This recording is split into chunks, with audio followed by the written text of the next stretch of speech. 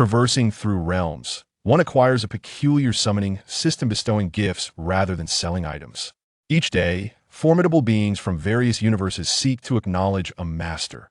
Today, a master alchemist with the prowess to refine divine elixirs. Tomorrow, a sword immortal wielding an imperial weapon. Who dares to oppose? A legion of eternal realm disciples shall sweep them aside. Chapter 1. The Celestial Martial Summoning System. Lu Mufeng felt an excruciating headache, as if his head might burst. Taking a deep breath, he rubbed his temples in an attempt to alleviate the pain. His last memory was of being in an internet CAF, continuously defeated in League of Legends by elementary school students. In a fit of rage, he smashed the CAF's computer, only to suffer the misfortune of being electrocuted. As Lu Mufeng slowly opened his eyes, he found himself in an opulent chamber, steeped in classical elegance. "Young master, you have awakened. What splendid news!"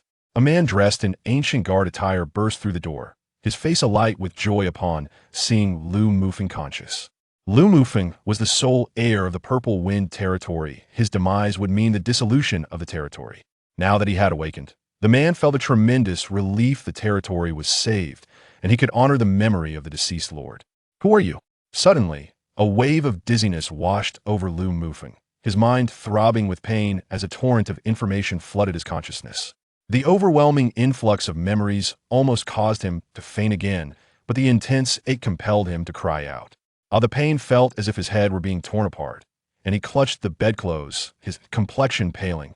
Through this influx of memories, Lu Mufeng realized he had encountered the legendary phenomenon of soul reincarnation. His spirit had taken residence in the body of the young lord of the Purple Wind territory, situated in the Minshan city of the Tianfeng dynasty's eastern domain. 3 days prior, the original owner of this body had succumbed to poisoning and lay in a coma, only to perish after 3 days, granting Lu Mufeng the chance to seize this life. This poisoning was clearly no accident, but rather a premeditated assassination. Based on the memories of the boda's former owner, Lu Mufeng discerned who had orchestrated the murder.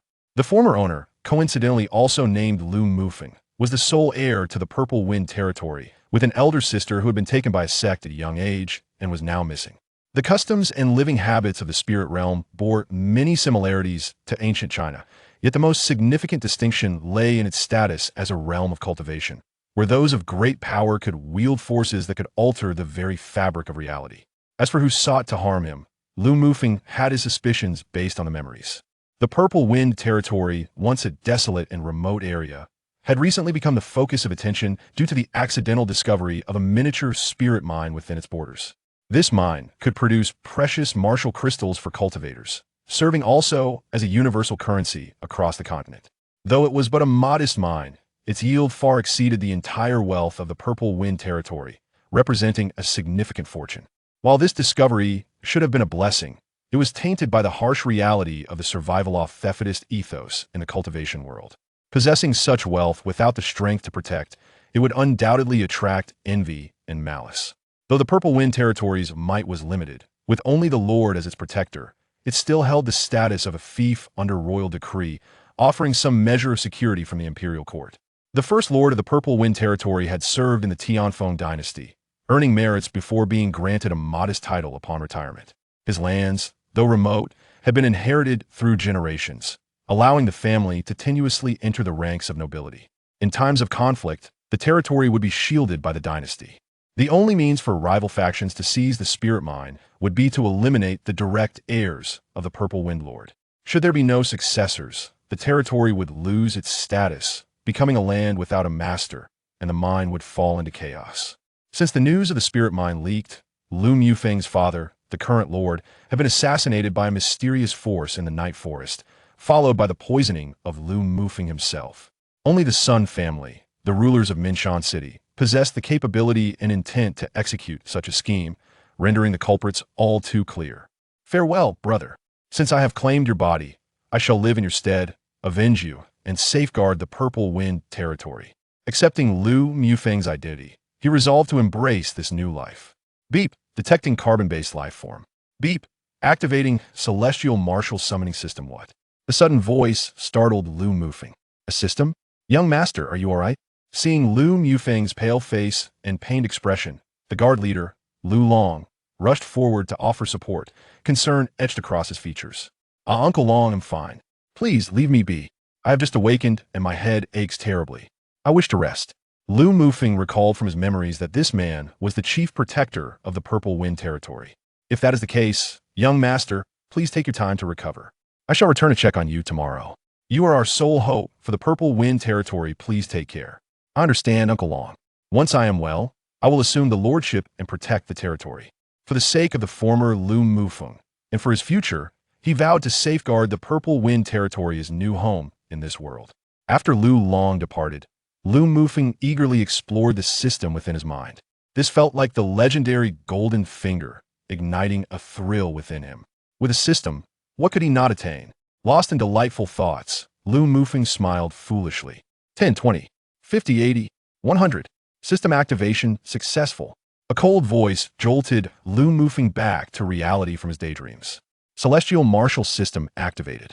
Does the host accept? Accept. There was no need for contemplation for someone who had read countless novels.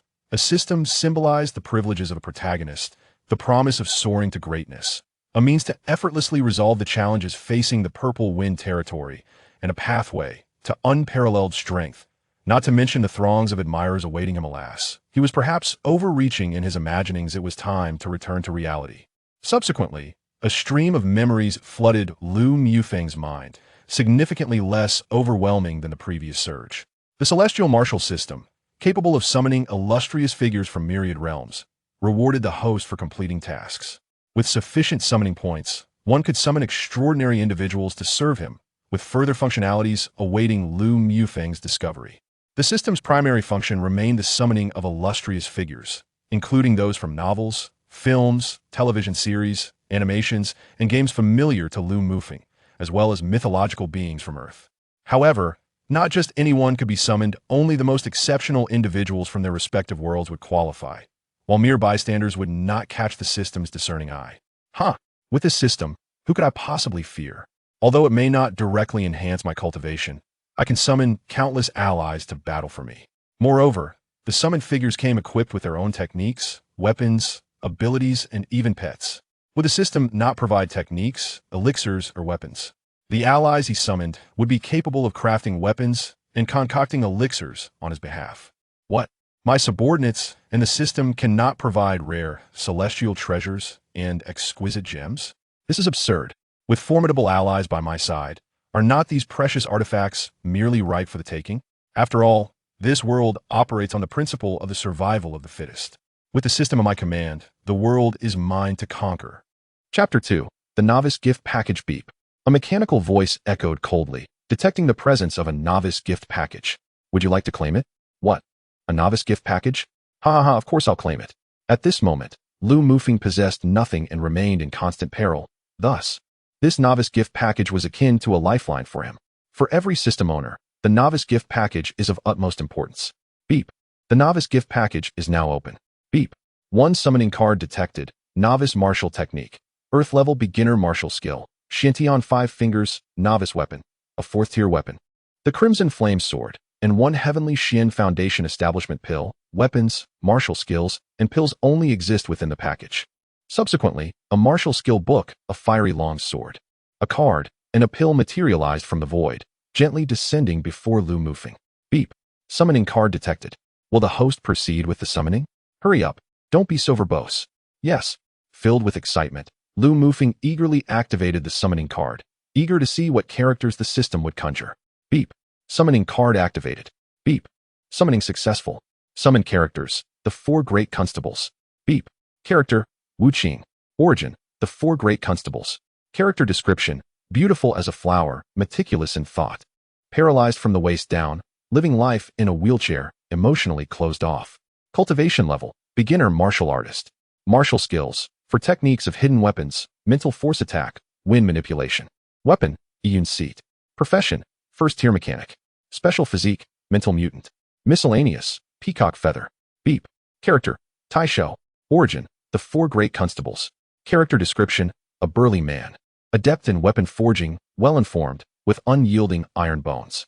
Cultivation level. Beginner martial artist. Martial skills. Iron Fist of Fury. Weapon. Iron Gauntlets. Profession. 1st tier weaponsmith. Special physique. None. Miscellaneous. Hammer. Beep. Character, Zhui Ming. Origin, the Four Great Constables.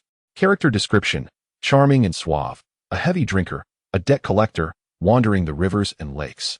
Cultivation level, beginner martial artist. Martial skills, 11 kicks of Zhui Ming. Weapon, none. Profession, none. Special physique, none. Miscellaneous, wine flask. Beep. Character, Lung Shui. Origin, the Four Great Constables.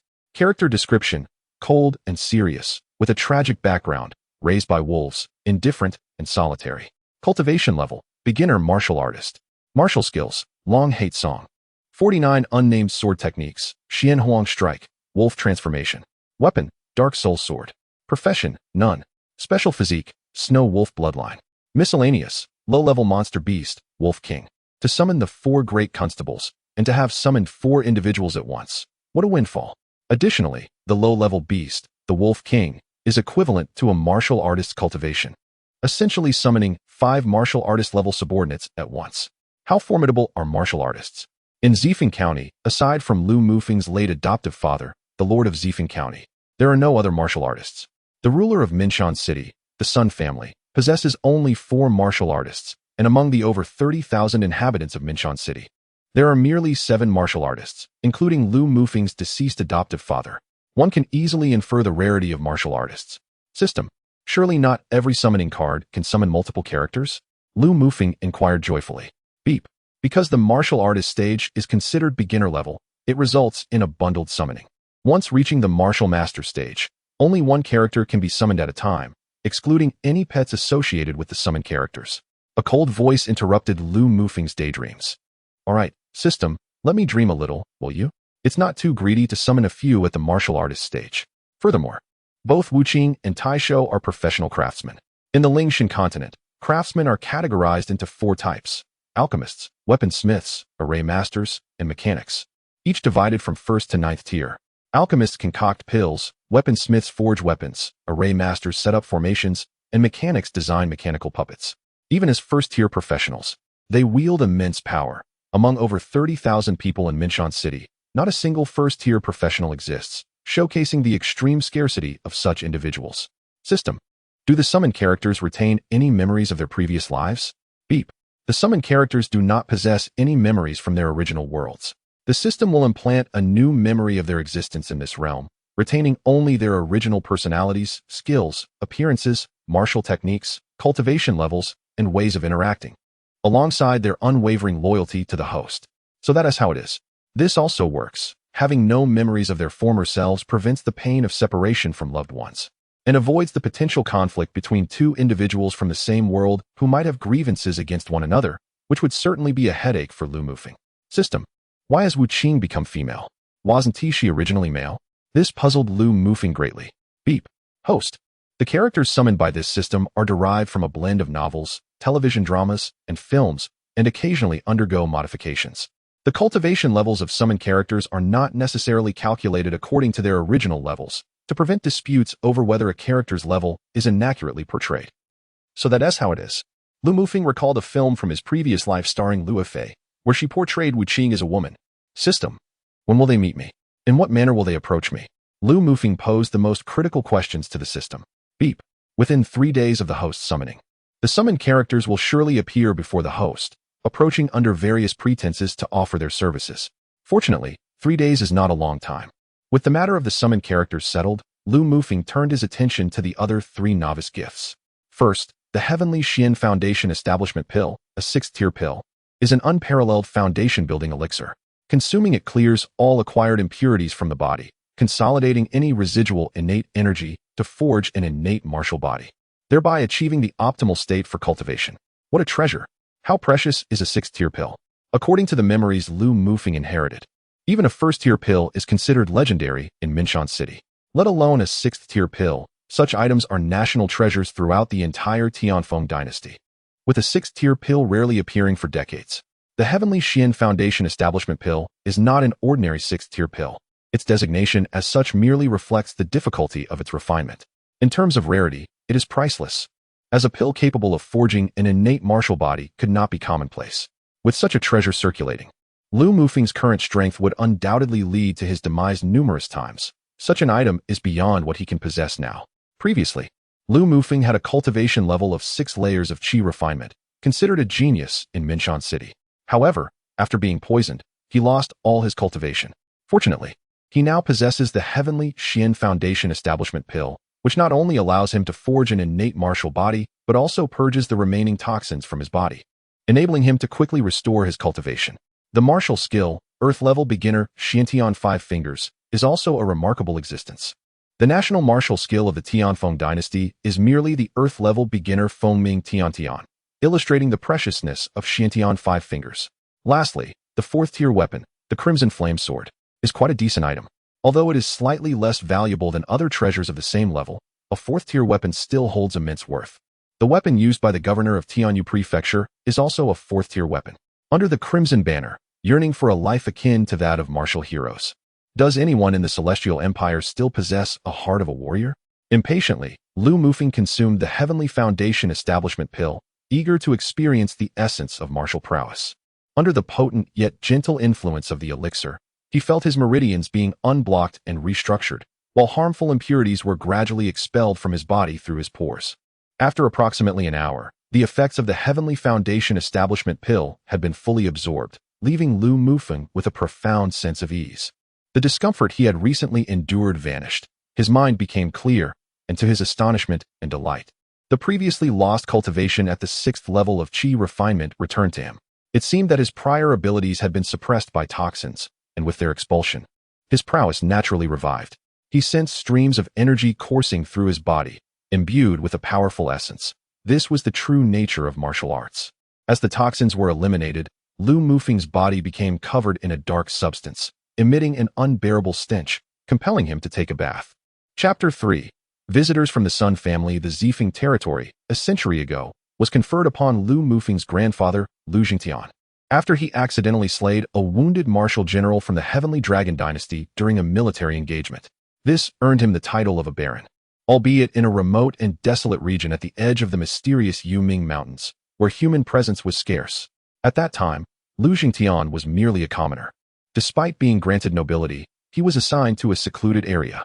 Ironically, the remoteness of Zifeng territory afforded it substantial land.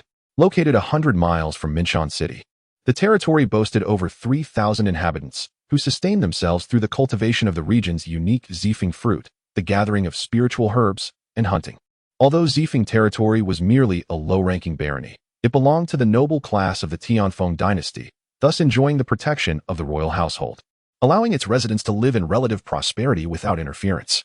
The territory's defense consisted of a guard force of 50 individuals, led by 3 captains, the chief captain Lu Long, at the 8th level of qi refinement, the 2nd captain Lu Hu, at the 7th level, and the 3rd captain, Lu Long's daughter Lu Jiqing, also at the 7th level.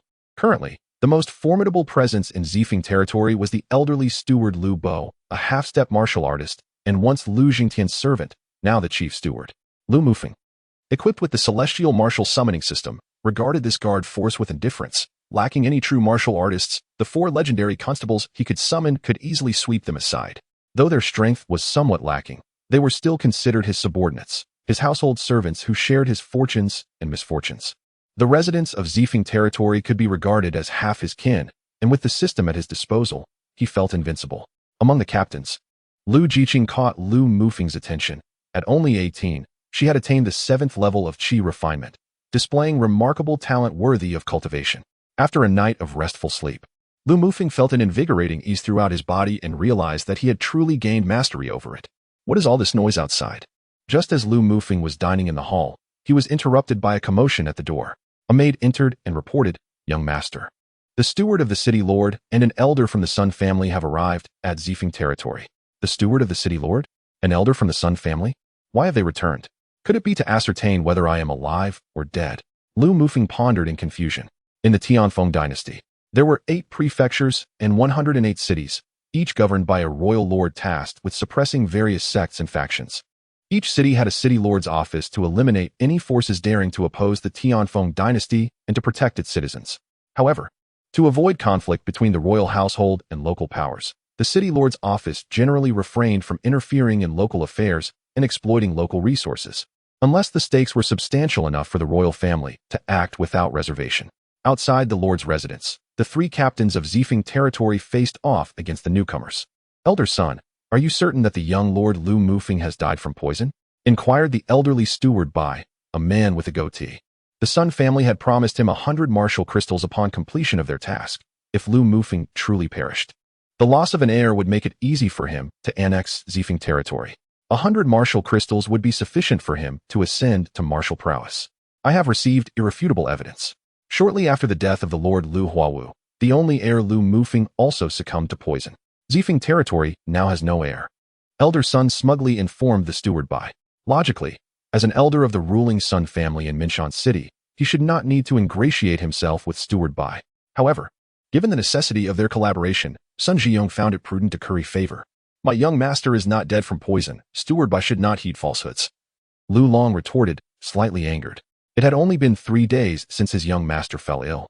And considering the distance from Zifeng territory to Minshan City required a day and a half of travel, the rapidity with which the Sun family acquired this information raised suspicions. However, due to their current lack of strength and Lu Mufeng's recovery, they refrained from immediate action. "If your young master is indeed alive, then let him come forth so I may see him, lest we be put in a difficult position," Steward Bai said, stroking his goatee. "Steward Bai, my young master has just recovered from a severe illness and requires rest. Please be understanding," Lu Long refused. It was best not to let these individuals see his young master, as it could give rise to further schemes. Clearly an excuse. "If you do not present your young master, we shall have no choice but to search the premises," Sun Zhiyong declared, intent on proving that Zifeng territory was without an heir, unwilling to leave empty-handed. "I dare you to enter and search. I, Lu Long, will fight to the death to protect him." With that, Lu Long, Lu Hu, and Lu Jiqing drew their swords.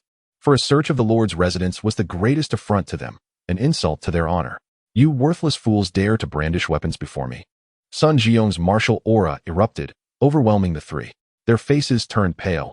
The martial artist was far too powerful for them to contend with at present. Yet, for the honor of Zifeng territory, they gritted their teeth and refused to back down, as a fierce battle loomed.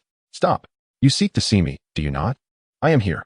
As tensions escalated, Lu Mufeng had to intervene. Before the arrival of the 4 legendary constables, they were unable to contend with Sun Zhiyong's martial prowess.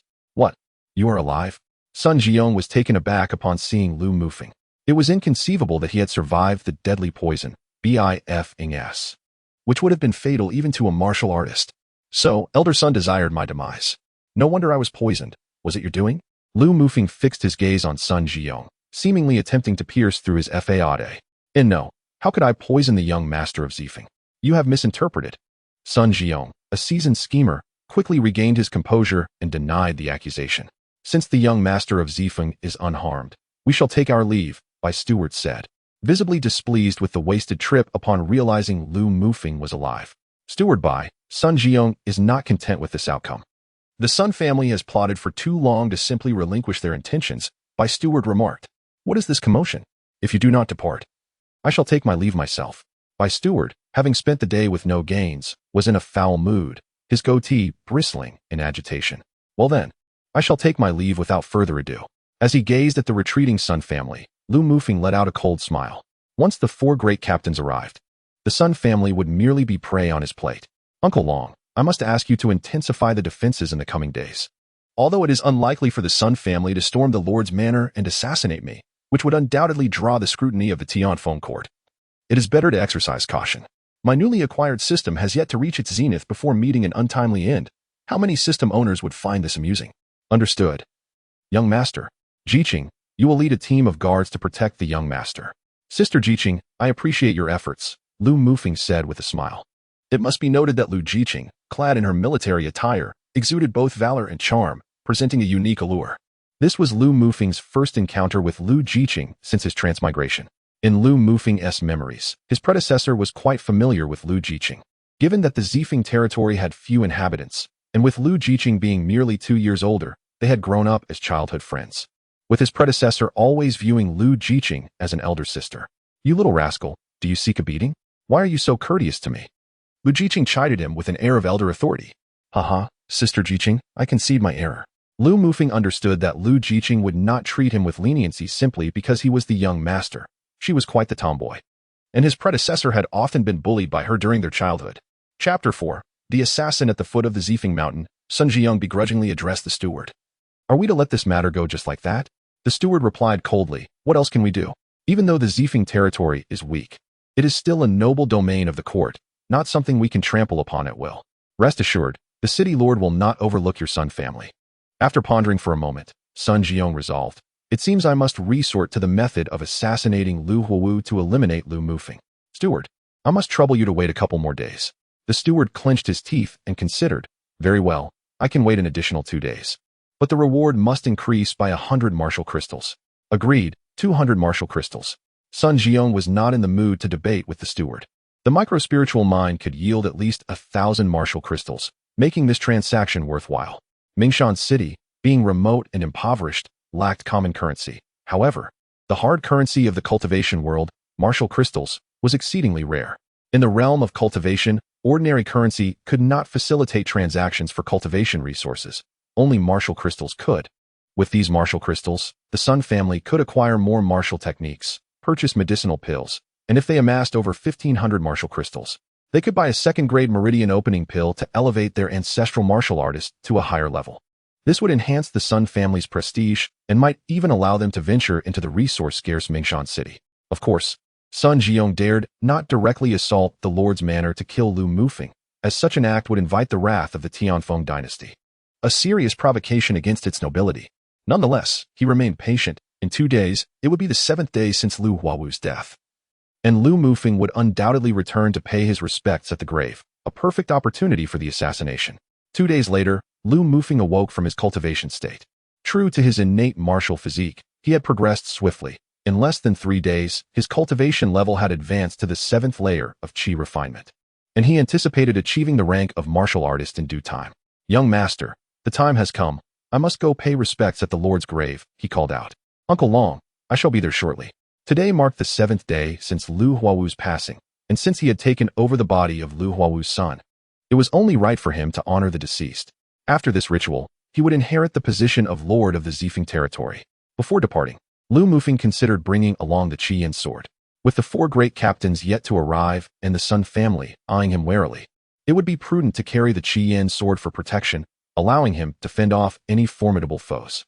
Lu Huowu was interred in the ancestral grave of the Lu family within the Zifeng forest, an area characterized by its clear air, flowing winds, scenic mountains, and shaded trees, a truly auspicious location.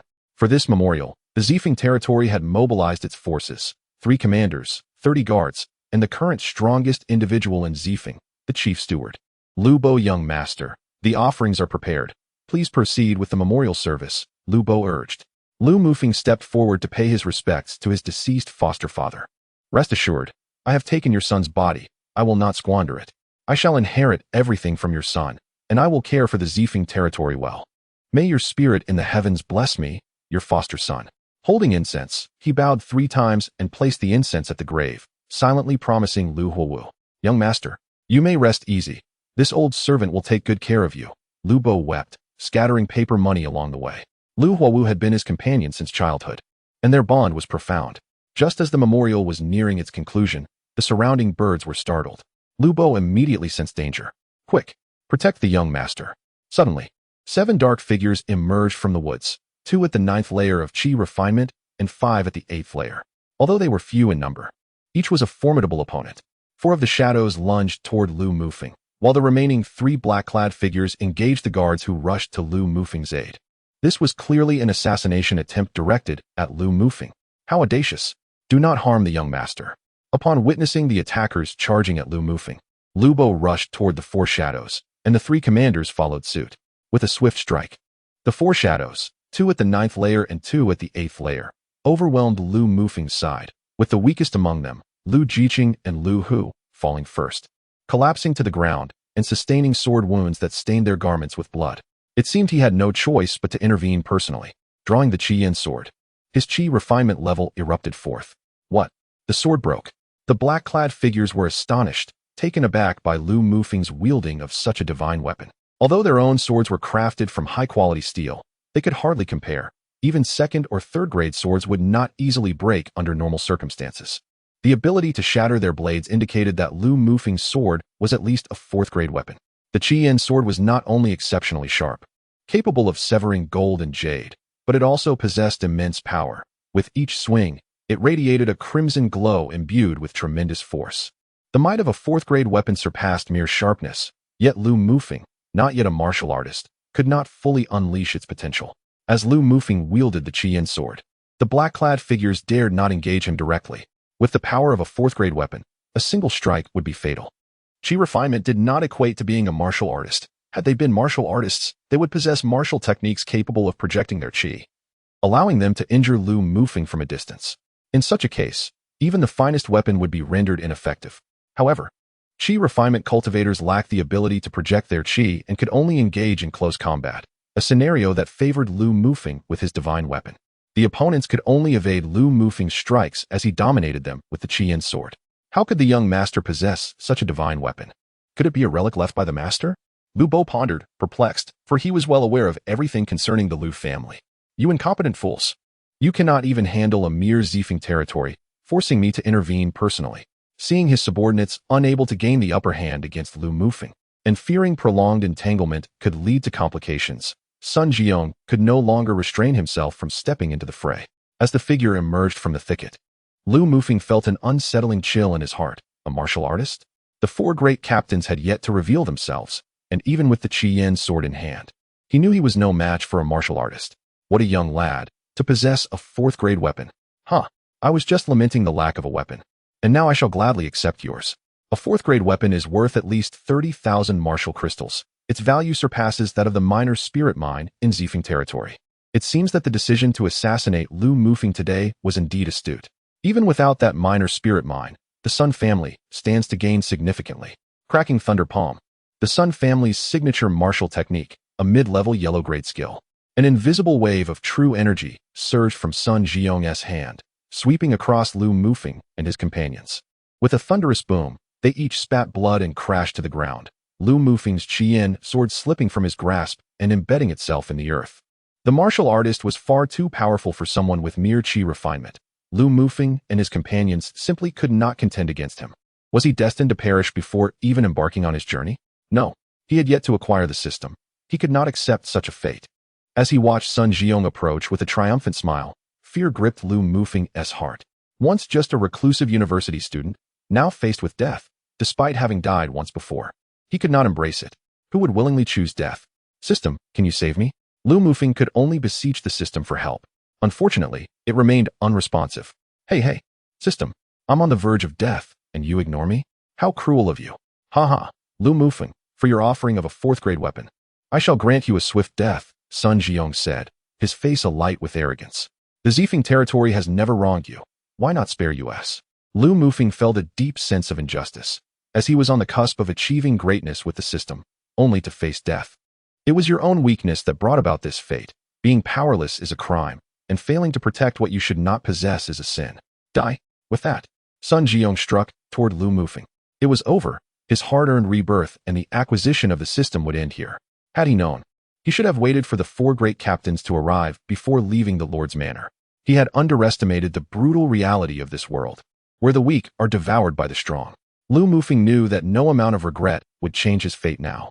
Chapter 5. The four great captains. Just as Sun Jiong's lethal palm was about to strike Lu Mufeng, a slender flying needle sparked against the air, trailing a fiery tail as it shot towards Sun Jiong.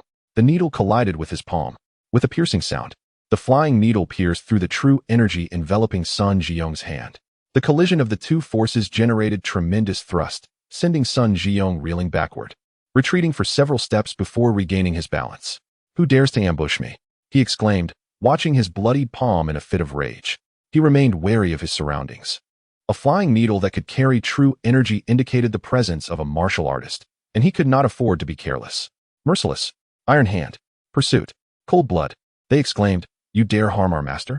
Today, we shall take your life. Then, four figures emerged from the woods. There was a beautiful, aloof maiden in a wheelchair, a brawny man, a refined young master, a stoic youth, and a snow-white beast with a blood-red tongue, the snow wolf. These four were indeed the four great captains summoned by Lu Mufeng. Upon their arrival, Lu Mufeng felt a wave of relief wash over him. He was finally saved. With the four great captains present, Sun Jiong would undoubtedly be unable to escape. Lu Mufeng's spirit soared, while Sun Jiong's darkened, had he faced a single martial artist.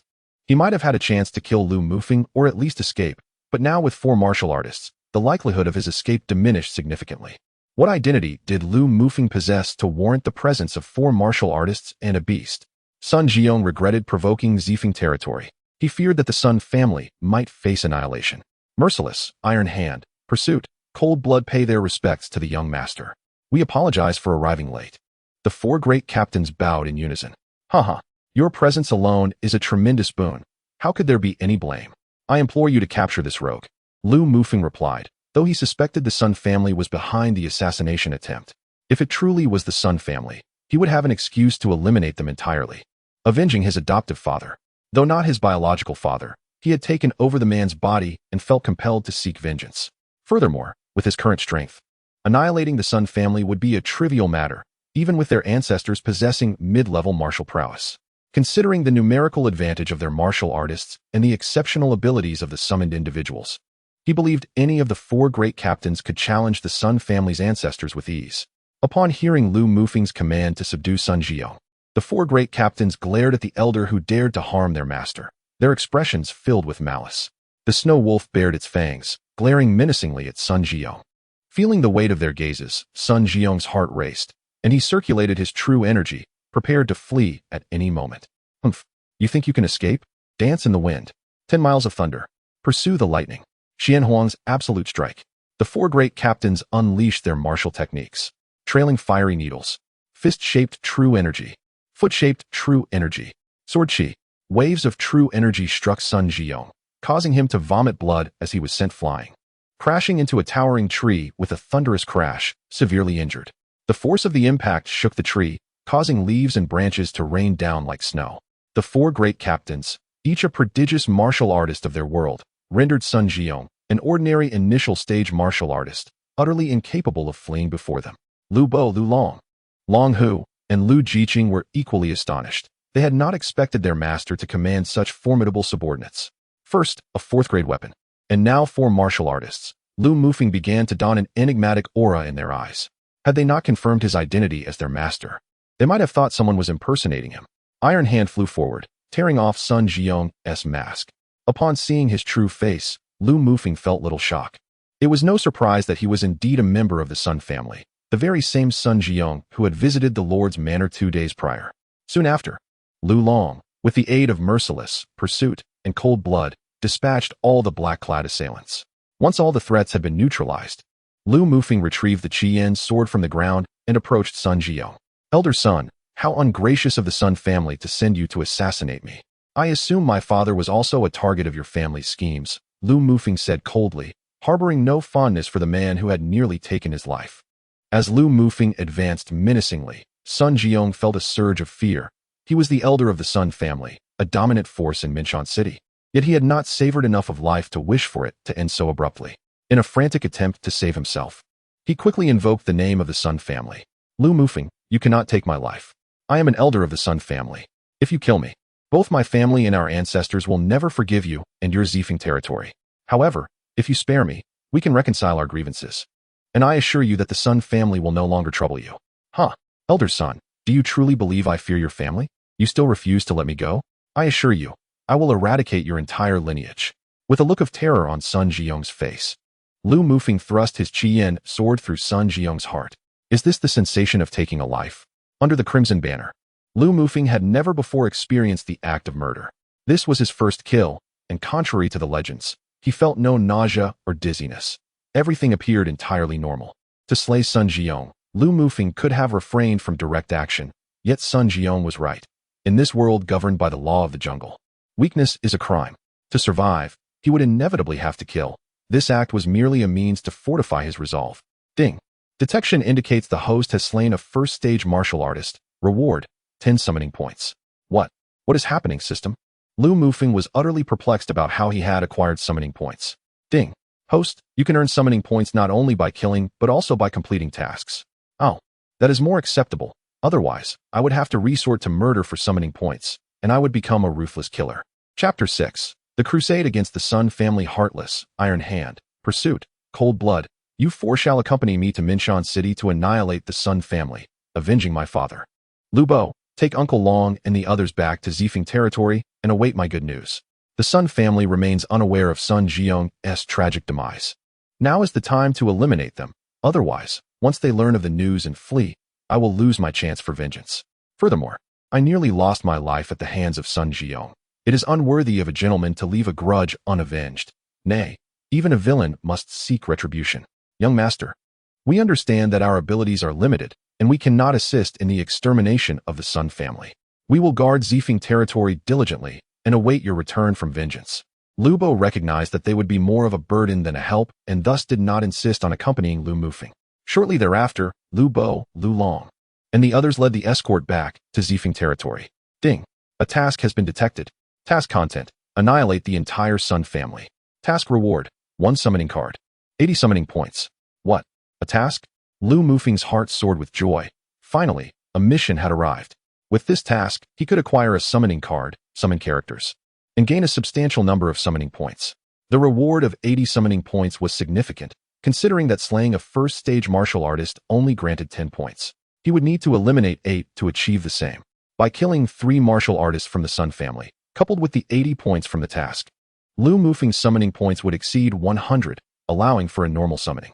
Minshan City, located in the southwestern Tianyu County of the Tianfeng dynasty, is a small city with a population of just over 300,000. It lies east of the Yuming mountain range, westward overlooking the Tsang River, bordered by plains to the north, and adjacent to an endless primitive forest to the south. The geographical terrain is exceptional, offering many natural barriers. Yet its remote location and proximity to the eerie Yuming Mountains result in scarce spiritual energy, leading to a sparse population and a stagnation in martial arts development. The structure of Minshan City consists of the main city, inner city, and outer city. The main city serves as the residence of the Sun family and the city lord's manor, functioning as the administrative center. The inner city is predominantly home to the city's prominent families, while the outer city is a mixed area of ordinary citizens and various commercial streets. After a half-day of accelerated travel, Lu Mufeng and his entourage finally arrived at the foot of Minshan City. Upon entering, they made their way directly to the main district, the residence of the Sun family. At the entrance of the Sun family, 4 guards stood arrogantly, guarding the gate. As the foremost power in Minshan City, the Sun family commanded respect, even from the city lord's manor. Their pride was palpable, and they exuded an air of superiority. Who are these lowly commoners? Do you not see the name Sun Manor inscribed above? You'd best leave at once. The guards, seeing Lu Mufeng and his group of 5, including a snow wolf, shouted with disdain. We have come to present a grand gift to the Sun family. Lu Mufeng replied with a playful smirk, fully aware of the arrogance embodied in the guard's tone. What sort of grand gift? If it is merely a triviality, be gone. Many come to the Sun family bearing gifts, and we have no interest in the ordinary. We simply dismiss them. The head of Elder Sun Jiong, Iron Hand, then tossed Sun Jiong's severed head forward. What? The Sun guards, upon seeing the head, recognized it as that of Elder Sun Jiong, their faces filled with terror. 3 elders. They swiftly drew their weapons. Anger etched on their faces, glaring at Lu Mufeng and his companions. Lu Mufeng gestured to Iron Hand, who then unleashed a powerful punch, sending a guard crashing into the iron gates of the Sun Manor, which broke open under the force. Lu Mufeng and his group stormed into the manor. In the Sun family's council hall, the family patriarch and mid-stage martial artists occupied the main seats, flanked by the elder brothers and other high-ranking officials, discussing plans to seize the spiritual mine in Zifeng territory. A guard rushed into the hall, breathless. The patriarch frowned and said, "What is the matter that you are in such a hurry? Do you not see we are in session? This is most unbecoming. Report, report. Someone has invaded the Sun Manor." The guard stammered, overwhelmed by fear, having witnessed Lu Mufeng's prowess. The Sun guards were no match for them, akin to wolves slaughtering sheep. What? Humph. I shall see who has the audacity to cause a ruckus in my Sun Manor. The elder of the Sun family snorted coldly, shattering a cup on the table with his released energy. The Sun family has ruled Minshan City for nearly 3 centuries. It is unprecedented for someone to invade their stronghold. Accustomed to their dominance, they could hardly contain their fury. No need for you to come. I have already arrived. Lu Mufeng, accompanied by the 4 great captors and the Snow Wolf, charged into the council hall. How fortuitous. All the key figures of the Sun family are gathered here. No chance of any escaping, allowing me to eliminate them all at once. Lu Mufeng felt a tinge of worry regarding his task to annihilate the Sun family, should any high-ranking officials manage to escape. He wondered if the mission would still be deemed complete. Now, However, with all the high-ranking members present, his concerns were alleviated. Arrogant young man. My Sun family has stood tall in Minshan City for 3 centuries, and no one has ever claimed they could bring us down. The elder of the Sun family declared with fury. Lu Mufeng's actions represented the utmost provocation against their clan. For 300 years, no one had dared to pluck the whiskers of the tiger that was the Sun family. Lu Mufeng, however, did not engage in further dialogue with them. The 4 renowned constables charged toward the senior members of the Sun family, while the Snow Wolf remained to protect Lu Mufeng, as he was but a 7th-level Qi refinement practitioner. The merciless hidden weapons struck with uncanny precision, enhanced by spiritual energy, allowing the swift movements of the cloud chair to grant the ruthless assassin remarkable agility. Each flying needle claimed the life of a senior member of the Sun family. Iron Hands unleashed powerful strikes, leaving his victim's internal organs shattered. Chasing Fate's 11-leg technique was extraordinarily agile, weaving through the crowd to claim lives at will. While Cold Blood proved to be aptly named, employing the lethal 49 nameless sword technique with deadly accuracy.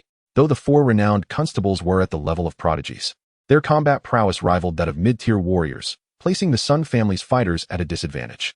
Even the elder of the Sun family, at the pinnacle of mid-tier cultivation, could not hold out much longer as their higher-ups suffered countless casualties, with the 3 pillars of the Sun family grievously injured. Just as the Sun family's elite were on the brink of collapse, a commanding voice rang out. Stop!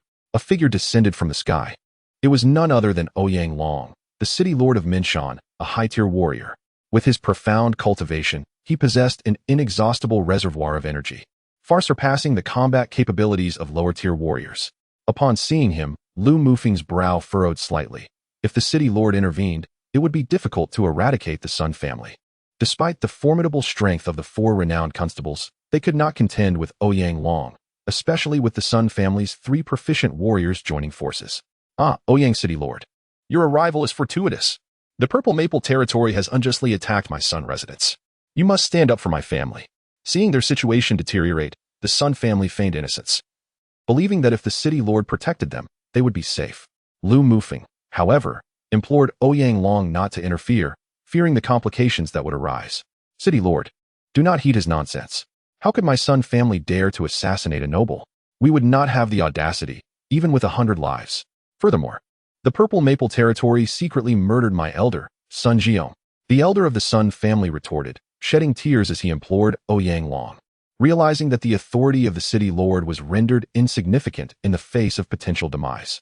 If the accusation of assassinating Lu Huowu were proven true, Ouyang Long would certainly not assist them in thwarting Lu Mufeng's plans. Young lord, I will investigate the facts, Ouyang Long replied. If it is true that the Sun family harmed the Lu family, I will eradicate them for you. However, no violence is permitted within Minshan City until the truth is established, and I hope you can hold your hand. Ouyang Long, having only recently taken on the role of city lord to gain access to the royal secret realm for cultivation, generally avoided involvement in local affairs. He was indifferent to right or wrong, as long as Minshan City remained peaceful. Chapter 7. The Fall of the Sun Family, Ouyang City Lord. My father was indeed killed by the Sun family. Who else in Minshan City possesses the strength to slay him? Lu Mufeng's frustration grew. As Ouyang Long's intent was clear, he wanted Lu Mufeng to spare the Sun family. Even if Lu Mufeng sought revenge for Lu Huowu, merely fulfilling his mission would compel him to annihilate the Sun family. Yet, the facts remained unclear. If the city lord insists on preventing my vengeance, I shall seek the Prince of Ning in the county to intervene. Ouyang Long, killing a noble in the Tianfeng dynasty is a grave offense. Lu Mufeng threatened, knowing that the noble class underpinned the Tianfeng dynasty's rule, and any unjust harm to them would be ruthlessly suppressed. Gaining favor with the nobility was no easy feat, requiring substantial military resources, with only exceptional martial saints being able to secure titles through loyalty to the royal family. Upon hearing Lu Mufeng's words, Ouyang Long's brow furrowed. With only a year until his tenure ended, he sought to avoid entanglements that might jeopardize his path to the royal secret realm for further cultivation. As Ouyang Long hesitated, his steward approached him and whispered in his ear. After hearing the steward's words, Ouyang Long was convinced that Lu Huowu was indeed murdered by the Sun family. He could not afford to intervene in an assassination of a noble. Master of the Sun family, I have received definitive intelligence that the death of Lord Lu was indeed at your hands.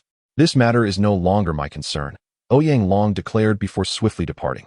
City Lord, the death of Lu Huowu was not perpetrated by my Sun family.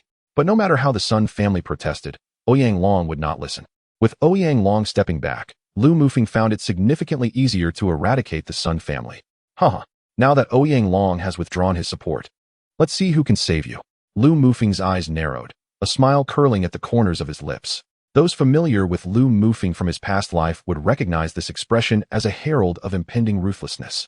In the end, under the relentless assault of the 4 renowned constables and the Snow Wolf, the guards and 3 warriors of the Sun family were slaughtered in despair. In a world where the weak are devoured by the strong, one must be prepared to face death when seeking to take the lives of others. As for the elderly, women, and children of the Sun family, Lu Mufeng refrained from exterminating them entirely. He could not bring himself to be that cruel, for he was not a bloodthirsty individual. The notion of the remaining elderly and children seeking revenge against him drew only scorn from Lu Mufeng. The older ones lacked the strength to retaliate, and the younger ones, once grown, would not stand a chance against him. With the system at his disposal, Lu Mufeng would only grow stronger. He had no fear of a group of children still in their infancy. Ding.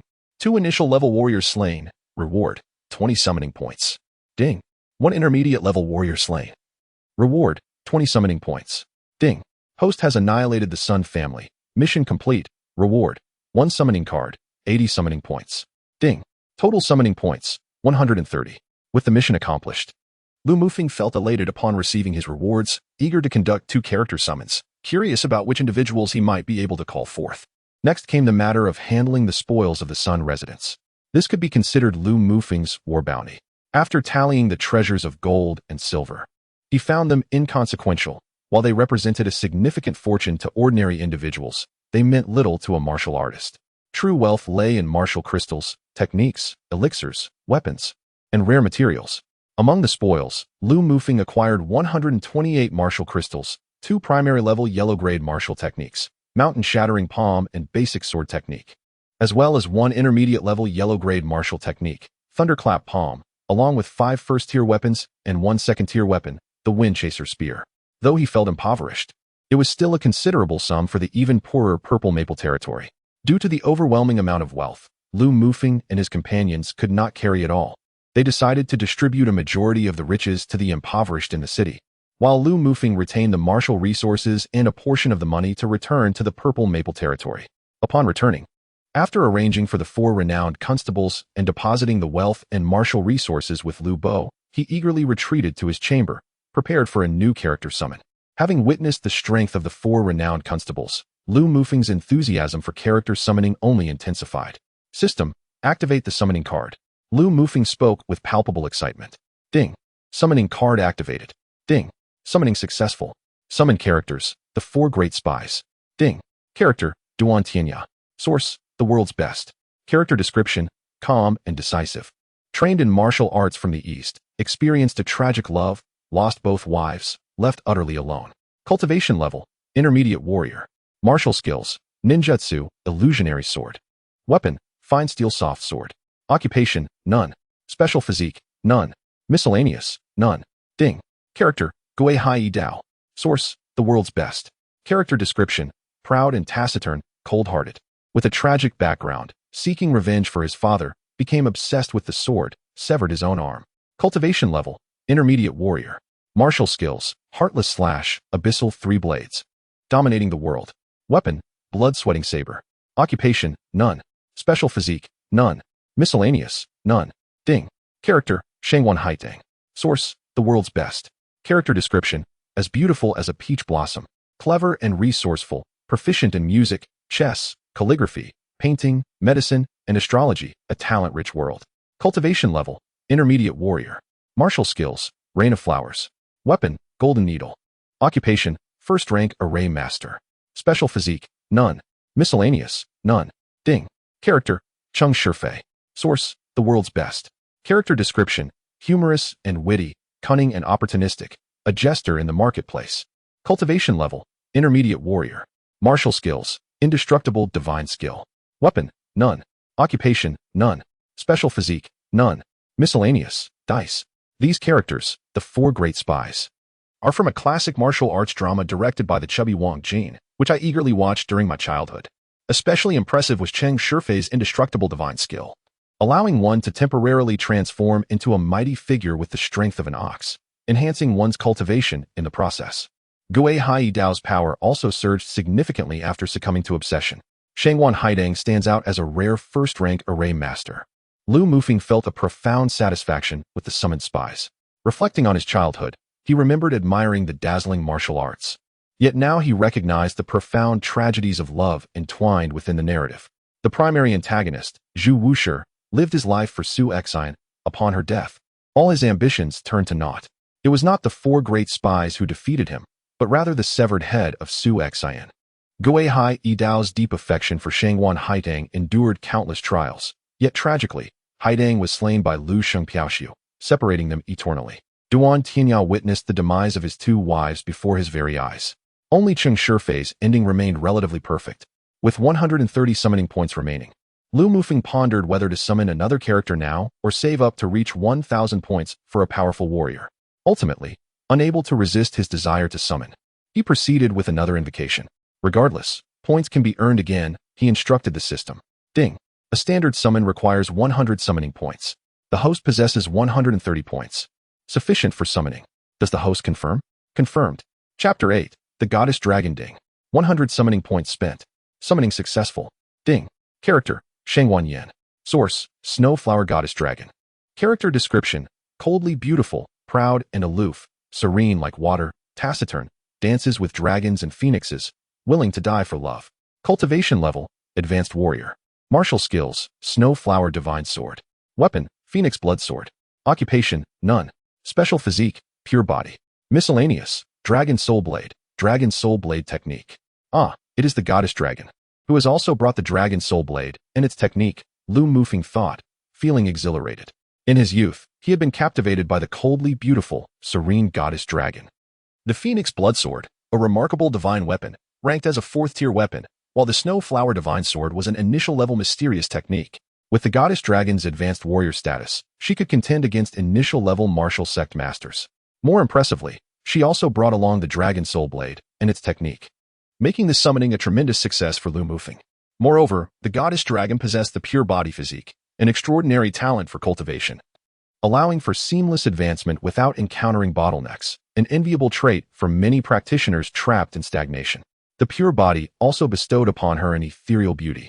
Just as Lu Mufeng delighted in having summoned the Goddess Dragon, a guard approached him, reporting that a woman requested to see him. Could it be the Goddess Dragon? Perhaps the system understands my eagerness, he mused, filled with excitement as he went to see if it was indeed the Goddess Dragon. Upon entering the reception hall, he beheld a stunning woman, around 23 years old, her eyes partially concealed, garbed in a green outfit, tightly grasping a treasured sword, her long hair flowing in the breeze. A vision of cold beauty. It was none other than Shangwan Yan, the Goddess Dragon. Are you the one who annihilated the Sun family, the young master of Zifeng Ling? Lu Mufeng? Shangwan Yan inquired, her expression unyielding. It is I. May I ask what brings you to Zifeng Ling, my lady? Lu Mufeng replied courteously before her beauty. To be your maid, Shangwan Yan stated succinctly. What? To be my maid? The shock of her words stunned Lu Mufeng. The system was remarkably powerful to summon someone to serve as a maid. Years ago, the Sun family slaughtered my entire family. I vowed that whoever could destroy them, I would serve as their maid. I have returned from seeking vengeance, and you have preemptively eradicated the Sun family. I, Shangwan Yan, will honor my pledge, she explained. Understanding the context, Lu Mufeng realized that the system had assigned Shangwan Yan the identity of a girl whose family had been wiped out by the Sun family, and she sought to repay him for avenging her. Very well, since I am in need of a personal maid, you shall serve as my maid, he agreed. Not wishing to appear ungrateful, and the thought of having the coldly beautiful Goddess Dragon serve him stirred a thrill within him. Subsequently, the Goddess Dragon retrieved a wooden box from behind her and opened it, revealing a dragon-shaped, dark purple blade before Lu Mufeng, alongside a martial technique.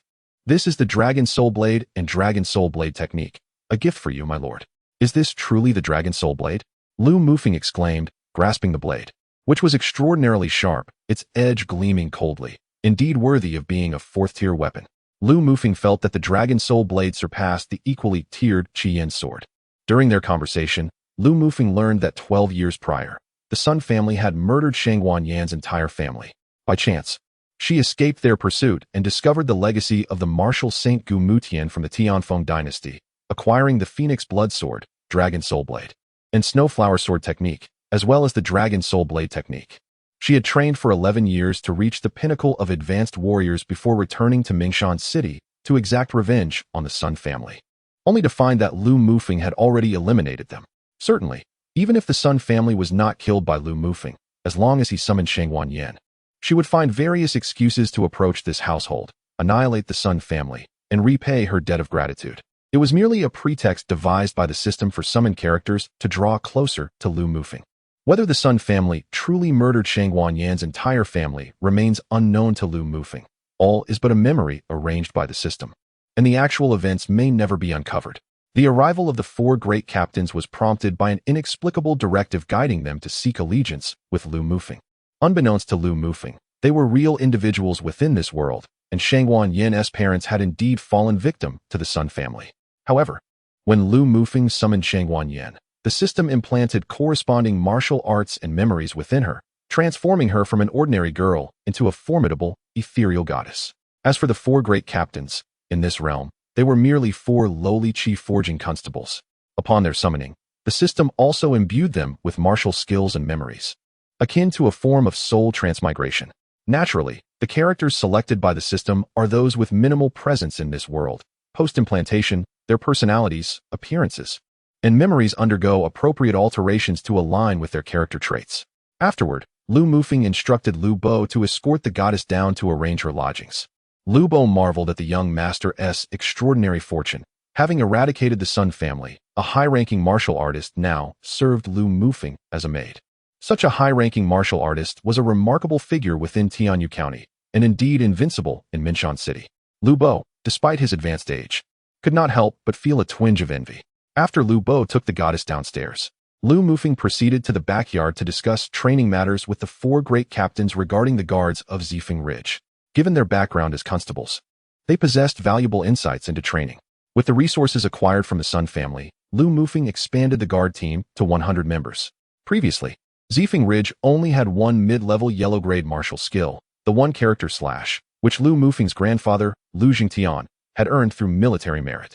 Following the annihilation of the Sun family, Lu Mufeng also acquired 3 additional martial skills: basic sword technique, mountain-shattering palm, and thunder-crushing palm. Notably, the basic sword technique differed from other martial skills as it could be practiced by non-martial artists, being merely a set of sword techniques that did not require the operation of vital energy. The emotionless 49 paths of the nameless sword technique also fell under this category. Thus, these 2 martial skills were imparted to the guard team to enhance their combat capabilities. The other martial skills were stored away for future dissemination to anyone who became a martial artist. Once Lu Mufeng acquired the Dragon Soul Blade, he no longer needed the red flame sword, so he presented it to the swordmaster, Leng Shui, whose combat prowess would receive a significant boost with the red flame sword. After arranging everything, Lu Mufeng returned to his room to meditate. Chapter 9. The Bai family of Lingnan. As Lu Mufeng was perusing a magazine on the curiosities of this world and geographical texts in his chamber, a rapid knocking at the door broke the silence. "Come in." Lu Mufeng gently set aside the book detailing the legends of the spirit god continent. "Young master, please have some water," came the voice of the goddess, who entered with a basin of washing water. Lu Mufeng's eyes lit up. Previously, while she donned a blue outfit, he had not perceived her beauty to its fullest, but now, clad in a dress, she appeared utterly stunning, adorned in a gown of pristine white. Complemented by her untainted grace and icy demeanor, she resembled an ethereal fairy, untouched by worldly dust. Of course, Lu Mufeng quickly regained his composure. After all, Shangwan Yan was merely his personal maid. With the system at his disposal, Lu Mufeng's mindset began to shift. Had such a beauty existed in his previous life, he would have surely been utterly captivated. Under Shangwan Yan's attentive service, Lu Mufeng completed his washing and commenced his training. Although he possessed numerous formidable subordinates, his own strength was equally paramount. With the system's resources at his disposal, Lu Mufeng was determined not to squander them and to grow stronger. However, his cultivation had yet to reach a profound level, preventing him from maintaining a prolonged training state. After about an hour of practice, he retired to bed. The following morning, upon awakening, Lu Mufeng found that Shangwan Yan had already prepared water for his morning routine and assisted him in dressing.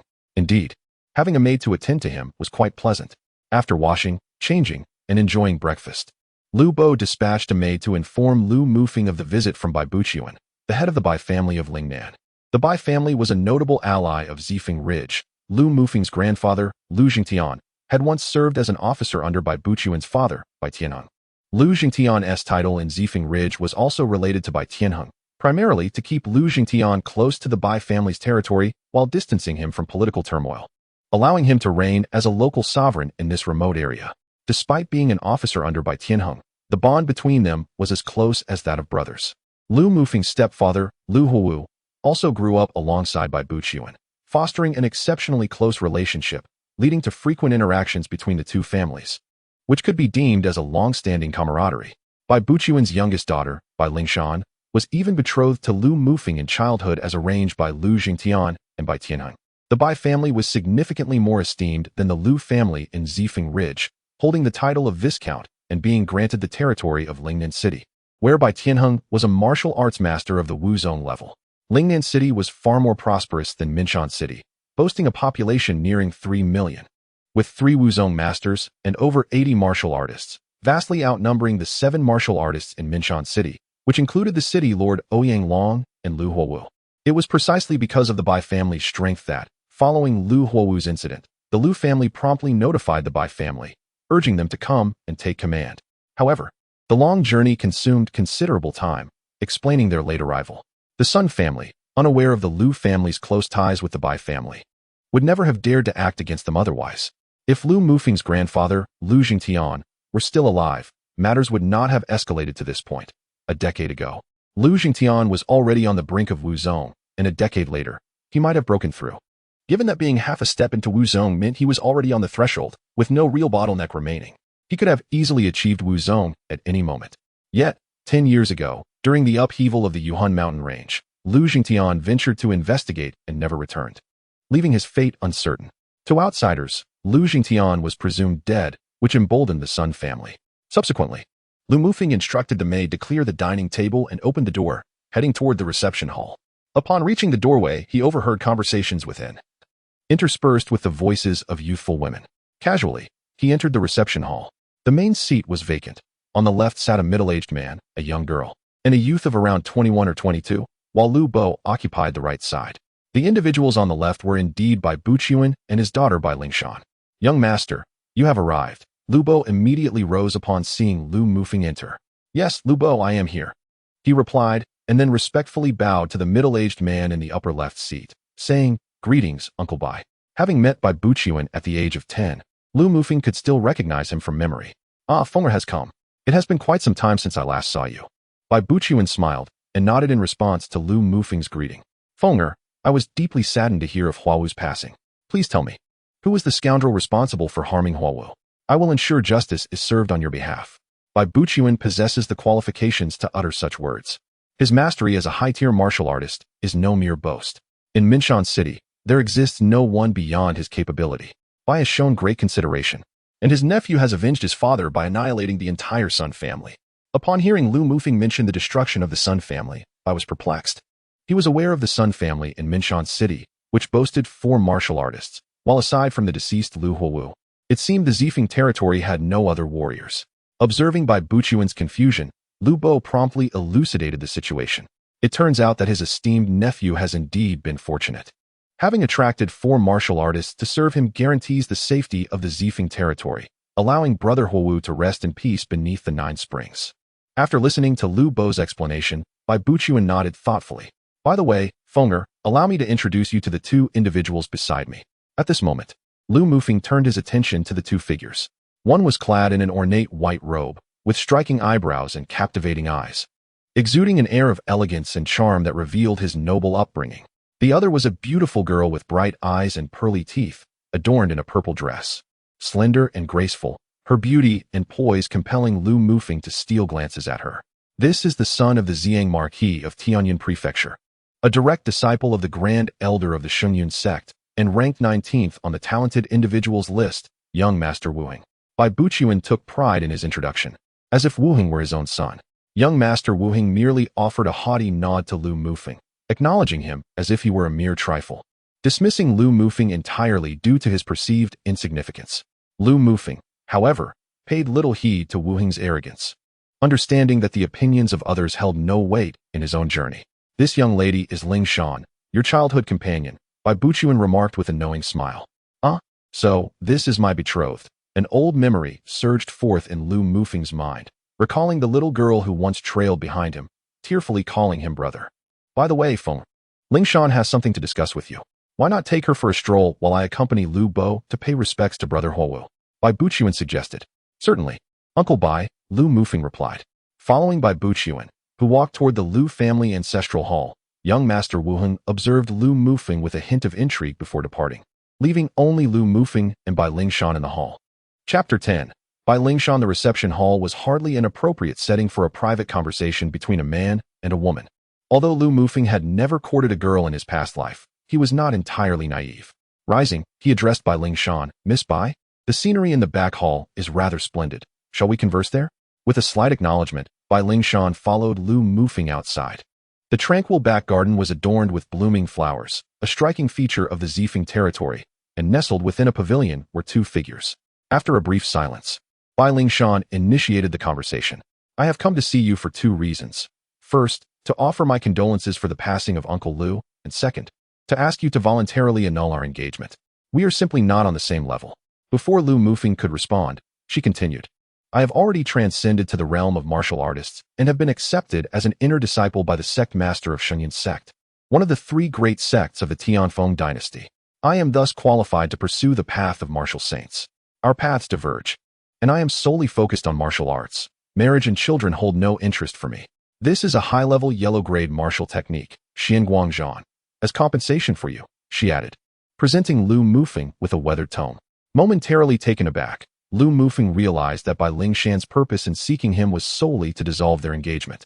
Reflecting on the past, he recalled that since the disappearance of Lu Jingtian, a powerful figure on the brink of becoming a martial sovereign, interactions between the Bai and Lu families had diminished significantly. The prospect of annulling their engagement was hardly surprising. It was only natural.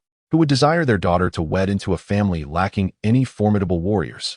While Bai Tianheng may have shared a close bond with his grandfather, the passing of the elder meant that such connections would inevitably fade. Lu Mufeng held no objections to the annulment. He felt no emotional attachment to Bai Lingshan. Though she was indeed charming, he possessed the system that would ensure he would not lack for companions in the future. Moreover, he had no desire to marry a stranger. Not to mention, his personal attendant, Shangwan Yan, far surpassed Bai Lingshan in both beauty and demeanor. However, Bai Lingshan's tone left him feeling uncomfortable. With the system at his disposal, Lu Mufeng's character had evolved, leading him to become more prideful. Bai Lingshan's assertion that they were not on the same level implied that he was unworthy of her, suggesting that his lack of martial prowess rendered him inferior. Her claims of being solely devoted to martial arts and disinterested in marriage felt like mere excuses.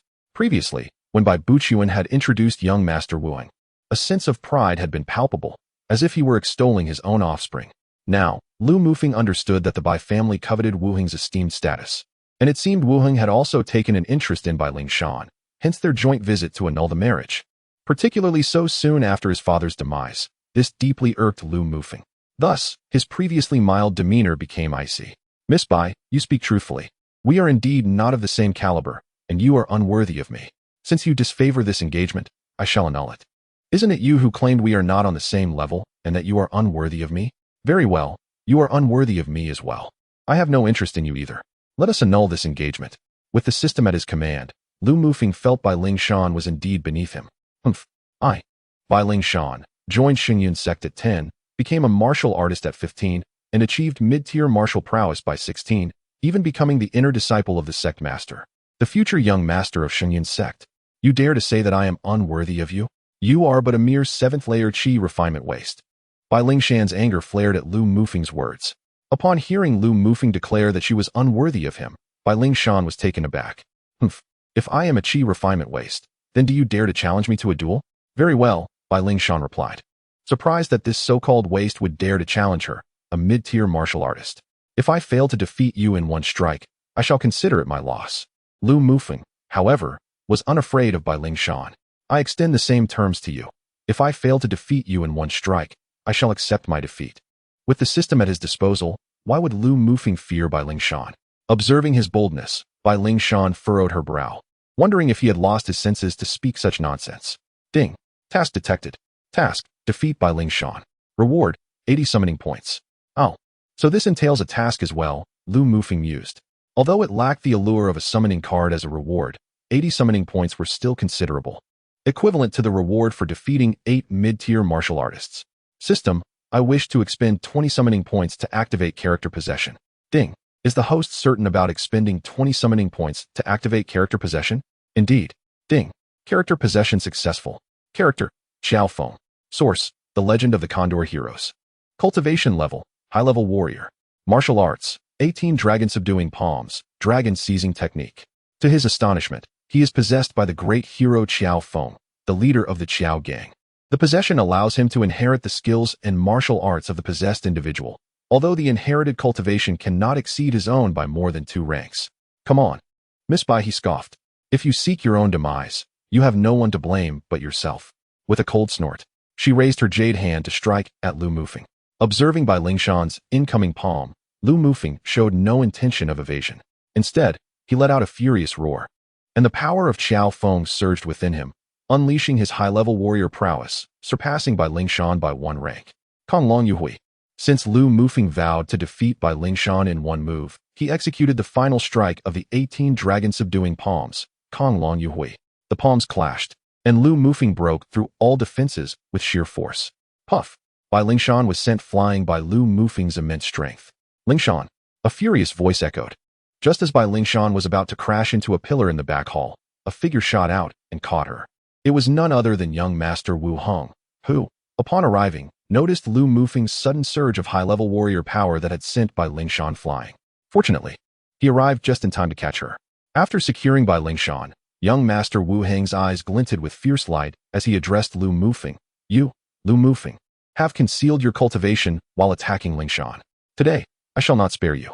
Task completed, defeated Bai Lingshan. Reward, 80 summoning points. What does it matter to you if she agreed to compete with me? Lu Mufeng replied nonchalantly, with his hands behind his back, yet remained vigilant against young Master Wu Heng's potential attack. Lu Mufeng sensed that although young Master Wu Hong had yet to reach the martial sovereign level, he was at least half a step away, possessing considerable prowess, and ranked 19th on the talents list, indicating formidable combat abilities. Chapter 11, The Bandit Suppression Mission. Very well. Let me experience your skills, young Master Wu Hong declared as he released Bai Lingshan and charged at Lu Mufeng. True to his ranking as the 19th on the talents list, young Master Wu Hong was a formidable opponent with high cultivation and exceptional combat strength. In contrast, Lu Mufeng's power was borrowed and insufficient to fully utilize Qiao Feng's martial arts, gradually putting him at a disadvantage. Flying Dragon in the Sky. 7 Fiend's Palm. The garden lay in ruins as the 2 near-martial sovereign warriors clashed with devastating force. Dragon Seizing Technique. Holy Cloud Technique. After young Master Wu Hong unleashed the Holy Cloud Technique, a foundational martial art of the Holy Cloud sect, Lu Mufeng could no longer withstand the attack and was sent flying like a kite severed from its string. Young Master Wu Hong was overwhelmingly powerful, far beyond Lu Mufeng's current capabilities. As Lu Mufeng crashed to the ground, young Master Wu Hong did not relent. He stepped on Lu Mufeng's face, sneering. A waist is still a waist, reduced to being beneath my foot. He ground his foot harshly against Lu Mufeng's face. With red eyes and a fierce glint, Lu Mufeng yearned to resist, but was firmly pinned down by young Master Wu Hong.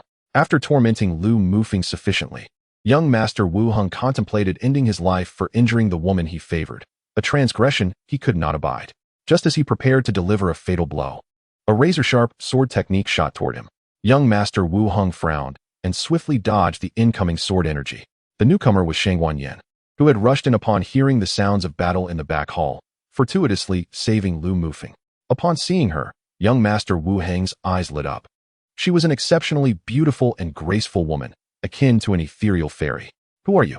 Despite Shangguan Yan's beauty, young Master Wu Hong remained alert, having sensed the significant threat from the previous sword energy, indicating that the newcomer was not to be underestimated. What does it matter who I am? If you dare harm my master, you shall pay with your life. Shangguan Yan gently brushed her hair, biting her lip, frowning, and her eyes partially concealed, tightly gripping the phoenix blood sword, a clear indication she was ready to kill. Just as a confrontation seemed imminent between Shangguan Yan and young Master Wu Hong, a voice rang out, "Stop!" The speaker was by Bu Qiuan, who had just returned from a banquet with Lu Huowu.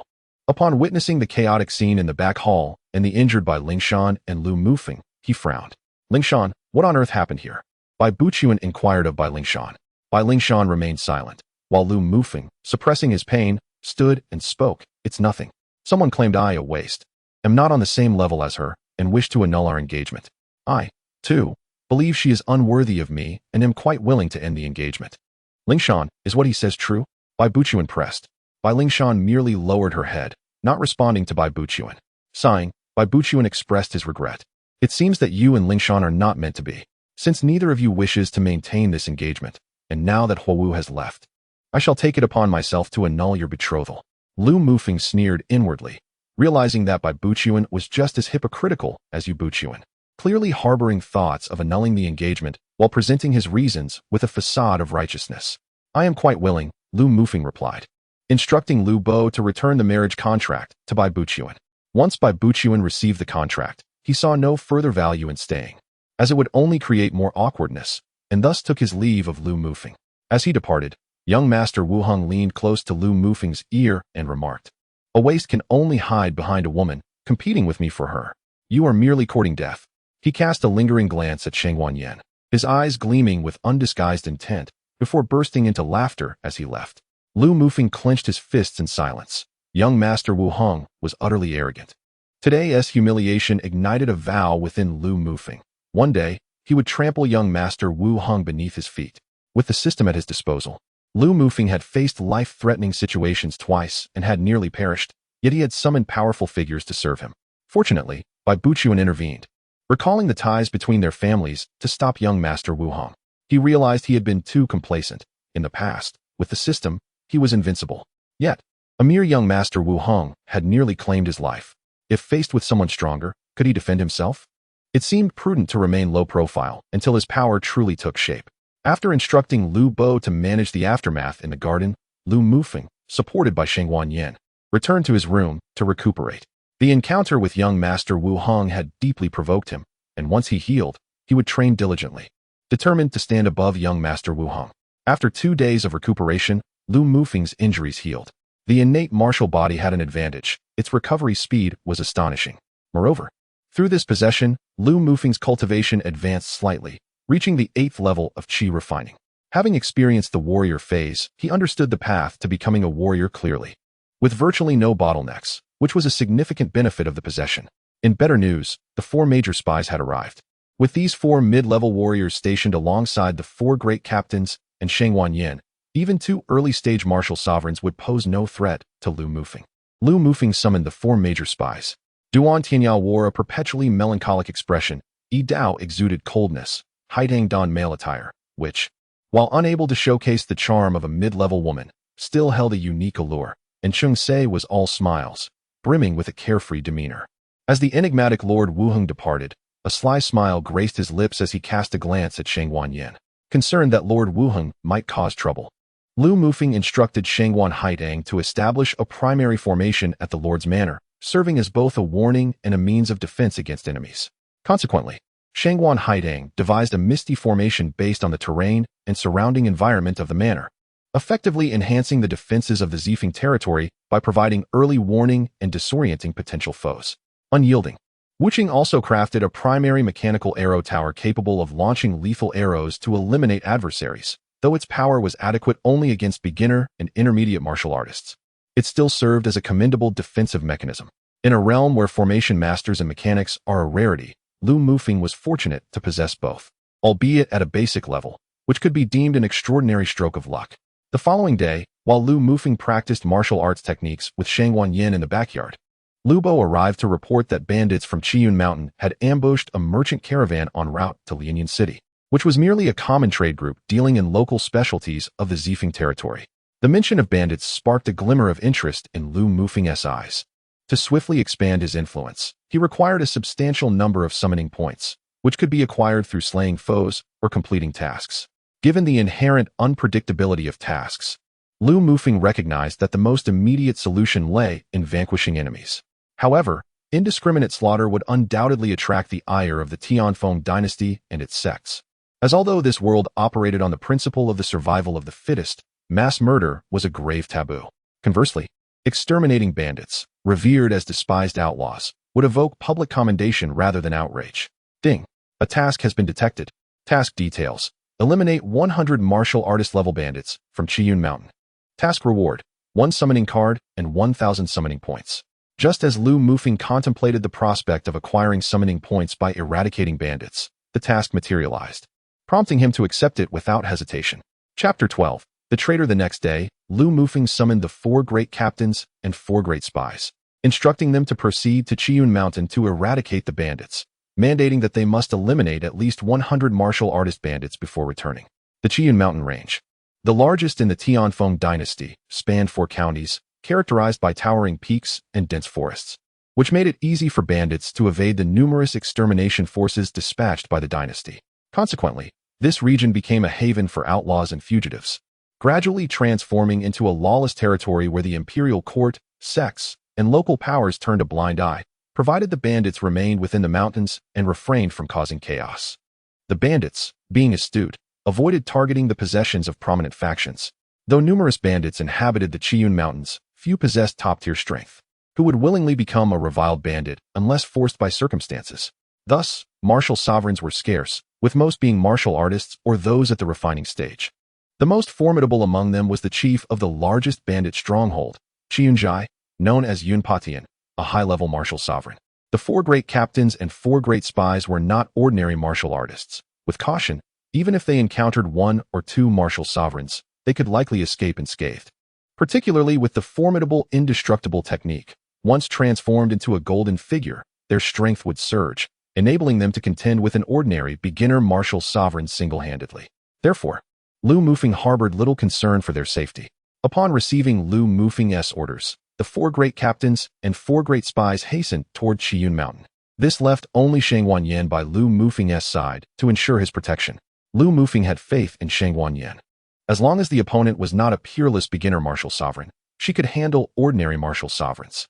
Moreover, he anticipated that he would soon advance to the martial artist level himself, at which point he could contend with figures of martial sovereign caliber, alleviating his worries regarding personal safety. After dispatching the task to eliminate bandits, Lu Mufeng faced another pressing matter, the spiritual mine incident. This mine had nearly led to the ruin of the Zifeng territory. Had it not been for Lu Mufeng's timely intervention and the acquisition of the celestial martial summoning system, which provided quests from myriad realms, the Zifeng territory might have already fallen to the Sun family.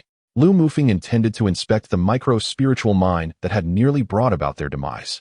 The Zifeng territory was in dire need of martial crystals. After plundering the Sun family, the foremost clan of Minshan City, he had only acquired 128 martial crystals. And with the pre-existing stock of 36, the total was merely 164. A micro-spiritual mine could yield a minimum of 1,000 martial crystals, and with fortune on his side, it might even produce several thousand. The significance of martial crystals is akin to currency on Earth. Without them, one cannot engage in transactions for martial resources. In simpler terms, martial crystals represent the currency of the cultivation world, and the spiritual energy contained within can also be utilized for cultivation. Furthermore, the energy required for mechanical constructs and the formations laid by formation masters all rely on martial crystals. Before venturing to the back mountain to mine for spiritual resources, Lu Mufeng needed to uncover the traitor. The Zifeng territory, situated in the remote Minshan City, nestled in a corner of the Yuming mountain range, had been sealed off by Lu Huowu when the spiritual mine was discovered. In the vicinity of the Zifeng territory, there were no other inhabitants within a 50-mile radius. How could the Sun family have learned of the spiritual mine's discovery?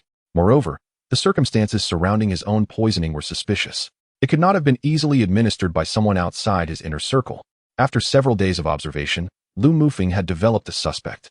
Days prior, he had dispatched individuals to Minshan City to gather information, which yielded new findings. The very meal that had caused his poisoning had been purchased by this individual. Now, all that remained was to procure irrefutable evidence to confront the perpetrator. In the stillness of the night, Lu Mufeng approached the quarters of Li Zhong, the external affairs steward of the Zifeng territory, carrying a flask of fine wine. "Uncle Zhong, I come bearing a fine drink to alleviate the tedium of idleness," Lu Mufeng announced as he entered Li Zhong's chamber. "Oh, it is you, young master. To what do I owe the pleasure of your visit for a drink? I shall gladly accompany you." Li Zhong responded with enthusiasm, swiftly clearing a table for their gathering. Without hesitation, Lu Mufeng seated himself and poured wine for both himself and Li Zhong. "Here's to you, Uncle Zhong," he proclaimed, raising his cup in salute. Seeing Lu Mufeng toast him, Li Zhong promptly lifted his own cup, exclaiming, "I am unworthy. It is I who should toast to you, young master." before downing the drink in one gulp. Uncle Jean, what a leisurely pursuit you indulge in. I see you have tended to a few carrier pigeons. Who are you corresponding with? Lu Mufeng inquired, observing the pigeons in the cage within Li Zhong's room. Oh, young master, I merely fulfill my duties as the external affairs steward, tending to a few pigeons for communication with our business partners, Li Zhong replied with a smile. By the way, Uncle Jean, I heard that Li Chong was injured during the incident in Zifeng Forest when elder son Jiong attacked me. Is he recovering well?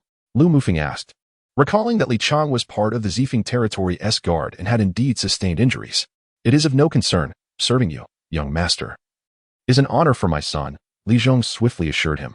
Lu Mufeng nodded. I am relieved to hear that.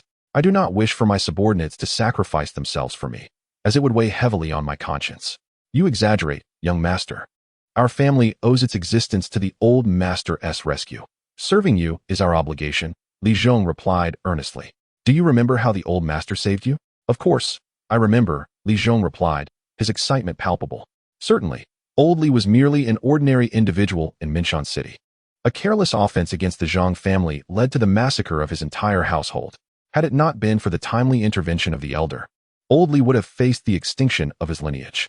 The elder not only rescued our family, but also promoted me to the role of Foreign Affairs Director. Speaking of this matter, Li Zhong's face was filled with gratitude. Oh, Uncle Zhong, it is good that you remember the elder's life-saving grace. But why then would you conspire with the Sun family to betray the Zifeng territory and plot against me? Lu Mufeng said calmly. What? How could I betray the Zifeng territory and harm you, young master? Do not heed slanderous words. Upon hearing Lu Mufeng's accusation, Li Zhong was struck with fear and fell to his knees. Uncle Zhong, it has come to my attention that you previously accrued a substantial gambling debt, which you managed to settle recently. Where did such a considerable sum of money come from? Was it perhaps given to you by the Sun family for betraying the Zifeng territory? Absolutely not, young master. I discovered a treasure and obtained it from there. Li Zhong stammered, trembling all over. Oh, I knew you would never admit it. However, while investigating the Sun family, I came across a letter you penned to their elder, Sun Jiong. Lu Mufeng then produced a piece of paper from his bosom. Chapter 13.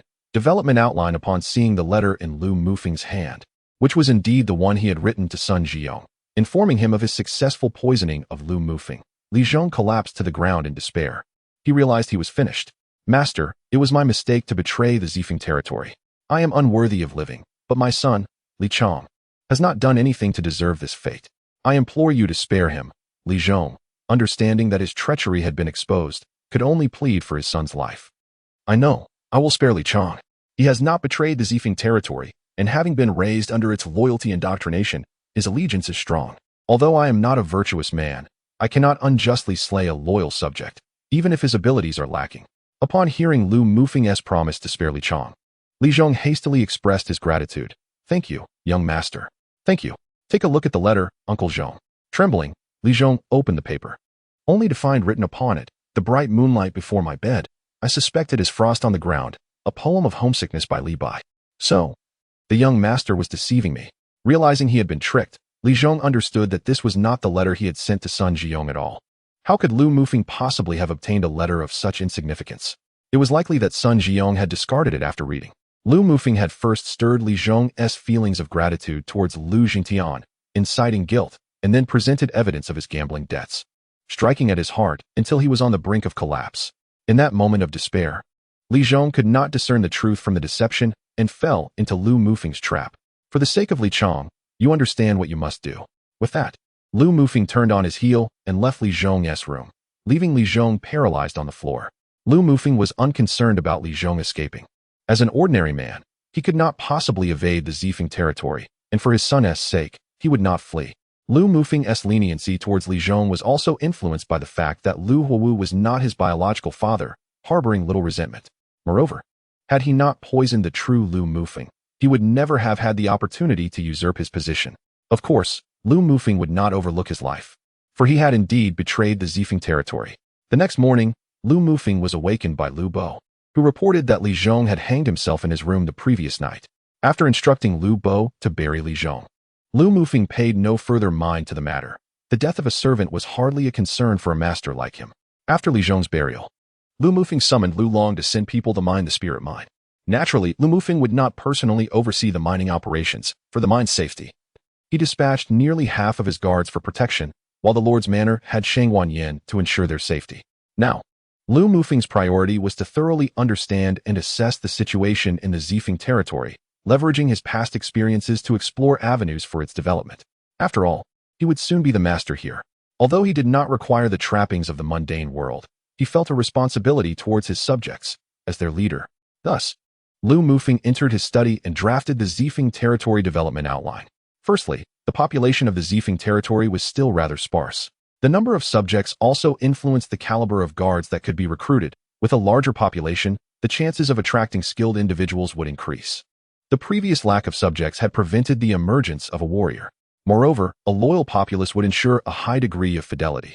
Lu Mufeng sought not the treacherous but the devoted. His plan was to recruit orphans, for in this ruthless world, orphans were plentiful.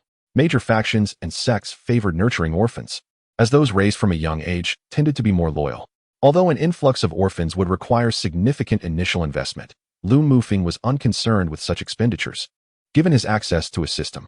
Secondly, regarding the economy, Lu Mufeng was indifferent to worldly wealth, but keenly interested in the treasures of the cultivation realm, martial crystals. The primary means of acquiring martial crystals in this world included mining spirit mines, selling spiritual fruits and herbs, trading weapons and elixirs, and collecting taxes from the imperial court and sects within one's domain while providing protection to weaker factions. The Zifeng territory's specialty, the Zifeng fruit, was not a spiritual fruit, thus it could not be traded for martial crystals. The territory only occasionally obtained a small amount of martial crystals through luck in unearthing spiritual herbs. This challenge was beyond Lu Mufeng's immediate resolution. He could only await the acquisition of seeds for spiritual fruits and herbs to establish a stable income stream. Of course, when Lu Mufeng's strength grew, he could venture into the mysterious Yuming Mountains to seek fortune. The Yuming Mountains were shrouded in mystery, with few who entered ever returning. Thus Lu Mufeng did not dare approach them just yet. Moreover, Lu Mufeng could have Tai Shou forge first-rate weapons for sale to acquire martial crystals. But given that it was just Tai Shou, the output would be limited. Thirdly, he aimed to study and improve the geography of the Zifeng territory, reinforcing its defensive foundations. Lu Mufeng envisioned constructing his lord's manor atop the highest peak, Ziyun Peak. Towering into the clouds, Ziyun Peak was a naturally fortified location, easily defensible with the right formations. The current manor could serve as the nucleus around which a town could be developed, allowing for trade and habitation as the population grew. Surrounding slopes would be fortified with traps and mechanisms, ideally incorporating some toxic plants, leaving only a single accessible route to deter ambushes from enemies. However, such grand undertakings would not be accomplished overnight. Transporting construction materials to the steep Ziyun Peak would be a monumental task. Fourthly, regarding the establishment of guards and high-level management. Given the current low population of the Zifeng territory and the inadequacy of its guards, Lu Mufeng did not intend to implement this immediately. It was merely a plan for the future. The guards would be categorized into 4 tiers: black iron, bronze, silver, and gold. Black iron guards would be ordinary sentinels and patrols, suitable for those below the 7th level of Qi refinement. Bronze guards would comprise those from the 7th to 9th level, tasked with maintaining general safety. Silver guards would represent elite warriors, forming the backbone of the force, while gold guards would be formidable beings at the martial sect level, constituting the high-end strength of the Zifeng territory. The bronze guards dispatched some individuals to the black iron guards to serve as captains, with the hierarchy continuing from silver to bronze and from gold to silver, while only the martial saint could lead the gold guards. Those above the martial saint represented the ultimate combat power of the Purple Wind territory. Lu Mufeng had a general notion of the content for the development outline of the Purple Wind territory, which he planned to adjust according to actual circumstances. After a busy afternoon, Lu Mufeng finally completed the outline, stretched lazily, and left the study. After a fortnight of mining, Lu Long returned with a substantial amount of martial crystals, much to Lu Mufeng's delight, as the reserve of this spiritual mine was quite satisfactory, reaching an upper-level yield among miniature spiritual mines, amounting to 2,860 martial crystals, nearly 18 times the total held by the Purple Wind territory and the Sun family combined. Chapter 14. The Qiyun Bandit Camp. The Qiyun mountain range sprawled across the land, its peaks soaring into the clouds with an imposing presence. This range spanned multiple counties, forming a critical pathway for the Tianfeng dynasty's 4 counties. Despite the prevalence of bandits in the region, many forces traveling between these counties had no choice but to traverse the mountains, often dispatching guards for protection. Those with sufficient power could negotiate with bandits to avoid being robbed. Some even resorted to bribing bandits to target their rivals. And numerous bandit camps were covertly controlled by surrounding forces, engaging in schemes and conspiracies. In a concealed area of the Chiyun mountain range, 3 dark figures lay in wait. Suddenly, a ghostly figure descended beside them. It was Chasing Life, who had ventured out to gather intelligence, relying on his exceptional agility. The 4 figures were the renowned 4 great captains, who had traveled for over half a month to execute Lu Mufeng's orders. Upon their arrival at the Chiyun mountain range yesterday, they separated from the 4 great spies to expedite their mission, knowing that if they delayed too long, they would attract the attention of the formidable bandit factions, complicating their objectives. Thus, they aimed to swiftly eliminate 100 martial artist bandits. Having just arrived in unfamiliar terrain, they refrained from action until they gathered sufficient information to decide on an assault against the bandit camp. The 4 great captains, one hailing from a law enforcement background and the other from the Imperial Secret Service, were adept at intelligence gathering. Have you ascertained the situation? A cold, emotionless voice inquired. Yes, the Tianyun camp comprises over 300 low-level bandits, with 7 martial artists in charge, 5 at the initial level and 2 at the intermediate level. Eliminating them will be quite manageable.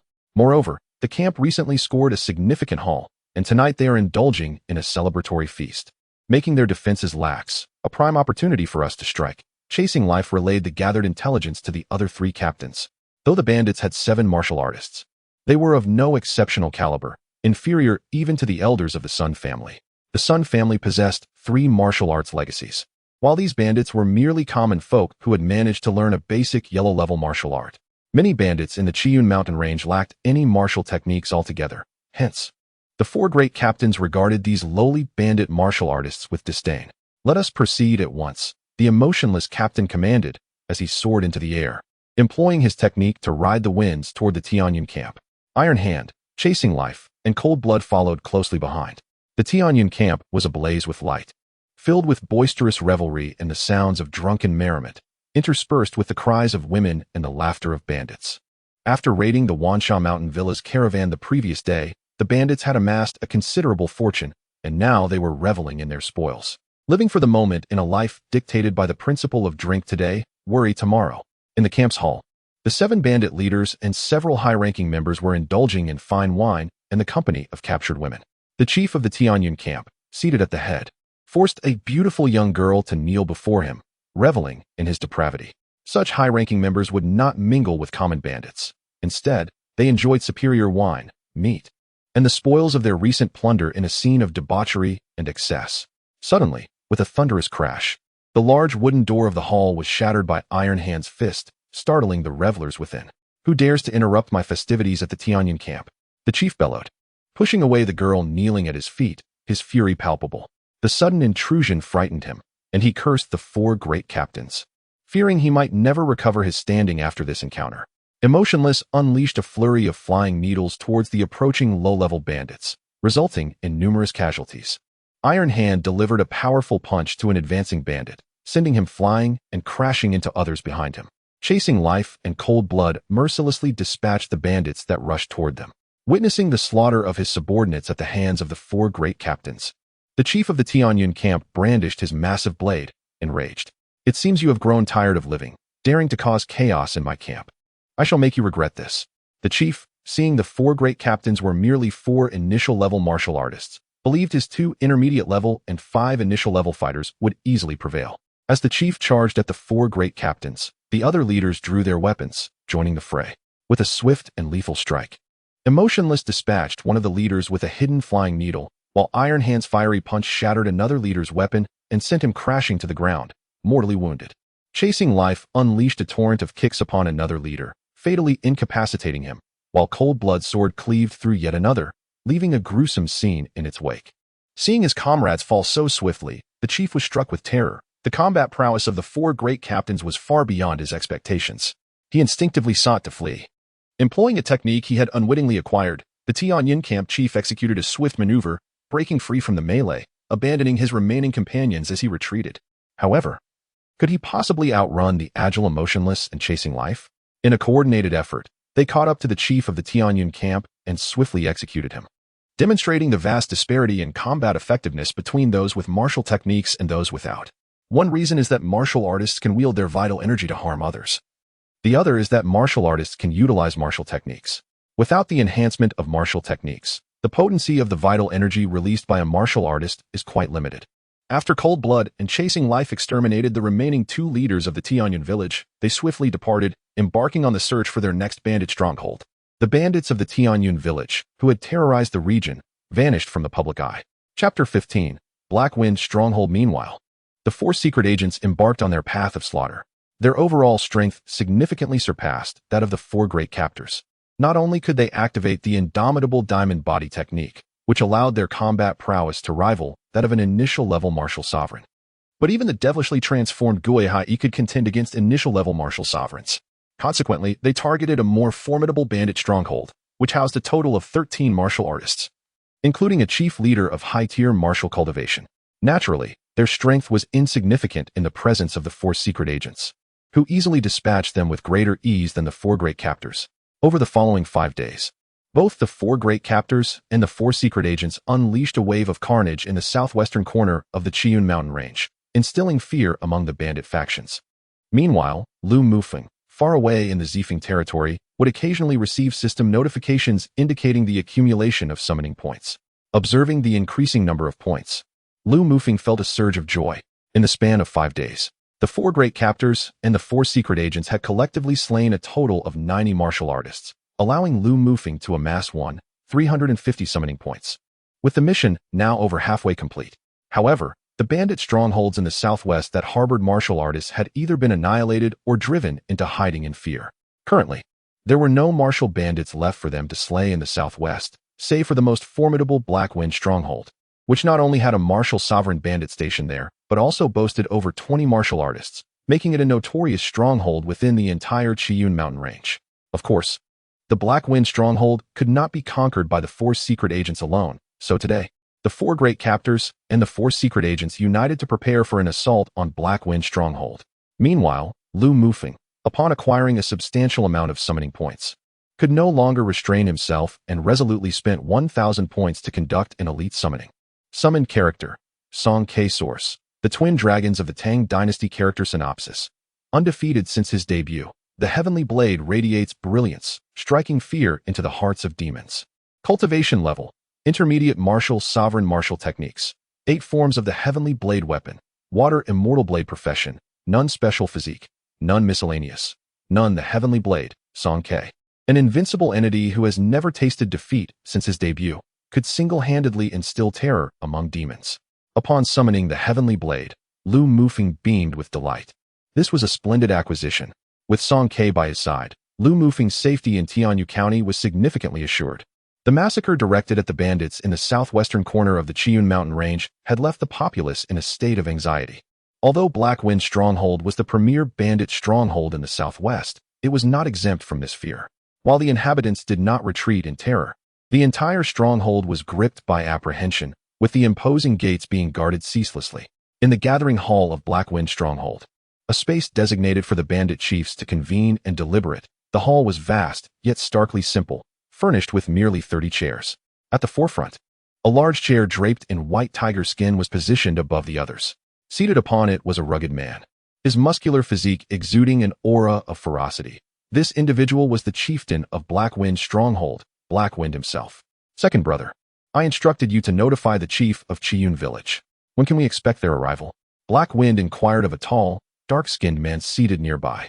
Elder brother, I dispatched someone to Chiyun village 3 days ago with the news. I believe they will arrive shortly, the man replied.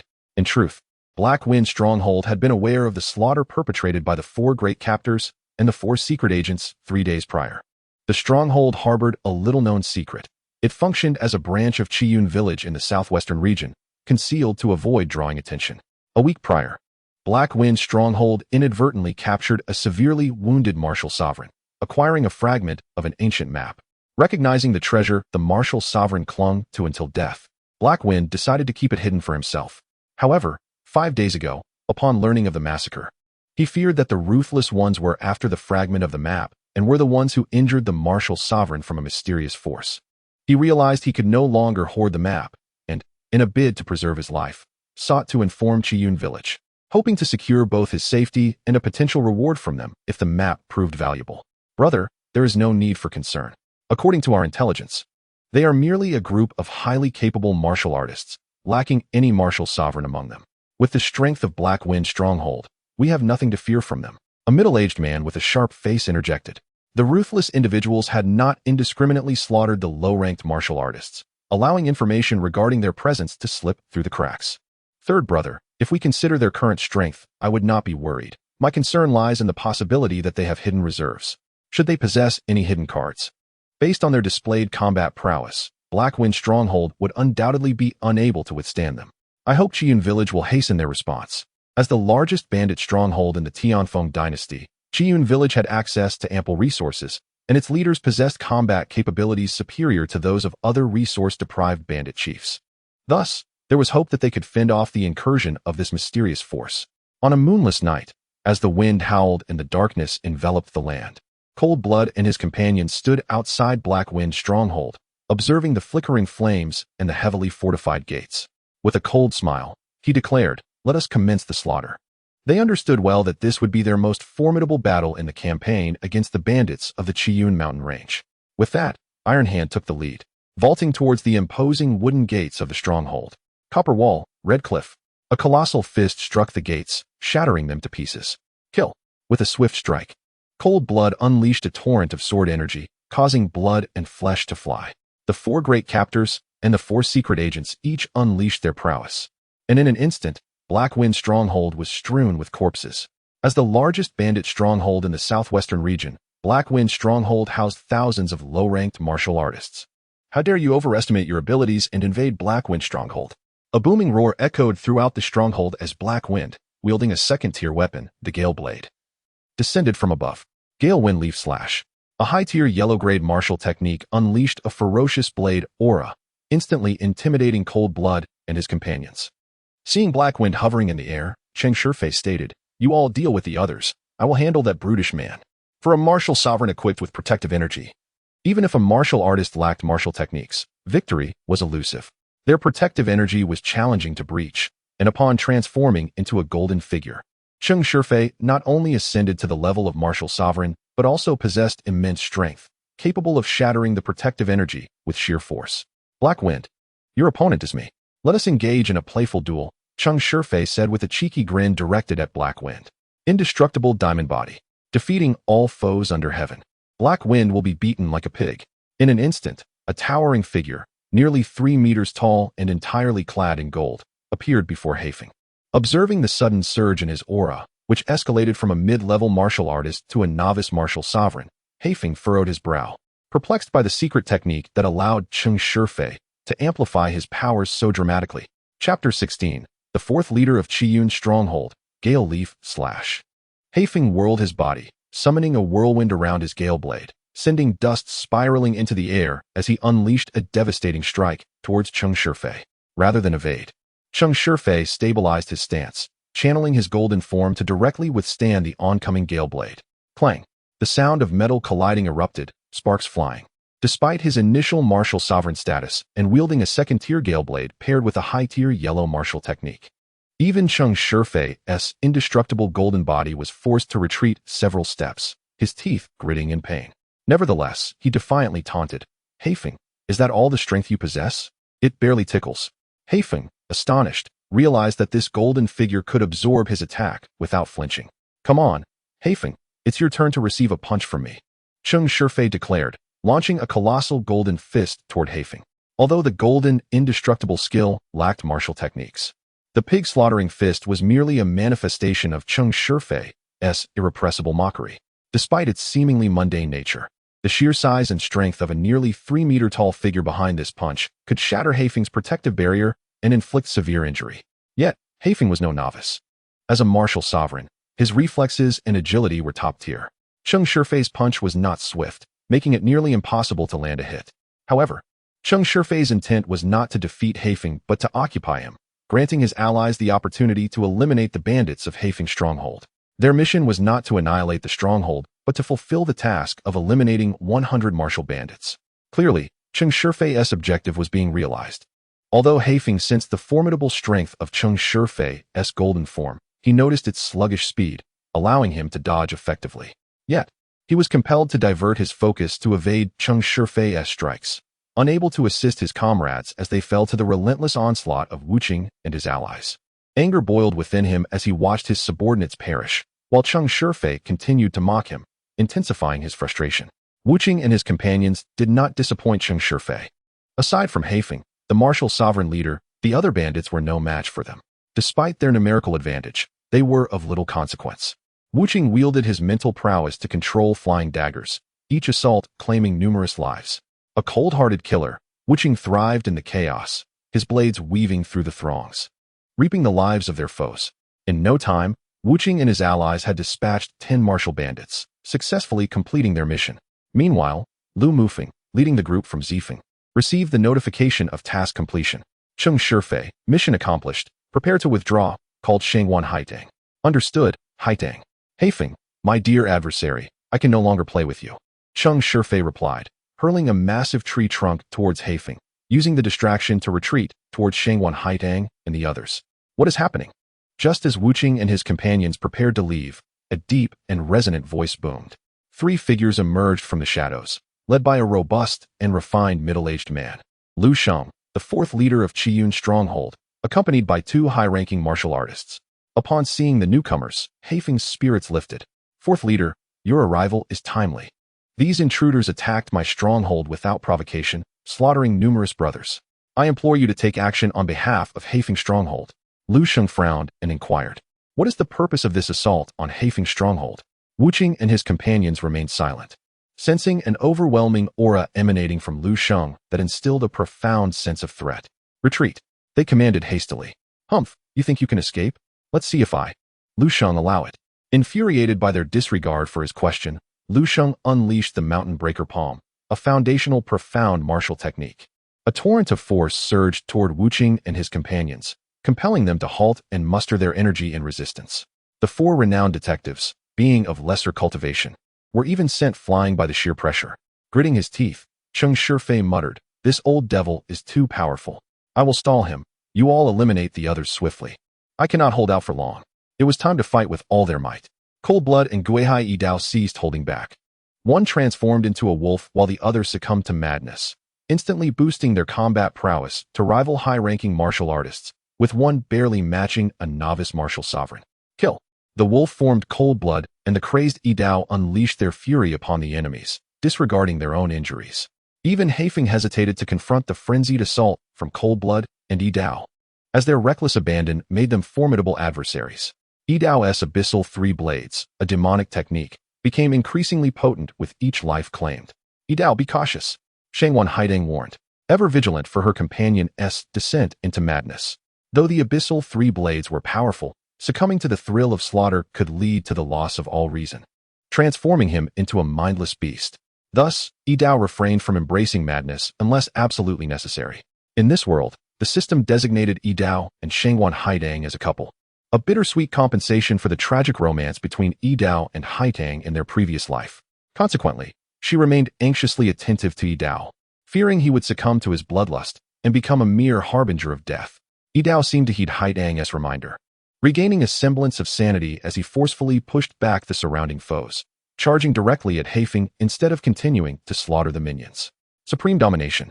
His blade cleaved toward Haifeng, while Haifeng was engaged in a fierce battle with the wolf-formed Cold Blood. The latter's increased strength still fell short against Haifeng's martial sovereign prowess. Yet, Cold Blood's reckless tactics impeded Haifeng's ability to swiftly eliminate him. Yidao launched a surprise attack from behind, unnoticed by Haifeng. The blade imbued with overwhelming energy struck Haifeng's protective barrier, although it did not inflict damage. It shattered his defenses. Now, Wu Qing and Shangwan Haitang, ever watchful of the battle, recognized a prime opportunity. Flower-blooming tears, a rain of blossoms, countless needles surged toward Haifeng, instantly transforming him into a porcupine as he screamed in agony. Seizing the moment, Cold Blood pounced upon Haifeng, sinking his teeth into the artery of his neck, drawing forth his lifeblood. In agony, Haifeng thrashed about, channeling all his energy to dislodge Cold Blood, but the latter clung on tenaciously, unwilling to relinquish his grip. Soon, Haifeng succumbed to excessive blood loss, collapsing to the ground. The once mighty figure of Haifeng, weighing over 180 pounds, was reduced to a frail and desiccated corpse. Witnessing Haifeng's demise, Wu Qing and Haitang could not help but frown, averting their gazes, unable to endure the sight. Chapter 17. Escape from the Qiyun mountain range, witnessing the tragic demise of He Feng and the death of his two subordinates at the hands of Duan Tianya's steel-soft sword. Lu Sheng was instantly engulfed in fury. How could his own men be slaughtered before his eyes by a group of warriors? This was an affront to his dignity, leaving him questioning how he could ever show his face again in the Qiyun mountain range. In a sudden explosion of power, he unleashed the full might of a mid-tier martial sovereign, executing the mountain-crushing palm. Having already received a severe beating from Lu Sheng, Cheng Shifei felt as if his bones were shattered. There was no way he could withstand Lu Sheng's furious strike. Although the mountain-crushing palm was merely an initial-level Xian-tier martial technique, the disparity between it and an advanced yellow-tier technique was monumental. The blow sent Cheng Shifei flying over 10 meters. Had he not transformed into a golden figure, dramatically enhancing his defenses, that strike could have claimed his life. Seeing that Cheng Shifei was on the verge of collapse, and after dispatching He Feng and his men, Wu Qing and the others rushed forward to assist him. However, Lu Sheng regarded Wu Qing and his companions with disdain. Although they had slain the same martial sovereign, He Feng, Lu Sheng was not intimidated.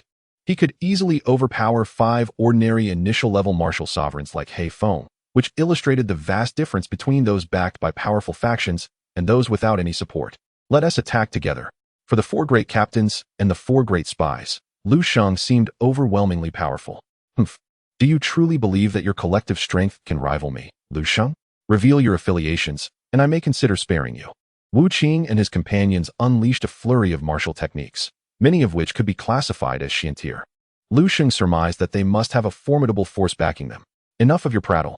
With murderous intent surging within him, Gui Hai Yi Dao, in a state of demonic transformation, charged directly at Lu Sheng, unwilling to waste time on words.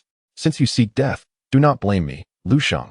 Though Lu Sheng harbored some reservations regarding Yi Dao's powerful faction, the latter's bold movement provoked Lu Sheng. As a figure of great repute in the Qiyun mountain range, he could not tolerate being disregarded by Gui Hai Yi Dao. Sad rain, clear wind.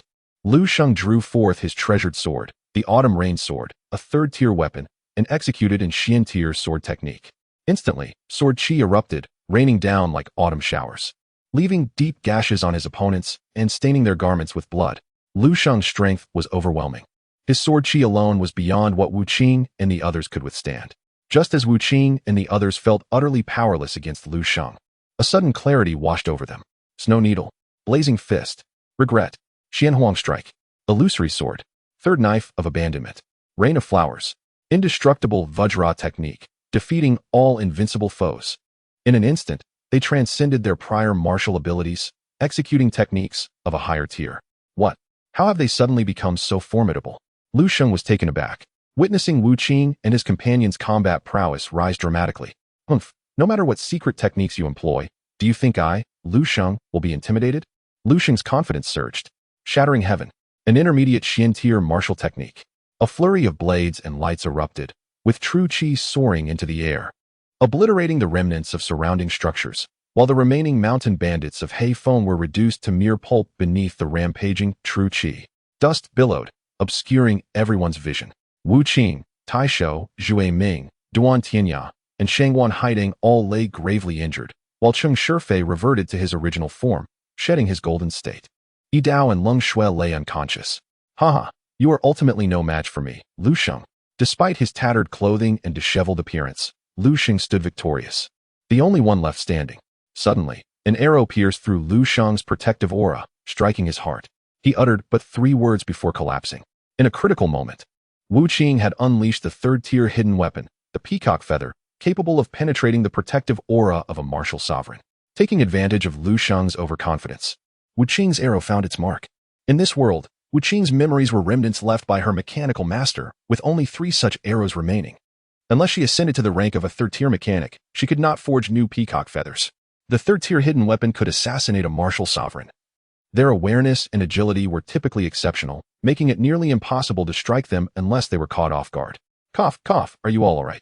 Wu Qing inquired, concerned for her companions. We're fine, just need to cultivate to heal. Yi Dao, wake up. Shangguan Haiding rushed to Yi Dao, shaking him. Cough, cough, Haiding. I'm all right. Gui Hai Yi Dao regained consciousness. Let's take Leng Shui and leave quickly. This place is unsafe. Agreed.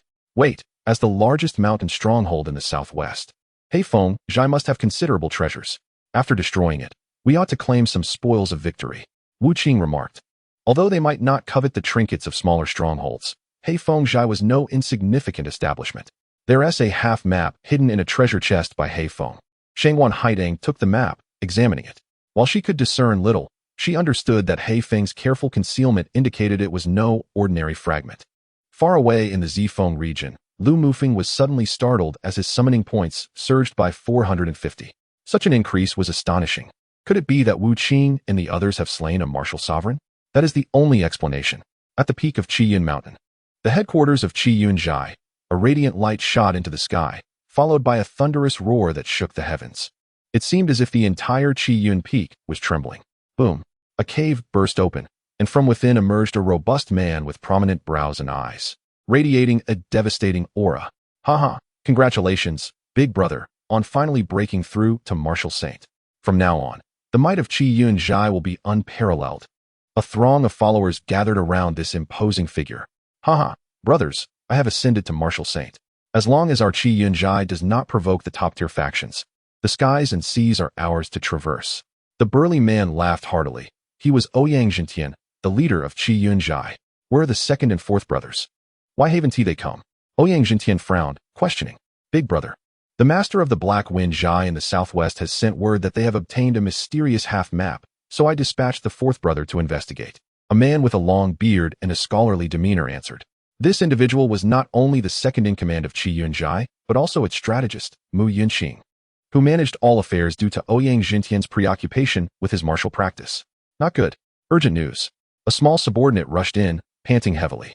What is it that causes such alarm? Speak quickly. Ouyang Jintian, momentarily disrupted from his elation, felt irritation rising. The fourth brother's spirit tablet has shattered. What? The fourth brother is dead? Ouyang Jintian was taken aback. The spirit tablet was a device used by every major force to ascertain whether their high-ranking members were alive. If the tablet shattered, it signified that the individual had perished. Who dares to kill the fourth brother? I shall avenge him. Ouyang Jintian roared in fury. Send my orders down. For any information regarding suspicious individuals within the entirety of Qiyun village, rewards shall be granted for the whereabouts of the murderer. A basic level Xian technique shall be bestowed, and for the capture or elimination of said murderer, a mid-level Xian technique shall be awarded. Ouyang Jintian is determined to avenge Lu Sheng. Second brother, guard the stronghold. I shall descend the mountain personally to seek retribution for fourth brother. Yes, brother. Unbeknownst to the merciless ones hidden in the depths of Qiyun Mountain, they have already incited the wrath of Ouyang Jintian, the village chief of Qiyun, who has recently ascended to the realm of Martial Saint. They remain unaware that they are now wanted throughout the entire Qiyun mountain range. However, their early departure means that the wanted notices from Qiyun village would not be disseminated swiftly. Being former spies and constables, they managed to slip away discreetly from the Qiyun mountain range and return to Zifeng territory. Chapter 18. The Heavenly Blade in Zifeng territory. Lu Mufeng remains oblivious to the significant events unfolding in Qiyun mountain due to his extermination mission. Even if he were aware, he would not be concerned. Not only has he slain the fourth captain of Qiyun village, but given the vast distance of Zifeng territory from Qiyun village, even if they were to trace him, Lu Mufeng, equipped with a system, would not fear Ouyang Jintian. This time, he has accrued 2,850 summoning points from his endeavors. After previously summoning Song Ke, he retains 1,850 summoning points, enough to call forth another martial sovereign. With these two martial sovereigns at his command, as long as no martial saint intervenes, Zifeng territory is assuredly secure. Song Ke arrived in Zifeng territory 2 days prior, and witnessing his formidable presence, Lu Mufeng felt elated. The stronger Song Ke becomes, the mightier his influence grows. With 850 summoning points remaining, Lu Mufeng, now at the threshold of becoming a martial artist himself, resolved to refrain from summoning any martial artist level individuals, for he already possesses ample personnel of that caliber. He also holds a summoning card. System, activate the summoning card. Lu Mufeng first utilized the summoning card obtained from his extermination mission. Ding. Character, Yao Yu. Origin, the legendary twins. Character description, cold and noble, possessing unparalleled grace. Aloof and ruthless, wounded by love, filled with hatred for men. Cultivation, half-step martial sovereign. Martial technique, transferring flowers and connecting jade. Weapon, none. Profession, none. Special physique, none. Items, none. Ding. Character, Lian Xing origin, the legendary twins. Character description, a beauty of striking appearance, cold on the outside but warm within, with a tragic fate that evokes pity. Cultivation, high-level martial artist. Martial technique, Ming Gong. Weapon, none. Profession, none. Special physique, none. Items, none. The two palace masters of the flower transferring palace from the legendary twins, renowned figures of exceptional martial prowess, are indeed remarkable. With 1850 summoning points remaining, Lu Mufeng succumbed to temptation and executed an elite summoning. Ding. Character, Dugu Qiubai. Origin, the return of the Condor heroes. Character description, roaming the martial world. Vanquishing foes and heroes alike, unmatched in the realm. A life filled with loneliness and sorrow.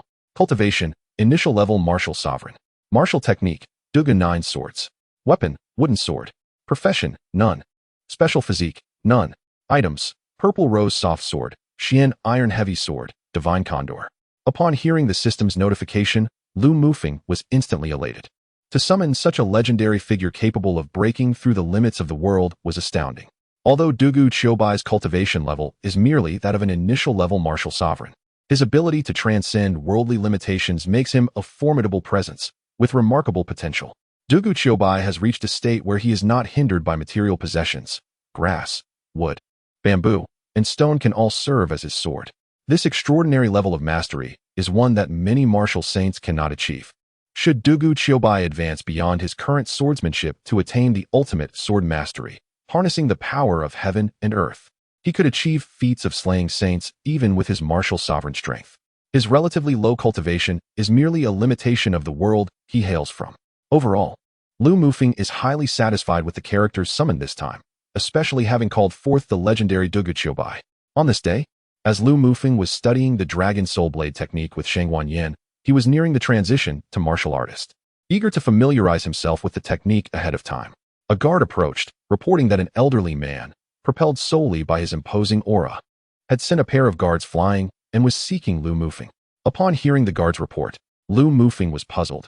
To be able to send guards flying with mere presence signifies a martial sovereign. He recalled that Zifeng territory had not engaged with any martial sovereign. Why would he insist on seeking me?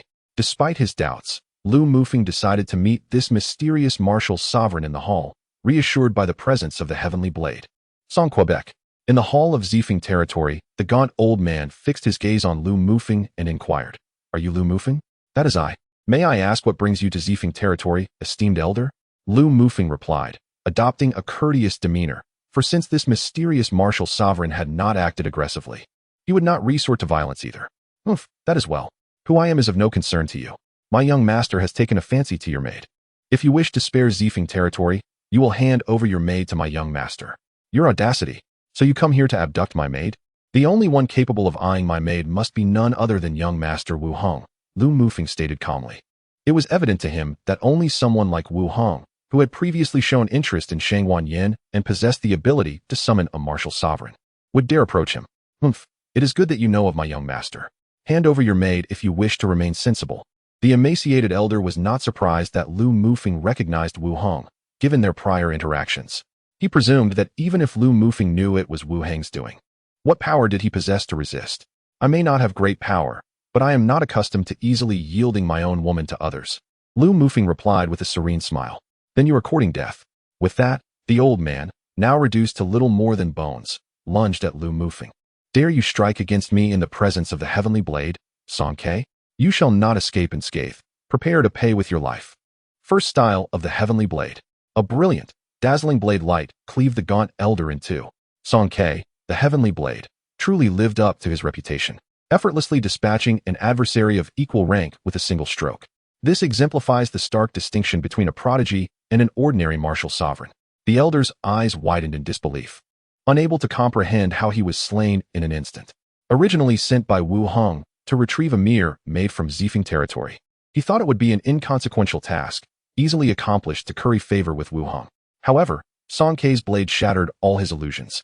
The brilliance of the heavenly blade was beyond his capacity to withstand. He did not realize that the radiance of the heavenly blade is invincible. Those who have witnessed its brilliance have met their demise. A figure who would rather marry an unattractive spouse to devote himself to martial arts, who built a grinding room to hone his swordsmanship for 20 years, has reached a state where nothing exists beyond the blade. The brilliance of his blade is well-deserved. In his world, his brilliance was so intimidating that the demonic sect dared not cast even a fleeting glance towards Ling Man, fearful of offending the immensely formidable Heavenly Blade. They endeavored to avoid any confrontation with the Heavenly Blade. The task was to slay a mid-tier martial sovereign, with a reward of 200 summoning points. Once his summoning points surpassed 1,000, he could summon another martial sovereign figure. However, Lu Mufeng had no intention of doing so. He chose to reserve his 1050 summoning points for potential future needs, for he already possessed the legendary figures of Heavenly Blade Song Ke and the unrivaled Dugu Qiubai. Thus, he felt no urgency to summon additional characters to enhance his strength. Observing the lifeless, emaciated old man felt akin to receiving experience points for summoning, with Song Ke's presence. Lu Mufeng had little to fear. The brilliance of the Heavenly Blade stirred a fervor within Lu Mufeng, affirming that the characters he summoned were indeed powerful, a reflection of his own prowess. Chapter 19. The Duel of Blades. On the following day, a middle-aged man, cloaked and wielding a wooden sword, with a massive sword strapped to his back, arrived at the Lord's mansion of Xiefengling, riding a divine eagle. Upon noticing the sudden arrival, the guards of the Lord's mansion immediately rushed forward to encircle him. "Who goes there?" Lu Jiqing inquired sharply. This period had instilled fear in their hearts. As two martial sovereigns, figures steeped in legend, had graced their presence, fortunately, one was an ally of Lu Mufeng, while the other, though an enemy, had been slain by the first. Now, the newcomer, descending from the sky on a great eagle, emanated an awe-inspiring aura, compelling Lu Jiqing to discern whether he was friend or foe. Blade Demon Dugu Qiubai. The mere utterance of his name conveyed an endless sense of solitude and invincibility. The divine eagle responded with a couple of caws, as if introducing itself. "The Blade Demon has arrived. Please, do enter." Lu Mufeng was in the midst of lunch with Song Ke and Shangguan Yin when Song Ke suddenly tensed and informed him that an extraordinarily skilled swordsman had arrived, his potent sword intent palpable from miles away. Upon realizing that his summoned character, Dugu Qiubai, had come, the renowned swordsman who had transcended all as a sword, Lu Mufeng hurriedly exited to greet him. "Greetings, young master." Dugu Qiubai bowed respectfully to Lu Mufeng. Suddenly, he sensed something, his gaze fixated on Song Quebec. An overwhelming aura surged within him, accompanied by a profound sense of solitude. He felt that this man before him could stand alongside him. Having been invincible for too long, his long-dormant heart began to stir. Dugu Qiubai's character, as arranged by the system, was that of an invincible figure from a small world, having vanquished all in his path, rendering him lonely and sorrowful. Just the previous day, he had felt an inexplicable force guiding him through the void to this realm, leading him to pledge allegiance to Lu Mufeng. "You invoke a powerful presence within me. Would you grant me the honor of a duel to fulfill a long-held desire?" Dugu Qiubai sought to challenge Song Ke upon his arrival. "Your sword intent awakens my desire to wield my blade. A clash between us is inevitable." Both were fervent martial enthusiasts, meeting a worthy adversary, their hearts resonating, making battle a foregone conclusion. "Your destructive capabilities are too great. This place is unsuitable. Let us duel in the back mountains." "Very well, young master." Subsequently, Song Ke and Dugu Qiubai soared towards the back mountains. Observing the impending duel between Dugu Qiubai and Heavenly Blade Song Ke, Lu Mufeng did not intervene. This was their destiny, a pursuit of martial excellence. Watching their contest would undoubtedly yield profound insights, as one was invincible in swordplay and the other a master of the blade. "Mufeng, will they be all right?" Lu Jiqing expressed concern, sensing the imminent clash between the two legendary figures, both of whom were under Lu Mufeng's command. She had grown accustomed to the arrival of formidable experts seeking refuge with Lu Mufeng, yet she remained unaware of the reasons behind their conflicts. Lu Mufeng had not divulged his secrets, and she refrained from questioning him, understanding that he would reveal such matters in due time. "Jiqing, there is nothing to worry about. They are merely sparring. By the way, ensure the guards are positioned to observe. Both are master-level figures, and witnessing their duel will undoubtedly provide valuable insights. However, keep a safe distance. The power of their battle is capable of cataclysmic destruction, and one misstep could lead to unintended injuries." Lu Mufeng instructed Lu Jiqing. "Understood. I shall organize it at once." Lu Jiqing promptly set about arranging for the guards to spectate. "Yinner, you two are a skilled swordswoman. Observe the Blade Demon closely, and may you glean insights that propel you into the realm of martial sovereigns." Shangguan Yin had reached the pinnacle of advanced martial artists, and with just a step towards enlightenment, she could ascend to the rank of martial sovereign. If Dugu Qiubai could inspire her, her ascension would not be impossible. "Indeed, I will." Shangguan Yin nodded, recognizing this as a prime opportunity for her martial advancement. In the back mountains of Xifengling, Dugu Qiubai and Song Ke stood atop a massive boulder, one wielding a wooden sword, the other gripping a water immortal blade, both cultivating their respective sword and blade intents. The air crackled with their unleashed energies, shattering the surrounding flora and sending dust swirling into the atmosphere. Even the guards, stationed at a distance, felt the sting of the fierce sword and blade energies, forcing them to retreat. Lu Mufeng, though not as powerful, found the overwhelming forces challenging to endure. Yet he recognized that proximity to their duel would enhance his understanding. Remembering the insult from young Master Wu Heng, Lu Mufeng gritted his teeth and persevered. As Lu Mufeng felt he might falter, a soft, warm hand grasped his. A surge of warmth coursed through him, and he glanced sideways to see Shangguan Yin, who sensed his struggle, channeling her true energy to bolster him. Though she possessed higher cultivation and could withstand the auras emanating from Dugu Qiubai and Song Ke, she chose to share her energy with him. Her increasingly pale complexion revealed her own struggle. Despite Shangguan Yin being a character he summoned to serve him, Lu Mufeng felt deep gratitude for her support, his heart warmed by her kindness. Naturally, he would not reject her goodwill. Doing so would only cause her distress. Instead, he focused on absorbing the insights from the duel, which would serve as the best form of gratitude. Both Dugu Qiubai and Song Ke existed as paragon figures in their respective worlds, having refined their own martial auras. Martial artists wield true energy outward. Martial sovereigns condense their true energy into tangible forms, and martial saints cultivate their true energy into formidable might. Had they not been constrained by the limitations of their worlds, their cultivation could have soared to the martial saint realm.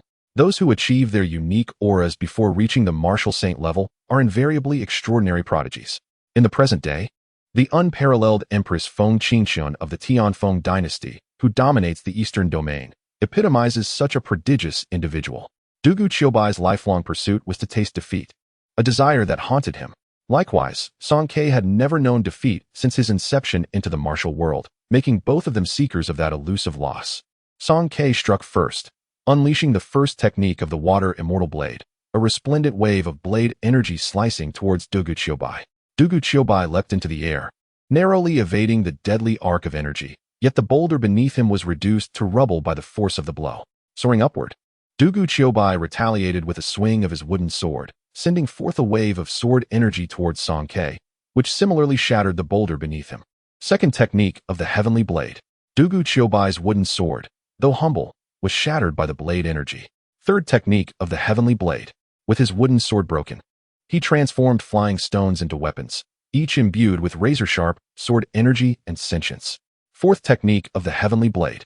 Amidst a tempest of flying sand and stones, every blade of grass and every tree was transformed into a sword in this extraordinary realm, allowing the invincible Dugu Qiubai to turn all around him into sharp weaponry. The fifth stance of the heavenly blade. The battlefield had been utterly ravaged by the duel of these two titans, with even the small hills leveled by the clash of sword and blade energy. The sixth stance of the heavenly blade. Dugu Qiubai and Song Ke, now exhilarated, finally met their match. The seventh stance of the heavenly blade. Their battle intensified, with an ever-growing momentum and destructive power that left Shangguan Yin and Lu Mufeng spitting blood, their faces pale. However, they were merely harmed by the overwhelming aura, as the malicious energies from Dugu Qiubai and Song Ke were not meant to inflict serious injury. Both were unmatched figures, and their contest was nothing short of earth-shattering. This is the final stance of my heavenly blade. The eighth stance of the heavenly blade. Beyond the blade, there exists nothing else. This time, Dugu Qiubai wielded no external weapon. The true essence of the sword realm was that one's own being is the ultimate sword. A sword-shaped energy surged forth from Dugu Qiubai, embodying the meaning that one's self is the finest weapon. The breaking blade stance. The heavens trembled, stones shattered, and the sky darkened under the immense force of the sword and blade energies. Lu Mufeng and Shangguan Yin were both thrown back by the powerful aura of their clash. Countless hidden masters, lurking in the shadows, were equally shaken by this cataclysmic display of sword and blade might. In the Phoenix Imperial City, within the palace, the resplendent Empress Feng Qingxuan lay on her dragon bed, her exquisite beauty momentarily marred by a frown as she sensed the overwhelming sword and blade energies. Could it be that the Blade Saint and Sword Saint have both ascended to a higher realm of martial arts? Meanwhile, deep in the secluded mountains, the two saints, devoted to their solitary training, were equally astonished by the earth-shattering energies, realizing that someone in the Eastern Domain had surpassed their mastery of sword and blade. Chapter 20. Ascendants to Martial Artist who emerge victorious? The true essence radiating from the battlefield sent Lu Mufeng, who had been blasted several dozen meters away. Struggling to rise, he wiped the blood from the corner of his mouth and murmured to himself. The swirling dust obscured his vision, leaving him uncertain of the outcome. The match between the invincible Du Guqiubai and Song Ke, a clash of various sword and blade intentions, had left Lu Mufeng with minor injuries. Yet the experience was immensely enriching. The myriad sword and blade intents replayed in his mind, elevating his own aura and deepening his understanding of the realms of sword and blade. If he were to enter seclusion immediately, he would undoubtedly break through his meridians, unlocking the Ren and Du pathways to ascend to the realm of the martial artist. Shangguan Yin also gained significantly from this battle. In this world, her martial path had been self-taught through the snowflake sword technique without guidance. Now, witnessing an unparalleled sword master demonstrate the sword realm, her cultivation surged rapidly, nearing the realm of martial sovereign. With a bit of consolidation, she would surely reach that level. As the dust settled, Du Guqiubai and Song Ke stood on opposite sides. A draw? Lu Mufeng inquired as he approached the battlefield. No, I have lost, Song Ke replied calmly, undeterred by his defeat, as it ignited his fighting spirit. I could not gain the upper hand over you, nor could you over me. It should be considered a draw. You have not bested me, Du Guqiubai asserted, believing that after unleashing their strongest moves, neither had prevailed against the other. You forget one thing. My cultivation is superior to yours. To end in a draw means I have lost. My understanding of the blade realm does not match your depth of comprehension of the sword realm, Song Ke stated, believing his insights into the blade were inferior to Du Guqiubai's understanding of the sword. His ability to match Du Guqiubai was merely due to his higher cultivation level. All right, let us return. Observing your duel has provided valuable insights to all present. It will not be long before the strength of our Zifeng territory experiences a significant rise. This is also why experts frequently emerge from major sects. They recruit only those with exceptional talent and, with numerous masters around, their understanding of martial arts deepens through observation and guidance. After witnessing the astonishing battle between Du Guqiubai and Song Ke, Lu Mufeng hurriedly returned to his lordess manor, eager to retreat to his chamber and commence his seclusion to break through to the realm of the martial artist. Before ascending to the martial artist realm, one must pass through the Qi refinement realm, which involves opening the 8 extraordinary meridians throughout the body to circulate true energy, preparing for the ascent. Each meridian opened elevates one's Qi refinement level until all 9 levels are achieved, culminating in the breakthrough of the Ren and Du pathways, establishing a connection between internal and external energies, thereby attaining the martial artist realm. The meridians serve as reservoirs for true energy, while the Ren and Du pathways act as conduits for energy release. Now, Lu Mufeng's meridians were fully open, requiring only the unblocking of the Ren and Du pathways to ascend to the martial artist realm. These pathways are mystical gateways within the body, challenging to breach through external force. Rather, one must rely on their understanding of martial arts to unlock them. However, individuals like Shangguan Yin, possessing an innate pure body with all gateways open, face no such bottlenecks.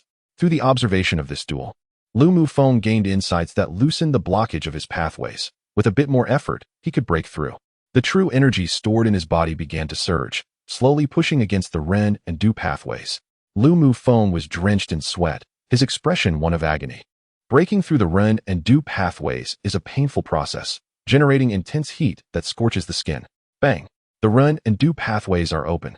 This marks the formal entry into the realm of martial cultivation, heralding the transformation into a true martial artist. Is this the martial artist realm? Clenching his fists, Lu Mufeng felt an overwhelming surge of power within him. He was no stranger to the strength of a martial artist, having previously inhabited such a being. Ding! Host detected breakthrough to martial artist. A martial artist gift pack has been awarded. Please collect it at your convenience. A cold mechanical voice resonated. What? It turns out that advancing in cultivation comes with a gift pack. What splendid news! Lu Mufeng beamed with joy at the dual blessings of breaking through to the martial artist realm and receiving the gift pack. The riches of the novice gift pack had already been immensely beneficial, and the arrival of another gift pack filled him with anticipation. System, open the martial artist gift pack. Lu Mufeng promptly instructed the system. Ding! The martial artist gift pack is now open. Ding! 1 summoning card detected. 1 bottle of 3rd grade true spirit pills containing 12 pieces. 1 high grade yellow level martial technique. Cutting water with a blade. and 1,000 martial crystals. Gazing at the contents of the martial artist gift pack, Lu Mufeng felt a wave of disappointment. While the items were still valuable, they paled in comparison to the novice gift pack. He could not help but feel let down. The third-grade pills contrasted sharply with the sixth-grade ones. And the initial level Earth-grade martial technique was now merely a high-level yellow technique. The absence of a weapon and the mere allocation of 1,000 martial crystals felt starkly inadequate compared to the treasures of the novice gift pack. Damn it, system. Are you hoarding my items? Why is the martial artist gift pack so lackluster? Host, the system looks down upon your complaints. To deem these items as trash is quite audacious. If you find them so unworthy, I shall retract them immediately. Fine. All right. You are the master system. I shall accept these items, Lu Mufeng conceded, his heart heavy with disappointment. With a sense of longing, Lu Mufeng utilized the summoning card, hoping to conjure a figure of greater merit to compensate for the letdown of the martial artist gift pack. Summoning successful. Character, Bodhidharma. Origin, Legend of Bodhidharma. Character profile, Compassionate Buddha, Master Bodhidharma, profound in Buddhist teachings, crossed to the central plains, imparting my teachings, meditated facing a wall for 9 years, and founded Shaolin. Cultivation, Semi-Saint. Martial arts, Shisui Jing, Yijinjing, Golden Bell Shield, the 72 unique skills of Shaolin, Buddhist scriptures. Weapons, Buddha's relic beads. Occupation, none. Special constitution, body of the Golden Buddha. Miscellaneous, 72 volumes of Buddhist scriptures, Great Thunder Sound Golden Buddha statue. In the realm of Bodhi, the great vehicle of Zen, and the salvation of all beings, Namo Amitabha. When he beheld the character he summoned was none other than Bodhidharma, the initial discontent arising from the meager martial artist's package dissipated entirely. Who is Bodhidharma? His renown is unparalleled among the descendants of Yin and Huang. He is a legendary figure in every martial arts novel. The Zen Shaolin he founded is the dominant force in every tale of martial heroes. As Lu Mufeng perused Bodhidharma's profile, a surge of envy washed over him, but ultimately, joy prevailed. After all, no matter how formidable Bodhidharma may be, he is still his subordinate, his junior. The Shisui Jing, Yijinjing, and Golden Bell Shield are classified as profound martial arts, while the 72 unique skills of Shaolin belong to the yellow grade, albeit in abundant quantity. With 72 unique techniques and the Buddhist scriptures as esoteric methods of the Buddhist sect, the Buddha's relic beads are categorized as a 5th-grade weapon, and the Great Thunder Sound Golden Buddha statue embodies the essence of the Buddha. The Golden Buddha body, a remarkable constitution, renders Lu Mufeng at a loss for words regarding this equipment and attributes. The 72 unique skills of Bodhidharma are what Lu Mufeng values most. What is paramount in establishing a faction? Certainly, it is the foundation, which encompasses the number of strong individuals, the variety of martial skills, and the arsenal of weapons. With the summoning system at his disposal, Lu Mufeng lacks in neither strong individuals nor martial skills, but he is in need of weapons. The acquisition of the 72 unique skills of Shaolin significantly augments the number of martial skills in the Zifeng territory, alleviating the shortage for the time being. Previously, Duga Qiubai had no further need for the ZY soft sword and the Xiantai heavy sword, thus offering them to Lu Mufeng. The ZY soft sword surpasses the steel soft sword by a level, hence Lu Mufeng intends to bestow it upon Duan Tianya, who is adept at wielding soft swords. As for the Xiantai heavy sword, lacking a designated user, its material is an incredibly resilient meteorite. And Lu Mufeng plans to forge it into the dragon-slaying saber and the heavenly sword, familiar from his past life. However, he does not wish to create mere common items from these legendary weapons, yet the absence of a 4th-grade blacksmith necessitates that they remain idle for now. In this world, weapons below 4th grade are referred to as common weapons, those from 4th to 6th grade as spiritual weapons, and those above 7th grade as divine weapons. Chapter 21. Crossing the river on a reed. The Songjiang River, originating from the snowy peaks of the Qiyun mountain range, flows through Tianyu County, Tianyin County, Tianqing County, and Tianlin County, ultimately reaching the East Sea via Tianhai County, making it the 2nd longest river in the eastern domain. The Fenglin Ferry, situated in the middle stretch of the Songjiang River, is a necessary passage for those traveling from the south to Minshan City. This section spans nearly 1,000 meters, and until one achieves the ability to fly at the level of a martial saint, they must rely on the boats that traverse the river. Martial artists and martial zone can only briefly soar. They cannot cross the wide expanse of the Fenglin Ferry. The Wild Dog Gang controls the Fenglin Ferry, led by an ordinary initial-level martial artist who collects fees from the ferry passengers. Clad in tattered Buddhist robes and wielding a staff, A burly man with a shaven head and a bushy beard recited Buddhist scriptures as he approached the Fonglin ferry. This man is none other than Bodhidharma, originally the third prince of a small island kingdom in the East Sea, who was taken as a disciple by the Buddha in a dream since childhood, receiving teachings on cultivation and scriptures. Recently, he felt the Buddha's guidance to come to the Zifeng territory in the eastern domain to serve Lu Mufeng. Thus he set sail eastward. Look, this person is quite peculiar, dressed in strange attire and completely bald. A group of onlookers at the Fonglin ferry laughed and pointed at Bodhidharma. In this world, where Buddhism does not exist, Bodhidharma's appearance and shaven head are seen as oddities. All phenomena are empty. They neither arise nor perish. Neither are they tainted nor pure. Neither do they increase nor decrease. I am Bodhidharma, and I greet all benefactors. He addressed the manager of the wild dog gang at the ferry. Where did this filthy beggar come from? He stinks. Get lost. Don't disturb our business. The manager of the wild dog gang pinched his nose and waved his hand dismissively at Bodhidharma. His tattered robes and unusual appearance easily led to the misconception that he was a beggar. Ba, I am here to take a boat across the river, Bodhidharma said, gesturing with one hand. Get lost. We wouldn't want to share a boat with someone so foul. Zhao, if he boards, we'll disembark. The passengers already on board exclaimed in unison, unwilling to share a vessel with a smelly beggar. You heard them. No one wants to share a boat with you. So be gone and don't disrupt my business, the manager Zhao replied impatiently. Benefactor, I beseech your compassion to grant me passage across the river. Bodhidharma remained unfazed by the surrounding reactions. You filthy beggar. Fine, I can grant you passage, but only if you charter a boat for yourself. Nobody will accompany you. Do you have the money? Manager Zhao smirked, pondering the prospect of business. Benefactor, I possess not a single coin. I humbly request a small boat to cross the river, and I would be immensely grateful, Bodhidharma replied. What? You have no money? Yet you wish to cross the river? Someone, throw this filthy beggar out. How dare he cause trouble in my wild dog gang? Manager Zhao fumed, furious that the beggar wasted his breath without a dime to his name. Hold on. This gentleman can board any boat of ours, interjected Shangguan Haidang, who had journeyed for over 10 days from the Qiyun mountain range to reach the Fonglin ferry. Preparing to return to Zifeng territory, Manager Zhao wished to protest, but the cold-blooded aura emanating from his surroundings paralyzed him in fear, having just slaughtered numerous mountain bandits. His murderous presence was overwhelming, while Manager Zhao, being merely a 7th-tier qi refining cultivator, was understandably intimidated. It is not that Shangguan Haidang and her companions were particularly benevolent. Rather, they sensed a familiar and comforting aura emanating from Bodhidharma, prompting their decision to assist him. Thank you for your kindness, fair benefactor. Since the boatman is unwilling to allow me passage, I shall not trouble him further. I have my own means to cross the river. Bodhidharma respectfully acknowledged Shangguan Haidang.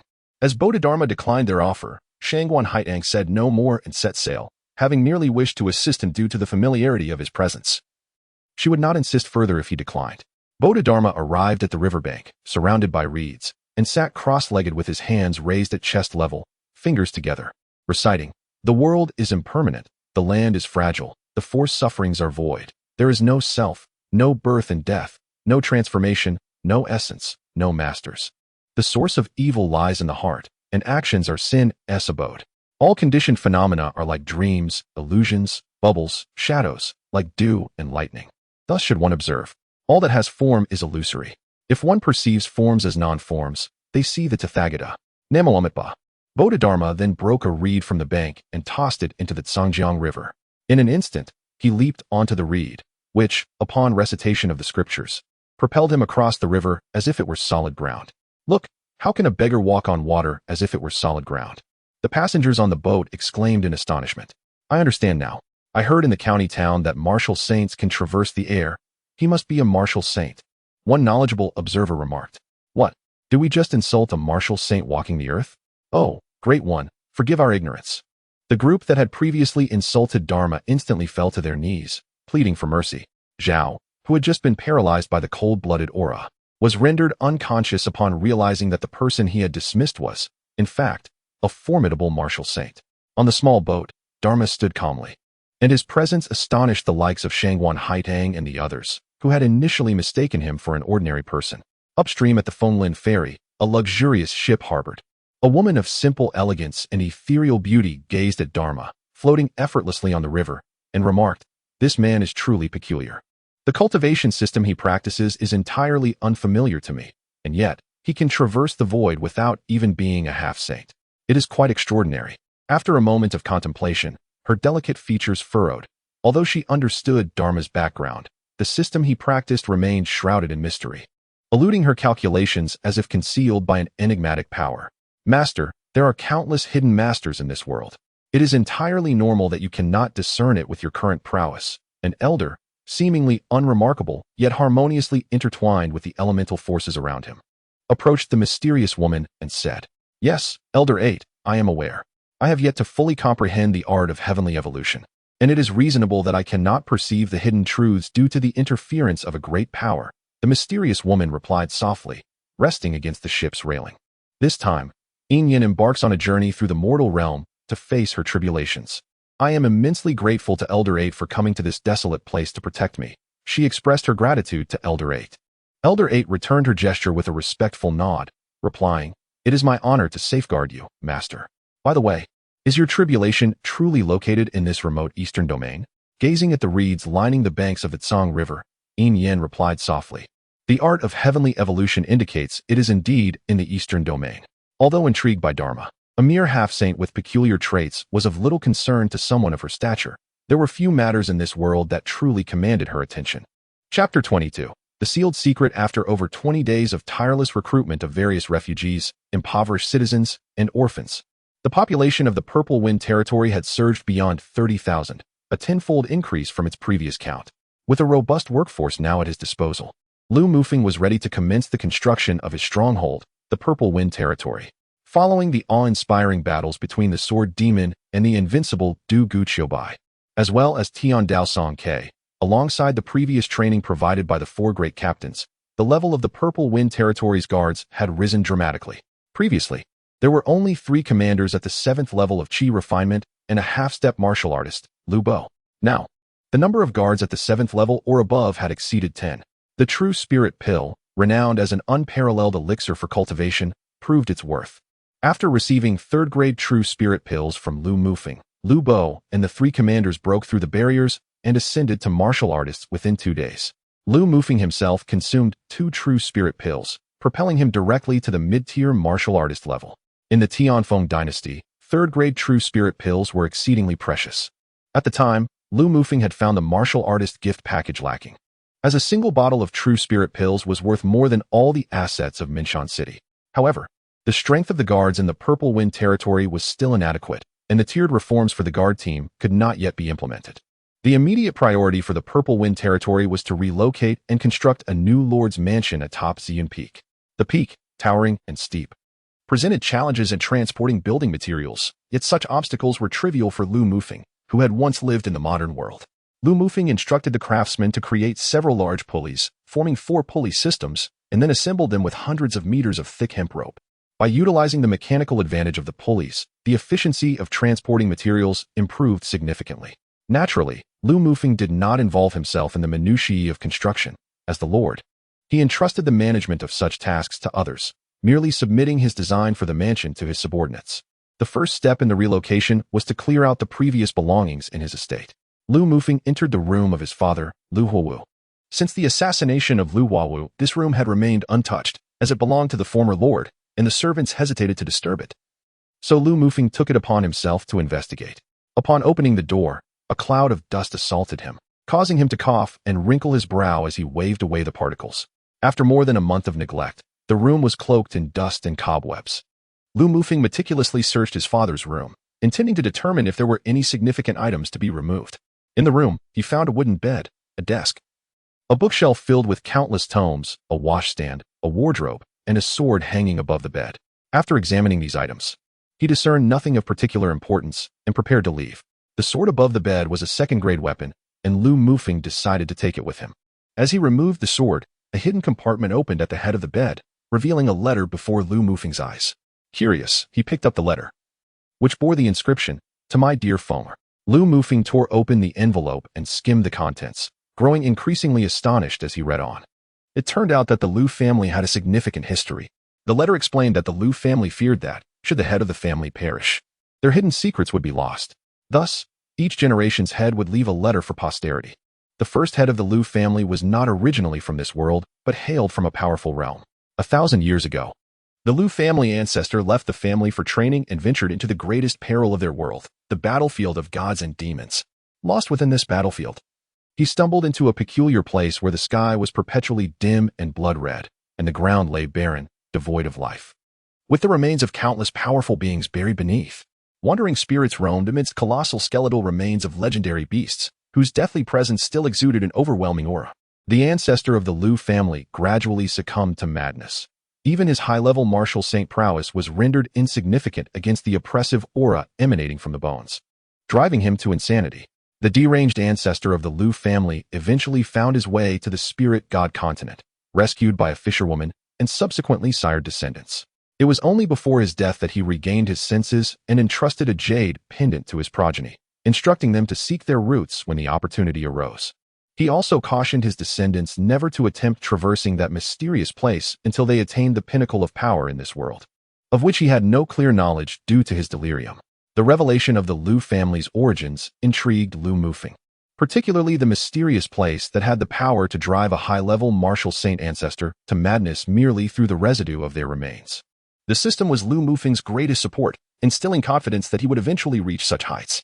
Should the opportunity arise, he would not hesitate to return and embrace his heritage, especially when the progeny of a family with such a legacy possessed high-level martial saint capabilities. Following this, Lu Mufeng picked up a dragon-shaped jade pendant from the hidden compartment beneath the letter, which appeared ordinary and lacked any remarkable features. However, at that moment, a surge of mysterious information flooded into Lu Mufeng's mind. Heavenly-grade martial technique. Lu Mufeng immediately discarded the jade pendant, spitting out a mouthful of blood. Overwhelmed by the revelation of a heavenly-grade martial technique, Lu Mufeng never anticipated that this jade pendant was, in fact, a legacy of celestial-level martial arts. Celestial-level techniques transcend ordinary martial practices. They are no longer confined to the mortal realm. They represent a profound comprehension of the laws of existence. Without transcending to the martial saint realm and shedding the mortal coil, one cannot merely practice celestial-level techniques. Even merely observing them can result in injury from their esoteric laws, as evidenced by Lu Mufeng's own experience of spitting blood. It is no wonder that the Lu family has been so secretive about this power. The existence of celestial-level martial arts would undoubtedly attract formidable entities from beyond, eager to seize it. Despite possessing such a technique, the Lu family lacked the capability to cultivate it, resulting in their stagnation over the past millennium. Lu Mufeng picked up the jade pendant, wary of its influence, fearing that the essence of celestial-level martial arts might flood his mind once more, causing him further distress. For the time being, he decided to store it away. Knowing he was unprepared to harness its power, he incinerated the envelope, understanding that if such information were to leak, it would only lead to endless troubles. After meticulously inspecting Lu Huowu's chamber and ensuring nothing was overlooked, Lu Mufeng departed, leaving the remaining matters to his subordinates. Chapter 23. Main quest the following day. Bodhi Damo and the celestial figures of Yao Yu and Lian Xing arrived in the Zifeng territory, while the 4 great captains and 4 great spies also returned simultaneously, thereby gathering Lu Mufeng's forces. The 4 great captains, all at the initial martial artist level, the 4 great spies at the intermediate level, Lian Xing at a high level, Yao Yu at the threshold of the master realm, and the formidable Du Gu Qiubai at the initial martial sovereign level, along with the intermediate martial sovereign Song Ke and the semi-saint Damo, not to mention Shengwan Yan, who had just broken through to the martial sovereign level after 2 days of contemplation. Lu Mufeng's entourage was indeed a veritable assembly of talent. Even a typical martial saint would pose no threat to him now, although Damo and his companions possessed formidable combat prowess. Those who achieve the martial saint rank are by no means weak. They are the prodigies of their generation. Thus, Lu Mufeng still found himself at a disadvantage when facing deeply experienced martial saints. The essence of a martial saint's energy can crush those of lower cultivation levels once they unleash their might, rendering traditional tactics ineffective. Any force under the protection of a martial saint belongs to the upper echelon of powers in the Eastern domain. Upon their return, the 4 great captains and 4 great spies brought back considerable wealth and a fragment of a mysterious map marked with various locations. However, Lu Mufeng could not discern the exact locations from this incomplete map and set it aside. With his forces assembled, he began to strategize. Wu Qing, Tai Shou, and Shengwan Haidang were all professionals, and Lu Mufeng would not waste their expertise. He established the mechanic hall, the refining hall, and the array hall, centered on their skills. It is essential to understand how challenging it is to become a professional. To be a pill master or a weapon master requires innate alchemical fire, sensitivity to the elemental forces of nature for array masters, and formidable mental prowess for mechanics. Gu Changqing, the pill king of the Tianfeng dynasty, is merely a fifth-tier pill master, yet even the unparalleled Empress Feng Qingchen treats him with respect. A fourth-tier weapon master capable of producing spiritual weapons is revered by all martial saints, who eagerly seek their craftsmanship. Chasing Wind and Cold Blood were dispatched by Lu Mufeng to train the guards, while Duan Tianya, Gui Hai Dao, and Cheng Shifei were tasked with secretly establishing a spy network to gather intelligence from various factions, understanding that information is a crucial factor in determining the outcome of conflicts. Lu Mufeng could not overlook this. Meanwhile, Shang Guanyin remained as his personal maid, while Yao Yu and Lian Xing were responsible for training gifted orphans. Du Guqiubai, Song Ke, and Damo represented the strongest combat forces in the Zifeng territory. Just as Lu Mufeng fervently worked on developing the Zifeng territory, the system unexpectedly assigned him a new quest. The previous 3 tasks were initiated by Lu Mufeng's own decisions, but this time, it was the system that actively presented him with a mission. Ding. Task detected. Task name, participate in the Ninghua guest daughter Princess Ming Feng's martial arts competition for marriage. Task summary, the only daughter of Ning Wang, Princess Ming Feng, aged 18 and a high-level martial artist, is hosting a martial competition to select a suitor. Any young man aged 18 to 25 with martial prowess may participate. The victor of the competition will become the husband of Princess Ming Feng and the esteemed son-in-law of Ning Wang, achieving meteoric success. Task reward, 1 summoning card and 60,000 summoning points. Note 1. Failure to complete or abandoning the task will result in forfeiting the rewards, and the system will cease to provide further tasks. Thus, the host must accept. Note 2.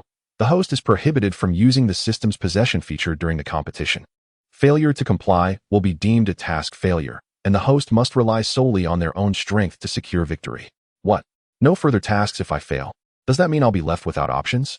Moreover, I cannot utilize the character possession feature. How can I possibly win with just my intermediate martial artist level? Lu Mufeng exclaimed in exasperation, but the system remained indifferent. Fine, system. You are the master, and I am but a servant. Do I have any choice? I confirm acceptance. Lu Mufeng sighed, defeated, realizing he had no alternative but to comply. Otherwise, he would be left with no tasks. Furthermore, it was only early June, with more than 2 months until the 15th of August. Everything was still uncertain. Just over a month ago, he was merely a minor lord at the brink of death. Now, with his newfound strength, he would not fear even a seasoned martial saint. Presently, with only his intermediate martial artist level, the potential for transformation in 2 months was unpredictable. In Tianyu County, reaching the semi-martial sovereign level by age 25 is already extraordinary. If Lu Mufeng could master a few powerful martial techniques, he still had a chance. He possessed numerous formidable techniques, apart from the summoning skills. He himself wielded the initial level Earth grade techniques, Xiantian 5 Fingers and Dragon Soul Blade technique, combined with the spirit weapon, Dragon Soul Blade. He still had a hope of emerging victorious. Moreover, should he indeed win and marry Princess Ming Feng, without the system as a tremendous advantage, it would have taken him countless years of struggle to achieve such a union with the daughter of the powerful Ning Wang. Yet now, with the system in his possession, how could he marry someone he did not know? Once he attained strength, Lu Mufeng naturally wished to wed the woman he loved. This dilemma was not worth further consideration. There was no possibility of abandoning the task. Overthinking would only serve to heighten his anxiety. He would face challenges as they arose. Ultimately, marrying Princess Ming Feng depended on his ability to secure victory in the competition. If all else failed, Lu Mufeng could only consider marrying Princess Ming Feng. For the might of Ning Wang was beyond his current capabilities. Confronting him would be akin to courting disaster. Having resolved to participate in the martial competition for marriage, Lu Mufeng planned to depart early. He understood the wisdom of experience. Hence, he intended to spend the 2 months honing his skills. Martial techniques could only be enhanced through combat. With the guidance of sword and blade masters, his combat ability would surely increase rapidly. Lu Mufeng resolved not to limit himself to one discipline, but to pursue mastery in both sword and blade, aiming for unparalleled prowess in both. With such esteemed mentors, achieving this dual mastery was not beyond the realm of possibility. He possesses the Dragon Soul Blade, while his sword is the spirit weapon, the Scarlet Flame Sword. Initially, it was bestowed upon Cold Blood, as at that time, Lu Mufeng had few subordinates and deemed the Scarlet Flame Sword unnecessary for himself. He thought it better to bestow it upon cold blood to enhance the combat capabilities of his followers. However, Lu Mufeng now intends to reclaim it. For apart from the Scarlet Flame Sword, there are no weapons in the Purple Wind territory that pique his interest. In order to fulfill his mission, he is willing to sacrifice a bit of face with his subordinates. After all, Cold Blood is a figure he summoned, unwaveringly loyal to him. And he would not mind in the least. Subsequently, Lu Mufeng began to organize all affairs within the Purple Wind territory, preparing to embark on a journey of training. This marks his formal entry into the vibrant and tumultuous world of cultivation, where he seeks to witness the extraordinary sights of this bizarre realm. With preparations complete, Lu Mufeng is ready to ignite his passion and fervor, inviting the likes of noble heirs, sect geniuses, and extraordinary figures to undergo his transformative experience. Chapter 24. The Horse Thieves Under the Blazing Sun. With a blue sky and white clouds, the scorching sun hung in the sky, causing the ground to crack open, resembling the wrinkles on a human face. This was a desolate land, with sparse weeds dotting the arid expanse. Due to a prolonged absence of rain, the weeds appeared listless, their leaves dull and yellow, devoid of vitality. In this sun-scorched desert, four figures were traversing the terrain. "Young master, we should soon arrive at Lin City," Shang Wanyin remarked, wiping the fragrant sweat from her brow. "I hope we reach it soon," Lu Mufeng replied, displaying a lackluster demeanor. These four individuals were Lu Mufeng, Shang Wanyin, Dugu Qiubai, and Song Quebec. Shortly after departing from the Purple Wind territory, Lu Mufeng realized that none of them were familiar with the route. Neither his former self nor his current self had ventured beyond the confines of Min Mountain City. Shang Wanyin had been cultivating in the cave of ancient Wood Heaven, while Dugu Qiubai and Song Ke were figures from their own small worlds, often preoccupied with their respective crafts, leaving them utterly oblivious to the paths ahead. Regardless of their ignorance of the roads, Lu Mufeng considered this a part of their training and did not dwell on it. The four of them inquired about directions along the way, inadvertently wandering out of Tianyu County and into Tianyin County, eventually arriving at this barren expanse under the sweltering heat. Fortunately, Lu Mufeng had inquired about the route before entering this area. Lin City, the second largest city in Tianyin County, was nearby. They could surely find it with a little effort. "Young master, wipe your sweat." Shang Wanyin offered a fragrant handkerchief to Lu Mufeng. "Thank you." Lu Mufeng accepted the handkerchief. Wiping his brow, the delicate fragrance revived his spirits. "Young master, I sense a killing intent up ahead," Song Ke said, furrowing his brow. "I feel it too." Along with the sounds of many galloping horses, Dugu Qiubai added. Both Dugu Qiubai and Song Ke had not yet attained the Holy Realm, but had developed an acute perception of their surroundings, a testament to the power of martial saints. Suddenly, the ground trembled, reminiscent of an earthquake. Ahead, a multitude of horses thundered, and a group of burly men clad in coarse garments rode toward Lu Mufeng and his companions. "Look ahead, brothers, we have 4 fat sheep," a towering, bear-like man exclaimed. "It's been ages since we feasted." This was a band of ruthless Taihang horse thieves, numbering around 300 to 400. They specialized in ambushing merchants and travelers near Lin City and were infamous for their brutality. The 3 leaders were formidable martial sect masters, and despite numerous military attempts to eradicate them, they remained a persistent menace, rumored to have connections with significant local powers. The bandit leader glanced at Lu Mufeng's group and deemed them worthy prey. He bellowed, "Brothers, surround the 4 in front." Upon hearing the leader's command, the horse thieves cheered and rushed forward. Seeing the bandits approach, Lu Mufeng remained unperturbed. With the formidable Dugu Qiubai and Song Ke at his side, he had no reason for alarm. Even Shang Wanyin and himself were no weaklings. Having merged their techniques, they were more than capable of handling this band of marauders. Possessing the Dragon Soul Blade technique, Lu Mufeng had, under the guidance of the Blade Master Song Ke and Shang Wanyin, barely grasped the foundational 5 forms of the technique.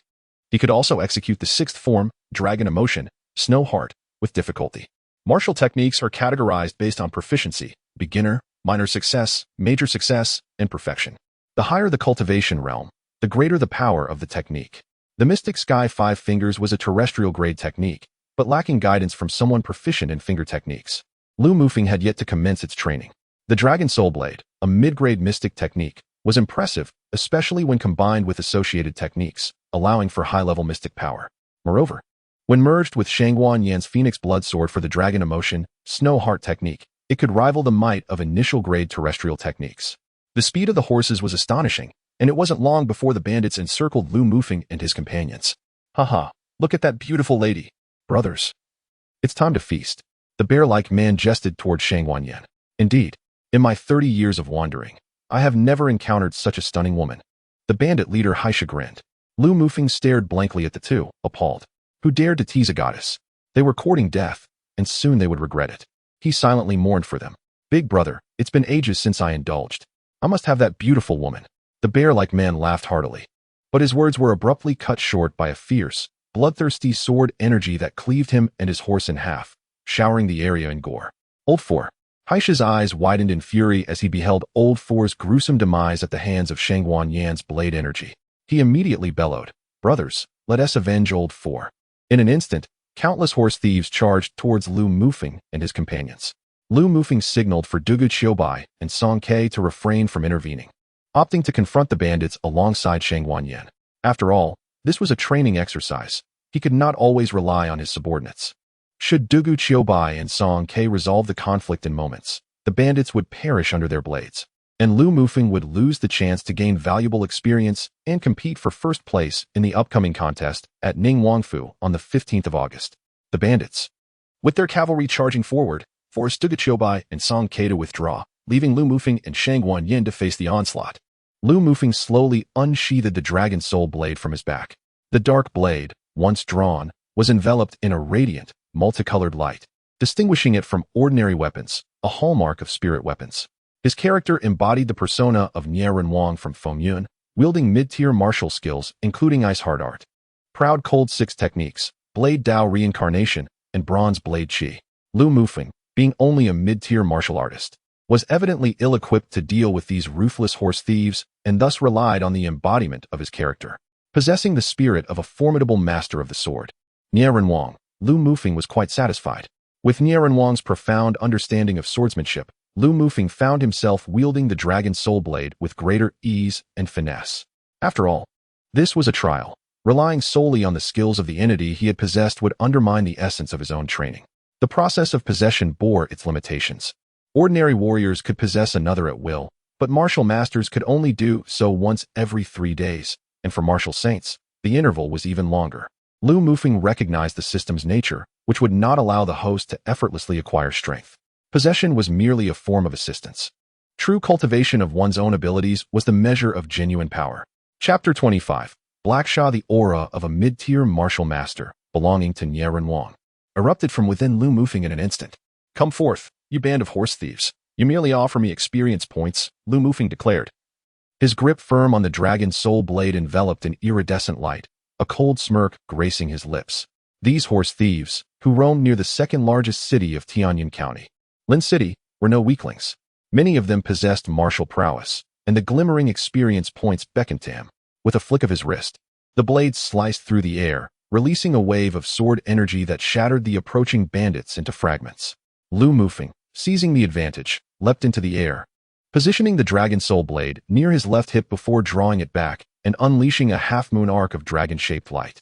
Dragon moves across the lands.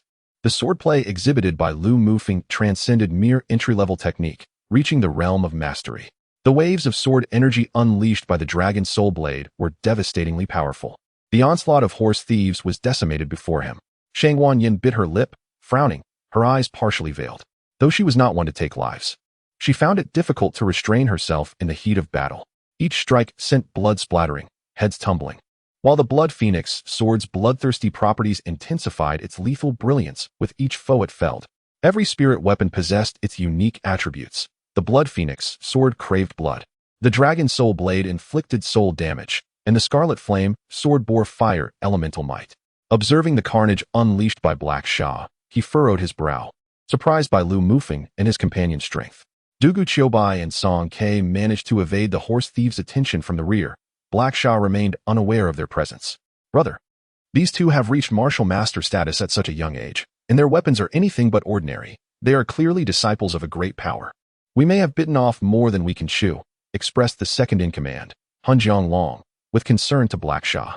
Gritting his teeth, Black Sha resolved, "We have already offended them. There is no retreat. Besides, the sons of great powers are worth the risk. We are, after all, horse thieves who dance on the edge of life and death. Why fear their backing?" Though Lu Mufeng and Shangguan Yin exhibited formidable combat prowess, Black Sha was not overly intimidated. He held his own secrets, the greatest of which lay in his past. 10 years prior, Black Sha had been an ordinary martial artist until he stumbled upon the legacy of the malevolent Black Sha martial saint, a terror that had wreaked havoc upon the entire Tianfeng dynasty a millennium ago. Believing he had discovered a martial saint's inheritance, he was unaware that it was a trap set by the Black Sha martial saint, who had not fully perished. Years before, the Black Sha martial saint had acquired a mystical technique, allowing him to evade the scrutiny of the Tianfeng royalty's formidable warriors, leading them to believe he was dead. His soul lay dormant within the Inwind cave until, a millennium later, Black Sha's predecessor inadvertently awakened him, allowing Black Sha to seize control of that body. However, the martial aptitude of this vessel was rather poor. After 10 years of training, he had only achieved the mid-tier martial master rank. Despite possessing the consciousness of a high-level martial saint, Han Jianglong affirmed, "What you say is true, brother. We have crossed a line. Wealth often accompanies risk. Second brother, third brother, follow me into battle." Knowing Lu Mufeng and his companions are martial masters, sending ordinary bandits to their demise is futile. Only we, the three martial masters, stand a chance against them. Lu Mufeng and Shang Guanyin surged through the ranks of horse thieves, their combat techniques lethal. With their protective vital energy, they hardly needed to evade the ordinary bandits' attacks, as their offensive capabilities could not breach their defenses. This was precisely why martial masters held a significant advantage over ordinary warriors. Their innate protective energy rendered them nearly invincible. If ordinary warriors could not even breach the defenses of a martial master, how could they hope to defeat one? Everyone retreat. At Black Sha's command, the ordinary bandits immediately withdrew from their assault on Lu Mufeng and Shang Guanyin. The duo's overwhelming strength had already instilled fear in the hearts of the thieves. Had Black Sha not issued the retreat signal, they would have fled in terror. Now, with the order to retreat, they felt a sense of relief. The thought of Black Sha's wrath kept them from fleeing without command. "I never expected you two youngsters to be so powerful. Today, I, Black Sha, shall return the favor," he declared, casting an envious glance at Lu Mufeng. If he possessed a body with Lu Mufeng's potential, he would be on the brink of regaining his former strength. However, Black Sha could only dream. He needed to restore his peak power before he could attempt possession again, and even then, success was not guaranteed. "Second brother, third brother, you take the lead. I will personally handle these two," Black Sha proclaimed, unleashing his formidable aura as he leapt from his steed. Lu Mufeng, observing Black Sha, felt a surge of anxiety. The intensity of Black Sha's aura was far beyond that of an ordinary mid-tier martial master. "Sword demon, do you sense it? This Black Sha is extraordinary. He comprehends the essence of power, and his strength rivals our own," Song Ke remarked to Dugu Qiubai. "Indeed, Black Sha is powerful, on par with us. Were it not for the need to train Lu Mufeng, I would relish the opportunity to engage him." Dugu Qiubai, a martial arts enthusiast, felt a thrill at the sight of a worthy adversary, yet he restrained himself for Lu Mufeng's sake. "Be cautious. If the young master is in danger, we shall rush to his aid without hesitation. His safety is paramount." "Understood," Dugu Qiubai nodded in agreement. "Yenner, let us advance together." Sensing Black Sha's extraordinary nature, Lu Mufeng resolved to join forces with Shang Guanyin. "Young one, today you shall witness the might of Black Sha." Black Sha faced the oncoming Lu Mufeng and Shang Guanyin without flinching, choosing instead to confront their weapons, the Dragon Soul Blade and the Blood Phoenix sword, barehanded. With a radiant flash of light from his hands, he reached skyward, freezing the Dragon Soul Blade and the Blood Phoenix sword midair. Then, with a powerful motion, he propelled Lu Mufeng and Shang Guanyin backward over 10 meters with a massive surge of true energy. Dragon breaks the heavens. Snowflakes dance in the sky. In the scorching sun, snowflakes began to flutter down as a dragon-shaped blade of energy roared forth. Black Sha smirked. Intriguing. Two martial techniques perfectly aligned with their spirit weapons. Black Sha's palm, a foundational earth-level martial technique. Lu Mufeng had underestimated Black Sha, who proved to be even more formidable than anticipated. Despite their combined efforts, Lu Mufeng and Shang Guanyin found themselves at a disadvantage, his right hand gripping the Dragon Soul Blade tingling with pain. "Damn it, that hurts." Lu Mufeng glanced at Shang Guanyin, and they both nodded in silent understanding. They could only unleash their final move. If they failed to overcome Haisha, then it would be up to Dugu Qiubai and Song Ke to enter the fray. The Dragon Soul Blade was drawn, and the Phoenix Blood Sword danced gracefully. A remarkably lifelike, true dragon soared forth from the Dragon Soul Blade, while a resplendent phoenix with colorful wings emerged from the Phoenix Blood Sword. The scene was a magnificent dance of dragon and phoenix, symbolizing auspiciousness. The combined attack of the Phoenix Blood Sword and Dragon Soul Blade was comparable to a mid-level Earth-grade martial skill. Chapter 26. The Desert Serpent people and Earth Grade combined martial skill. Haisha remarked, slightly taken aback. It was unexpected that the two youths before him would wield such a formidable technique. What does it matter that you possess Earth Grade martial skills? Allow me to show you what true Earth Grade martial prowess looks like. Suddenly, the blazing sun was obscured by a dark cloud, and the surrounding black mist surged towards Haisha. Haisha's ghostly howl. This was the renowned martial skill of the Ghost Martial Saint from his previous life, a mid-level Earth Grade technique. From the black mist emanated the haunting cries of countless vengeful spirits.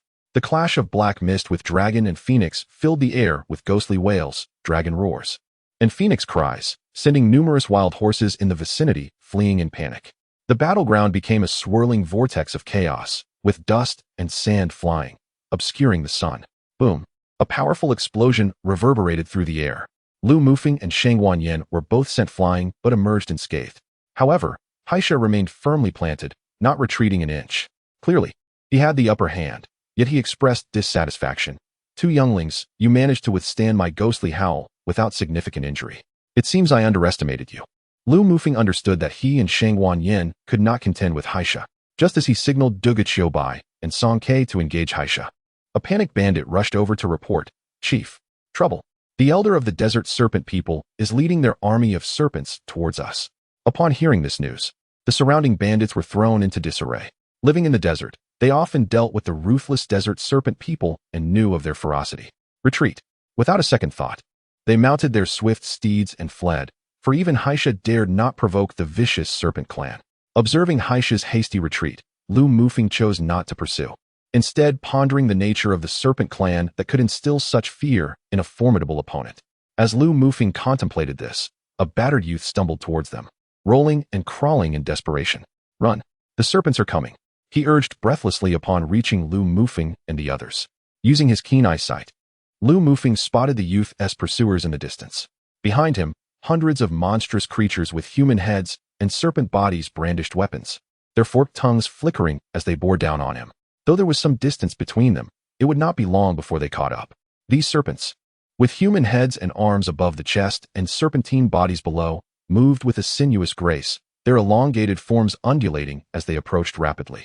While Lu Mufeng had seen alluring snake women in films and dramas, the reality of encountering these serpents was grotesque and revolting, despite their upper bodies being aesthetically pleasing.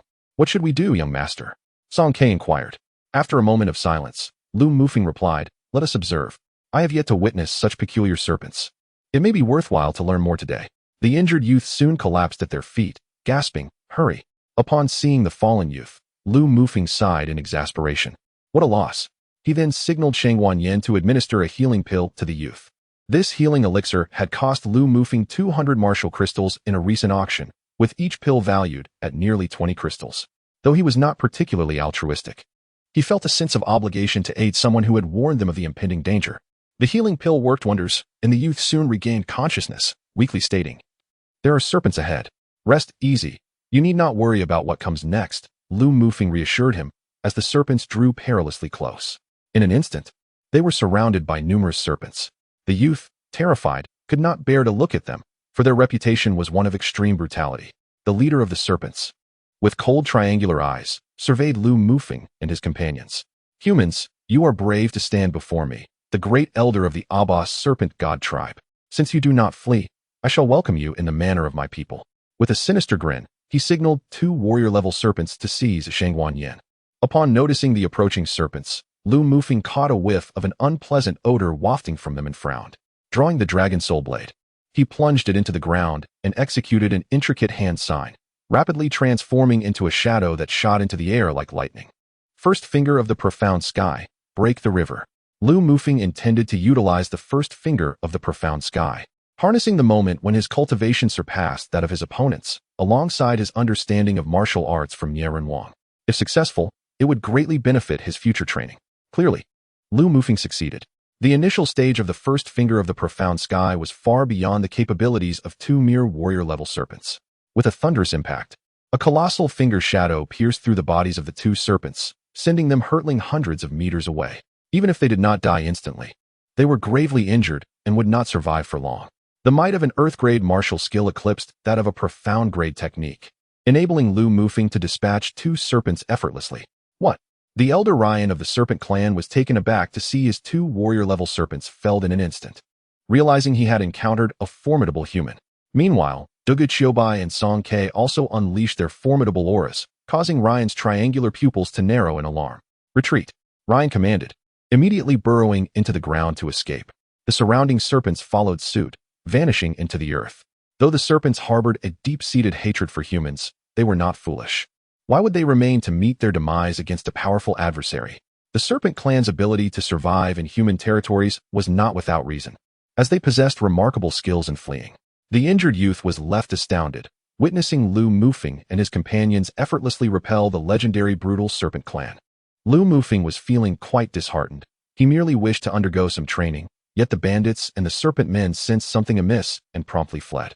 He had not yet had his fill of combat. Grateful for the life-saving assistance from Mo Feng, Lu Mufeng expressed his profound appreciation. Just as he was lost in his thoughts, Mo Feng interrupted his reverie with a hearty laugh. "No need for thanks. It appears we are quite fated to meet. My name is Lu Mufeng, and you are Mo Feng." Lu Mufeng smiled and inquired, "By the way, could you tell me more about the Serpent Men?"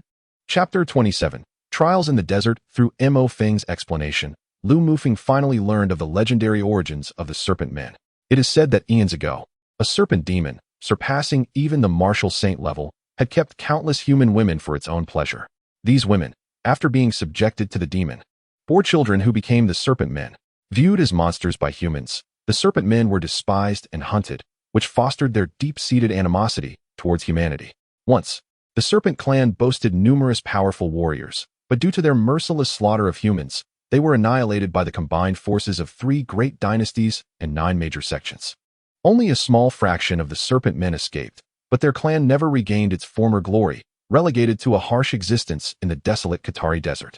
After clarifying the route to Lin City with Mo Feng, Lu Mufeng bid him farewell. He chose not to accompany Mo Feng to Lin City, instead opting to train in the Qatari Desert. This desert, the sole arid expanse of the Tianfeng dynasty, is characterized by relentless heat and scarce rainfall. Such a harsh environment is ideal for Lu Mufeng to hone his skills and awaken his potential. The most effective method to rapidly enhance his strength is to battle formidable opponents, teetering on the brink of life and death. While arduous training in harsh conditions also yields significant growth. With the presence of Dugu Chiobai and Song Ke, he would seldom find himself on the edge of survival, making it difficult to break through in combat. Furthermore, with the support of the system, his powerful ally, Lu Mufeng was reluctant to risk such breakthroughs at the brink of death. Thus, his only recourse was to train in arduous conditions. His previous battle with Haisha had imparted a crucial lesson. Those who inherit the legacies of powerful factions possess formidable combat prowess.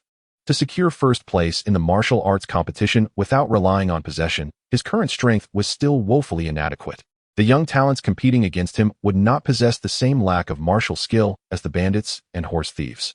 Lu Mufeng was determined to avoid failure in his mission, which would deprive him of task rewards, resulting in a significant loss of summoning points and cards. As the demands for summoning characters escalated, relying solely on killing to earn summoning points would yield minimal returns. He would need to defeat 10 initial stage martial saints to earn a single opportunity to summon a martial saint-level being. Such powerful figures were not easily vanquished, let alone those beyond that realm. Thus, Lu Mufeng committed himself to rigorous training for the sake of his mission. He even began to suspect that the system had intentionally devised this challenge to motivate him. By summoning powerful allies, he would be less inclined to endure hardships in training. The system's imposition of this task served as a driving force behind his dedication to self-improvement. The endless golden sands stretched before him, under the blazing sun that radiated unbearable heat, scorching the earth. Each grain of sand felt like red-hot iron beneath his feet, causing excruciating pain with every step. Lu Mufeng trudged through the yellow sands, his footprints swiftly erased by the wind. Sweat streamed down his face, mingling with sand, while the heavy Xiantai sword weighed down on his back.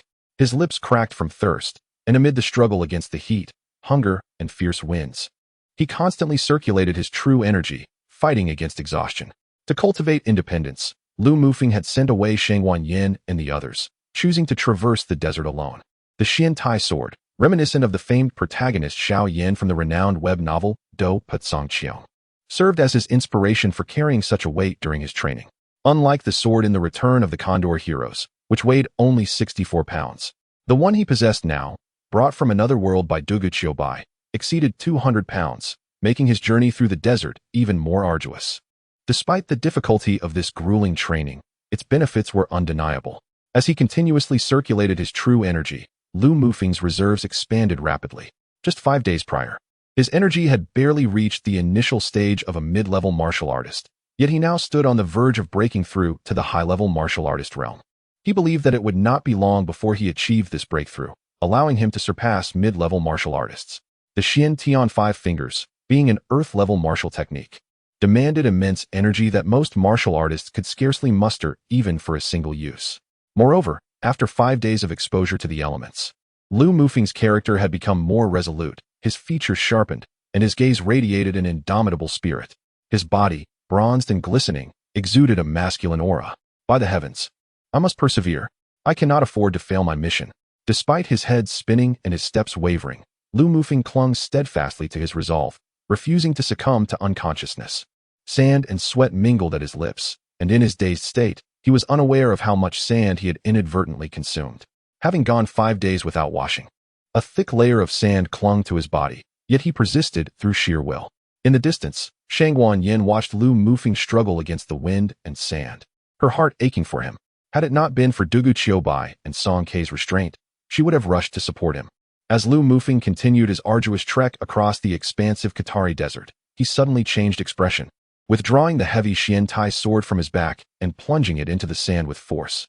A surge of blood burst forth from the ground, instantly staining the surrounding sand crimson.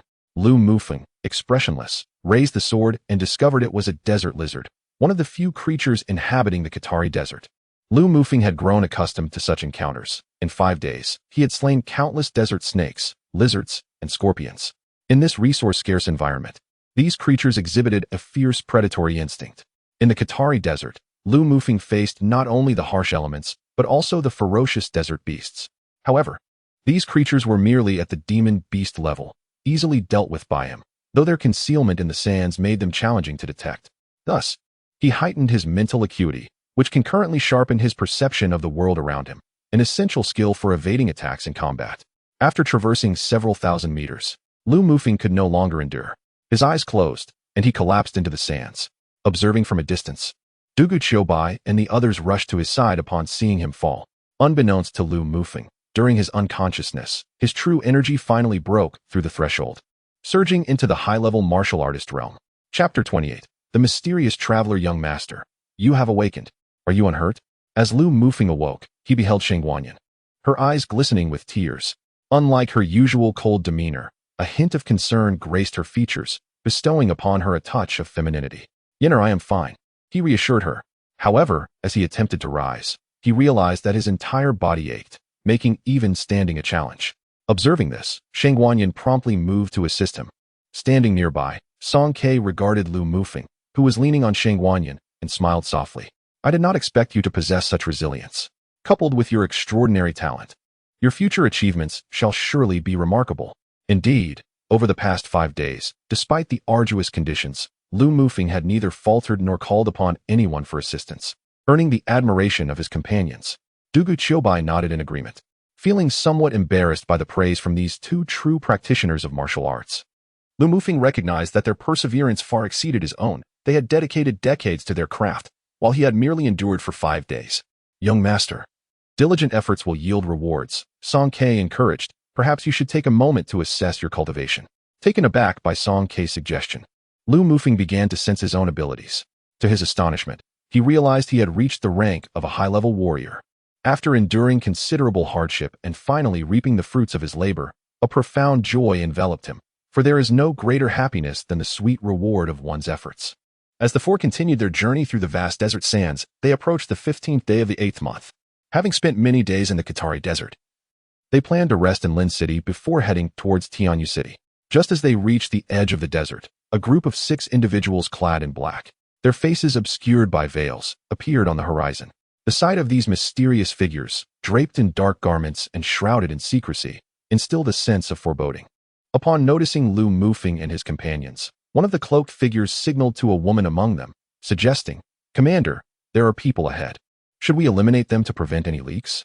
The woman, dressed in a black veiled gown, scrutinized Lu Mufeng's group and frowned slightly. Among the 4 ahead, Two exude a sharp aura that hints at a subtle threat. We are now in the territory of the Serpent Clan, and any conflict may deplete our strength, rendering us unable to negotiate with the Serpent Queen. Qingwu, are they truly that formidable? Could it be that another faction has learned of our presence and seeks to contest us?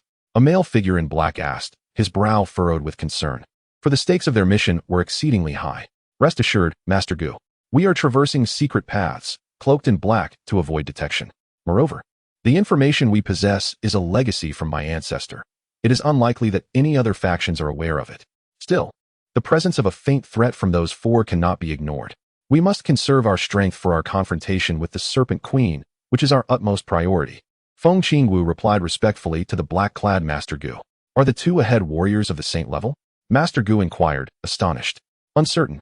The threat they pose does not feel substantial enough for saints, but I can sense an aura around them. Feng Qingwu mused, her brow furrowing in contemplation. She had not considered the possibility of encountering two such formidable individuals in the desert. We should approach them to ascertain their intentions.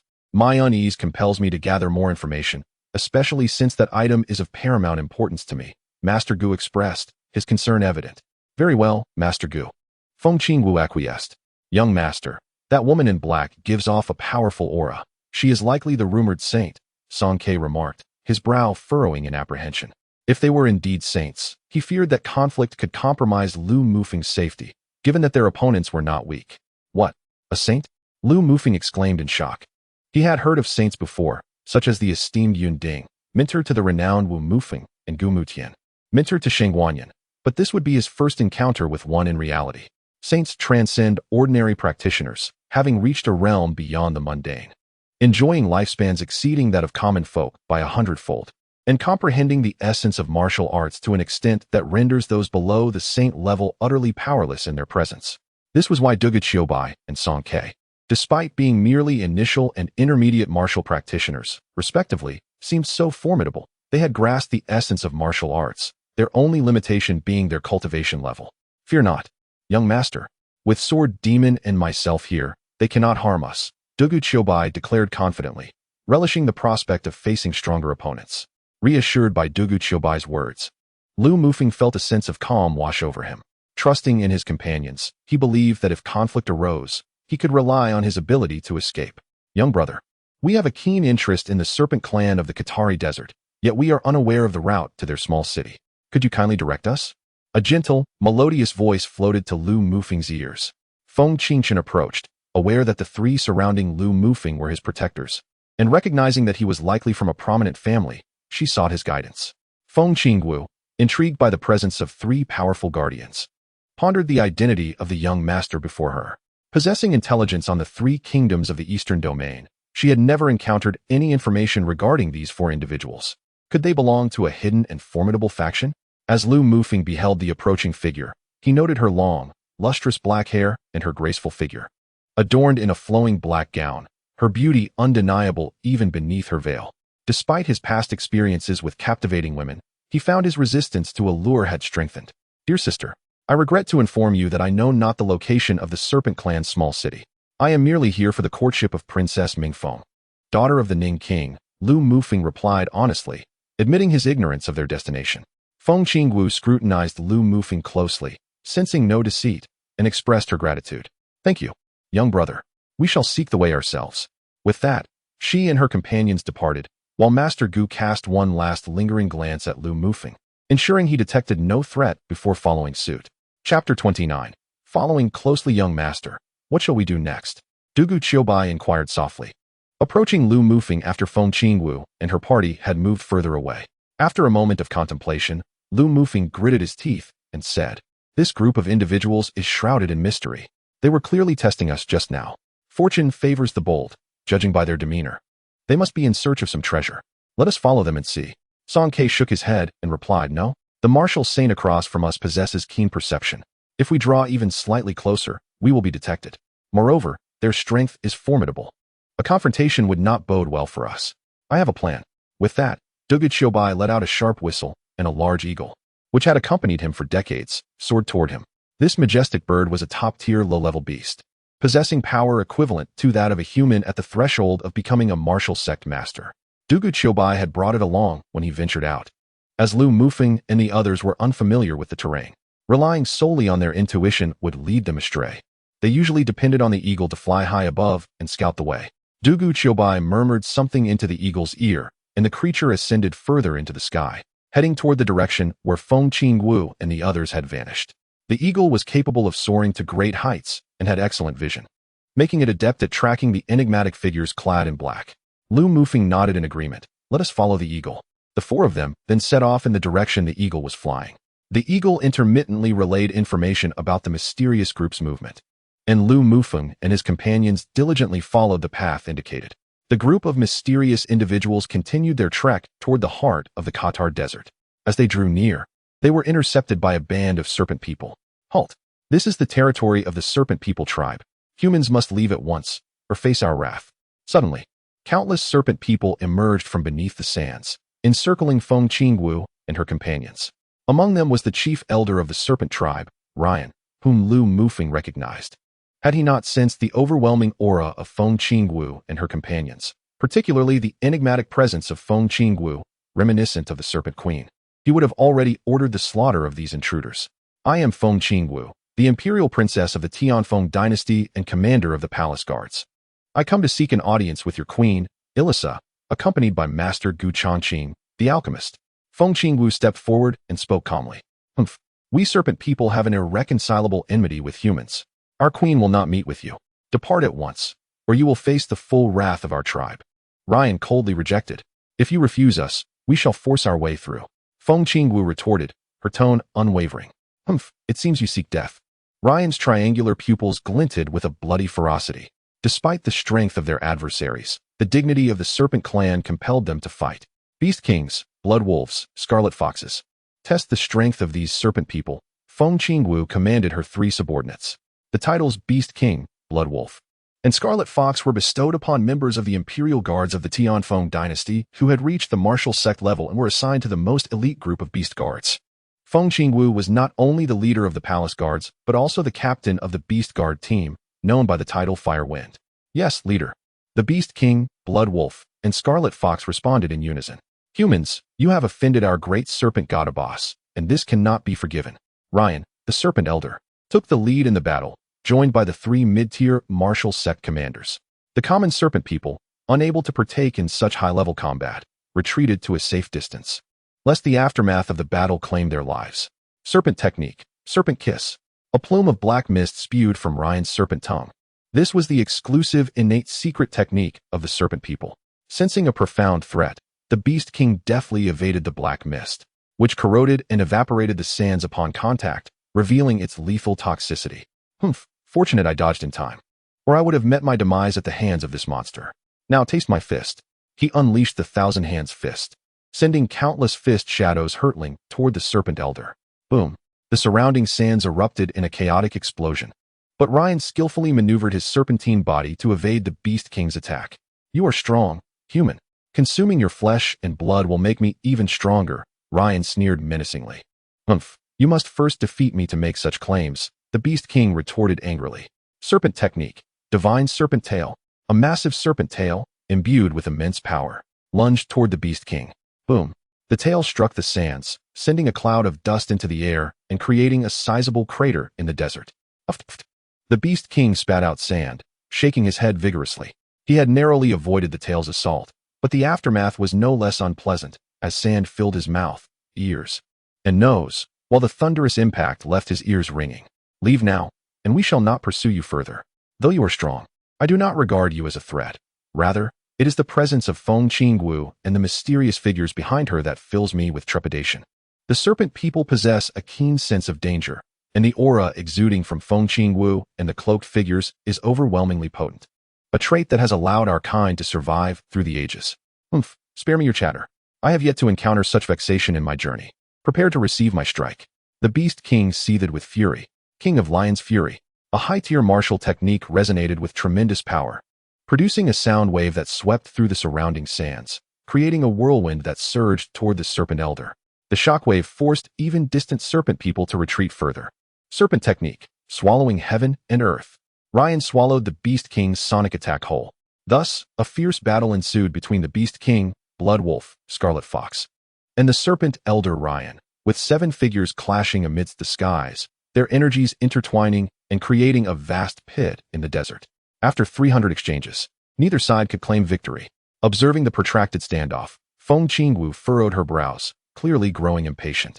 She swiftly extended her foot into the sands, and, in an instant, a burst of yellow sand shot toward Ryan. Puffed. Blood gushed forth as Ryan was propelled 100 meters away, crashing into the sands. Such was the might of a martial saint. A single strike vanquished the high-tier martial sect elder. The surrounding serpent people were thrown into a state of panic, realizing their elder was no match for this formidable opponent.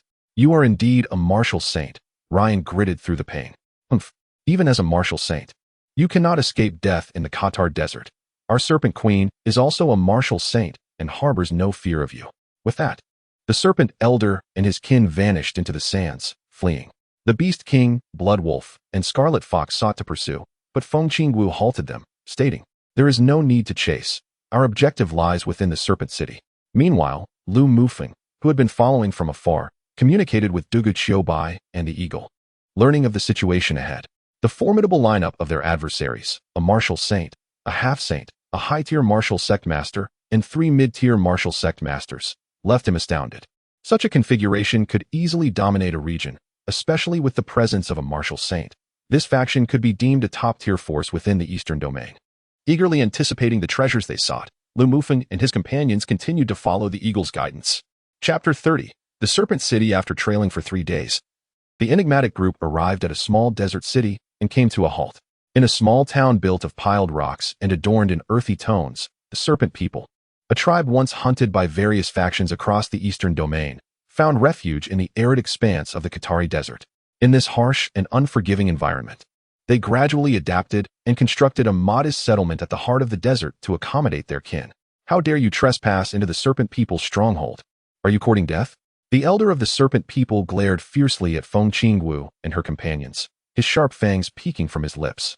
I have declared that the crown princess of the Tianfeng dynasty, Feng Qingwu, seeks an audience with the Serpent Queen. We shall not leave until we meet her. Feng Qingwu replied coolly. You are inviting your own demise. Though Ryan's words were brash, fear gnawed at him as he recalled how Feng Qingwu had wounded him with a single strike just the day before. His chest still ached from the memory. Since you refuse to relay my message, I shall do so myself. With that, Feng Qingwu unleashed her complete martial aura, causing the surrounding serpent people to instinctively retreat, while the surrounding sands swirled in response to her overwhelming presence. Shortly thereafter, a serpent approached Ryan and whispered something into his ear, his eyes glinting with malice as he addressed Feng Qingwu. The queen requests your presence. Thus, Feng Qingwu and her party were permitted entry into the serpent people settlement. Meanwhile, Lu Mufeng and his companions halted near the outskirts, deliberating on how to infiltrate the serpent town. The items sought by these mysterious individuals were undoubtedly within the serpent town. Yet they pondered how to enter without alarming the serpent people. The serpent town serves as their headquarters, heavily fortified. With our current strength, it would be exceedingly difficult to slip in unnoticed, Lu Mufeng remarked, troubled. There are far too many serpent people within, and the area they have reached must be of great importance, teeming with powerful foes. Approaching to seize the treasures will prove to be a formidable challenge, Sankei added, equally vexed. Oh, if only the system had a function to mask our presence.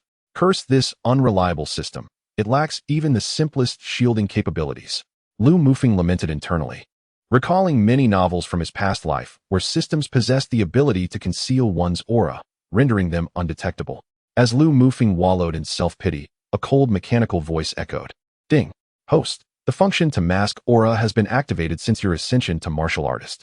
Should you continue to disparage this system, punitive measures will be enforced. What? This function exists? Why didn't you inform me sooner? Lu Mufeng exclaimed, astonished that his system indeed possessed such capabilities, dismissing the system's threat of punishment. The host did not inquire about this system. Thus, it bears no obligation to inform you. Fine. You are the system, and I yield to your superiority. Now, do you have any new functions to share? Lu Mufeng could only respond with resignation to the system's retort. There are no other new functions at this time. The cold voice reiterated. When will new functions be available? Lu Mufeng pressed, determined not to be ensnared again. New functions will be unlocked with each significant advancement in cultivation. So it was that with every substantial elevation in rank, rewards would be granted, and summoning cards would allow the calling forth of higher-tiered beings. It seemed the system was both tempting and compelling him to enhance his own prowess. After instructing the system to alert him upon the availability of new functions, he severed their connection. "I have devised a plan," Lu Mufeng declared with a smile to Song Ke and the others. As Shangguan Yin and the others looked at Lu Mufeng in confusion, for rays of light surged into their bodies. The aura masking function did not require a sacrifice of life from the host, but to mask others would necessitate the expenditure of summoning points. The effectiveness waned against opponents of higher cultivation, yet those not exceeding a significant rank would remain oblivious to their presence. Remarkable.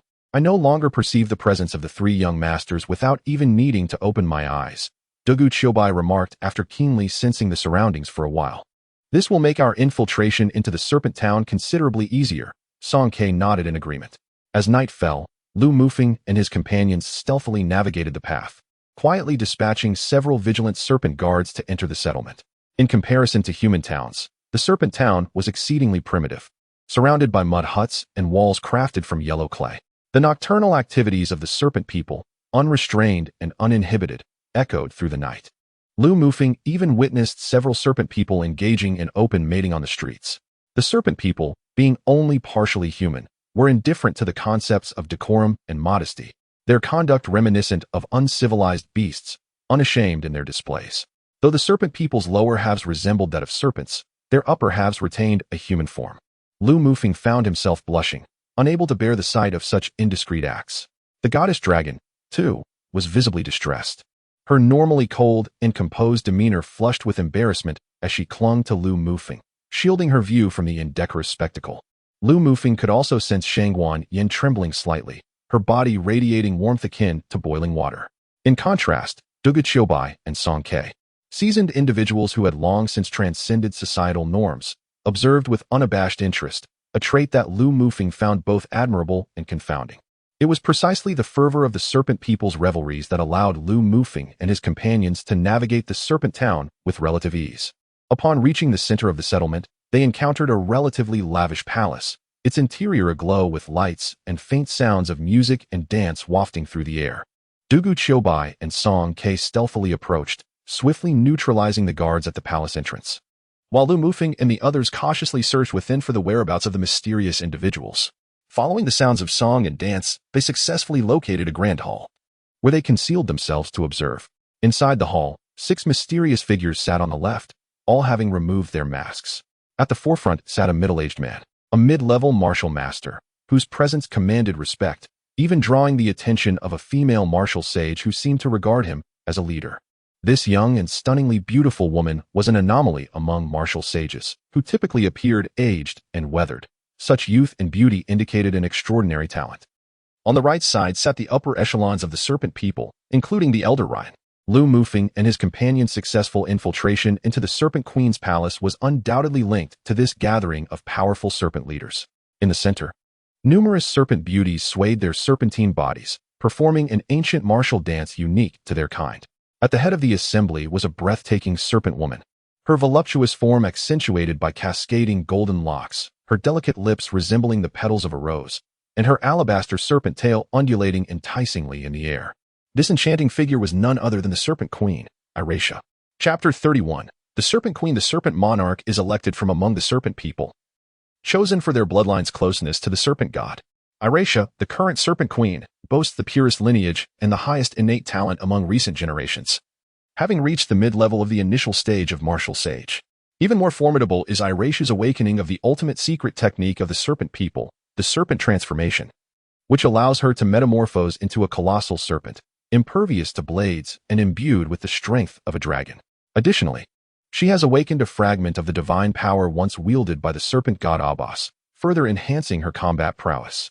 Grateful for the gracious hospitality of Her Majesty, Queen Alicia, we have partaken in wine and witnessed the dance.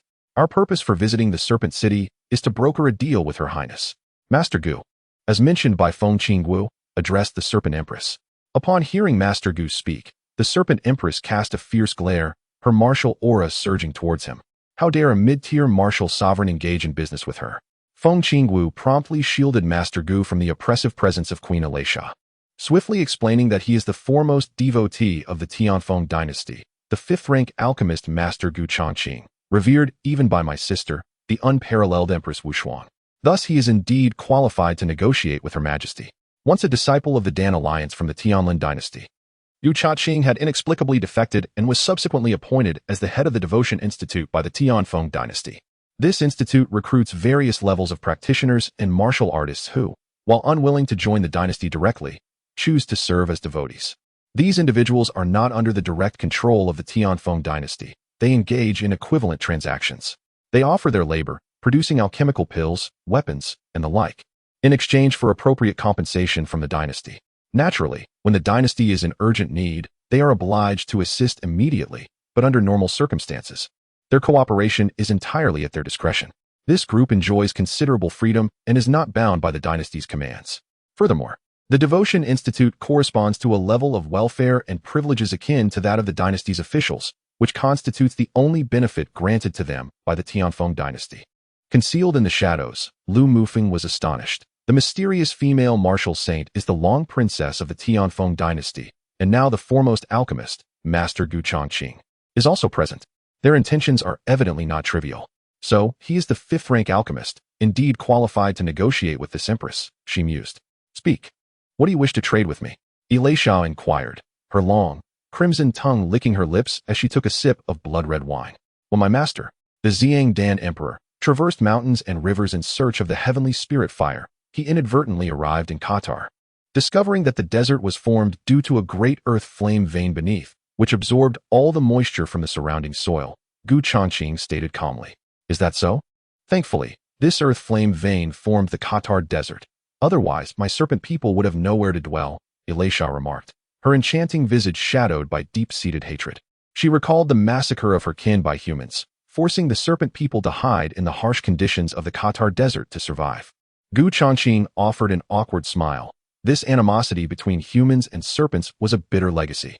In their time of strength, the serpent clan had undoubtedly slaughtered countless humans, inciting the entire eastern region to unite against them.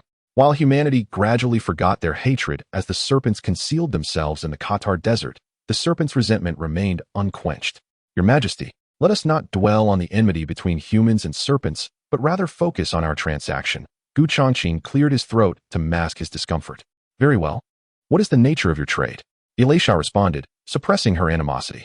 The earth flame vein belongs to the heavenly spirit veins, and it takes a millennium to form a single pure, yang heavenly fire. You must be aware of the significance of pure yang heavenly fire for alchemists. Thus, we have come to procure this pure yang heavenly fire, and rest assured, we shall not shortchange you, Gu Changqing articulated. His tone tinged with urgency as the allure of the pure yang heavenly fire was immense, promising his ascension to the sixth-rank alchemist. He could then reclaim his rightful place in the Dan Alliance, a painful memory haunting him since his forced departure. Pure yang heavenly fire. Lu Mufeng gasped inwardly, realizing that these influential figures, capable of shaking the Tianfeng dynasty with a mere footfall, had ventured into the heart of the Qatar desert seeking the coveted pure yang heavenly fire, ranked 38th among the heavenly spirit fires.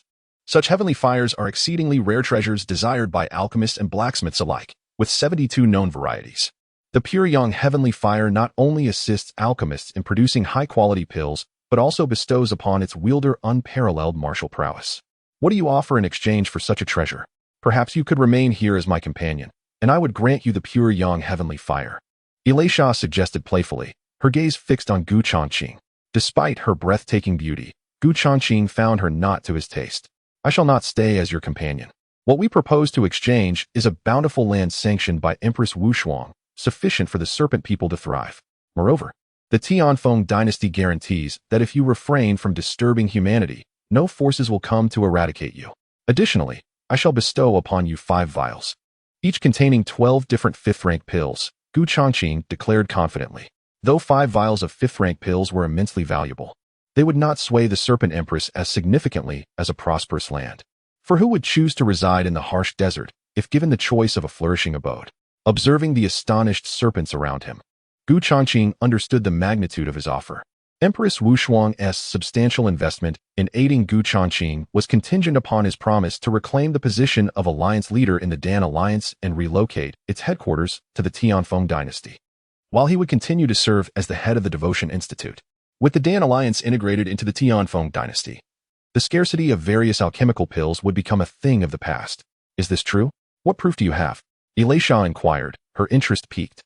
The promise of fertile land was indeed enticing for the serpent clan. Feng Qingwu then produced a decree from her bosom, stating, "This is a decree from Empress Wushuang. You should find it credible." With that, she tossed the decree towards Elisha. Elisha accepted the decree and examined it. It granted approximately 30,000 square kilometers of land in Tianyun County to the serpent clan, adorned with the authentic royal seal of the Tianfeng dynasty, making it evidently genuine and impossible to forge. Since Empress Wushuang can bestow upon my serpent clan a prosperous land, such an inducement is too strong to resist. I accept the terms, but the core entrance of the earth flame vein lies within the serpent temple. Retrieving the pure young heavenly fire will undoubtedly disturb the serpent deity. Therefore, I must first pay my respects to the serpent deity. Please wait here for a moment, Elisha elegantly stated, her words fragrant as she gracefully slithered towards the rear hall. Qingwu, I did not anticipate this transaction to be so straightforward. Gu Changqing exclaimed, his excitement palpable. Congratulations, Master Gu. Feng Qingwu responded warmly to his enthusiasm. By the way, Qingwu, please refrain from calling me Master Gu. It feels rather distant. Just call me Brother Gu, he said, somewhat displeased with her formal address. That is too presumptuous. I shall continue to address you as Master Gu, she replied quietly, well aware of Gu Changqing's intentions. Yet she held no affection for him. Haha, call me whatever you wish, Qingwu. Once I obtain the pure young heavenly fire and ascend to the 6th rank alchemist, Her Majesty has promised to wed you to me. At that point, we shall be husband and wife, and you shall no longer refer to me as Master Gu. He chuckled, confident that once he achieved the rank of 6th rank alchemist, Feng Qingwu would have no choice but to accept him. Feng Qingwu remained silent. Her brow furrowed in concern. Could it be that her beloved sister truly intended to thrust her into the flames of fate with Gu Changqing? Chapter 32. The pure young heavenly fire. After a prolonged wait, with no sign of Elisha's return, Gu Changqing felt a growing sense of urgency and irritation. Noticing Feng Qingwu's slightly disoriented expression beside him, he anxiously inquired, Qingwu, why hasn't Elisha emerged yet? Is there an issue? Oh, Master Gu should not have any problems, for our conditions are irresistible to the serpent people, Feng Qingwu responded, her mind slightly adrift. Troubled by the recent revelation that her sister intended to betroth her to him, a sudden realization struck Gu Changqing, causing him to panic. Oh no, Qingwu. I forgot that the serpent people are descendants of the serpent god, possessing the bloodline within them. The pure young heavenly fire has the ability to cleanse and refine their blood, eradicating the human impurities and enhancing the purity of their serpent god lineage. The purer the bloodline, the stronger the serpent people become. How could she possibly agree to our terms so easily? Reflecting on Elisha's words, Gu Changqing felt a surge of regret.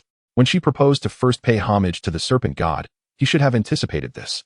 Now, having waited so long, he was uncertain whether Elisha had successfully refined the pure, young heavenly fire. If not, all would be lost. He could not seek vengeance against the Dan Alliance. Nor could he hope to marry Feng Qingwu. The surrounding serpent people were startled by Gu Changqing's outburst, turning their gazes toward him in confusion. Meanwhile, the elders of the serpent people wore expressions of concern, fully aware of Elisha's intentions. Feng Qingwu snapped out of her reverie, sensing that something was amiss. Everything seemed too convenient. Elisha, the serpent queen, had agreed without any negotiation, which was contrary to the greedy nature of the serpent people. Master Gu, stay here. I will check the serpent god temple. Rin 2, protect Master Gu, she commanded.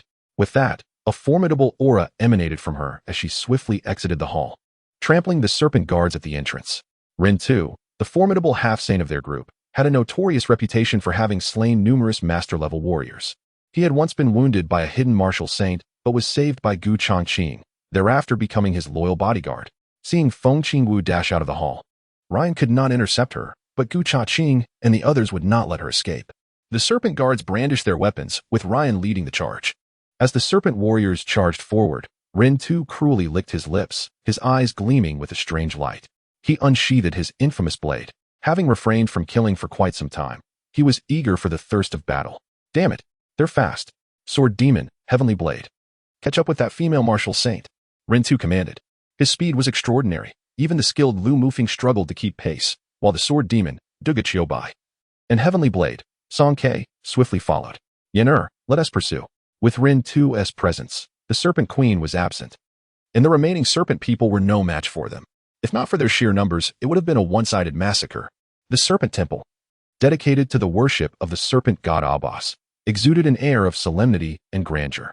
The statue of the serpent god, over 100 meters long and thicker than a barrel, coiled around a towering pillar, its gaping maw resembling a fierce visage. Upon entering the temple, an overwhelming sense of oppression and danger enveloped one, compelling an instinctive desire to flee. In the center of the temple lay a colossal serpent, over 20 meters long, its body engulfed in flames. The serpent writhed in agony from the scorching heat, emanating waves of searing air. This serpent was Elisha, who had deceived Feng Qingwu and the others under the pretext of paying homage to the serpent god, while secretly extracting the pure yang heavenly fire from the earth's fiery veins. The pure yang heavenly fire had been discovered when the serpent people fled to the Qatar desert. While its effects were limited for the serpent people, it was significant for Elisha, who had awakened the bloodline of the serpent god Abbas. In the past, only a few generations of serpent people had been able to awaken such powers, marking their peak strength. For Elisha, who had awakened her divine lineage, the pure yang heavenly fire held immense potential, capable of purging her remaining human blood and allowing her to fully transform into a serpent, granting her formidable power and the hope of transcending to the realm of martial saints. Oh no, Elisha has fully transformed into a serpent. As Feng Qingwu arrived at the temple, witnessing Elisha's complete metamorphosis, her brows furrowed in realization of the deception. Wait, she hasn't fully refined the pure yang heavenly fire yet. Once completely refined, the fire would no longer burn externally but would be contained within her dantian.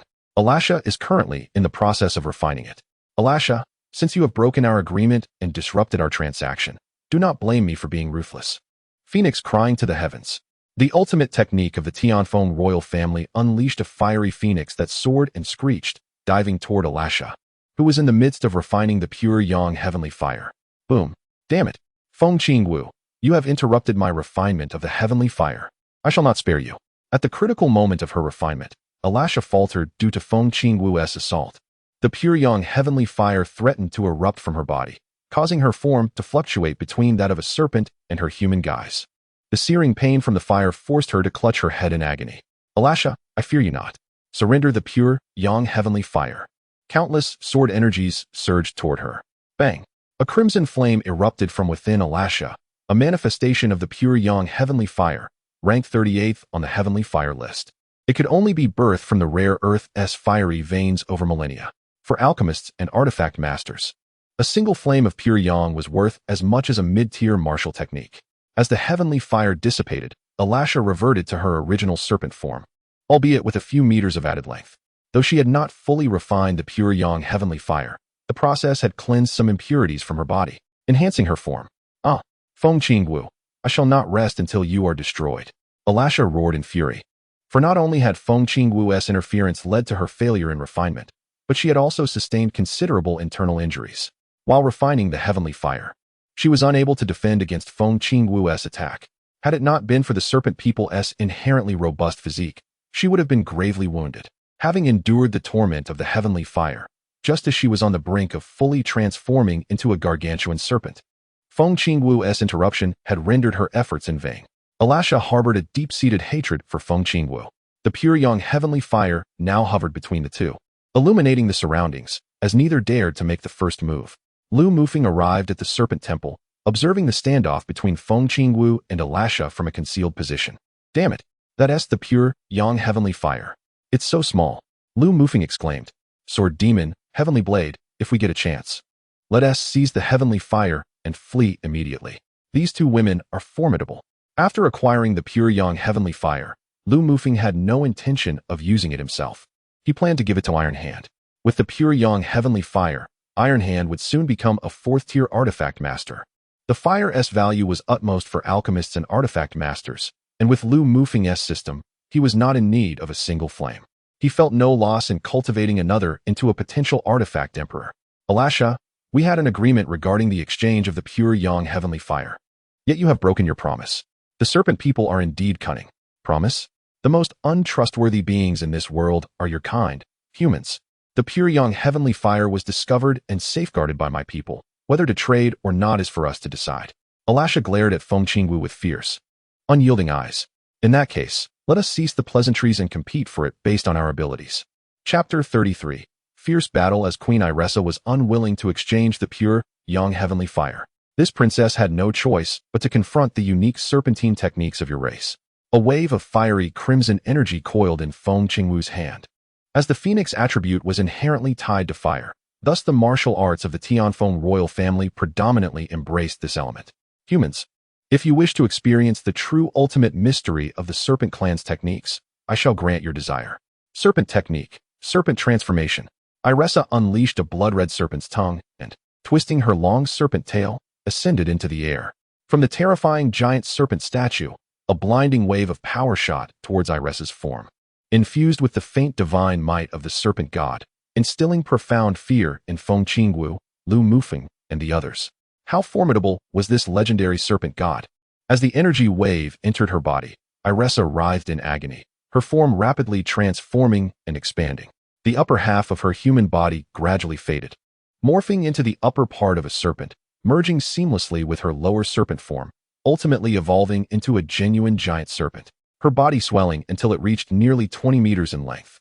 With this transformation, Iressa's aura surged dramatically, elevating from the mid-stage of an initial martial saint to the same level as Feng Qingwu, achieving the great perfection of the initial martial saint.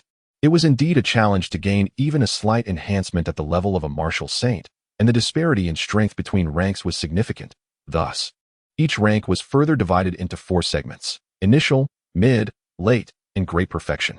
Lu Mufeng, concealed in the shadows, was struck with awe at the colossal Iressa. This was his first encounter with such a terrifying beast. Had it not been for the protection of Dugu Qiubai and Song Ke, he feared he would have been crushed under the immense pressure emanating from Iressa's formidable presence. Such was the gravitas of a powerful being. The energy granted to Iressa by the serpent god had caused her strength to surge rapidly. What a magnificent entity this serpent god must be. Lu Mufeng was filled with curiosity, yet he understood that if this serpent god were present, even the slightest hint of its divine might would be enough to obliterate him and his companions. Humans, I have now received a modicum of divine power granted by the ancestral serpent god, awakening the serpent power within me. Today, I shall surely slay you. With a hiss, the giant serpent soared into the sky, its enormous maw agape, revealing gleaming fangs that sent chills down one's spine.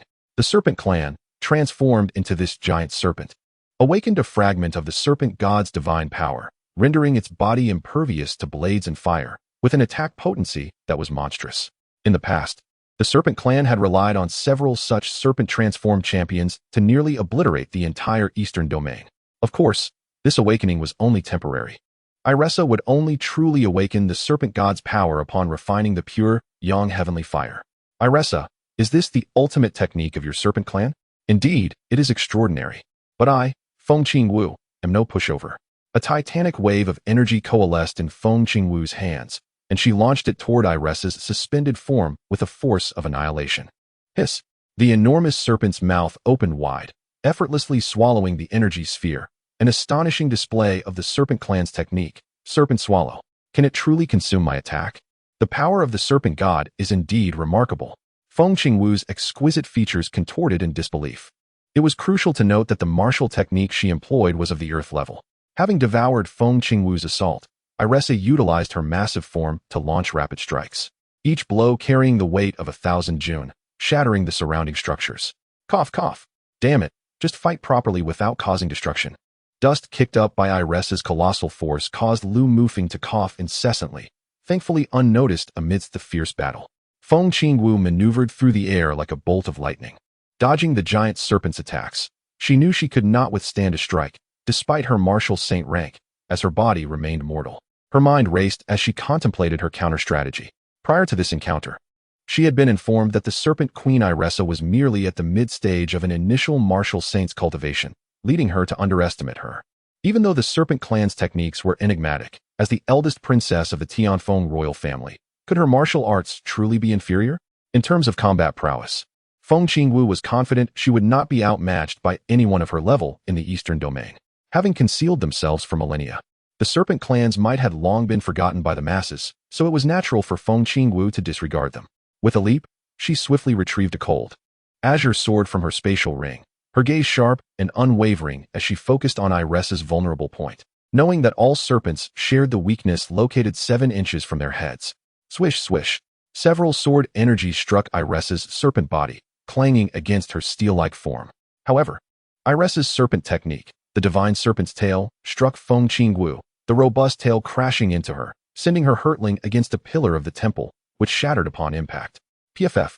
A mouthful of blood erupted from Feng Qingwu, the overwhelming force making her feel as though all her bones had shattered. Lu Mufeng watched in dismay as Feng Qingwu was struck, lamenting, "Damn it, what a pity. None of us stand a chance against Iresa. We will never seize the pure yang heavenly fire. Humans, you are but a massive body with fierce eyes," Iresa sneered, looming over Feng Qingwu like a deity. Glaring back at the arrogant Iresa, Feng Qingwu's face turned cold as she gritted her teeth against the pain, declaring, "Iresa, do not be so arrogant." With a thunderous cry, Feng Qingwu transformed into a massive fire phoenix, soaring toward Iresa. It was said that the ancestors of the Feng family had once obtained a drop of divine beast phoenix blood, which led to the creation of the Earth-level mid-tier technique. Phoenixes cry across the world. The awakened descendants of the phoenix bloodline could transform into a phoenix to battle. With the divine power of the serpent god empowering me, you will never harm me. A phantom phoenix and a giant serpent clashed fiercely in the vast expanse of the temple, the structure suffering significant damage. PFF. What? A divine weapon? No. How could you, Feng Qingwu, possess a divine weapon? Exiting her ethereal state, Feng Qingwu wielded a sword gleaming with azure light, piercing Iresa's vulnerable point. PFF. Iresa spewed forth a pink mist from her serpent mouth, which Feng Qingwu inhaled deeply. The serpent tail swept across, sending Feng Qingwu flying. Having been struck at her weak point, Iresa soon reverted from her serpent form, returning to her human shape, the life force within her gradually waning. Feng Qingwu appeared equally battered, her black veil and dress torn asunder, exposing her form as she lay on the ground, clearly gravely injured. Now is the moment, sword demon. Heavenly blade. Yinner, seize the heavenly fire. Grab it and flee. Lu Mufeng commanded, recognizing the perfect opportunity as Iresa and Feng Qingwu lay wounded, both at their limits. Given his limited strength, Lu Mufeng remained concealed, aware that even in their weakened states, a single attack from either could claim his life. Thus, he dared not take the risk. The pure yang heavenly fire hovered silently above, and three figures darted through the air, with Song Ke seizing the fire in a swift motion.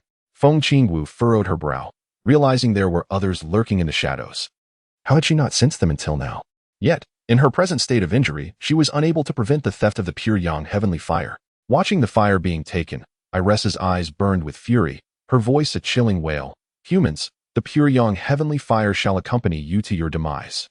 With the last remnants of her life force, Iresa aimed to destroy the temple. Chapter 34. Infatuation. Damn it, this is bad. The temple is about to collapse. I simply sought to take a single piece of heavenly fire, and she chooses to self-destruct. Lu Mufeng lamented, panic-stricken as he scrambled to evade the falling debris. With his current cultivation, the collapsing temple would undoubtedly crush him, and Dugu Bai and the others would not reach him in time to save him. Lu Mufeng dashed out of the temple, only to find that the rolling boulders had long since sealed the exit, leaving no avenue for escape. The temple around him was rapidly collapsing, with deafening crashes as stones fell to the ground, stirring up clouds of dust. Lu Mufeng could only seek refuge in the central space supported by a few massive columns. However, the speed of the temple's collapse showed no signs of abating. Descending with a cataclysmic swiftness, the central columns creaked ominously, indicating an imminent break. Without the protection of a defensive force, his mortal flesh would surely be crushed. With a sharp crack, several columns could no longer withstand the pressure and snapped, sending a cascade of boulders crashing down, signaling the imminent total collapse of the Grand Hall. The colossal column adorned with the serpent deity, stretching 100 meters long, also began to lean dangerously towards Lu Mufeng. In this dire moment, Feng Qingwu summoned her last ounce of strength, releasing an icy aura from the Qing Shuang divine sword, swiftly freezing the falling stones in midair, creating an icy shelter. The weapons of the common soldier are sharp, capable of slicing through iron, while spiritual weapons possess awareness, and divine weapons wield the power to create their own domains. The divine power of the Qing Shuang sword was to freeze everything, forming an icy domain. After expending this divine power, Feng Qingwu collapsed into unconsciousness. Lu Mufeng, heart racing and drenched in sweat, felt a surge of relief. He had narrowly escaped disaster. As he glanced at the unconscious Feng Qingwu, a considerable expanse of her pale skin was exposed, stirring an unsettling sensation within him. He inhaled deeply, attempting to suppress these unwelcome thoughts. A struggle ensued within Lu Mufeng. If Feng Qingwu were to regain even a fraction of her strength, she could easily eliminate him. Having stolen her pure young heavenly fire, would she seek vengeance upon awakening? Lu Mufeng hesitated, torn between the temptation to take advantage of Feng Qingwu's unconscious state and the potential consequences of such an act. He thought to himself, perhaps it would be better to act as a good person this once. After all, he had not been buried alive thanks to Feng Qingwu's final act of bravery in freezing the temple. Contemplating his predicament, he ultimately found himself unable to commit the act. Upon awakening, Feng Qingwu discovered she was draped in a man's coat, with a fire pit crackling nearby. A young boy sat opposite her, rubbing his hands to warm himself. The frozen temple was bitterly cold, but fortunately, the timber of the temple's architecture had not been frozen. Lu Mufeng had gathered some to ignite a fire for warmth. Despite the chill of the ice shelter, he felt a twinge of compassion for the injured Feng Qingwu, placing his coat over her shoulders. However, Lu Mufeng was not entirely altruistic. He himself was shivering in the cold. How could he possibly give away his coat? Though she was a beauty, they were adversaries, and he had no obligation to her. In fact, he feared that if Feng Qingwu awakened and sought retributions, witnessing him shivering might evoke sympathy and lead to unforeseen consequences. This was merely a reflection of Lu Mufeng's inner thoughts. Upon recognizing Lu Mufeng, Feng Qingwu realized he was the one she had encountered in the desert. We're not here just for the pure young heavenly fire, she continued. We were merely curious about your mysterious intentions, which is why we decided to follow you. Lu Mufeng felt a bit awkward and scratched his head. Feng Qingwu, feeling her strength waning, was suddenly overwhelmed by a torrent of heat coursing through her body, igniting a fervent restlessness. Unable to suppress a soft moan, she began to writhe enticingly. Are you all right? Lu Mufeng asked, noticing her pained expression as her body flushed crimson. Stay away. Keep your distance. Feng Qingwu's face burned with a feverish blush, her body racked with discomfort from an insatiable yearning. Her heart raced, and her mind became clouded. She realized that the pink mist she had inhaled was the lustful poison of the serpent people. Those afflicted by this poison not only lost their strength, but also their reason, becoming slaves to desire. Had she not been severely injured, her formidable cultivation would have allowed her to easily neutralize such a minor toxin. However, in her current state, the poison had infiltrated her body, and she felt on the verge of losing control over her desires. How could you push me away when I was only concerned for your well-being? Lu Mufeng thought disgruntledly, feeling unappreciated. Yet, upon observing Feng Qingwu's condition, he sensed something was amiss. Hey, what are you doing? Lu Mufeng exclaimed as he watched Feng Qingwu tear at her already tattered black gauze dress, inhaling the fragrant air. Her delicate hands roamed over her smooth skin, exuding an irresistible allure. The black gauze was soon shredded, exposing a pristine white belly band adorned with a beautiful lotus flower and delicate pink undergarments beneath. You surely don't intend to offer yourself, do you? Lu Mufeng stammered, swallowing hard at the sight of the extraordinarily beautiful Feng Qingwu. Her ethereal beauty and status as a martial saint made her allure undeniable. Now, in such a state before him, his youthful innocence stirred within him, teetering on the brink of awakening. If you dare to take advantage of me, I will kill you and then take my own life, Feng Qingwu threatened, her eyes aflame with a fierce determination. Upon hearing her deadly warning, Lu Mufeng felt a jolt of clarity. The situation was dire. Feng Qingwu was losing her grip on reality, and the looming threat of becoming a mere plaything for her was palpable. In a moment of desperation, Feng Qingwu lunged at Lu Mufeng, her mind clouded by desire. Lu Mufeng found himself pinned beneath her as she fervently kissed him, tearing at his garments. What a predicament! Am I, a proud inheritor of communism, to be overwhelmed by a woman? Lu Mufeng lamented, feeling helpless. The most distressing part was that under such seductive advances, he could not dare to act improperly, as Feng Qingwu's fierce threats echoed in his mind, leaving him resolute in his restraint. Take me, now. I can't stand it. Feng Qingwu cried, her eyes ablaze with fervor as she continued to rip at Lu Mufeng's clothing. Having given her his coat, he was now left in just a thin shirt, which was quickly being shredded by her frantic hands. Lu Mufeng felt himself on the verge of losing control, yet Feng Qingwu's threats loomed large in his mind. He was torn between desire and self-preservation. Chapter 35, Feng Qingjuxi. Lu Mufeng felt a warm, sweet sensation fill his mouth as Feng Qingwu pressed her cherry lips against his, kissing him fervently and leaving traces of sweet nectar on his face. Her sharp nails left long trails of crimson across his back. A soft, sweet, and fragrant tongue danced within his mouth, and Lu Mufeng's mind went blank.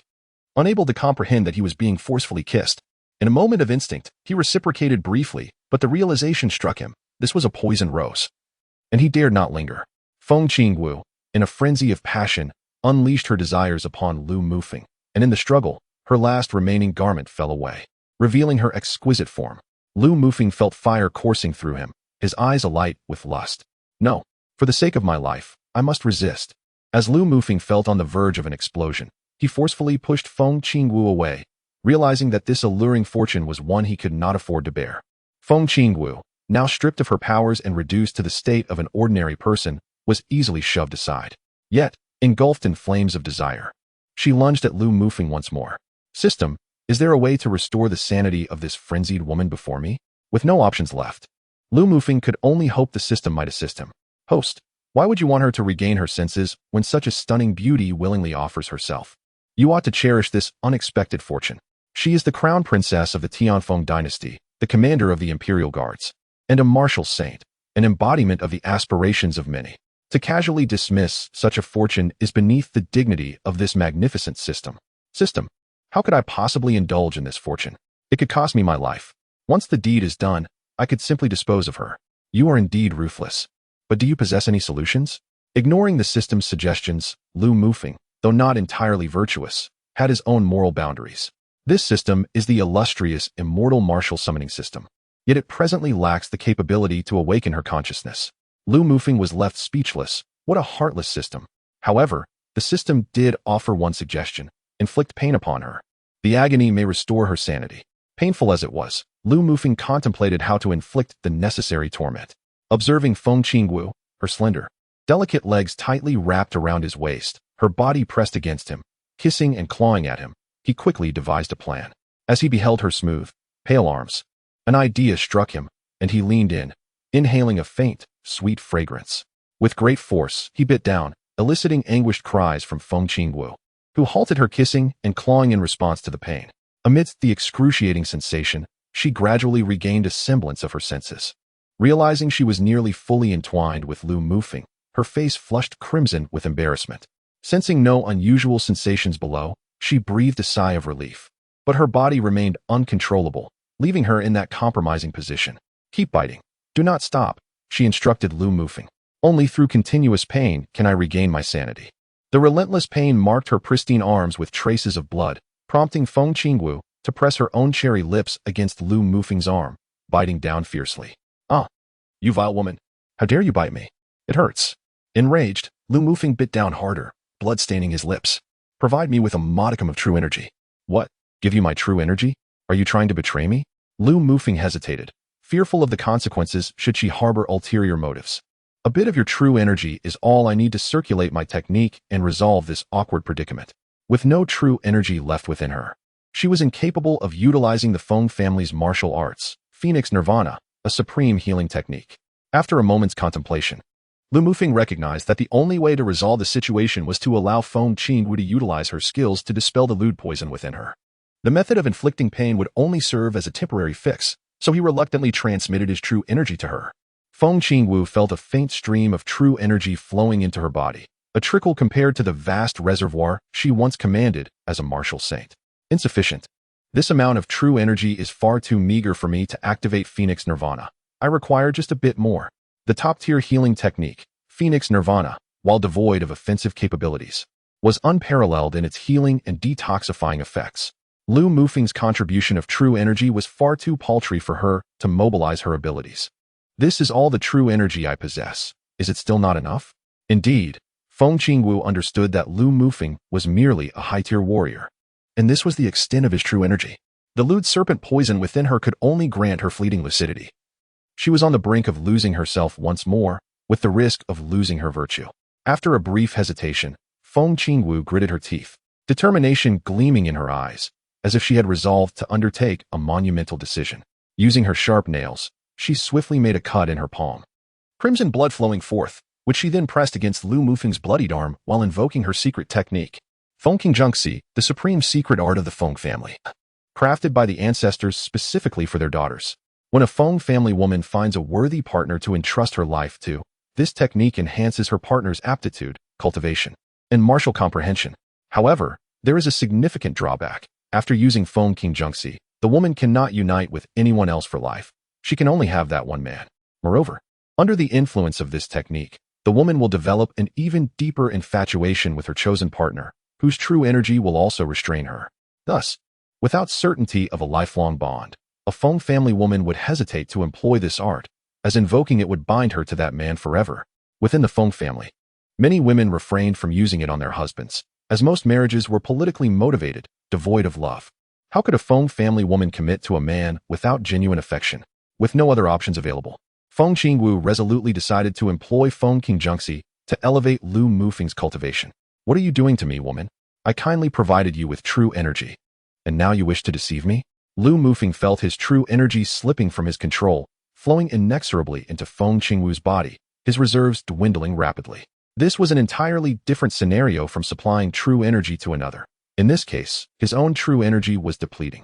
Just as panic set in over his dwindling reserves, an overwhelming surge of true energy flowed back into him, a vast reservoir that belonged solely to him. Having just entered the ranks of a high-tier warrior, Lu Mufeng's cultivation rapidly ascended, mid-tier, late-tier, peak, and then, boom, he broke through to the threshold of a martial monarch. His understanding of martial arts deepening as he embodied the spirit of the revered Nie Renwang. This was one of the advantages of his embodiment. It granted him advanced insights into the forthcoming level of martial understanding, facilitating his breakthroughs. Coupled with Feng Qingwu's insights transmitted to him, Lu Mufeng's comprehension of the martial monarch realm crystallized instantaneously, leading to a direct breakthrough. Chapter 36. Martial Monarch, Martial Monarch? Have I reached it so swiftly? Ecstasy filled Lu Mufeng as he sensed his cultivation surging. It seemed that his mercy in sparing Feng Qingwu had yielded fruitful rewards. Achieving the status of a martial monarch instilled him with great confidence in fulfilling his mission. Beep. Detection indicates host has ascended to martial monarch. A martial monarch gift pack has been awarded. Please claim it at your convenience. Beep. Detection confirms host has attained martial monarch. New function, faction, has been activated. Faction function. Can the system elucidate this for me? Beep. The host has reached the martial monarch level, a considerable figure on the spirit and divine continent, possessing the qualifications to establish a faction. As the esteemed host of the greatest immortal martial summoning system, how could you not create a magnificent faction? Following the establishment of a faction, the system will issue faction tasks, completion of which will yield a variety of resources essential for the faction's development. Will the host create a faction? No. In the current situation, it is inconceivable that Lu Mufeng could establish a force.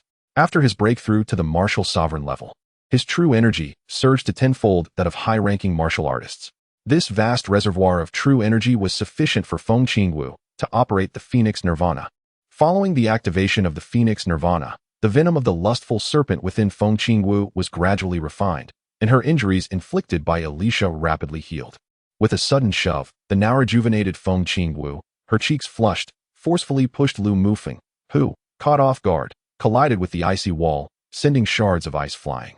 Wincing in pain, he muttered a curse, lamenting that had he known she would betray him after crossing the river, he would have refrained from rescuing her. Feeling no inclination to face her, Lu Mufeng reluctantly turned away, recognizing that this woman had regained her martial saint prowess, and it was wiser to heed her, lest he suffer further grievances.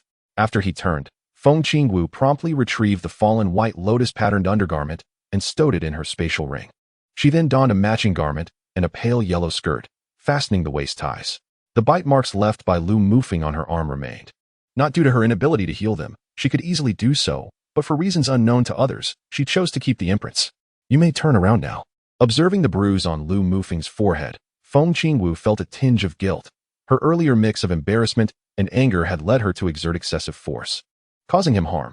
I apologize, it was not my intention. You ungrateful woman. After I went out of my way to save you. Lu Mufeng began to grumble.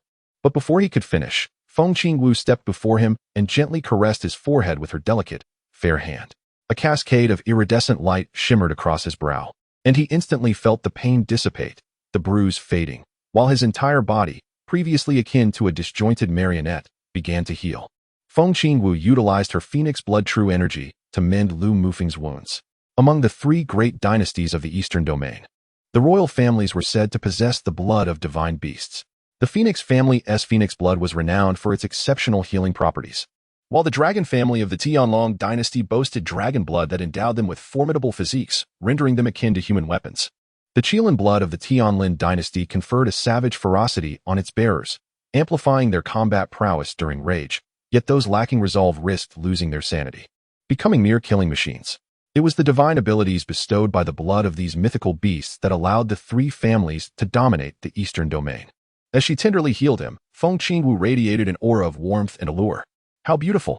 Lu Mufeng could not help but exclaim, captivated by the enchanting sight of Feng Qingwu in her exquisite dress, which contrasted sharply with her previous attire. Am I truly that beautiful? She replied, her smile enchanting.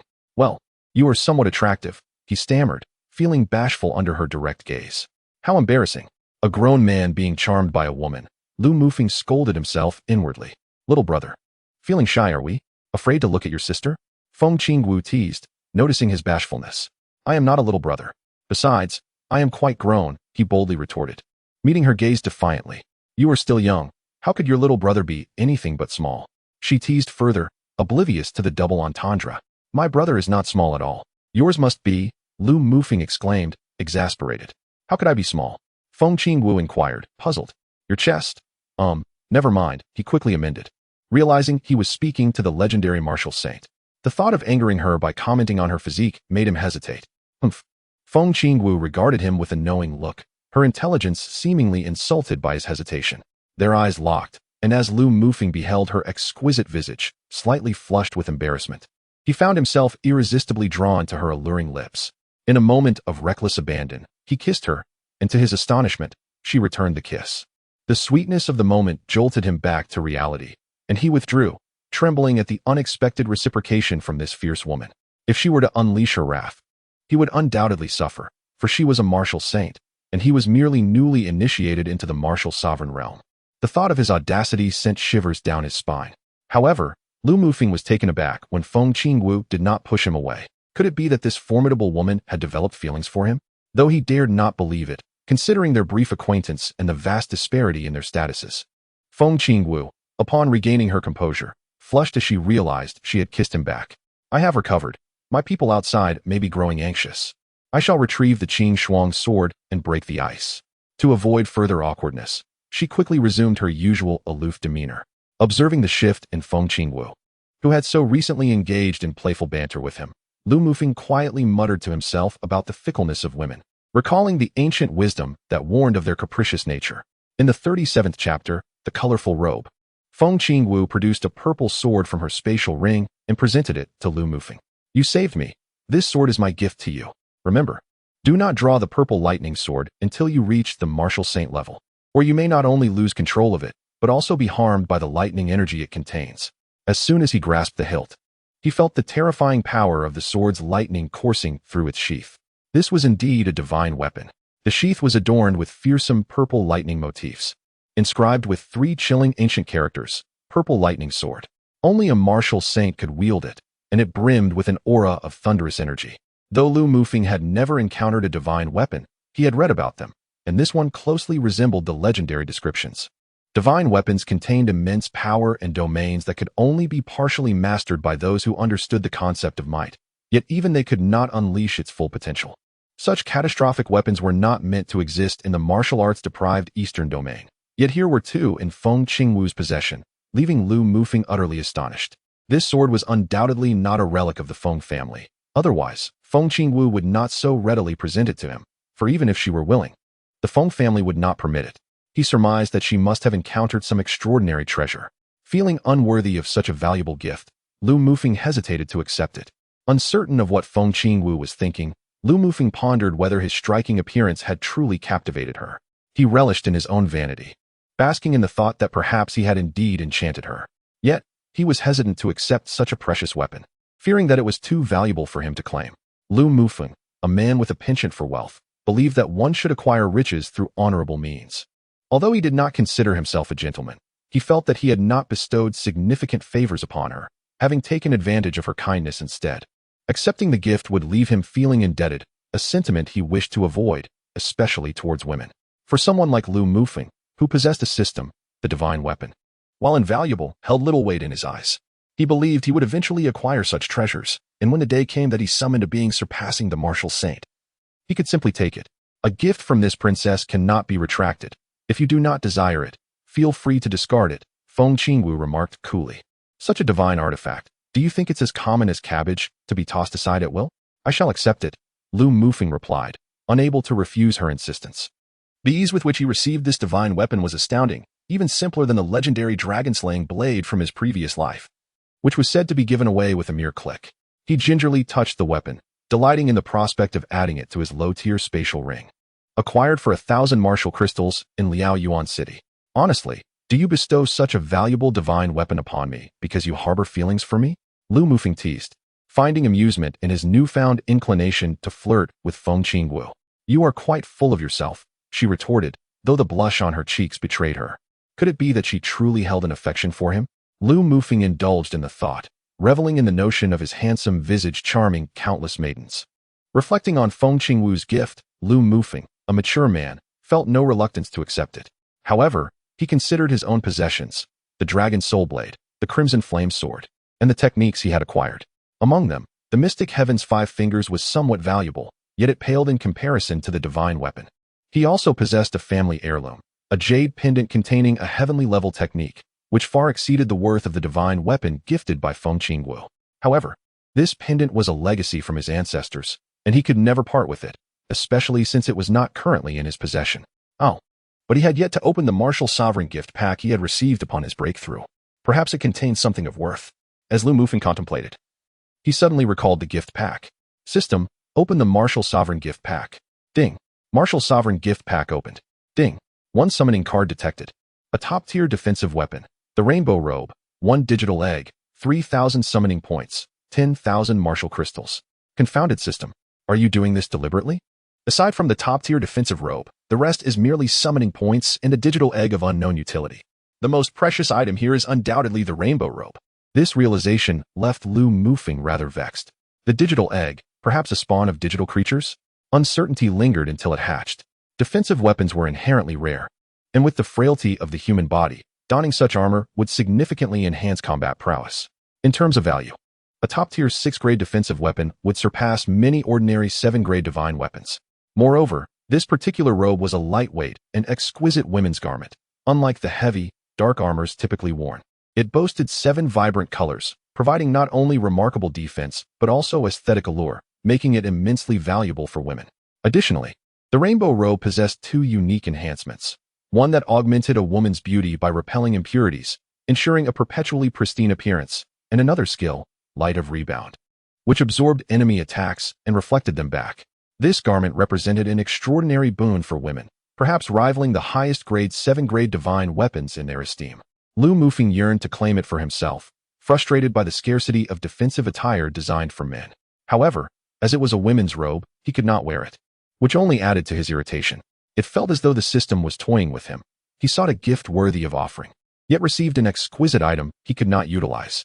Despite his frustration, Lu Mufeng feigned nonchalance as he retrieved the rainbow robe from his spatial ring. This robe is a serendipitous find. Since you gifted me a divine weapon, I shall present this robe to you in return. Well, what a beautiful robe! Feng Qingwu exclaimed as she snatched the rainbow robe from Lu Mufeng's hands. Initially, she believed it to be merely a lovely dress. As the eldest princess of the Tianfeng dynasty, she had encountered countless garments. However, the fact that it came from Lu Mufeng filled her with joy. Upon accepting the robe, she sensed its extraordinary nature, and an influx of information surged into her mind. A top-tier 6th-grade defensive robe. Though astonished, she was elated to receive such a precious gift from Lu Mufeng, her heart swelling with happiness. Turn around, she instructed, eager to don the rainbow robe. What are you doing? Though Lu Mufeng was somewhat shameless, he complied and turned away. The sound of rustling fabric reached his ears, and when he turned back, he was greeted by a breathtaking sight. Feng Qingwu, adorned in the pale green rainbow robe, looked ethereal, like a celestial being descended from the heavens. The sacrifice of the robe felt worthwhile, as he was rewarded with such beauty. Hey, are you back to your senses? Feng Qingwu teased, noticing Lu Mufeng gazing at her in awe. Her confidence swelled, and a faint blush crept across her cheeks. By the way, little brother, my name is Feng Qingwu, the eldest princess of the Tianfeng dynasty. I know, just call me Lu Mufeng. I dislike being referred to as little brother. Lu Mufeng was perturbed by the term. Chapter 38, Departure. You gifted me the divine weapon, the purple lightning sword, and I returned the favor with the rainbow robe. Does this not symbolize our mutual affection? Lu Mufeng, having grasped Feng Qingwu's intentions, felt reassured that she would not act recklessly towards him. Their exchange of gifts had fostered a closer bond, emboldening him to jest with her. However, Feng Qingwu ignored Lu Mufeng's banter. "Receive," she commanded, and the Qing Shuang sword immediately returned to her grasp. As the icy debris around them melted away, the remnants of frozen boulders cascaded down. "Confounded Feng Qingwu, could you not have given me a warning? Are you attempting to murder your husband?" As a colossal pillar loomed above him, a flash of sword light shattered it, and a fragrant breeze enveloped him as Feng Qingwu swept him into her embrace. Escaping the collapsing serpent god temple, the blinding sun hung high, dazzling Lu Mufeng's eyes. They had entered the grand hall at night. Yet now the sun was at its zenith, indicating it must be midday. "Why are you still lingering in your sister's embrace?" A melodious voice chimed, and at that moment, Lu Mufeng realized that in his panic from the danger, he had clung to Feng Qingwu like an octopus, with his chin resting on her bosom, which explained the unexpected comfort he felt. Cautiously observing Feng Qingwu's expression, he noted no signs of anger and reluctantly released her. Suddenly, several figures rushed over. "Young master, are you unharmed?" Dugu Qiubai and Song Ke flew to Lu Mufeng's side, expressing their concern. "I am fine, but what about Yen'er?" Lu Mufeng, not seeing Shangwan Yen, felt a pang of worry. Miss Shangwan was frozen in the main hall. When you were buried alive, she remained silent, tirelessly digging through the ice with her phoenix blood sword. Alas, she has exhausted her true energy from last night until just recently. I feared for her well-being, so I pressed her sleep point to let her rest. Despite her usual cold demeanor, she was genuinely worried about you. Tirelessly excavating the ice without regard for her own safety, one of the companions explained. "We rushed over when we saw the ice melting and the temple collapsing, leaving Miss Shangwan behind to rest." Although Shangwan Yin was someone Lu Mufeng had summoned, he felt a surge of gratitude. "Sword demon, could you please fetch Yen'er?" "Of course, young master." At that moment, Gu Changqing and others approached Feng Qingwu. Upon seeing her unharmed, Gu Changqing stepped forward, intending to grasp her delicate hand in concern. But she skillfully evaded him. "It's a relief that you're safe, Qingwu. I was worried for so long," he said awkwardly. "Thank you for your concern, Master Gu." "I am quite well," Feng Qingwu replied politely, casting a discreet glance at Lu Mufeng's expression. He was lost in thoughts about Shangwan Yen and missed this nuance. "By the way, Qingwu, what of the pure yang heavenly fire?" This question weighed heavily on Gu Changqing's mind. Possessing the pure yang heavenly fire would give him the leverage to reclaim all that was rightfully his. "I must apologize, Master Gu. When I arrived, Alicia had already refined the pure yang heavenly fire. Had it not been for my backup plan, I would not have been able to contend with Alicia," Feng Qingwu admitted, omitting the fact that Lu Mufeng had taken the pure yang heavenly fire. Perhaps she wished to protect Lu Mufeng. Or perhaps she did not want Gu Changqing to become a 6th-rank alchemist, as it would mean her sister, the unmatched empress, would force her into a marriage with him. She deeply understood her sister's tyranny. Her commands were absolute, which was the very reason for her deception. In truth, had Gu Changqing not withheld his status as a 6th-rank alchemist, the unmatched empress would have sought Lu Mufeng to relinquish the pure yang heavenly fire for the benefit of the Tianfeng dynasty. This was a self-inflicted predicament for Gu Changqing. In the distance, Lu Mufeng had initially felt anxious, fearing that Feng Qingwu would reveal that the pure yang heavenly fire was in his possession. Although he did not place great importance on the heavenly fire, he did not wish to find himself at odds with Feng Qingwu after their recent encounters. However, by lying for him, Feng Qingwu had conveyed her feelings, and he began to understand her intentions. It cannot be. How could Alicia have refined it? Upon hearing Feng Qingwu's revelation, Gu Changqing mumbled in despair. It must have been stolen by that boy over there. Without the pure yang heavenly fire, Gu Changqing knew it would be exceedingly difficult for him to become a 6th-rank alchemist. Everything he had lost would remain unrecoverable, and the notion of marrying Feng Qingwu, who had always treated him politely yet held no affection for him, was utterly out of reach. Thus, in a fit of rage, he sought an outlet for his frustration. And coincidentally, Lu Mufeng and his companions were the nearest targets. Lu Mufeng, feeling equally vexed, had indeed taken the heavenly fire. Yet Gu Changqing was unaware of this and unjustly accused him. "Master Gu, do you not trust Qingwu's words?" Feng Qingwu questioned coldly, perceiving Gu Changqing's descent into madness. "No, Qingwu, these individuals are suspicious. We encountered them in the desert, and now they have entered Serpent Man's small city, clearly aiming to seize the pure yang heavenly fire. You must help me eliminate them." Fueled by his desire for retribution, Gu Changqing's intentions turned lethal. The likes of Ren Tu and Kuang Shi, hearing Gu Changqing's command, prepared to confront Lu Mufeng and his companions, but Feng Qingwu swiftly intervened. Lu Mufeng, too, felt a surge of anger towards Gu Changqing for daring to put their lives at risk for his own frustrations. "Master Gu, This young man saved Qingwu's life in the temple. Show him mercy. Witnessing Feng Qingwu repeatedly defend Lu Mufeng ignited jealousy within Gu Changqing, prompting him to signal Ren Tu to claim Lu Mufeng's head. Come at me. Ren Tu leaped forward, blade drawn, but Song Ke was ready to intercept. However, a figure moved even faster. With a resounding thud, Feng Qingwu kicked Ren Tu away. You dare! Gu Changqing shouted in fury, pointing an accusatory finger at Feng Qingwu. Qingwu has stated that this young man is her savior. No one is permitted to harm him. If you have grievances against her, take them to the emperor. Lu Mufeng replied, unceremoniously addressing Gu Changqing. Humph. We shall leave, Gu Changqing retorted as he swept away. Quan Shi and his companions hesitated, ultimately deciding not to follow Gu Changqing, as they were under Feng Qingwu's command. Young master, I am relieved to see you unharmed. A fragrant breeze enveloped Lu Mufeng as a soft figure leaped into his embrace. Seeing Lu Mufeng safe, the usually aloof Shangwan Yin could no longer contain her excitement and rushed to him. Haha, Miss Shangwan, there are so many people here. Dugu Qiubai teased, unable to suppress his mirth. Realizing the awkwardness of the situation, Shangwan Yin blushed and quickly stepped away from Lu Mufeng's embrace, her normally cold demeanor now flushed with color. Much to Lu Mufeng's amusement. Who is she? I am her personal maid, Shangwan Yin, she replied shyly. Who would have thought our Lu Gongzi had such a beautiful maid at his side? I must take my leave. With a haughty snort, she turned and departed. Hey! Watching Feng Qingwu fly away, Lu Mufeng could only sigh in exasperation. Young master is impressive, Dugu Qiubai remarked with a thumbs up, teasing Lu Mufeng. If Feng Qingwu's earlier behavior did not indicate her interest in him, her intelligence must be negligible. How could you, sword demon? Such a letdown. I thought you were the epitome of a recluse, yet here you are, making jokes. Lu Mufeng lamented. Chapter 39, by Suzhen Beep. A perfect candidate for summoning has been detected. Will the host spend 1,000 summoning points to summon this individual? A chilling voice echoed.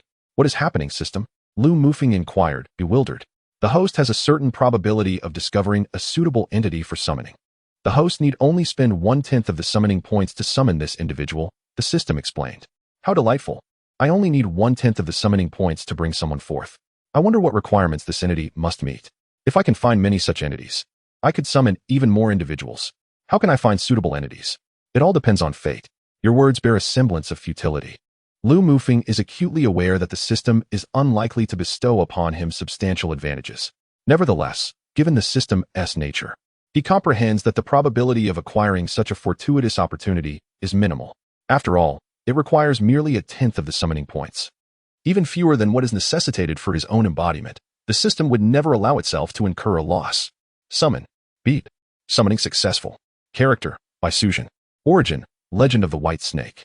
Character synopsis. Unrepayable kindness, willing to sacrifice herself in marriage, thwarted by Fa Hai, flooding Jinshan, by Suzhen's childbirth, beneath the Leifeng Pagoda. Cultivation level, early mid-tier martial saint. Martial techniques, flooding Jinshan, serpent techniques. Weapons, Xionghuang sword, by Yi sword. Special physique, bloodline of the Titan serpent. Attributes that are not present will not be mentioned to avoid suspicions of padding. Unimportant summon characters will be briefly summarized. I shall refrain from disclosing the total number of summoning points, as it is exceedingly arduous to calculate. And the summoning points for both the protagonist and the summoned characters are intertwined with their actions. By Suzhen, could it be that Elisha's corpse serves as the vessel? By Suzhen's name is renowned throughout Huaxia, and Lu Mufeng feels fortunate. His decision to follow Feng Qingwu and others to the Serpent Tribe's small city proves to be astute.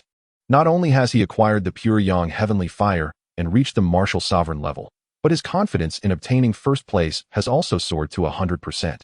And he has even secured by Suzhen's vessel, successfully summoning her. How amusing to witness such a legendary figure as by Suzhen. Just after Lu Mufeng completes the summoning, a radiant glow emanates from the ruins of the Serpent Temple. Boom. From the rubble, a colossal serpent, measuring approximately 30 meters and entirely white, rises majestically, hissing as it approaches Lu Mufeng. Protect the young master. Observing the overwhelming aura emanating from the white serpent, Song Ke, Dugu Qiubai, and Shangwan Yin anxiously encircle Lu Mufeng. Fear not, she is one of us. As the white serpent approaches Lu Mufeng, it transforms into human form, a woman adorned in a mourning hairstyle. Her hair embellished with a delicate comb, clad in a flowing white satin gown, possessing unparalleled beauty, grace, and an enchanting gaze, her skin as smooth as fine jade. Presenting an exquisite visage before Lu Mufeng, This is Bai Sujin, the gentle and kind-hearted white serpent spirit. Bai Sujin greets the young master. Bai Sujin gracefully bows to Lu Mufeng. Ah, Bai Sujin, no need for such formality. By the way, let me introduce you to Dugu Qiubai, the sword demon, and Song Ke, the heavenly blade, and the goddess Shangwan Yin. Lu Mufeng introduces them. Song Ke and the others, drenched in sweat from the tension, feel relieved. It was merely a false alarm. They could hardly imagine facing such a formidable serpent spirit. What astonishes them further is that this fearsome white serpent has transformed into a gentle and harmonious beauty, now an ally of their young master. Typically, beast transformation only occurs in those who surpass the martial saint level. Bai Sujin herself is uncertain how she achieved this transformation. We have met Bai Sujin. In the realm of martial artists, strength is revered, and Bai Sujin surpasses the three of them, hence they respectfully bow to her. Three esteemed guests, your courtesy is appreciated. After successfully summoning Bai Sujin, Lu Mufeng feels content and recalls he still possesses another summoning card. He decides to use it now. System, deploy the summoning card. Beep. Summoning successful. Character, Wuming. Origin, Fengyun. Character synopsis. A martial legend, embodiment of the heavenly sword, righteous and noble, disinterested in fame, concerned for the nation and its people, harboring compassion for all beings. Cultivation level, late initial tier martial saint. Martial techniques, 10,000 swords return to origin, mysterious sword technique, sacred spirit sword technique, first 21 swords. Weapon, heroic sword. Special physique, sword body. Wuming, a paragon of martial prowess, has reached the pinnacle of swordsmanship, possessing innate swordsmanship and extraordinary combat strength. In Fengyun, he is an invincible figure. Had he not been perpetually at death's door, the protagonists Nie Feng and Bu Jingyun would have faced insurmountable challenges. With nearly 3,000 summoning points remaining, Lu Mufeng resolves to summon 2 more martial sovereign characters, for his ranks in that realm are somewhat lacking. System, execute 2 elite summons. Beep. Summoning successful. Character, Shangwan Yun. Origin, Dragon Pearl of the Demon Realm. Cultivation level, high-tier martial sovereign. Martial techniques, Heavenly Dragon Absolute. Miscellaneous, 1 Dragon Pearl. Character, Huiyun Xieshan. Origin, the Buddhist Palm television series and films. Cultivation level, mid-tier martial sovereign. Martial techniques, Buddhist Palm, Celestial Severing Kick. Young Master, should we depart from the Serpent Tribe's small city or remain in the Qatar Desert for further training? With the Mid-Autumn Festival approaching, Lu Mufeng decides. Let us proceed to Tianyu City. Having unintentionally broken through to the martial sovereign level, I am confident in accomplishing the task at hand. Further training is unnecessary. Furthermore, the Serpent Clan has resided in the Qatar Desert for many years. They must possess considerable resources. Investigate thoroughly to uncover any discoveries. Since they have arrived, Lu Mufeng does not intend to overlook the resources of the Serpent Clan. The system has opened the power structure to him. Establishing a formidable faction requires not only skilled warriors but also ample resources to sustain it, something Lu Mufeng currently lacks, given the fragile foundation of the Zifeng territory. After searching for most of the day, Lu Mufeng and his companions find nothing of significance until they discover 2 human martial experts imprisoned in the dungeons by the Serpent Queen Alicia. Upon inquiry, Lu Mufeng is astonished to learn that these 2 are indeed Shangwan Yun and Huiyun Xieshan. In gratitude for Lu Mufeng's rescue and due to their past humiliation at the hands of the female serpent tribe, they choose to ally with him. Both have endured considerable suffering at the hands of the female serpents, particularly psychologically. Lu Mufeng administers healing elixirs to them, planning to rest for the night in the serpent tribe's small city until Shangwan Yun and Huiyun Xieshan recover sufficiently to continue their journey. As night falls, Lu Mufeng and his companions light a campfire in the desert, each settling down for rest after the recent harrowing days. Bai Sujin keeps watch. Chapter 40. Subduing the Serpent Tribe at the break of dawn, as the sun gently rises from the east. Lu Mufeng and his companions are stirred awake by a rustling sound. Shangwan Yin emerges from Lu Mufeng's embrace. In this world, a personal maid serves as an equivalent to a man's partner. Having understood Shangwan Yin's feelings, Lu Mufeng no longer hesitates to regard her as his own. Since she is destined to be his alone, he sees no harm in affirming their relationship early on, especially as he finds himself quite fond of her. As for Feng Qingwu, having thoroughly acquainted himself with her, Lu Mufeng, though not a libertine, does not intend to limit himself to a singular wife. In this world, polygamy is commonplace. Should he encounter someone he loves, who reciprocates his feelings, he would gladly embrace her as well. With the celestial martial summoning system at his disposal, and as the summoned characters grow increasingly potent, Lu Mufeng's mindset gradually evolves. He was once a mere underdog, yet he is destined to become a formidable figure. A touch of tyranny is essential. To revel in the beauty's embrace and awaken to wield dominion over the world. This embodies Lu Mufeng's envisioned life of supremacy. Gently brushing Shang Wanyan's hair aside, Lu Mufeng tenderly remarks, "Yinner, you are awake." Young master, Shang Wanyan softly hums in response. Although she held a deep affection for Lu Mufeng, she still found it difficult to fully let go, her cheeks tinged with a delicate blush. At this moment, Lu Mufeng believed that Shang Wanyan appeared most enchanting, her demeanor softened, exuding femininity rather than coldness. Unable to resist the allure of Shang Wanyan's captivating lips, Lu Mufeng gently tapped them. In the presence of so many onlookers, Shang Wanyan, overcome with shyness, buried herself in Lu Mufeng's embrace, hesitant to reveal her face. The instigator of the situation, Lu Mufeng, simply laughed heartlessly. "Tian Dao, go investigate who is nearby." Such rustling sounds cannot escape the notice of Lu Mufeng and the others. Moments later, Song Ke captured a snake person. It turned out that this snake person had fled from the small city of snake people when the temple collapsed, which explained why Lu Mufeng had not seen any snake people for a day after his emergence. The captured snake person trembled in fear upon arrival, but upon seeing Bai Sujin, their excitement surged. "Your Excellency, the snake deity, you have finally come to save your descendants." The snake person reverently prostrated. "I am the snake deity of your kind?" Bai Sujin questioned, bewildered. Regarding her origins, she only recalled that she had cultivated in this desert for a millennium, transforming from an ordinary little white snake into a sage-level white snake spirit, remaining in seclusion and rarely venturing into the world. "Yes, your aura is unmistakable. The snake people cannot forget it, nor can they be mistaken." At this moment, Lu Mufeng suddenly had a brilliant idea about how to subdue the snake people. With the activation of his power, he was destined to establish his own influence. However, his foundation was rather feeble, and relying on summoning individuals to bolster his numbers would require an immense expenditure of summoning points, which were hard to come by. Lu Mufeng was reluctant to waste a significant amount on summoning foundational figures such as warriors or martial artists. The snake people, however, possessed formidable strength, with adult snake people at least at the warrior level, and over 20 elders and leaders at the martial sovereign level. This represented a solid foundational force. And given the opportunity to recruit them, Lu Mufeng was not averse to their identities as snake people. Furthermore, the snake people fervently worshipped the snake deity. As long as Bai Sujin assumed the role of the deity in their eyes, their loyalty would rival that of summoned individuals. After whispering to Bai Sujin, she assisted the snake person, acknowledging her as the earthly incarnation of the snake deity. The snake people were elated and immediately insisted on taking Bai Sujin to meet the others. It was revealed that when the snake temple collapsed, the snake people believed their deity had abandoned them, forcing them to flee the small city and hide in the desert. This snake person had been sent as a scout to investigate the situation of the small city. Under the guidance of the scout, Lu Mufeng and the others made their way to the hidden location of the snake people. This concealed refuge lay 40 miles from the small city in an underground cavern within the desert. Lu Mufeng and his companions arrived at the cavern in less than an hour. As soon as they entered, they were immediately surrounded by hundreds of snake people. "Do you truly intend to fight us to the death?" spoke the elder snake person, Ryan, who assumed Lu Mufeng and his companions had come to hunt them down. "Elder, lower your weapons.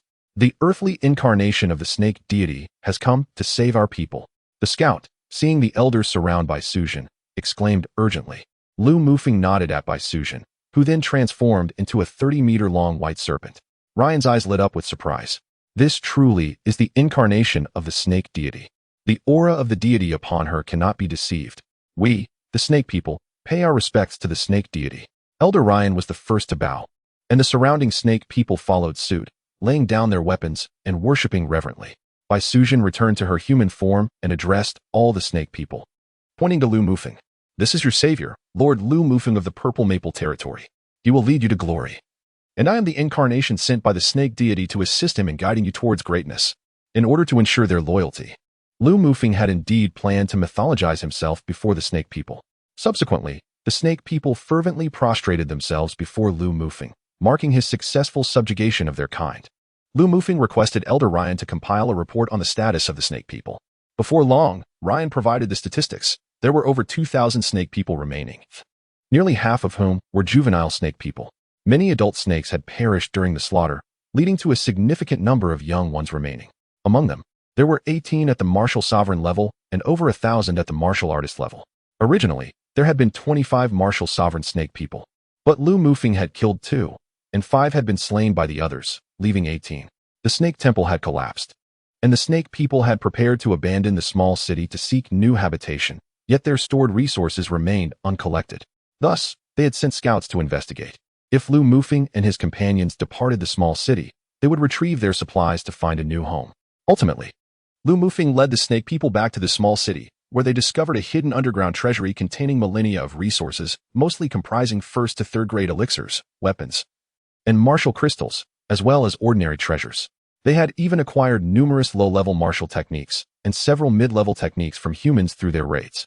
While these items held little use for Lu Mufeng, they would be invaluable for establishing his own influence. Lu Mufeng selected space rings for himself and his companions, upgrading his own from 3 cubic meters to 20.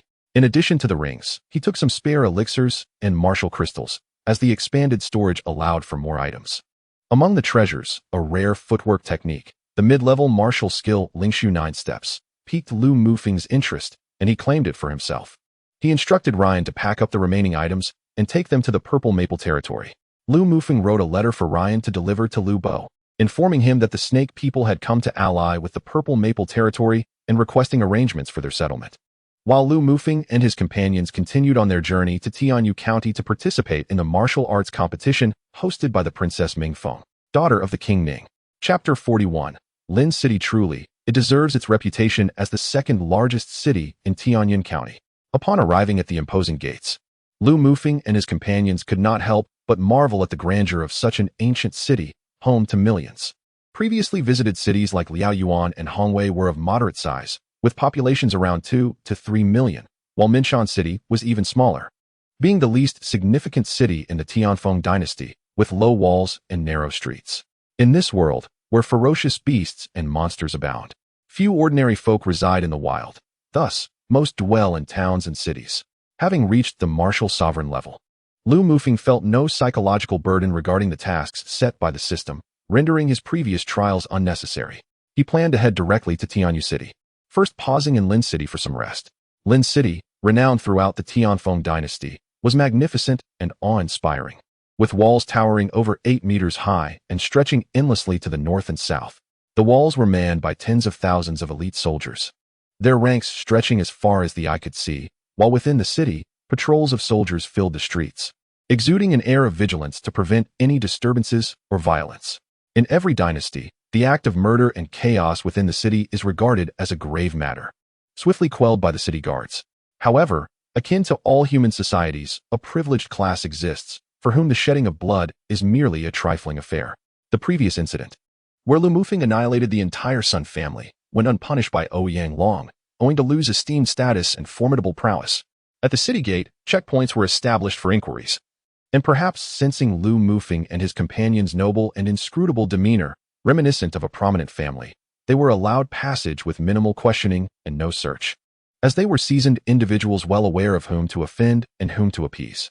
Typically, such checkpoints are not a common occurrence, but the recent months had seen a spate of missing children, sparking panic within Lin City, compelling the lord of the city to take action. Lin City, a major metropolis of the Tianfeng dynasty, serves as a hub for numerous nearby cities, bustling with travelers and merchants, thriving in commercial prosperity. An array of goods is available, presenting a dazzling spectacle. Look, young master, how beautiful those sugar figurines are. I want one. And that candied hawthorn looks delicious. I wish to have a, exclaimed Shangwan Yan, her eyes sparkling with delight as she beheld the vibrant offerings, reminiscent of a joyous child. Very well, as long as it pleases you, Yenner, I shall procure it all. Lu Mufeng replied, indulging Shangwan Yan's whims, purchasing whatever brought her joy. With the space ring at his disposal, he saw no reason to limit their acquisitions, prioritizing Shangwan Yan's happiness above all. Having cultivated in the ancient cave of Gumutian since childhood, untouched by the mundane world, Shangwan Yan's demeanor was typically reserved and aloof. Yet, upon establishing her bond with Lu Mufeng, her heart began to open, and she occasionally displayed a lively spirit in his presence. As they ventured through Lin City, Lu Mufeng accompanied Shangwan Yan, sharing in her joy as they sampled various local delicacies. Hand in hand, Shangwan Yan's radiant smile seemed to outshine her previous expressions of delight. From a distance, Bai Suzhen and the others trailed behind, wishing not to intrude upon the blissful world shared by the enamored couple. You must try this candied hawthorn. It is exquisite. Here, allow me to feed you, Shangwan Yin insisted, offering a piece to Lu Mufeng. I shall only indulge if you feed me, Yinner, he replied. His gaze fixed on her with a playful smile. With her slender fingers, Shangwan Yin brought the candied hawthorn to Lu Mufeng's lips, only for him to inadvertently take in not just the treat, but also her thumb and forefinger, savoring the delicate flavor. Startled by her boldness, she quickly withdrew her fingers. Blushing profusely, Lu Mufeng found her embarrassment utterly amusing. After exploring the market, Lu Mufeng's gaze fell upon a jewelry shop, and an idea sparked within him upon seeing Shangwan Yin dressed in her simple green attire. Esteemed young master, our jewelry is crafted by the finest artisans of Lin City. Exquisite and affordable, the shopkeeper eagerly welcomed Lu Mufeng and Shangwan Yin. My lady, with your stunning beauty, donning our jewelry would only enhance your allure, he flattered, captivated by Shangwan Yan's striking appearance. After perusing the selection, Lu Mufeng chose a lovely pair of pearl earrings, which shimmered with an iridescent glow. Young master possesses discerning taste.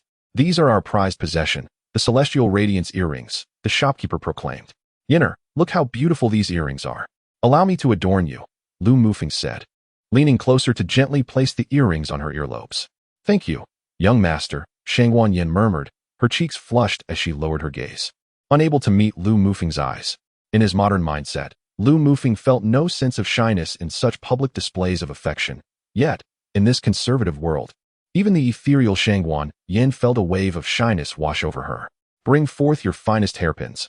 I have ample wealth to indulge, Lu Mufeng declared, tossing a handful of martial crystals onto the counter, relishing the exhilarating feeling of spending lavishly for the sake of beauty. Having been an orphan in his past life, devoid of wealth and companionship, now with power and riches, Lu Mufeng was determined to savor this newfound pleasure. The shopkeeper, eyes gleaming at the sight of the martial crystals, promptly presented a collection of prized items. Young master, behold this exquisite hairpin, crafted from the branch of the divine green wood, said to stabilize the mind and soul. He presented a hairpin with a floral design and a phoenix motif. Without hesitation, Lu Mufeng purchased the beautiful piece and personally placed it into Shangwan Yan's hair. Noticing her outfit still lacked something, he recalled, she needs a lovely dress. With the shopkeeper's guidance, Shangwan Yin selected a flowing gown adorned with floral patterns in white and pink. After receiving the shopkeeper's approval, she proceeded to the fitting room to change. Young master, what are you doing here? Shangwan Yin gasped as Lu Mufeng entered the fitting room just as she had removed her green attire, leaving only a white undergarment. Yinner, you shall be mine soon enough. What is there to be shy about? I entered to witness our beautiful Yinner at her finest, Lu Mufeng teased, observing her flustered state. Despite her embarrassment, Shangwan Yin did not insist he leave. Rather, she felt joy at the intimacy with someone she cherished. She had already accepted her place as Lu Mufeng's partner, finding no issue with him appreciating her form. Lu Mufeng, with utmost seriousness, watched as Shangwan Yin donned the flowing gown, assisting her with the intricate attire, which proved far more complex than modern garments. Of course, in the process, he took liberties that caused her cheeks to burn with warmth. After settling the bill with the martial crystals, Lu Mufeng, under the shopkeeper's attentive farewell, led Shangwan Yin by the hand out of the jewelry shop. Chapter 42. Are there more people than me? You vile ruffians, may you meet a wretched fate. Release my sister at once. How dare you brazenly snatch her in broad daylight, disregarding the laws of the Tianfeng dynasty? A young man shouted defiantly, standing protectively in front of a 10-year-old girl, whose face was streaked with tears. Haha, laws. Who dares to speak of laws in Lin City? In this realm, the Lu family is the law, boasted a young man from the opposing side, exuding arrogance. As Lu Mufeng strolled into the bustling market of Lin City, he stumbled upon a confrontation between a group of assailants and a wounded youth, Mo Feng, whom he recognized from their encounter in the Qatar desert. I will never allow you to take my sister, Mo Feng declared fiercely, shielding the frightened girl behind him, who clutched his clothing in terror. Enough of your prattle. I, Luda, have taken a liking to your sister, and today, she will be taken, the young man declared, gesturing for his cohorts to advance on Mo Feng. Although Mo Feng possessed commendable personal cultivation, with the strength of a mid-tier warrior, the group of individuals clad in green was far from weak, comprising numerous martial artists. Under their relentless assault, he soon found himself battered and captured. Mo Feng was pinned to the ground by the green-clad assailants, who began to mercilessly beat him. A girl, who had been shielding Mo Feng, witnessed her brother being ruthlessly assaulted and could no longer contain her despair. She clung to the feet of the young nobleman, tearfully pleading for mercy. Upon seeing the girl, The young nobleman's eyes lit up unexpectedly. He hadn't anticipated that Mo Feng's sister would be so enchanting, a true beauty of unparalleled charm. Regrettably, he mused, as he gently caressed the girl's still youthful cheek, shaking his head at the unfortunate fate that awaited her. The girl, clearly frightened, dared not resist. Observing the young nobleman's lewdness towards his sister, Mo Feng glared furiously at him. "Stop it, you scoundrel! Release your filthy hands." Yet, the young nobleman paid no heed to Mo Feng's furious outburst, continuing his inappropriate behavior with the girl, while the green-clad assailants intensified their assault on Mo Feng. Enough! A figure in a white robe, exuding an air of elegance, emerged from the crowd, pulling along Su Guanyin. Lu Mufeng was not a meddler by nature, nor did he wish to involve himself in others' affairs. However, he had his own principles and could not bear to witness a girl being publicly violated. Besides, he had shared a moment with Mo Feng and held a favorable impression of him. Lu Mufeng evidently underestimated the impact of his words, for the young nobleman and his entourage disregarded him entirely, escalating their mockery instead. "How dare you? I commanded you all to cease." Furious at their blatant disregard, Lu Mufeng's anger surged. Having endured numerous battles and life-or-death experiences, coupled with the summoning of two formidable warriors from the Tianfeng dynasty, his confidence swelled. He had shed his previous identity as a mere underdog. From now on, anyone who dared oppose him would deeply regret their actions. He aspired to become the sovereign of this world, ensuring that neither he nor those around him would face threats again. Perhaps startled by Lu Mufeng's bellow, the green-clad assailants hesitated momentarily. Seizing the opportunity, Mo Feng broke free from his restraints and charged towards the young nobleman in a desperate attempt to rescue his sister. In a frantic moment, the young nobleman swung his sword, piercing Mo Feng's heart. He collapsed instantly in a pool of blood. The girl rushed forward, cradling him and shaking him, crying out, "Brother, please don't leave me, don't abandon me." Witnessing this, Lu Mufeng felt a surge of murderous intent. He drew his dragon's soul blade, moving like a specter among the green-clad assailants, swiftly leaving behind a trail of corpses. With his martial sovereign strength, dispatching this group was a mere trifle. The onlookers, witnessing Lu Mufeng's lethal prowess, felt a mix of admiration and apprehension. For the notorious reputation of the Lu family loomed large, and they secretly worried for Lu Mufeng, having provoked such a powerful clan. The young nobleman regarded Lu Mufeng with a look of derision, unperturbed. "Do you think your martial sovereign strength grants you the right to meddle?" The Lu family of Lin City does not bat an eye at a mere martial sovereign. With a clap of his hands, 5 martial sovereigns emerged from the surroundings, 1 mid-tier and 4 novice-level warriors.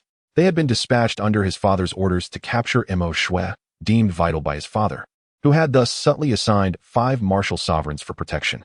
His father was none other than Lu Zhengtian, the head of Lin City's foremost family, and he himself was Lu Liang, the eldest son of the Lu family. Upon laying eyes on Su Guanyin, Lu Liang's interest piqued. He realized that no woman he had toyed with over the years could compare to the beauty before him. He could not let her slip away. As he leered at her, Su Guanyin's brows knitted in distaste, repulsed by his lascivious demeanor. "Leave your companion behind, and I might spare your life," Lu Liang commanded arrogantly, pointing at Su Guanyin. "Shut your filthy mouth," Su Guanyin retorted, unable to tolerate such lewdness directed at her, except from Lu Mufeng, of course. "Huh, the little lady has some fire. You'll soon learn my prowess in bed, and it will leave you breathless," Lu Liang leered, his gaze undressing her, consumed with lust. The onlookers sighed, lamenting the fate of such a virtuous girl, likely to fall victim to the Lu family's depravity. Lu Liang was infamously known as a lecher in Lin City, with countless innocent maidens and respectable women having suffered at his hands. No one, regardless of age, was safe if he set his sights on them. Furthermore, he was notorious for his sadistic tendencies, having subjected numerous women to unspeakable torment. Hearing Lu Liang's vile words, Su Guanyin was on the verge of drawing her phoenix blood sword to end his life, but Lu Mufeng intervened. He stepped forward, narrowing his eyes with a smile that hinted at impending fury. Lu Liang's brazen disrespect towards his woman sealed his fate. "What gives you the right to demand I leave my companion?" Lu Mufeng challenged. "Huh, indeed, what right? Just the fact that I have 5 martial sovereigns while you only have 2, and that my Lu family is the most powerful force in Lin City, with the city lord himself beholden to us, and that this is our territory." Lu Liang boasted haughtily. "Are you certain your numbers surpass mine?" Lu Mufeng replied, a mocking glint in his eyes. "Even if you have allies, I do not believe there exists anyone in Lin City that my Lu family cannot subdue." With a clap of his hands, Lu Mufeng summoned forth by Sujin, Song Ke, Dugu Bai, Su Guanyin, and Hui Yunxia, who emerged from the crowd, radiating formidable energy. Greetings, young master. They collectively bowed to Lu Mufeng. What? Impossible. Lu Liang was taken aback, for Lu Gongming, a mid-tier martial sovereign of the Lu family, immediately sensed the overwhelming presence of Lu Mufeng's allies. Uncle Ming, are they truly formidable? Can your 5 martial sovereigns not handle them? He inquired, observing Lu Gongming's astonishment. Although he sensed their strength, he could not ascertain how powerful Bai Suzhen truly was.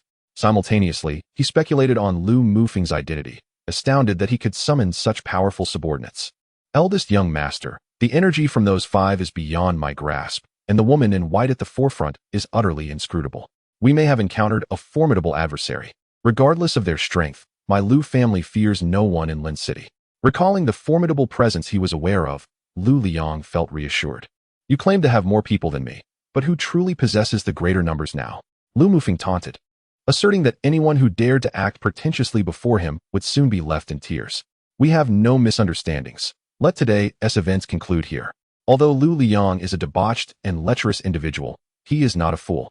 Recognizing the overwhelming strength of Lu Mufeng and his allies, he sees no reason to endanger himself for the sake of a trivial matter of pride. You say to let it go? Resolving our conflict is quite simple. You merely need to sever your own limbs. Lu Liang disregards his own counsel and instead strikes at Mo Feng's heart.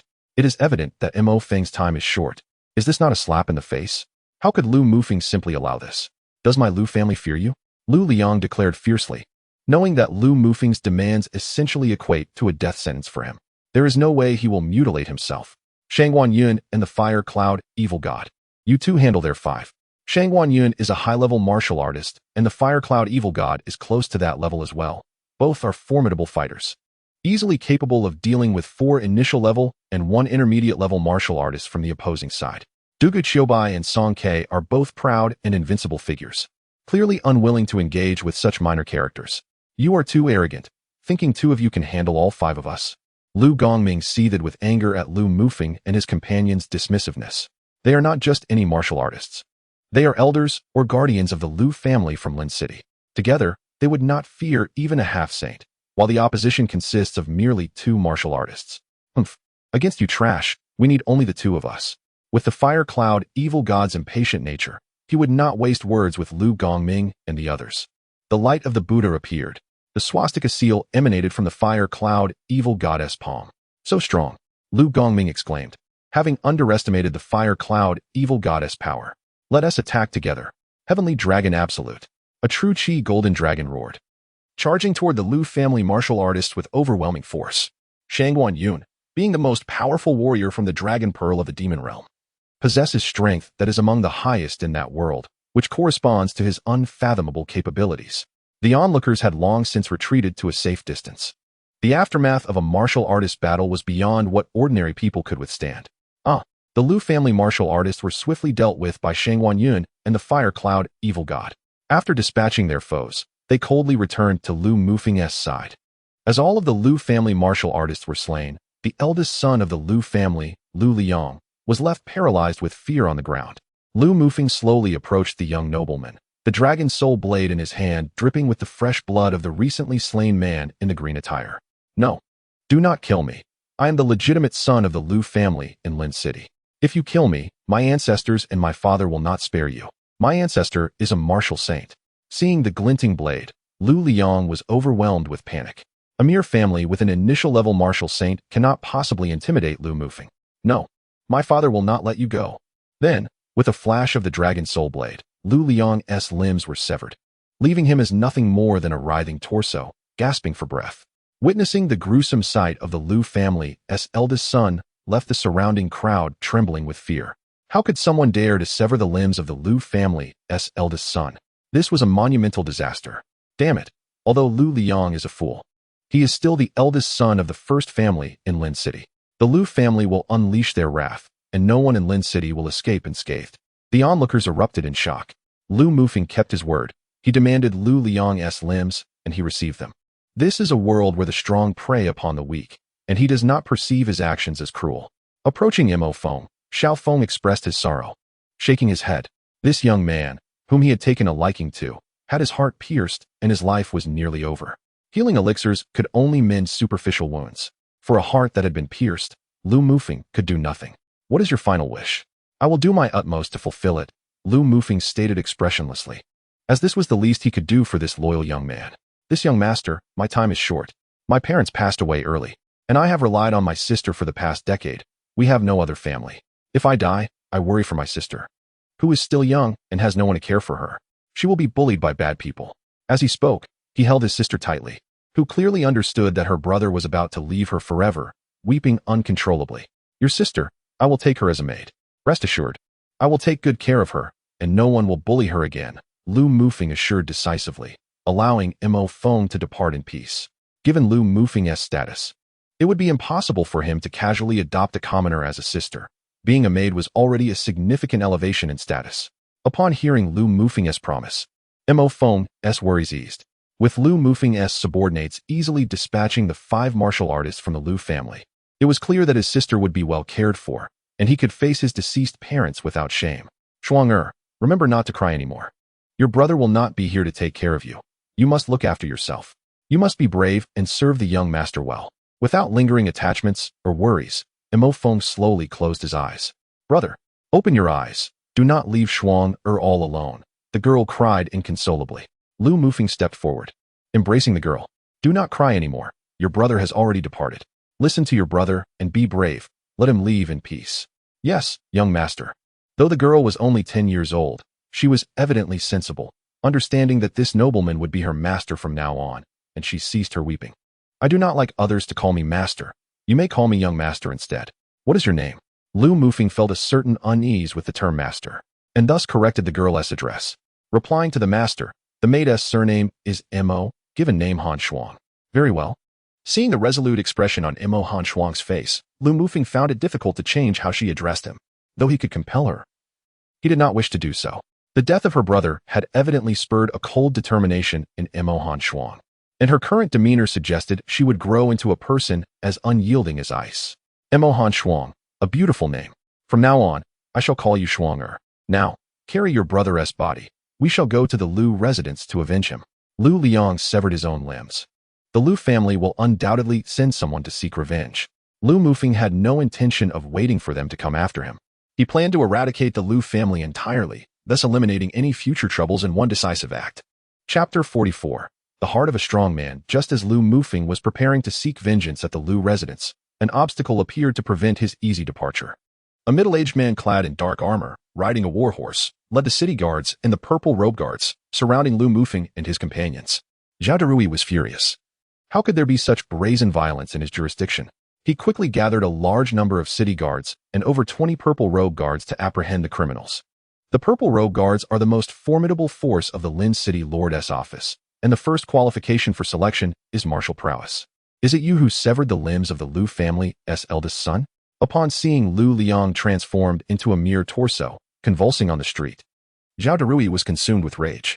The incident involving the Lu family's eldest son occurring in his jurisdiction would surely provoke the wrath of the Lu family, and he feared for his own life. Zhao Derui vowed that regardless of the identity of his opponent, he would capture him and hand him over to the Lu family to absolve himself of his sins and ensure his own survival. Is this the person you wish to defend? Lu Mufeng teased Zhao Derui. Surrounded by thousands, Xiao Feng remained utterly unperturbed. These city guards were nothing more than a crumbling facade in his presence. Very well, very well. Zhao Derui gritted his teeth. This individual not only admitted to killing Lu Liang, the eldest son of the Lu family, but also dared to speak so arrogantly to him. All troops, seize this man with full force. With a wave of his hand, he issued the order to attack, and the city guards behind him charged forward with long spears and swords aimed at Lu Mufeng. However, Zhao Derui was unaware that Lu Mufeng's subordinates had just slain 5 formidable warriors from the Lu family. Otherwise, even with 100 times more courage, he would not dare to proclaim the capture of Lu Mufeng, preferring to retreat as far as possible. Ignorant fool, since you seek revenge for the Lu family's son, prepare to meet your demise. Lu Mufeng was not one to show mercy after enduring months of brutal existence in another world and facing death multiple times. He had clearly transformed. If his adversary sought death, then Lu Mufeng would gladly oblige. Setting down Mo Han Shuang, Lu Mufeng's eyes gleamed with ferocity. This time, he decided against using the dragon soul blade. The sheer number of opponents rendered it impractical for such a methodical slaughter. Instead, He opted for the devastating earth-level martial technique, Xian Tian Wuji. His middle finger glowed crimson, radiating an immense light as he executed a series of gestures, summoning giant phantom fingers that cleaved through the air towards the city guards. Second finger, shatter mountains. Now a breakthrough warrior. Lu Mufeng could invoke the second finger of Xian Tian Wuji. Wherever the immense finger shadow passed, heads flew, and dozens of corpses fell to the ground. With a wave of his hand, his 6 subordinates sprang into action, unleashing their ultimate techniques, their chi surging forth, claiming countless lives. Within mere seconds, all the city guards and purple-clad soldiers charging at Lu Mufeng lay lifeless, mercilessly slaughtered. The ground was strewn with grotesquely mangled corpses, blood gushing forth, converging into a river of crimson. This scene was truly horrifying. Anyone who witnessed it would remember it for a lifetime, perhaps even haunted by nightmares.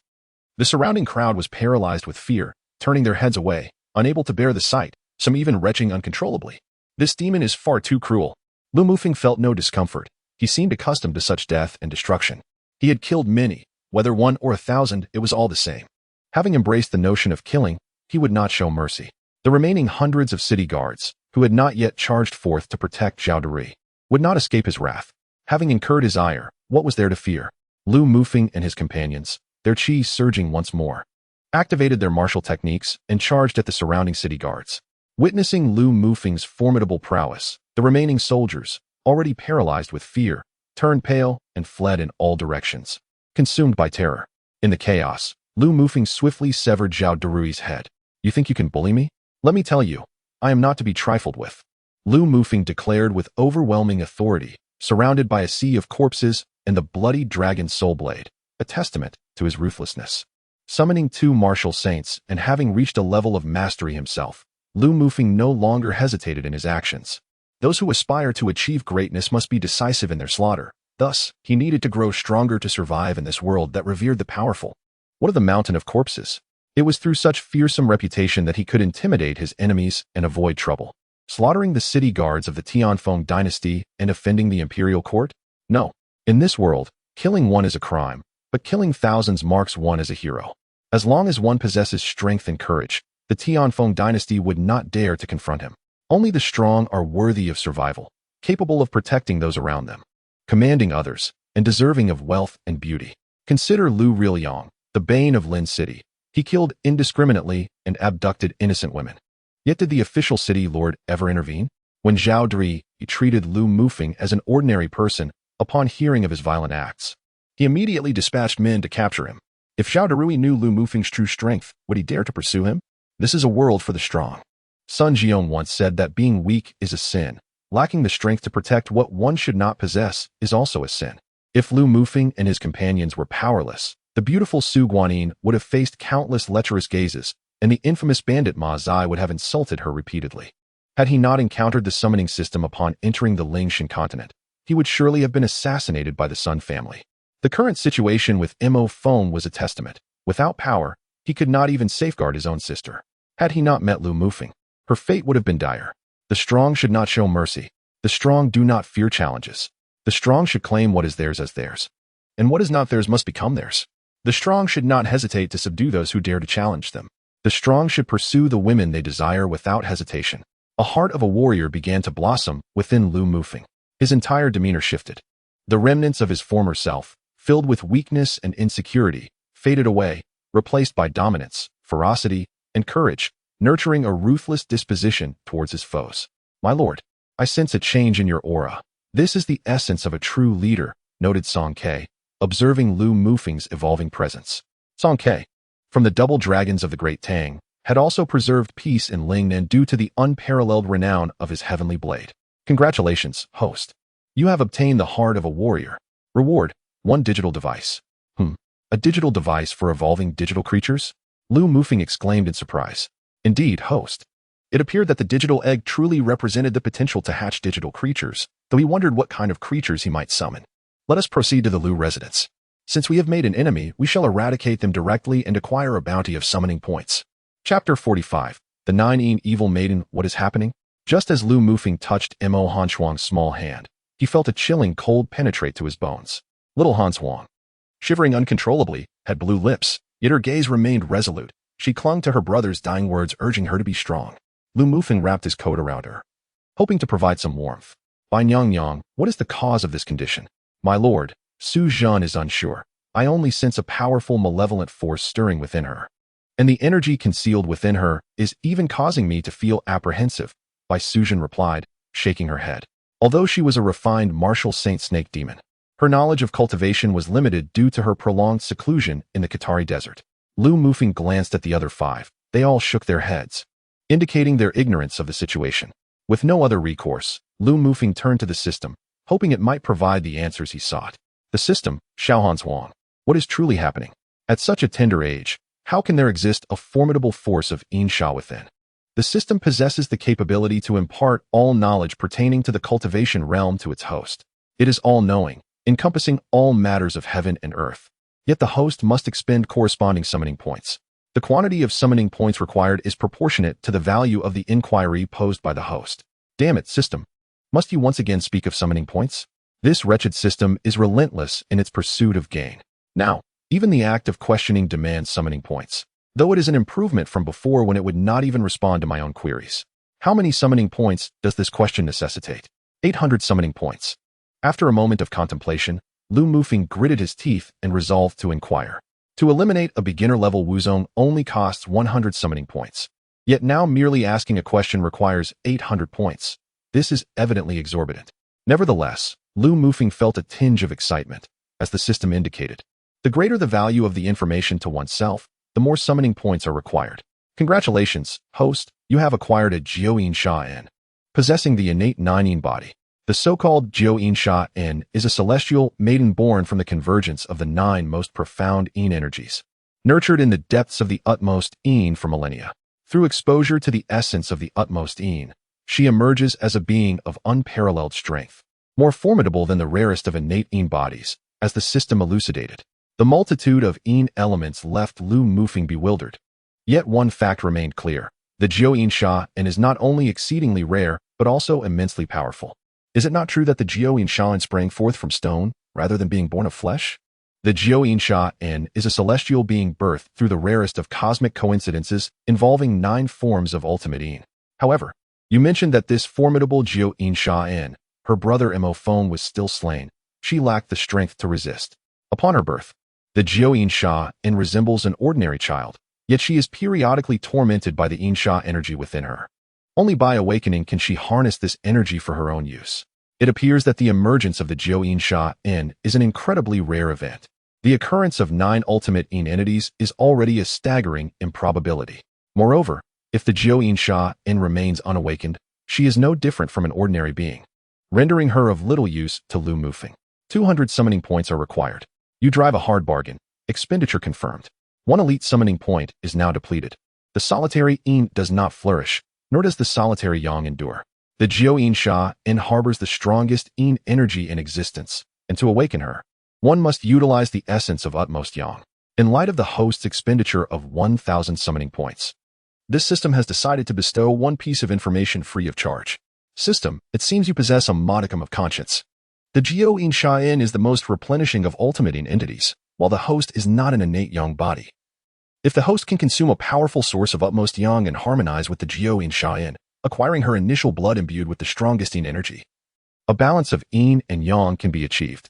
This transformation would not only advance the host's cultivation significantly, but also lead to the formation of a postnatal 9 Yang body, which is only slightly inferior to the innate 9 Yang and 9 Yin bodies. The mutual cultivation of these Yin and Yang bodies would exponentially accelerate the host's training speed. A word of caution, the innate 9 Yin body is an exceedingly rare vessel coveted by all major forces.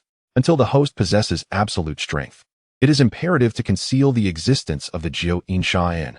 Lu Mufeng had already garnered some understanding of the innate 9 Yin body. It is a formidable cultivation physique, a source of immense Yin replenishment. This also elucidated why the Lu family dispatched 5 Wuzong to capture Emohan's Huang. Even if they were unaware of her status as the Jiuyin Sha-En, they would still regard her as an ultimate Yin body. Both the ultimate Yin and Yang bodies are unparalleled cultivation physiques, highly sought after by nefarious sects for their training purposes. Furthermore, if one acquires a powerful source of utmost Yang and obtains the Jiuyin Sha-En's blood, one's cultivation would not only surge, but also transform into a postnatal 9 Yang body. surpassing even the innate yang body. Should such an opportunity arise, Lu Mufeng would not hesitate to seize it.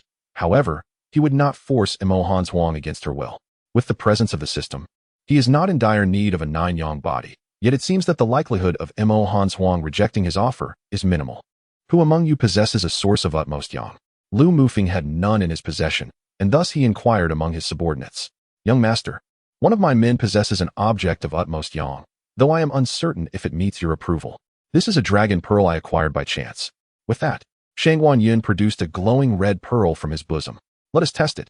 He fed the dragon pearl into Emo Hanshuang's mouth, resulting in a dazzling red light emanating from within her.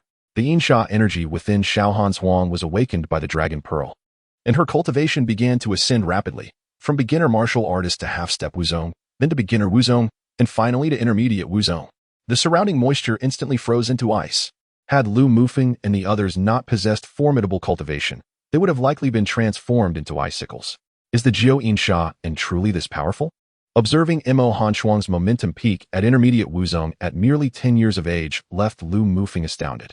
This must indeed highlight the stark contrast between beings born of flesh and those birthed from the extraordinary. The expenditure of 1,000 summoning points was utterly justified. Xiao Hanshuang, however, was not yet accustomed to this sudden surge of power and found herself nestled in Lu Mufeng's embrace. Yenner, you need not accompany us to the Lu residence this time. Find an inn to care for Xiao Hanshuang until our return. Understood, young master. Chapter 46. Assaulting the Lu family. Is this the Lu residence? Truly deserving of its reputation as the foremost family in Lin City, the estate exudes grandeur, surpassing even the city lord's residence. Gazing upon the imposing dual ancient gold-lettered entrance of the Lu residence, a hint of coldness flickered across Lu Mufeng's lips. The Lu family has reigned supreme in Lin City for centuries, and the accumulation within their estate must be considerable. As he prepares to establish his own power, he has no qualms about appropriating some of the Lu family's martial resources for his own use. What are you doing? Do you not see this as the Lu family's stronghold? Leave at once. For guards from the Lu residence, noticing Lu Mufeng and his companions loitering at the entrance, advanced to admonish them. Shangguan Yin, Fire Cloud, Evil God, dispose of these 4 bothersome flies. Both Shangguan Yin and Fire Cloud, Evil God were ruthless individuals. They instantaneously teleported before the 4 guards, each seizing hold of 2 by the neck, rendering them incapable of resistance as they swiftly met their demise. Heavenly Rupture Kick. Heavenly Dragon's End. Boom. The massive iron gates, forged from steel, were forcefully breached. The Lu family, having stood as a dominant force in Lin City for centuries, utilized exceptional materials for their gates, valued at over 1,000 martial crystals. Lu Mufeng's anticipation of the Lu family's wealth only intensified. Whoosh. Upon entering the Lu residence, dozens of formidable figures emerged from all directions, surrounding Lu Mufeng and his group. A middle-aged man with an imposing presence stepped forward from the throng. A figure clad in resplendent azure garments stood before them, his resolute visage accentuated by sharp features, exuding an undeniable aura of authority befitting one accustomed to wielding power. This man was none other than Lu Zhenghai, the true master of lynching and the head of the Lu family, possessing the cultivation of a semi-saint. Who dares to disturb my Lu residence? He inquired, his voice resonating with the weight of his position. Moments earlier, Lu Mufeng and his companions had failed to temper their own formidable presence, inadvertently rousing Lu Zhenghai from his meditative retreat, prompting him to summon the elders and guardians of the Lu clan. It is nothing of great consequence. Your son attempted to flaunt his prowess before me, and I saw fit to sever his limbs, he declared, gesturing to Song Ke, who, understanding the situation, cast the now lifeless form of the Lu family's eldest son aside. The young master, still clinging to life, emitted anguished cries as he was unceremoniously thrown. Lu Liyang, his limbs gruesomely severed and bleeding profusely, was swiftly embraced by his father, who, in a state of profound anguish, exclaimed, "My son, you have lost your limbs. How can you endure this torment?" It was only through Lu Mufeng's intervention, by sealing the acupoints in his limbs to staunch the bleeding, that Lu Liyang had managed to survive this long. Otherwise, he would have succumbed to his injuries. "Father, I can no longer survive without my limbs," he lamented. "Assist me in eliminating the adversary, so I may avenge my child." Lu Liyang shouted hoarsely, his eyes brimming with tears. Although there exists a miraculous elixir in this world capable of restoring limbs, the Lu family's power is insufficient to procure it, leaving Lu Liyang destined to languish on his bed for life, reliant on others for care. Allow me to experience your esteemed skills firsthand. Observing Lu Liang, who had transformed into a mere stick figure. The seventh elder of the Lu family could no longer contain his volatile temper. "You old fool, you are not worthy to spar with me," he declared. "Fire Cloud, evil god, go and experience this old man's strength." This time, Lu Mufeng did not intend to take matters into his own hands. After all, the celestial martial summoning system was designed to summon subordinates to act as enforcers. While personal strength is indeed significant, it is futile to tackle every matter single-handedly. What purpose does summoning subordinates serve? "You little wretch, I shall take your life." Ignoring Lu Mufeng, the seventh elder of the Lu family erupted in fury. "Come at me with your life. I am your opponent." The power of the Buddha is boundless. The golden Buddha manifested, with a series of swastikas floating in the air. After executing a single move, the fire cloud evil god swiftly returned to stand behind Lu Mufeng. Old Seven. What?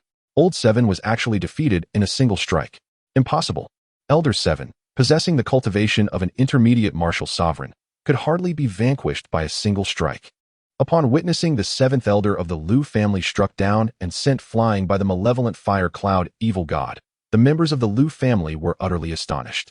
Old Seven's cultivation was not significantly inferior to that of the fiery cloud evil god, yet he was vanquished in a single stroke. Simultaneously, he pondered the affiliations of Lu Mufeng and his companions. "You have severed my son's limbs and now slain Elder Seven. My Lu family vows that we shall not coexist with you," Lu Zhenghai declared, commanding his servants to carry away Lu Liang. The anguish of having a beloved son rendered incapacitated, a fate that would confine him to a bed for the rest of his life, had ignited a fury within him that teetered on the brink of explosion. As he gritted his teeth and spoke, "Let us dispense with further pleasantries. Our fates are now irrevocably intertwined." "Very well. Today, you all wish to leave Lin City alive." Lu Zhenghai laughed in fury. "Bai Nyang, do not act hastily. Allow Song Ke and the others to test their mettle first. These individuals are fervent warriors. Let them hone their skills before we call upon Bai Suzhen." Bai Suzhen's cultivation level is at the mid-stage of a mid-tier martial saint, and coupled with her ethereal form, she is no less formidable than an accomplished mid-tier martial saint. Thus, Lu Mufeng harbors unwavering confidence in annihilating the Lu family. The members of the Lu family receive their orders. Eliminate the adversary. "Yes, master." The four individuals behind Lu Mufeng soared forth, engaging in a fierce battle with the members of the Lu family. "Lu family head, your opponent is me," declared Song Ke, a warrior eager for conflict. As he aimed to confront the formidable Lu Zhenghai. "Heavenly Blade, it has been far too long since I experienced a truly exhilarating battle. Lu family head, allow me this opportunity." Dugu Qiubai interjected, seeking a duel with Song Quebec. "No, the Lu family head is mine," he asserted. "Humph, you two need not vie for it. I shall vanquish both of you." Lu Zhenghai, incensed by the disregard shown by Song Ke and Dugu Qiubai, who both sought to challenge him, charged at Song Ke, the nearest adversary. "Come forth, the first form of the Heavenly Blade." Lu Mufeng set up the table and chairs before him, while Bai Suzhen poured him exquisite wine, leisurely observing the fierce battle. Having loyal subordinates is indeed a blessing, unlike the protagonists in other novels who must toil and fight for their lives. Lu Zhenghai, the overlord of Linsheng, truly lived up to his reputation. His semi-saint cultivation compelled Song Ke to exert nearly all his strength in combat. In other skirmishes, although the Lu family had the numerical advantage, the combat prowess of figures like Dugu Qiubai was not to be underestimated, leading to a back-and-forth struggle. The third style of the Heavenly Blade. Madam White, who do you believe would emerge victorious, the Heavenly Blade or Master Lu? Although Lu Mufeng has great faith in Song Ke, his perspective does not allow him to discern who among the two, currently locked in a stalemate, will emerge victorious. If the head of the Lu family has no backup, Song Ke is bound to win. His mastery of the blade will only grow stronger with each battle. And once he reaches the 8th style of the Heavenly Blade, the head of the Lu family will be unable to withstand it. The 6th style of the Heavenly Blade. The Divine Finger. Song Ke and Lu Zhenghai, one a master of the sword's momentum, the other a half-saint in cultivation, engaged in an exceptionally fierce battle. Within the expansive courtyard of the Lu residence, dozens of ornamental trees were ruthlessly shattered. The marble flooring beneath their feet lay in ruins, testament to the sheer destruction wrought by their conflict. One cannot help but concede that you are indeed a prodigy, having grasped the essence of momentum before attaining saintly status. Although Lu Zhenghai appeared calm on the surface, his inner turmoil was akin to a tempest. It had been centuries since anyone had heard of a genius comprehending momentum before becoming a saint, with the legendary Empress being the only exception. Yet now, before him stood this middle-aged man, an individual he had never heard of, who possessed such extraordinary prowess. What was even more astonishing was that this man was merely a subordinate of a young master, who was leisurely sipping wine in the distance. The power behind this young master was undoubtedly formidable. What sort of entity has my son inadvertently provoked? Observing the demeanor of the other party, it is evident that reconciliation with the Liu family has become an impossibility. Regardless of the formidable background of the opposition, the Liu family cannot remain passive. Contemplating the presence of that individual, Liu Zhonghai felt a measure of tranquility settle within him. Chapter 47. The Charming Artificial Intelligence. The seventh move of the Heavenly Blade. After Song Ke executed the seventh form of the Heavenly Blade, his aura grew increasingly formidable, allowing him to gain the upper hand in battle. Meanwhile, the trio of Duguqiu Bai, along with the elders and guardians of the Liu family, gradually found themselves at a disadvantage. Despite their formidable combat skills, the trio was overwhelmed by the sheer numerical superiority of the Liu family, which boasted nearly 20 martial sect members of considerable strength. The relatively weaker Huiyun Xieshun had also sustained minor injuries. Without reinforcements, defeat seemed inevitable. Lu Mufeng had underestimated the situation. A force that had dominated a major city like Lincheng for centuries was not to be trifled with. Without the presence of Bai Suzhan, a mid-tier martial saint, his own escape might have been necessary. It became evident that his forces were insufficient. The Liu family alone possessed over 20 martial sect members, and the number of martial artists in their ranks was likely substantial, bolstering their combat capabilities. The depth of such an ancient power, having stood for thousands of years, was unfathomable, undoubtedly housing numerous prodigies of remarkable strength, not to mention the even larger and more formidable factions in the central domain. Moving forward, he realized he could no longer afford to be so careless in seeking to extinguish a formidable force. Otherwise, he might one day find himself in a predicament akin to that of the Liu family's young master, colliding with an immovable object. It seemed that after summoning several powerful figures, he had become somewhat overconfident. Lu Mufeng contemplated inwardly, yet what he lacked most were summoning points. With an ample supply of them, he would not find himself wanting for capable subordinates. This Liu family presents a splendid opportunity for him to accumulate summoning points. By the way, isn't the reward for possessing the heart of a strong warrior a digital watch? Thinking of summoned characters, Lu Mufeng suddenly recalled the digital egg he had obtained from the martial sect gift package. At that time, he had no idea how to incubate it, and upon receiving the digital watch as a reward for the heart of a strong warrior, he realized that these two items must be interconnected. From his spatial ring, Lu Mufeng retrieved the digital egg and the digital watch. A large egg, etched with mysterious runes, akin to a chicken egg but 10 times its size, appeared in his left hand. In his right hand, he held a digital watch reminiscent of those found on Earth. Upon making contact with the digital watch, a stream of information flooded into his mind. The digital watch served as a tool for incubating the digital egg and facilitating the evolution of digital creatures. Additionally, it displayed the time and could detect items within a mile radius, indicating their location and providing access to information beyond its evolutionary capabilities for digital creatures. The watch also functioned as a radar detector and an encyclopedia capable of online research. Moreover, it housed an artificial intelligence. With this, Lu Mufeng would no longer need to worry about treasure hunting or gathering information. It was indeed a remarkable item. Damn it, system, you've tricked me again. The digital watch's probing capabilities contained all the information from countless realms, rendering Lu Mufeng's need to expend 1,000 summoning points for Mo Hanchuang's question utterly unnecessary. At this realization, Lu Mufeng felt a pang in his heart. 1,000 summoning points could have facilitated an elite summoning. Activate the artificial intelligence. Beep. The artificial intelligence activated. Binding to the host Lu Mufeng. Hello, dear master. I am your adorable and proud little assistant, ready to serve you. You may also call me Little Cutie. A sweet, childlike voice echoed in Lu Mufeng's mind. You are the artificial intelligence. Yes, master. I'm your delightful little assistant, here to assist you. Would you like me to help you? Lu Mufeng coughed in surprise, taken aback by the cuteness of the name and voice. Little Cutie, how can I incubate the digital egg and evolve the digital creatures? Well, since she was called Little Cutie, Lu Mufeng had no choice but to address her as such. Although it felt slightly awkward, their communication occurred within his mind. Inaudible to others. Dear master, the incubation and evolution of digital creatures require a vast amount of energy, specifically martial crystals. However, after reaching their perfect form, additional special treasures are required for evolution. So that was it. Martial crystals were necessary, and he had amassed a considerable quantity from the Serpent clan over thousands of years. Little cutie, how many martial crystals are needed for incubation and evolution? Dear Master, incubating the digital egg requires 1,000 martial crystals, and thereafter, the energy consumption increases tenfold. Such a large amount?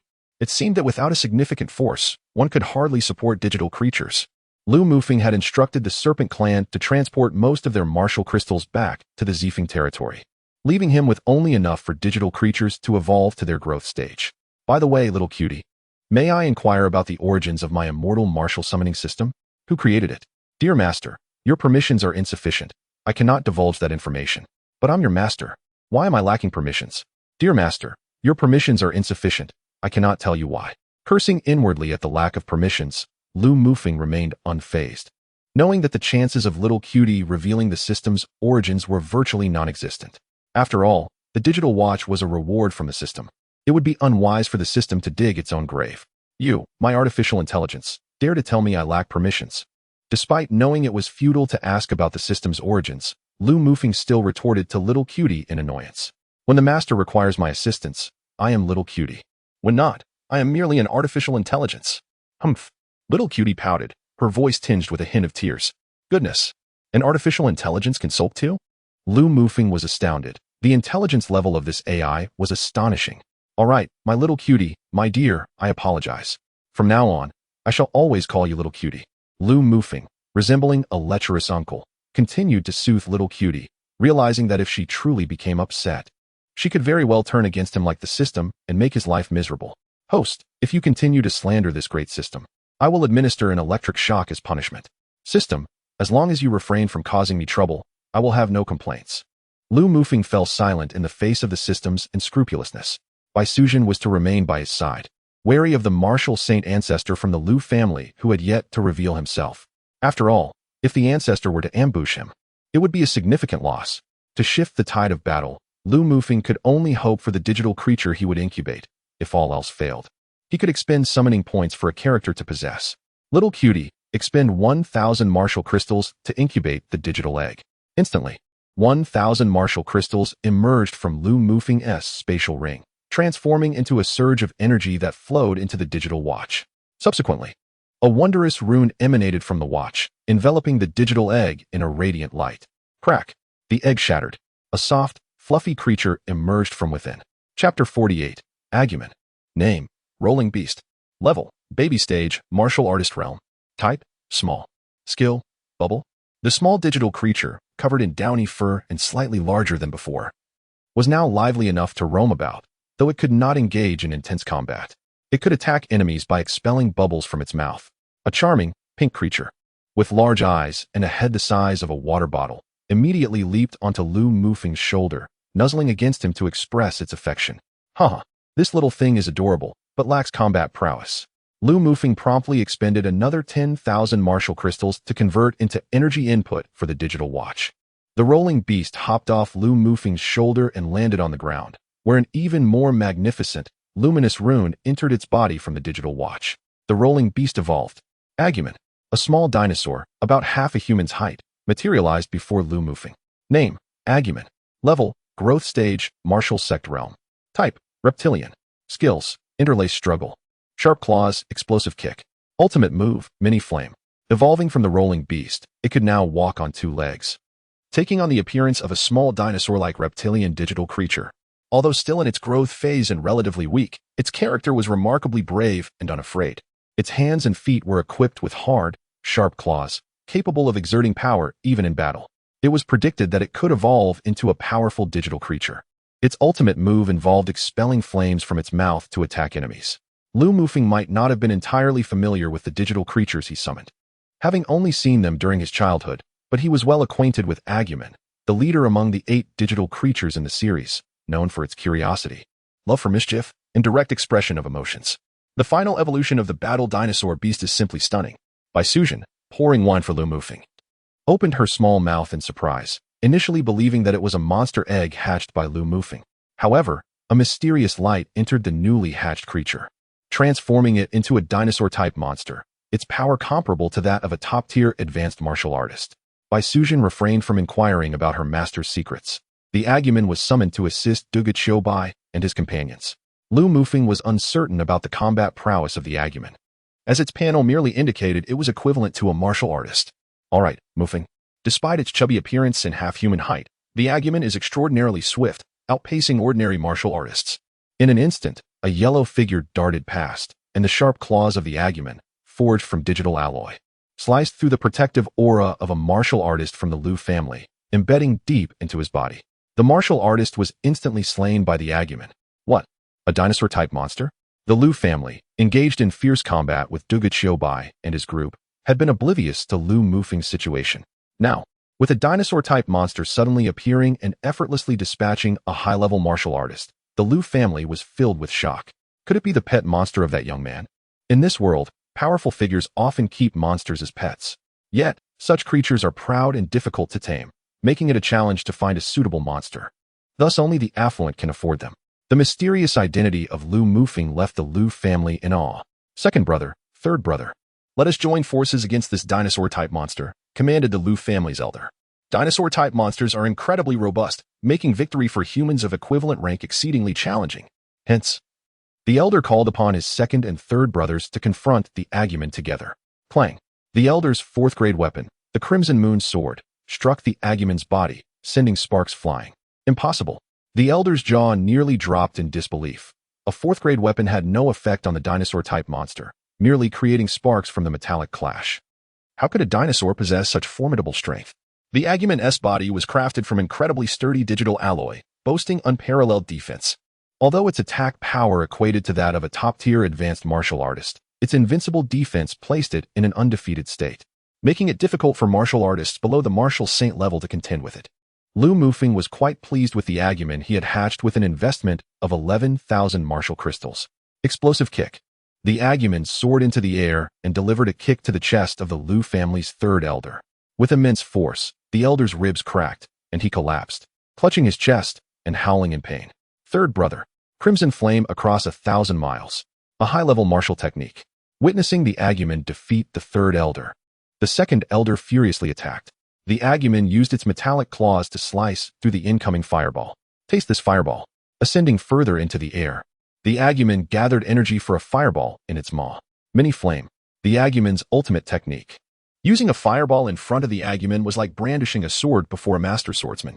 A blazing fireball hurtled toward the Lu family's second elder. Boom. The second elder.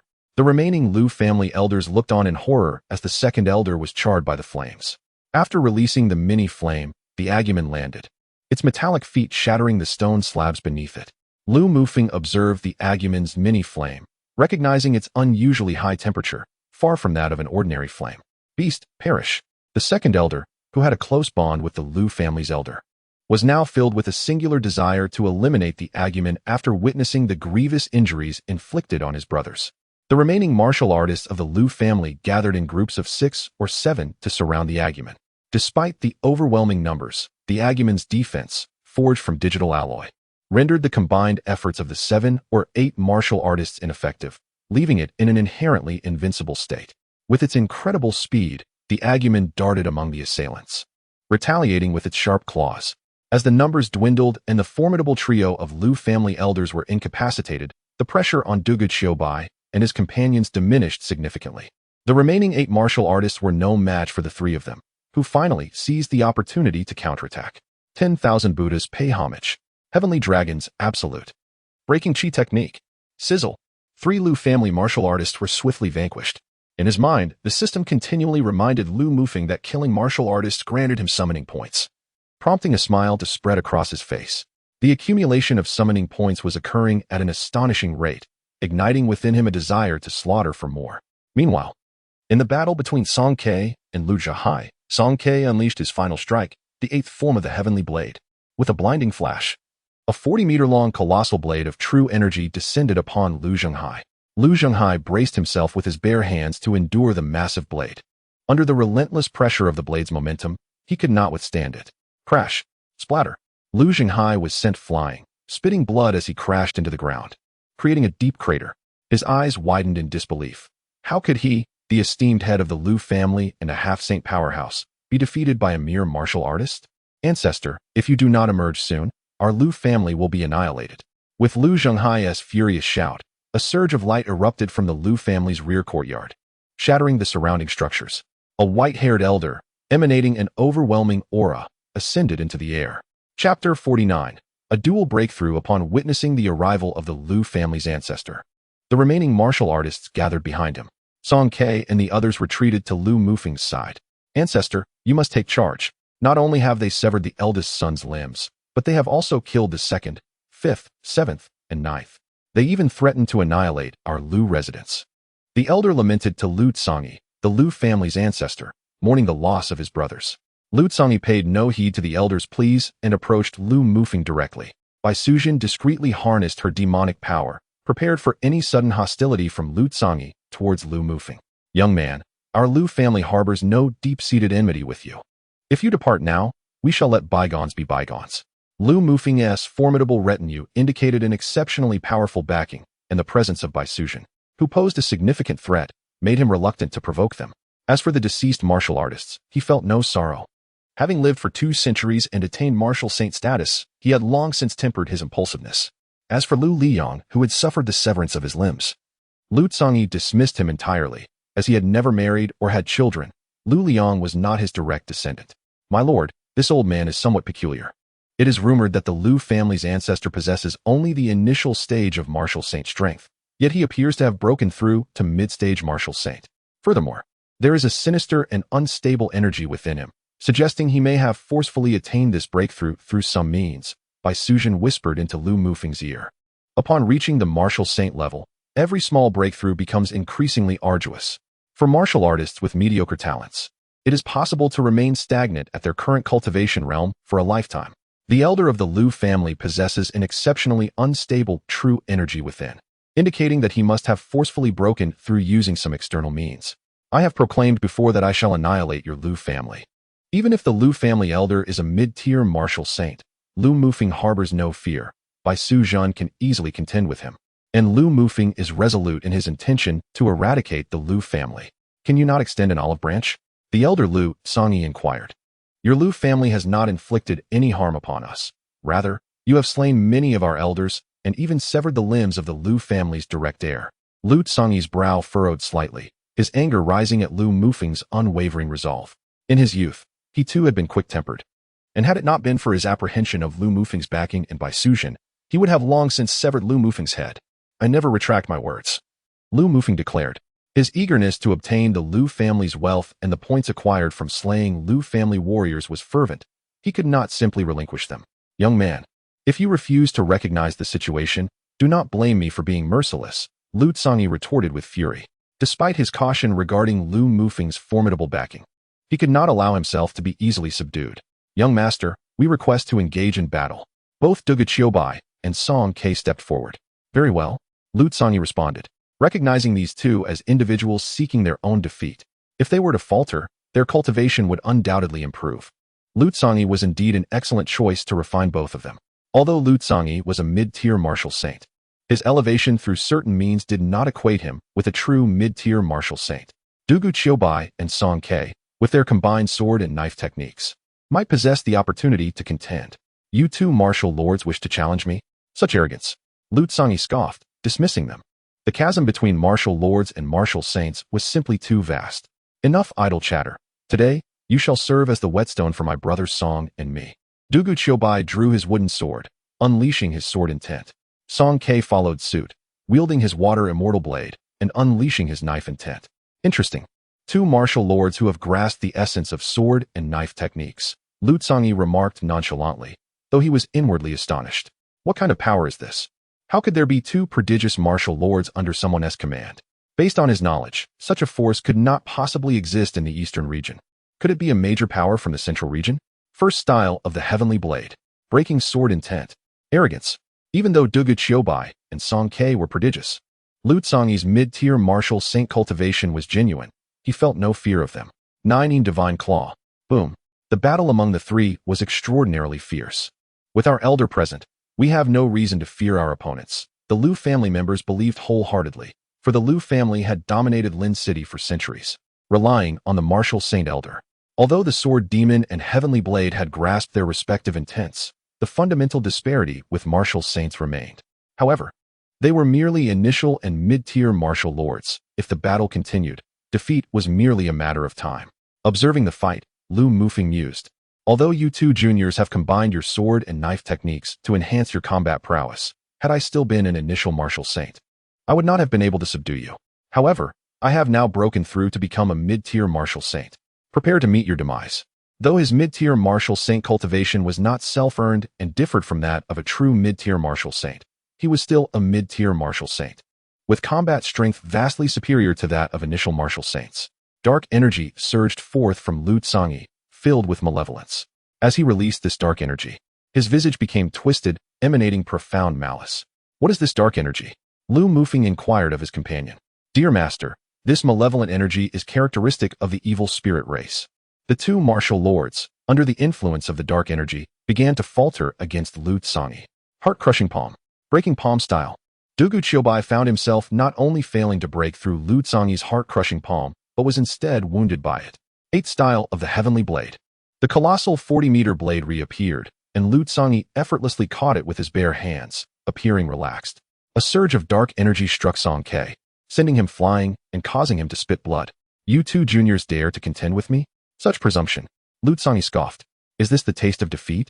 However, for Dugu Qiubai and Song Ke, was not defeat precisely what they sought? Only through defeat could they shatter the shackles of martial arts that bound their hearts. With clarity of mind, both Dugu Qiubai and Song Ke's momentum surged dramatically. What? A breakthrough in the midst of battle? The Lu family members were astonished. To achieve a breakthrough while fighting was truly the mark of prodigious talent. Even if you have broken through, it changes nothing. You still cannot match my strength. Lu Tsanyi declared. These two are indeed battle maniacs. Only through combat can one's strength rapidly increase. Lu Mufeng laughed heartily. What could be more gratifying than the enhancement of one's own subordinate strength? As their energy stabilized, Song Ke's cultivation soared to the semi-saint level.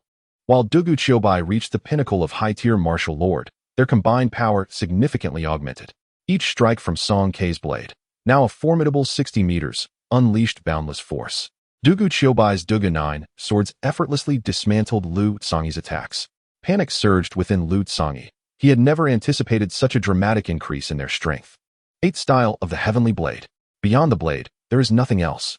The 60-meter blade descended upon Lu Tsanyi. Breaking chi style. A swordless technique surpasses that of a sword. Waves of sword energy emanated from Dugu Qiubai, targeting Lu Tsanyi. Today, you shall witness the disparity between martial saints and martial lords. Boom. The trio unleashed their strongest attacks, resulting in explosive waves that shattered the surrounding structures and trees. As the shockwave approached, Bai Sujin formed a barrier of demonic energy, shielding against the blast and debris. Impossible. How could two martial lords possibly defeat me? Lu Tsanyi, disheveled and bloodied, wore an expression of disbelief. He subsequently coughed up a mouthful of blood. Elder. The Lu family members, witnessing their elder's defeat, were equally incredulous. Has the world become so insane? Two martial lords can indeed triumph over a mid-tier martial saint? You old fool, I have declared the extinction of your entire family. And that shall come to pass. Do you believe you can stand against me, a mid-tier martial saint? Lu Mufeng taunted. Sword demon, eliminate him. A mid-tier martial saint is worth 2,000 summoning points. You arrogant young whelp, do not be too pleased with yourself. The outcome of life and death is still uncertain. Lu Tsanyi gritted his teeth in resentment. Saintess, if you do not appear soon, my Lu family shall be doomed. A useless martial saint who cannot even contend with two martial lords has exposed us. In that instant, a surge of dark energy emanated from the Lu family's rear courtyard, slowly advancing toward the front. Emerging from the black mist were over a dozen individuals clad in black robes, their faces concealed. At the forefront stood a striking young woman, her features veiled by black gauze. She was undoubtedly the saintess spoken of by Lu Tsanyi. Each of the black-robed figures radiated a formidable aura. Dear companion, scan their strength. Lu Mufeng commanded. The presence of these ominous figures left Lu Mufeng utterly bewildered, for he could discern no trace of their cultivation. Dear master, the little one warned. Among this group of cloaked figures, 3 possess the strength of intermediate martial saints, while the others are at the martial sovereign level. With your current prowess, you stand no chance against them. It is advisable that you flee at once. What? 3 intermediate martial saints? Despair washed over Lu Mufeng as he realized that these adversaries were far beyond the likes of the feeble Lu Tsanyi. These were the genuine article, and he knew he could not contend with them. I apologize, holy maiden. The enemy is simply too formidable, Lu Tsanyi said respectfully to the woman in black. You fools, Did I not instruct you to remain discreet? If the major powers of the Eastern Domain discover us, our plans will be shattered. When the evil god descends, the entire Eastern Domain will fall under the dominion of the evil spirit clan, the woman in black admonished Lu Tsanyi. Just as Lu Tsanyi finished speaking, a wave of dark energy struck him, propelling him over 100 meters before he could regain his footing. We shall address your incompetence later, she hissed, her gaze now fixed on Lu Mufeng and his companions. Since you have arrived, do not think of leaving. Your talents are commendable. You shall remain as my evil slaves. The evil spirit saintess grinned wickedly. Little one, investigate the evil spirit clan, Lu Mufeng ordered. Master, the evil spirit clan is the indigenous people of the evil spirit world, renowned for their insatiable desire to invade and their unparalleled malevolence. 300,000 years ago, the spirit god continent was besieged by the evil spirit clan, resulting in the fall of numerous martial deities and emperors. Thankfully, the ancestor intervened, sparing the continent from disaster. Encountering the evil spirit clan now, I strongly recommend that you flee. Lu Mufeng gasped in shock at the magnitude of this threat. Young master, we will hold off these cloaked figures. You must escape. Bai Suzhen and the others readied themselves for sacrifice, recognizing the overwhelming strength of their opponents. No, though I fear death, I cannot abandon my loyal subordinates to flee. Lu Mufeng declared resolutely. Do not hesitate. We cannot hold out much longer, Bai Suzhen urged anxiously as Lu Mufeng remained steadfast. No further debate. If we must leave, we shall do so together, Lu Mufeng resolved, embracing the spirit of a warrior who does not retreat. Your struggle is futile. Before my evil spirit clan, none shall escape. Come, submit as my evil slaves, the evil spirit saintess sneered, emanating an aura of frost. To become your slaves? That remains to be seen, Lu Mufeng retorted defiantly. Nothing is impossible before the evil spirit clan. Capture them and turn them into slaves, commanded the evil spirit saintess. As the dark figures surged toward Lu Mufeng and his companions, system possess. An alert chimed, signaling the successful transfer of power. Character, Ing Shuntian. Origin, Sword of Death. Cultivation, mid-level intermediate martial saint. Skills, innate chi, Sword of Worlds. White Lady, you handle one of the evil spirit clan's martial saints. Song Ke and Dugu Bai will confront another. I will take on the evil spirit saintess, Lu Mufeng strategized. With the indomitable defense of Agumen at their side, they might withstand the overwhelming numbers of martial sovereigns. Understood, Mufeng, they replied, and the battle erupted. Whose forces do you represent? Such formidable sorcery is astonishing. The evil spirit saintess marveled as Lu Mufeng, initially an entry-level martial sovereign, suddenly ascended to the mid-level martial saint. Who I am is of no concern to you. Prepare to perish. Lu Mufeng unleashed his dragon soul blade, calling forth a torrent of power. You dare to wield such a mere profound technique against me? You overestimate your abilities, she scoffed, as a wave of dark energy devoured Lu Mufeng's sword aura. 3 designated realms. Lu Mufeng invoked the third finger of the mystic sky 5 fingers, launching 3 waves of true energy from his index, middle, and ring fingers towards the evil spirit saintess, reminiscent of Duan Yu's 6-pole sword from demigods and semi-devils. Intriguing.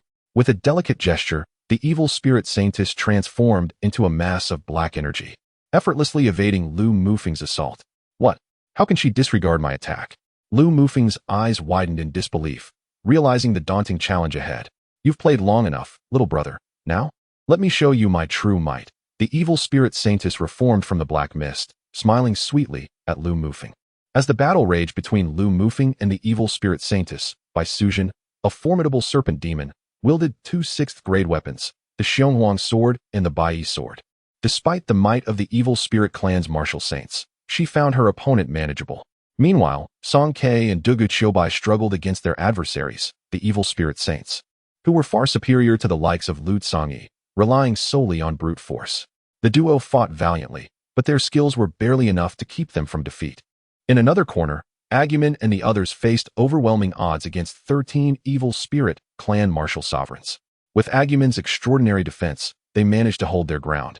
But their situation remained dire, suffering numerous injuries. 10,000 swords returned to the sect. As the pressure mounted, a blinding light of swords surged forth, striking down 4 evil spirit clan martial sovereigns. Amidst the chaos, a middle-aged man clad in coarse linen, radiating an aura of sword intent, descended onto the battlefield. Young master, Wuming has arrived. The hero of the Sword of Legends, Wuming, had come just in time. Seeing Wuming join the fray, Lu Mufeng felt a surge of hope. With Wuming's arrival, The tide of battle turned as the evil spirit clan's martial sovereigns found themselves no match for the legendary swordsman. One by one, they fell beneath the might of Wuming's blade, dissipating into dark energy without leaving a trace. Evil spirit Saintess, we now have an additional martial saint on our side. How will you capture us as slaves? Lu Mufeng laughed heartily, witnessing Wuming's prowess. Do you believe victory is assured? The evil spirit clan has traversed the realms. If this is all we can muster, how will we conquer other worlds? The evil spirit Saintess smirked, as she plunged two dense clouds of dark energy into the bodies of her remaining martial saints.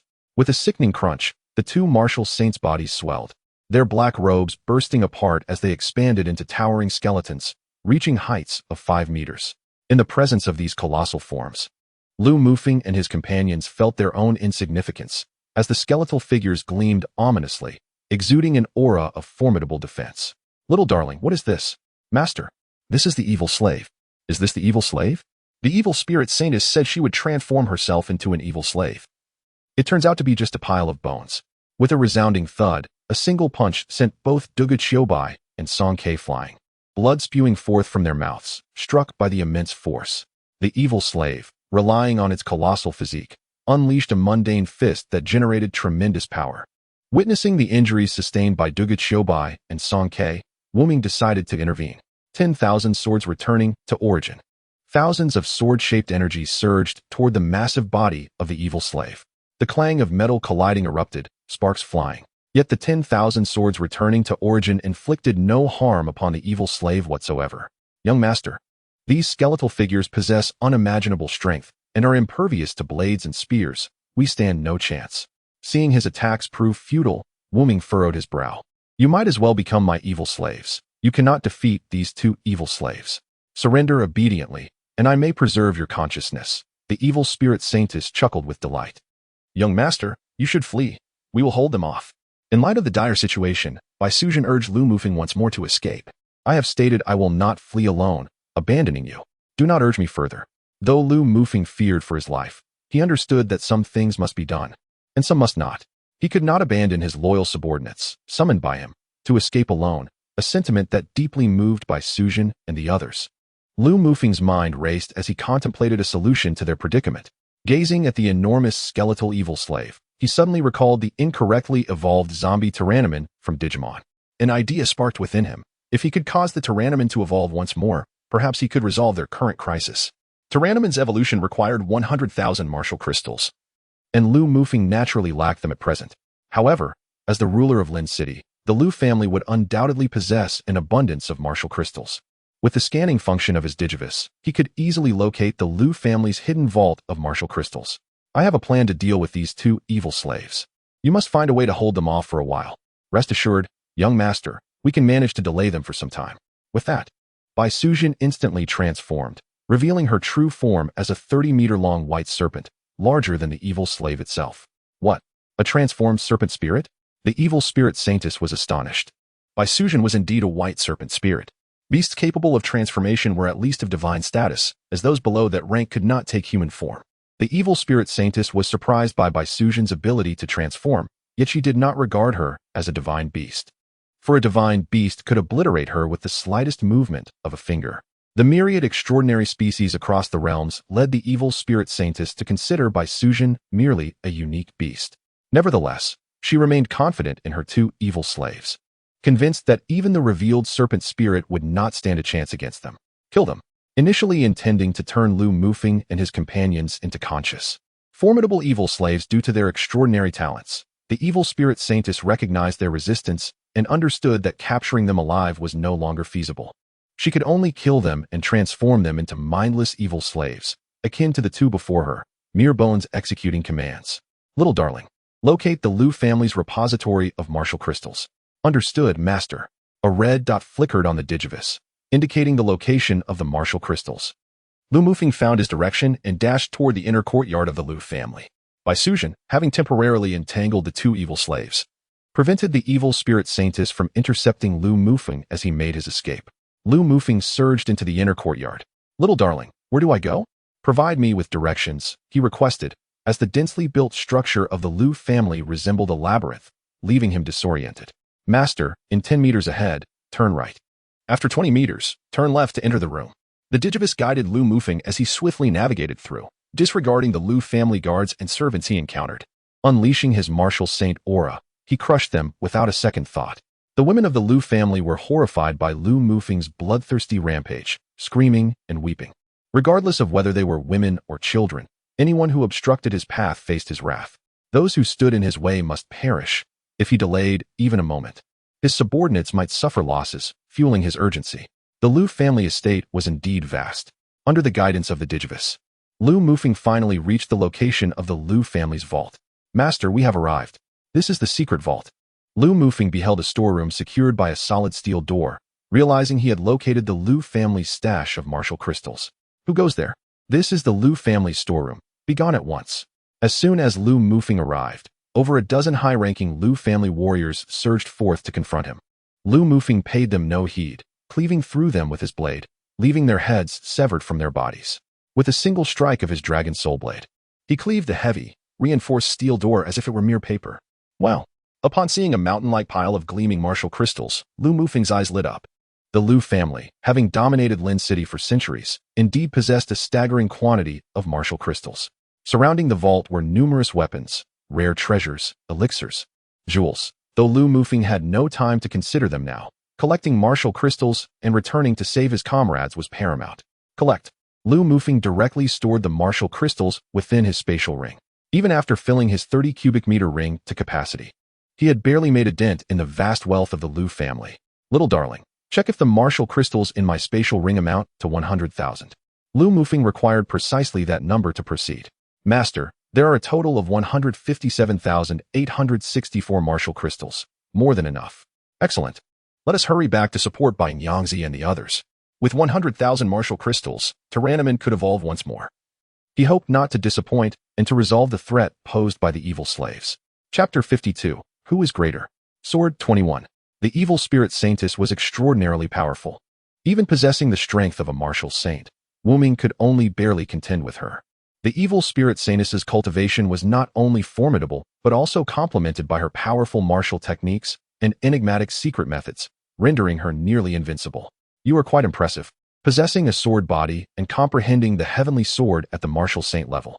Given time to grow, you will undoubtedly become a formidable swordsman. The evil spirit saintess admired Wu Ming while also being intrigued by Lu Mufeng's background, noting that his subordinates were all exceptionally gifted and possessed formidable combat prowess. Yet, no matter how mighty the background, it was but a fleeting shadow before her. The evil spirit clan was inherently antagonistic to all other factions across the realms. Wu Ming's brow furrowed as he found the evil spirit saintess too uncanny. His attacks could not reach her. The sword body is an excellent constitution for crafting evil slaves. Today, I shall ensure your demise, the evil spirit saintess declared with excitement. The skeletal evil slave created from a sword body boasted bones as sharp and durable as a sword, capable of unleashing sword energy attacks, rendering it incredibly formidable, one of the coveted physiques sought after by the evil spirit clan for crafting evil slaves. Encountering a sword body today thrilled her immensely. With this sword body evil slave, her influence within the evil spirit clan would undoubtedly soar to new heights. Competition among the evil spirit clan was fierce, where a single misstep could lead to peril. This was the law of survival for the powerful within the evil spirit clan. Do you believe you can slay me? Despite having vanquished the 8 great sects and being a legend in the martial world, the pride within me remains unyielding, and I find myself quite dismissive of the threats posed by the evil spirit saintess. The evil goddess Claw, a colossal, slender appendage with razor-sharp nails, infused with boundless dark energy, lunged directly at me. Sword 22. Crack. Splurt. The hero's sword shattered, and I coughed up a mouthful of dark blood. Hiss. I struggled to tear open my shirt, revealing a conspicuous black claw mark across my chest.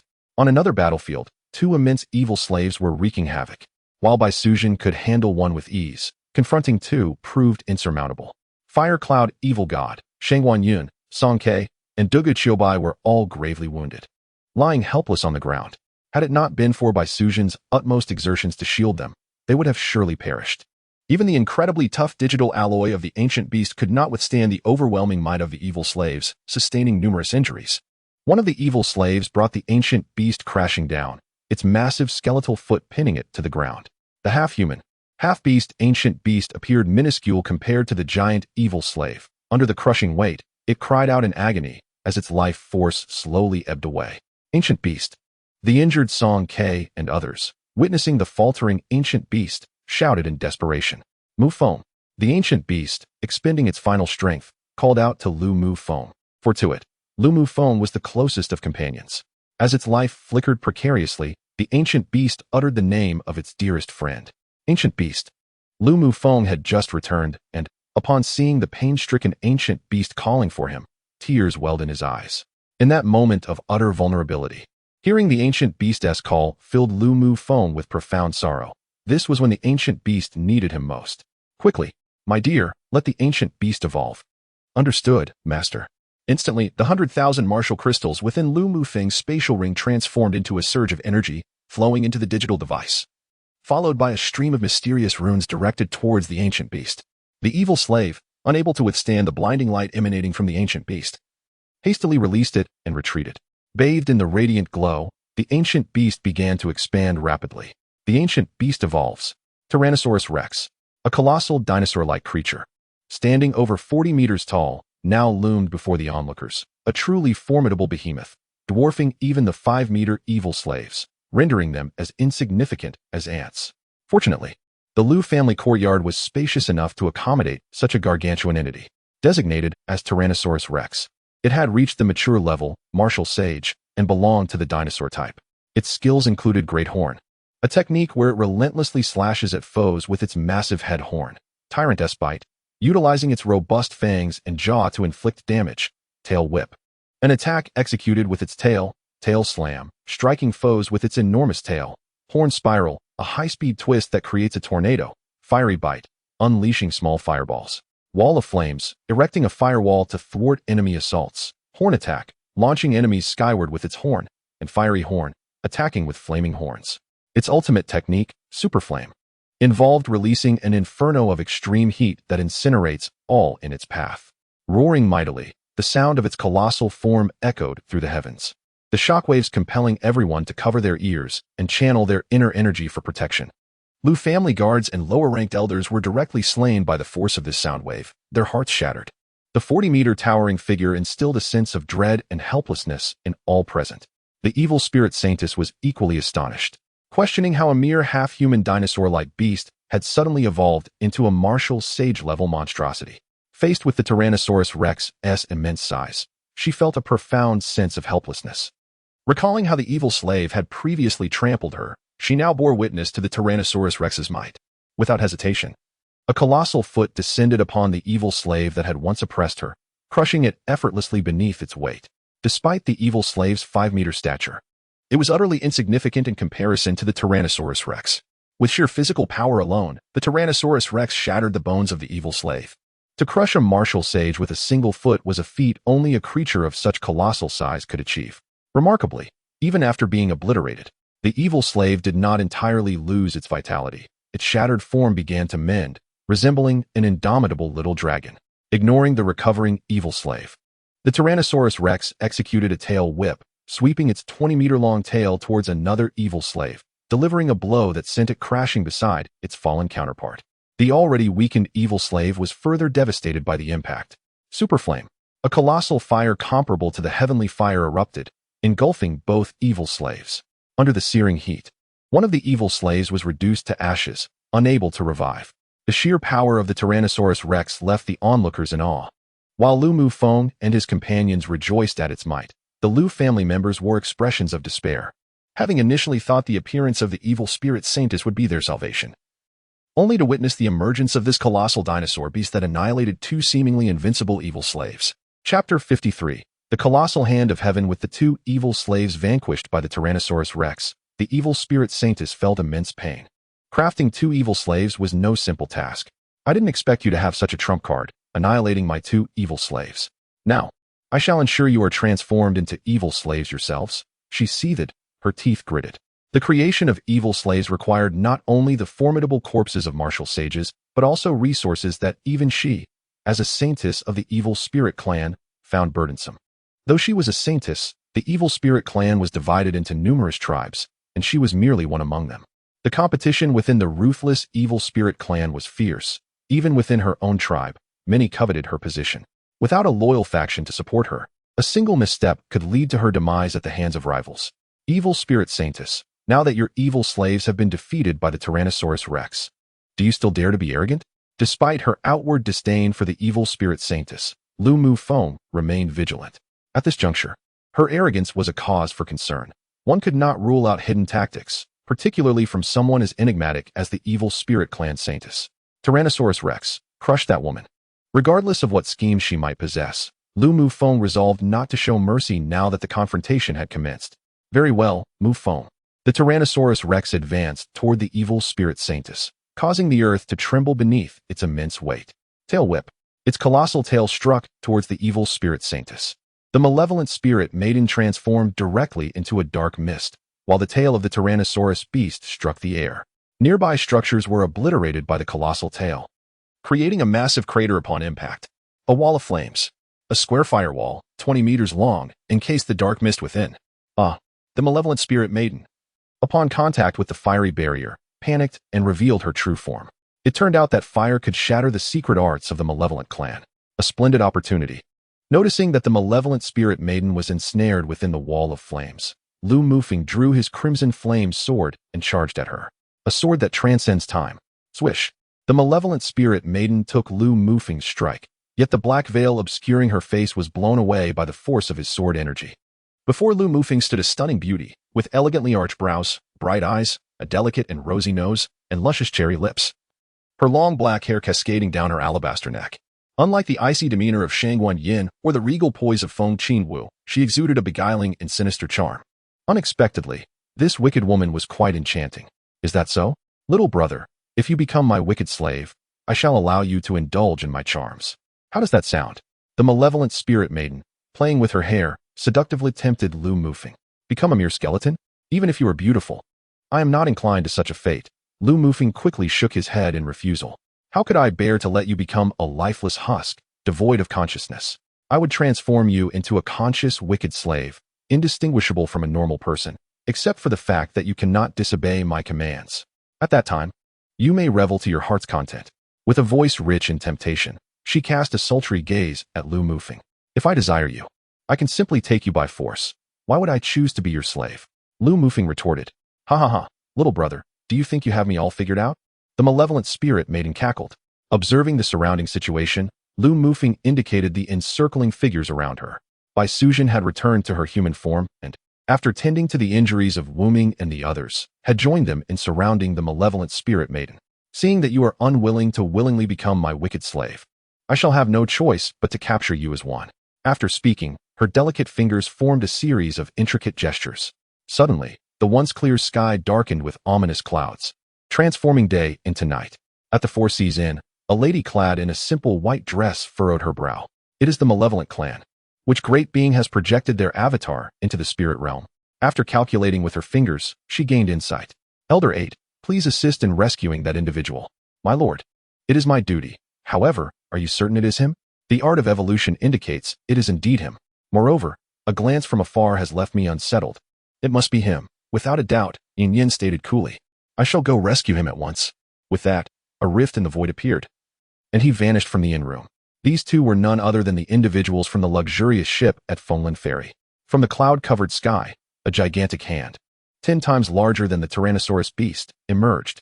At that moment, all the inhabitants of Lin City ceased their activities, their expressions filled with despair as they gazed at the enormous hand. Could this be the arrival of the apocalypse? Some, stricken with fear, fell to their knees, weeping and praying for the giant hand to spare them. At the city lord's manor, Feng Qingwu, recuperating from her return from the Qatar desert, watched the giant hand with concern. Which great being descends upon Lin City? The appearance of this hand in the Tianfeng dynasty could signify either fortune or disaster. The colossal hand struck the Tyrannosaurus beast with tremendous force, sending it flying and shattering everything in its path, raising clouds of dust. Fortunately, the Tyrannosaurus beast was composed of hard digital alloy. Otherwise, it would have been fatally injured. The power of this hand was overwhelming. The Tyrannosaurus beast was no match for it. Lu Mufeng, within the range of this hand, felt an immense pressure, as if he were suffocating. What sort of great being was this, capable of intimidating Lu Mufeng and the others with but a single hand? We welcome the arrival of the evil emperor. The malevolent spirit maiden respectfully bowed to the giant hand. You have but one chance to summon my projection. Speak your request. The voice resonated throughout the vicinity of Lin City. What is this, my dear? Master, this is a great being, projecting its hand into the spirit realm. With your current strength, they could effortlessly annihilate everyone with a single move. Escape would be impossible, the adorable one replied to Lu Mufeng, filled with despair. Lu Mufeng was taken aback by this revelation. The projection of a single hand possessed such might. It seemed he had underestimated the summoning of two martial saints. There were far greater beings in this world, capable of annihilating everyone with a mere projection of a hand. It was over. Lu Mufeng thought in despair. Even the mightiest Tyrannosaurus beast was no match for this projected giant hand. How could he contend with it? The system? It certainly would not intervene to save him. Evil Emperor, I beseech your assistance in eliminating all those adversaries. The malevolent spirit maiden gestured towards Lu Mufeng's direction. As you wish. The enormous hand descended upon Lu Mufeng and the others. Should this hand fall, they would have no chance of survival. Faced with the giant hand, Lu Mufeng and his companions could only despairingly close their eyes. Chapter 54, The Divine Realm. Just as Lu Mufeng and the others were engulfed in despair, a figure flashed by, blocking the attack of the giant hand. A silver-haired elder, masked and mysterious, emerged from the hand's grasp, rescuing Lu Mufeng and his companions. This individual was none other than Elder 8, whom Yin Yan had mentioned. The malevolent spirit maiden furrowed her brows slightly upon witnessing someone come to Lu Mufeng's aid. This was her only opportunity to summon the projection of the evil emperor. If she failed to eliminate Lu Mufeng and his companions and transform them into wicked slaves, it would be a significant loss. Thus, her heart raced with anticipation, praying that the invincible evil emperor she revered would be able to contend with the silver-haired elder who had come to save Lu Mufeng. The malevolent spirit maiden was astonished by the background of Lu Mufeng.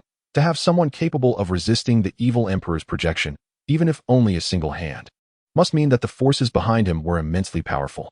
Of course, these were merely her speculations. She had no idea that Lu Mufeng was entirely unfamiliar with the silver-haired elder who had come to his rescue. A mere ant of the one-star divine realm dares to impede my slaughter. Depart now, and I shall spare your life. The master of the giant hand, visibly angered by the interruption, could only command the elder to leave, as it was merely a projection of his hand. If you were to project your entire being, I would certainly not be your match. However, with just a hand, I fear you not, Elder 8 replied to the master of the giant hand. Though this hand's master was immensely powerful, it was merely a projection. You are unafraid? Do you think my full projection could not vanquish you? I shall spare your life out of respect for your arduous training. Now begone. The evil emperor threatened. Do not presume that simply projecting your entire being down here would suffice. Even if your true form were to descend, I would be incapable of confronting you. However, there are others who would rise to the challenge. Furthermore, the very fact that you can only manifest a hand upon the spirit god continent is already a limitation, and you will find it impossible to descend here again in the near future. Thus, I harbor no fear of you. Today, I am destined to rescue them. The true horror of Yin Yan's identity is well understood by Elder 8, since she is determined to protect these individuals. Even if this great being were to come in person, it would be impossible to eliminate Lu Mufeng and the others. Do you truly think you can save them? I shall show you the vast chasm that lies between us. Even if I were to project merely a hand, it remains beyond your capacity to contend with. The master of the colossal hand was greatly incensed by Elder 8's lack of respect. Very well, I shall experience your prowess firsthand. Two immensely powerful entities engaged in fierce battle. Elder 8 transformed into a streak of light, charging towards the giant hand suspended in the void. The enormous palm sought to crush Elder 8, yet his speed was remarkable, allowing him to evade effortlessly. His formidable martial skills were unleashed against the giant hand, but its sheer size rendered his attacks largely ineffective. Despite its tremendous strength, Elder 8, as a one-star deity, was not without power. Their combat was evenly matched, neither able to gain the upper hand. The atmosphere grew tumultuous, the winds howled, and the skies darkened. Observing their clash, Lu Mufeng realized the insignificance of his own strength, akin to the disparity between an infant and an adult. Thankfully, their battle took place high above the ground. Otherwise, the entire Lin City would have been obliterated by the aftermath of their conflict. However, even at thousands of meters above ground, the residual true energy wreaked havoc, destroying countless homes and claiming the lives of numerous innocents. Families were torn apart. Ordinary people lamented, father, mother, husband, son, daughter, in heart-wrenching cries, some clutching the lifeless bodies of their loved ones in despair. A 3-year-old girl, blood streaming from her forehead, wailed for her parents, unaware that they had perished beneath the rubble of a collapsed building. Having brought Imo Hanswang to the Sihai Inn for respite, Su Guanyin gazed at the giant hand and understood that it was likely aimed at Lu Mufeng and the others, filling her with concern for their safety. The once majestic Lu mansion had been devastated, and many ordinary maids and servants were crushed by the fallen structures, the air filled with the sounds of anguish and sorrow. When divine beings clash, mortals suffer. Lacking power is the original sin. In the eyes of the lofty and mighty warriors, the lives of ordinary people are no different from those of ants. Lu Mufeng clenched his fists in silence, vowing to become powerful.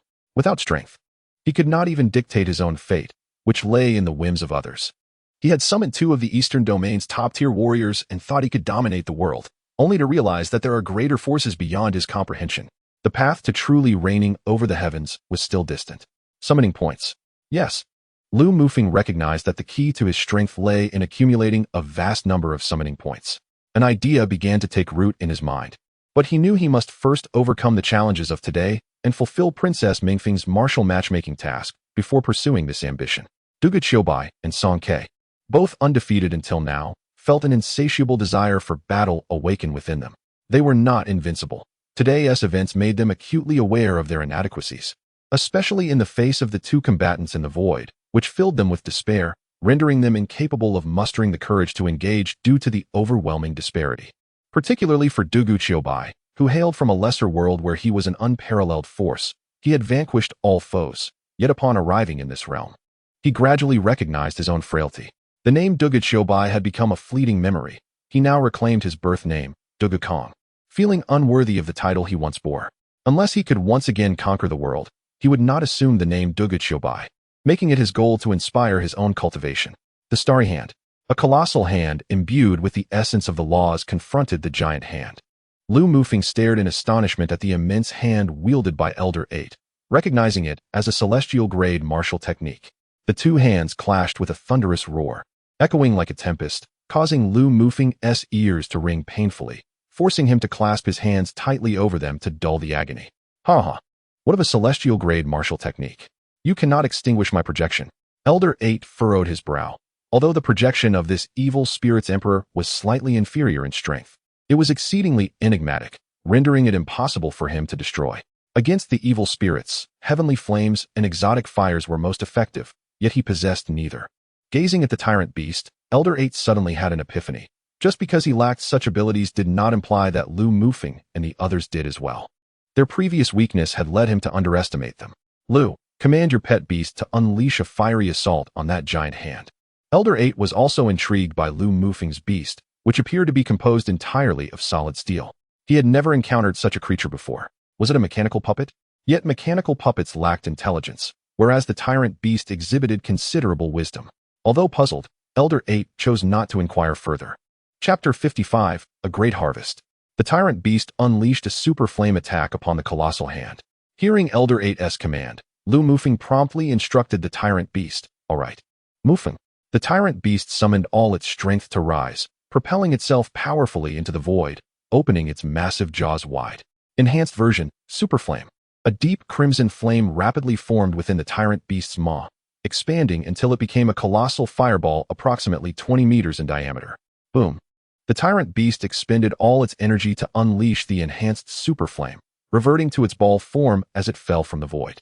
Lu Mufeng rushed forward to catch the falling ball beast, noticing its exhausted demeanor. Understanding that it was fatigued, he allowed it to rest upon his shoulder.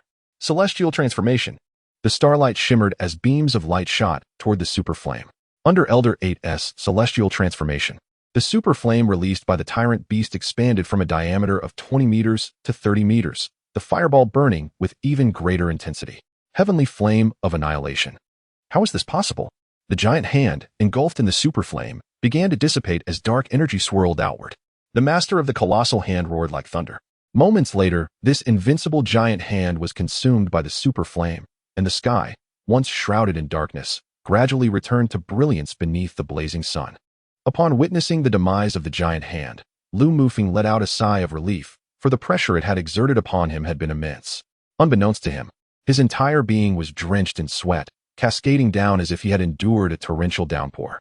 Meanwhile, in a distant world, within a grand palace, A middle-aged man clad in a black robe and enveloped in a mysterious dark energy wore an expression of disbelief as he murmured, "How could the heavenly flame of annihilation, thought to have vanished for years, reappear once more? The sacred flame of destruction is indeed the nemesis of their evil spirit clan. Years ago, the evil spirit tribe paid a hefty price to eradicate the sacred flame, and now it has unexpectedly resurfaced in the world." Ada. Suddenly, a wisp of black mist materialized in the void, from which emerged a gaunt old man. "Master, how may I serve you?" The emaciated elder respectfully inquired of the man in the black robe. "Just now, that girl, Liue, utilized the projection of my colossal hand that I had bestowed upon her, only to have it incinerated by the sacred flame. Go to the spirit god continent at once and investigate the matter concerning the sacred flame." "Yes, master. Here is the route for the projection I transmitted to the spirit god continent. Take it." After receiving the wisp of black mist, the gaunt elder vanished from the grand hall, observing the charred remnants of the colossal hand. Elder 8 was intrigued by the fact that Lu Mufeng's pet could unleash the sacred flame. What manner of beast could it possibly be? Gazing at the smoldered projection of the evil emperor, the holy maiden of the evil spirits turned pale. Her greatest reliance had been extinguished. Not only had she suffered a significant loss, but she also risked her own life. Had she known, she would have never provoked Lu Mufeng, the harbinger of doom. Now, with this unexpected turn of events, she questioned whether her plans could still succeed.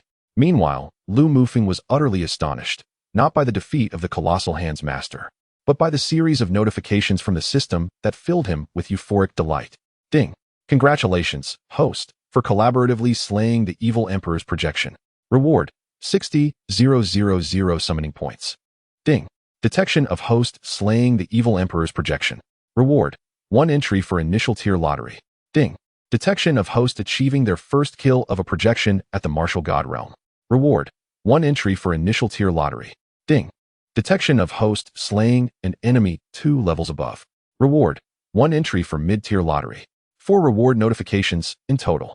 The first message granted 60,000 summoning points, a sum Lu Mufeng had never before accumulated.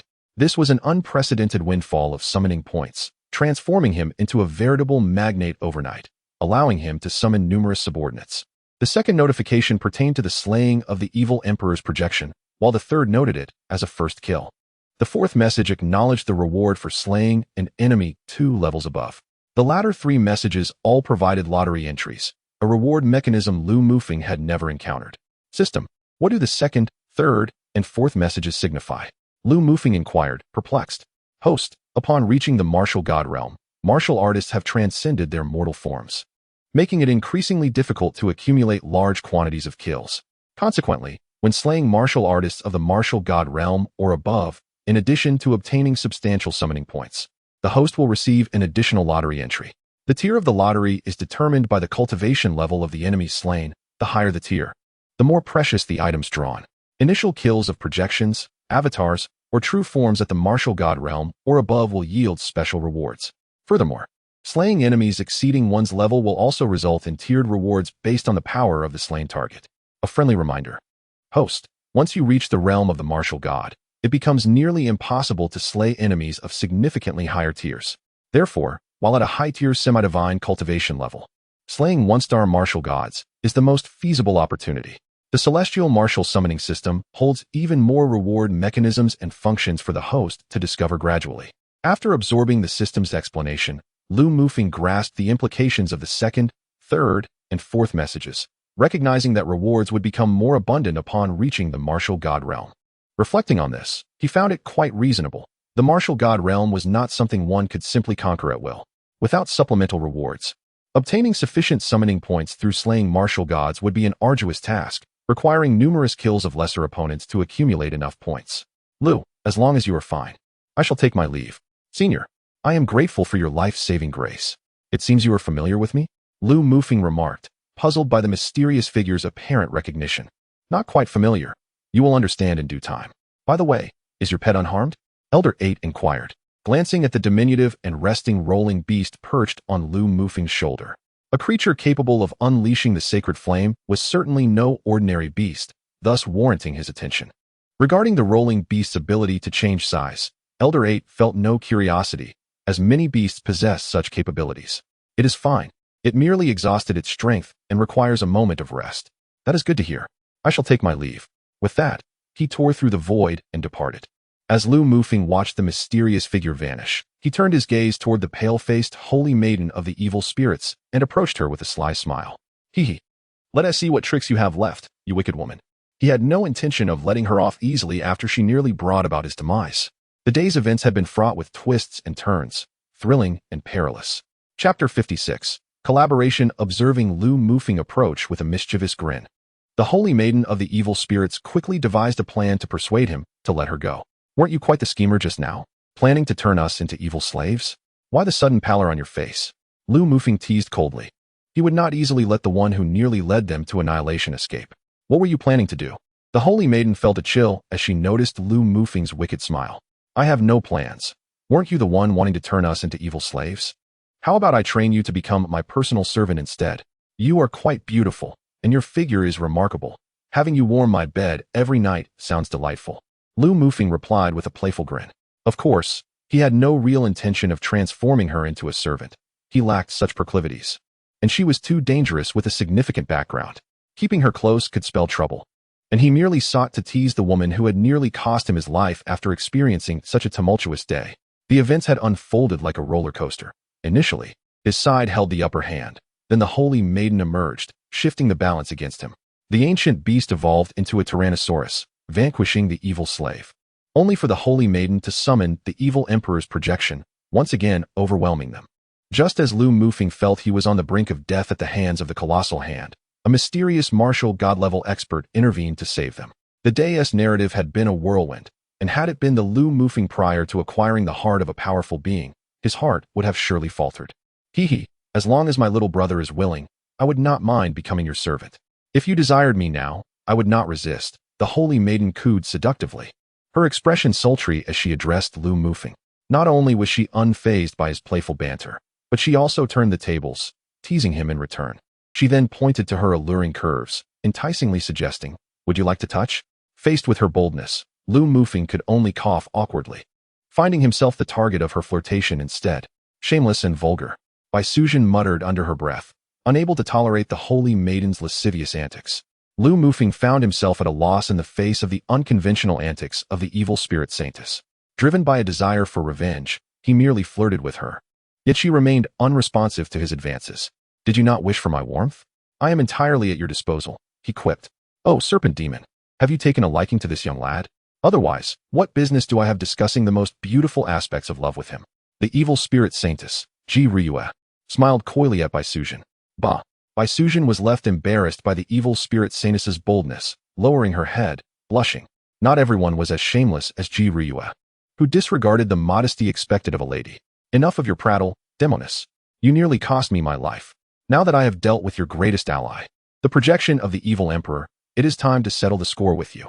Seeing the audacious demoness, Lu Mufeng felt that further flirtation would only lead to humiliation. Young lad, why resort to violence? Why not share the pleasures with your sister? How delightful it would be, unnamed, by Nyang Yang. Let us join forces to eliminate this demoness. Do not let her escape. The rest of you, eradicate the Lu family without mercy. Leave no martial artist alive. Lu Mufeng commanded his subordinates. Yes, young master. Wait, you cannot kill me. Upon hearing Lu Mufeng's order for her execution, the evil spirit saintess quickly retracted her charming demeanor, urgently protesting. Why can I not kill you? Lu Mufeng halted his advance towards the evil spirit saintess, but did not prevent Dugu Kong and the others from slaughtering the Lu family members. Though injured, Dugu Kong and his comrades had managed to recover enough to fight, while the Lu family was in no condition to resist. Saintess, save my Lu family. Lu Tsangi cried out, gravely wounded. The evil spirit saintess, however, was in no position to assist them. Lu Tsangi's head was severed by Song Ke, rolling to the ground with eyes wide open, clearly unable to close them in death. Seeing the severed head, panic surged within Ji Ryue. I am the saintess of the Inu clan, one of the 8 major clans of the evil spirit race. Countless powerful beings exist within my clan. If you kill me, you will invite endless troubles. However, if you let me go, we can wipe the slate clean, and you shall still have a friend in Ji Ryue. What do you say? With no other recourse, Ji Ryue invoked her lineage. Do you think your background intimidates me? Lu Mufeng scoffed. Though he was wary of complications, her threats did not faze him. Reveal your intentions for coming to the eastern region, and I might consider sparing your life. An idea sparked in Lu Mufeng's mind. As a saintess, Ji Ryue's presence in the eastern region could indicate larger ambitions. Perhaps he could derive some benefit from her plans. We have no specific objective in the eastern region. The Inu clan merely wishes to conquer it. And I have come to pave the way. Oh, is that so? Lu Mufeng clearly doubted Ji Ryue's claims of conquest. If her clan truly intended to invade, they would not send merely a saintess with a handful of subordinates.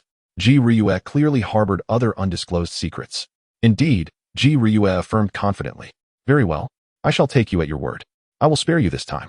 Regardless of Ji Ryue's motives, Lu Mufeng was interested in her plan to sow chaos in the eastern region.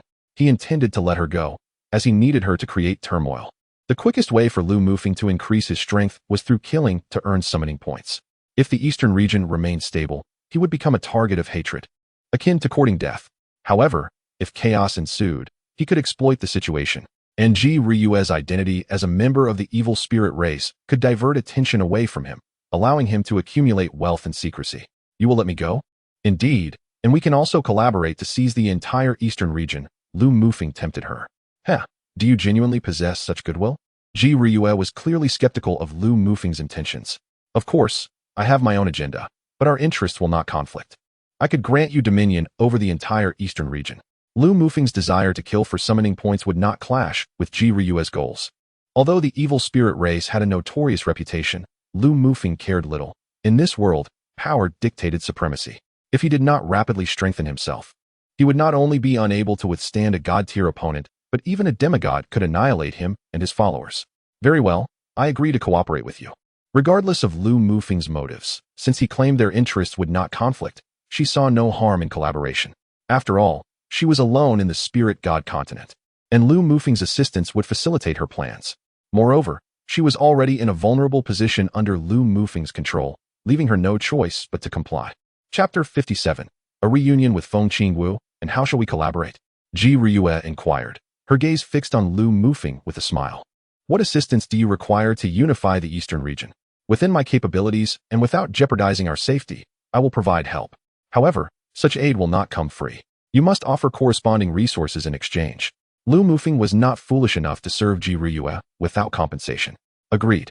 I currently require the corpses of powerful beings to forge evil slaves. Can you procure some for me?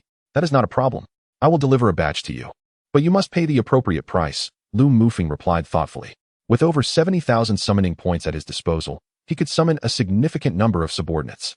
Therefore, he could indeed assist Ji Ryue in hunting powerful beings, and in doing so, he would gain summoning points and resources in return. Why would he not seize such an opportunity? As for the notion of nurturing a potential threat, Ji Ryue could enhance her strength through evil slaves. But Lu Mufeng could also bolster his power through summoning points. As long as the powerful members of Ji Ryue's clan did not come after him, he could keep her under control until he acquired sufficient strength to no longer fear the evil spirit race. Deal. This is a jade flute. Once you have collected enough corpses, blow this flute, and I will come for the exchange. With that, he tossed a black flute to Lu Mufeng. I want to take Lu Tsangi's corpse with me. You have no objections, I presume? Having lost his evil slave to Lu Mufeng, he had no one else to use. While Lu Tsangi's roots were somewhat weak, as a martial saint, he could be refined into a half-saint level evil slave, which would suffice. Take it if you wish. Lu Tsangi's corpse holds no value for me. Then let us enjoy our cooperation. Indeed, let us. However, despite their newfound alliance, Lu Mufeng had nearly lost his life at her hands earlier, and he sought to reclaim some benefit. He glanced at the dragon-shaped jade pendant hanging from Ji Ryue's waist. Clearly not an ordinary item. With a swift motion, before Ji Ryue could react, Lu Mufeng snatched it into his grasp. What are you doing? Return my pendant at once. Ji Ryue exclaimed in panic upon realizing her jade pendant had been taken. This jade pendant was a keepsake left to her by her mother before her passing, said to be a token of love gifted by her father to her mother. It was intended that if she were to encounter someone she cherished, she would bestow the pendant upon him as a pledge of lifelong commitment. When Lu Mufeng seized her pendant, how could she not be thrown into a state of panic? Though her words were often carefree, they were merely a fade in the treacherous realm of the malevolent spirit clan. One had to speak with artifice to preserve their life. Moreover, this pendant seemed to harbor a secret of great significance, one she could not afford to lose. Why are you so agitated? You nearly brought me to my demise, and having released you, should I not seek some recompense? Wouldn't that be a disservice to myself? Lu Mufeng pondered, finding it difficult to simply let Ji Ryue go without gaining something in return. He was not one to suffer losses easily.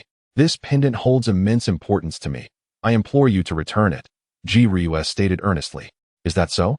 Since it is of such significance to you, I shall not force you.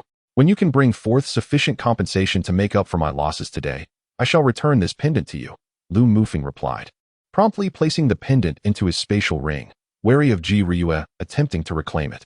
You scoundrel! What losses have you truly suffered? Your subordinates merely sustained minor injuries, whereas I have lost my painstakingly crafted evil slaves, not even a bone left behind, Ji Ryue exclaimed, exasperated. This was the first time Lu Mufeng witnessed Ji Ryue in such a state of distress, and it brought a sense of balance to his heart, as he felt he had finally exacted some measure of retribution upon her. Do not forget, I am the victor here. You are obliged to provide me with compensation, Lu Mufeng declared, reveling in his triumph. Very well, I shall leave the pendant in your care for now. Guard it well, for I shall redeem it, Ji Ryue retorted through gritted teeth. May I take my leave now? Ji Ryue considered it prudent to exit promptly, wary of what further tricks Lu Mufeng might devise. Feel free to depart at any time, Lu Mufeng gestured graciously. Ji Ryue waved her hand and departed with the corpse of Lu Tsangyi in tow. My lord, Ji Ryue is quite formidable. Are we truly allowing her to escape? Wu Ming inquired with concern, intimidated by the shadow of the formidable hand that had loomed over them. I require Ji Ryue to stir the winds of change throughout the eastern domain. Only then can we benefit. You witnessed it. The projection of that powerful presence could annihilate us all. We must hasten our development to ensure our survival, Lu Mufeng replied, glancing at the peculiar black flute in his possession before storing it away. No sooner had Ji Ryue departed than a throng of city guards surrounded the Lu estate. It is you, Feng Qingwu exclaimed upon spotting Lu Mufeng, initially delighted, but quickly reverting to her aloof demeanor. Feng Qingwu, what brings you here? Lu Mufeng was taken aback to see her adorned in a resplendent robe, her beauty captivating, given the chaos that has unfolded in Lin City. As the crown princess of the Tianfeng dynasty, it is my duty to ascertain the situation. What business do you have here? Does this affair concern you? Feng Qingwu regarded him with suspicion. The Lu family was foolish enough to offend me, and thus, I eradicated them, Lu Mufeng replied nonchalantly. You scoundrel! The laws of the Tianfeng dynasty dictate that violence is prohibited in cities and towns. How dare you annihilate the entire Lu estate? Guards, seize these ruffians. As soon as Lu Mufeng finished speaking, the city lord, Feng Linxiao, commanded the guards to apprehend Lu Mufeng and his companions. Though Lu Mufeng's group had demonstrated formidable strength, Feng Linxiao, eager to impress the crown princess, felt compelled to act decisively in her presence. Wait! Feng Qingwu immediately halted the guards, her anger directed at Feng Linxiao. Did I not order the capture of these individuals? Have you no regard for that overpowering presence we just witnessed? Even if they did slay the Lu family, what can you do to them? You, a mere waste without even the cultivation of a martial sage. How can you hope to apprehend them? My princess, I apologize for my transgressions, Feng Linxiao stammered, flustered by her ire. Then get out of my sight and lead the guards away. Yes, your highness. Feng Linxiao waved his hand, and the guards surrounding the Lu estate promptly retreated. Observing Feng Linxiao's retreat, Lu Mufeng's lips curled into a sardonic smile. He fails to see the connection between myself and your esteemed princess. How could she possibly order my arrest? This Feng Linxiao is merely a sycophant. Lady Bai, you and your companions may also withdraw for now. Lu Mufeng gestured for his own followers to step back, entrusting the care of the rolling beast to Bai Suzhen temporarily. Chapter 58. A bond forged that powerful hand was truly terrifying. Are you unscathed? Once they were alone, Feng Qingwu shed her earlier poise, her concern for him palpable. Seeing her worried expression warmed Lu Mufeng's heart. Little did he know of her feelings for him. He would be a fool otherwise. Suddenly struck by inspiration, Lu Mufeng grinned mischievously and lunged into Feng Qingwu's embrace. Startled, she did not push him away. Ouch! I've sustained grievous injuries. I can hardly stand. Please, support me, Lu Mufeng said, resting his head upon her bosom, inhaling her fragrant essence. Having realized Feng Qingwu's affection, Lu Mufeng, with a modern mindset, felt liberated, especially with no one around to witness. You rogue. Moments ago, you were perfectly fine, yet now you claim to be injured and lean on me. Are you trying to take advantage of me? Feng Qingwu regarded him with suspicion. How could that be? I did not take advantage of you in the Serpent God Palace. Why would I do so now? I am genuinely hurt, Lu Mufeng insisted, unwilling to admit his intentions. If you bring up that incident again, I shall ignore you. She thought back to her vulnerable state in the Serpent God Palace, her face flushing crimson, unable to resist pinching Lu Mufeng's waist. Ah! Lu Mufeng cried out in pain from her pinch, inwardly lamenting. Even women from another world employ this tactic. Is this an innate trait of their gender? Feng Qingwu recognized Lu Mufeng's feigned injury. She understood that if he were not harboring feelings for her, he would not dare to be so intimate. Thus, her heart brimmed with joy, sweet as honey, for who would willingly cast Lu Mufeng out of her embrace? Hee, would you truly forsake me? Lu Mufeng teased, a smile gracing his lips. Of course, I would not forsake a rogue like you. Feng Qingwu defiantly denied her feelings. Qingwu, I adore you. What? Lu Mufeng's sudden confession left Feng Qingwu stunned. Though she held deep affection for him, she was unprepared for his forthright declaration, her entire being aflame with embarrassment. Fine. If you do not like me, I shall consider my words unspoken. Lu Mufeng observed her flustered state and decided to tease her further. No, I do like you. Feng Qingwu panicked, misunderstanding Lu Mufeng's jest as he feigned ignorance of her feelings. Ha ha ha, I was merely teasing you. How could I not know your heart's desire? Stepping back from her embrace, Lu Mufeng laughed heartily at her bewildered expression. What a delightful sight, Lu Mufeng, teasing this princess. Ignoring him, she pretended to be angry, turning her back, pouting her cherry-red lips, and fussing with her dress. At that moment, Feng Qingwu no longer resembled the aloof princess of the Tianfeng dynasty, but rather a love-struck young girl. Lu Mufeng gently embraced her slender waist from behind, his lips brushing against her flushed ear as he earnestly declared, Qingwu, I shall love you faithfully for a lifetime and protect you forever. Taken aback by his sudden embrace and heartfelt words, Feng Qingwu's body trembled with warmth and shyness, a stark contrast to her usually composed demeanor. Mufeng, do you truly like me? Will you never betray me? She turned to face him, her eyes fixated on his. As if trying to see into his very soul, her expression earnest. More genuine than gold, Lu Mufeng responded, gazing into her bright eyes with unwavering conviction. The connection he felt with Feng Qingwu, the princess he had scarcely encountered, brought him immense joy. Perhaps it was fate that bound them. Some individuals may never develop love despite years of acquaintance, while others might ignite a spark of affection upon a single meeting. From now on, you shall be my only man, and I shall never betray you, Feng Qingwu proclaimed with determination. Lu Mufeng was deeply moved. He understood her feelings had already taken root, and he vowed never to let her down. Feng Qingwu was now the woman he had chosen, and he would shield her for all eternity, striving to ensure her happiness every single day. Unable to resist the allure of her exquisite visage and luscious lips, Lu Mufeng leaned in and gently kissed her, their lips meeting and moving together. Feng Qingwu, too, succumbed to the moment, closing her eyes and embracing him tightly, returning the kiss with passion. The sweet fragrance of her essence invigorated Lu Mufeng, prompting him to deepen the kiss. This kiss was unlike their previous encounters. The first had been a forced kiss due to her poisoning, and the second a playful peck. This time, they were two lovers lost in their affection, exchanging a profound kiss that encapsulated their emotions. After what felt like an eternity, Lu Mufeng finally released Feng Qingwu, one arm still around her as she rested her head on his shoulder, a radiant smile gracing her face, completely shedding her regal demeanor. Mufeng, I must leave, she said, her voice laced with reluctance. Must you go? He replied, equally unwilling to part ways. I must report to the imperial city and inform my sister. Do not worry. I shall return to you soon. Very well, she acquiesced, acknowledging her responsibilities, while Lu Mufeng too had his own duties to attend to. Strengthening his abilities would naturally extend his lifespan. There would be ample time ahead. His immediate priority was to enhance his power rather than become ensnared in romantic distractions. By the way, I previously heard you mention your intention to participate in the martial arts competition in Tianyu City, to seek a bride among the Mingfeng clan. That cannot be true, can it? Feng Qingwu inquired with a playful smile. Now that he had just pledged his feelings to her, Lu Mufeng could not admit to participating in another competition for a bride. Yet, he was also compelled to attend. A wave of melancholy washed over him. Qingwu, trust me, I have my reasons for entering this competition. Rest assured, I shall not wed the Mingfeng princess.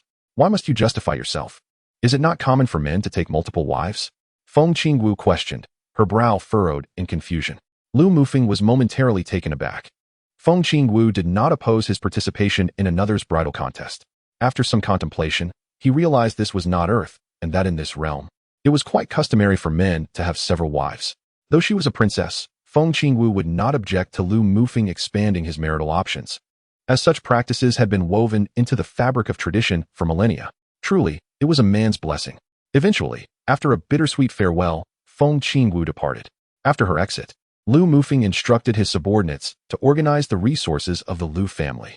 He soon discovered that the Lu family was indeed a dominant power, immensely wealthy, possessing no less than 300,000 martial crystals, not to mention a plethora of elixirs, weapons, and rare treasures. This was a bountiful harvest. Although not all would be of use to Lu Mufeng, it would greatly assist him in establishing his own power. The warriors he summoned and the martial masters could certainly benefit from these resources to elevate their cultivation. The thrill of plundering was intoxicating, and Lu Mufeng found himself yearning to raid more families.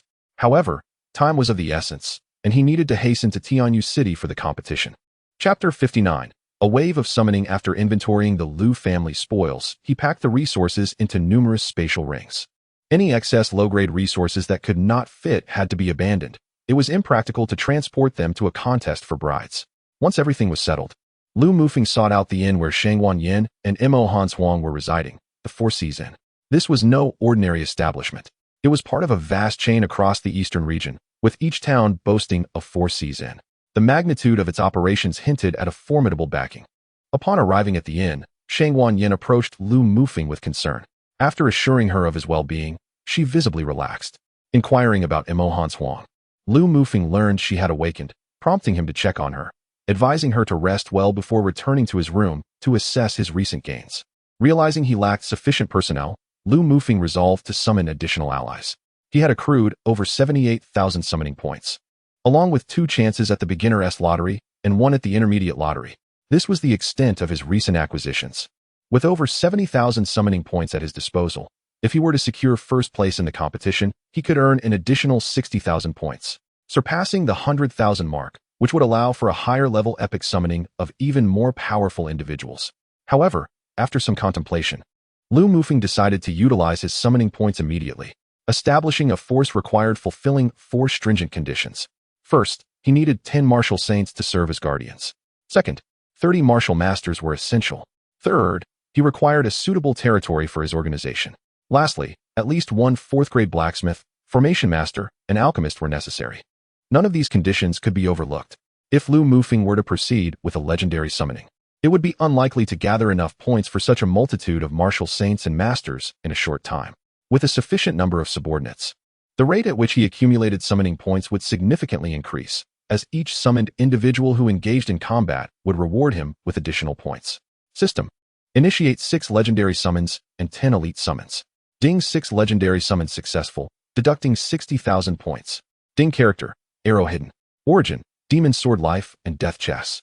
Description, descendant of Ho-E, unmotivated by fame or fortune, slaying evil and upholding justice. Cultivation, late-stage martial saint. Martial skill, 4 symbols of shooting the sun. Weapon, 4 symbols of shooting the sun arrows. Physique, bloodline of Ho-E. Ding character, Zhuge Liang.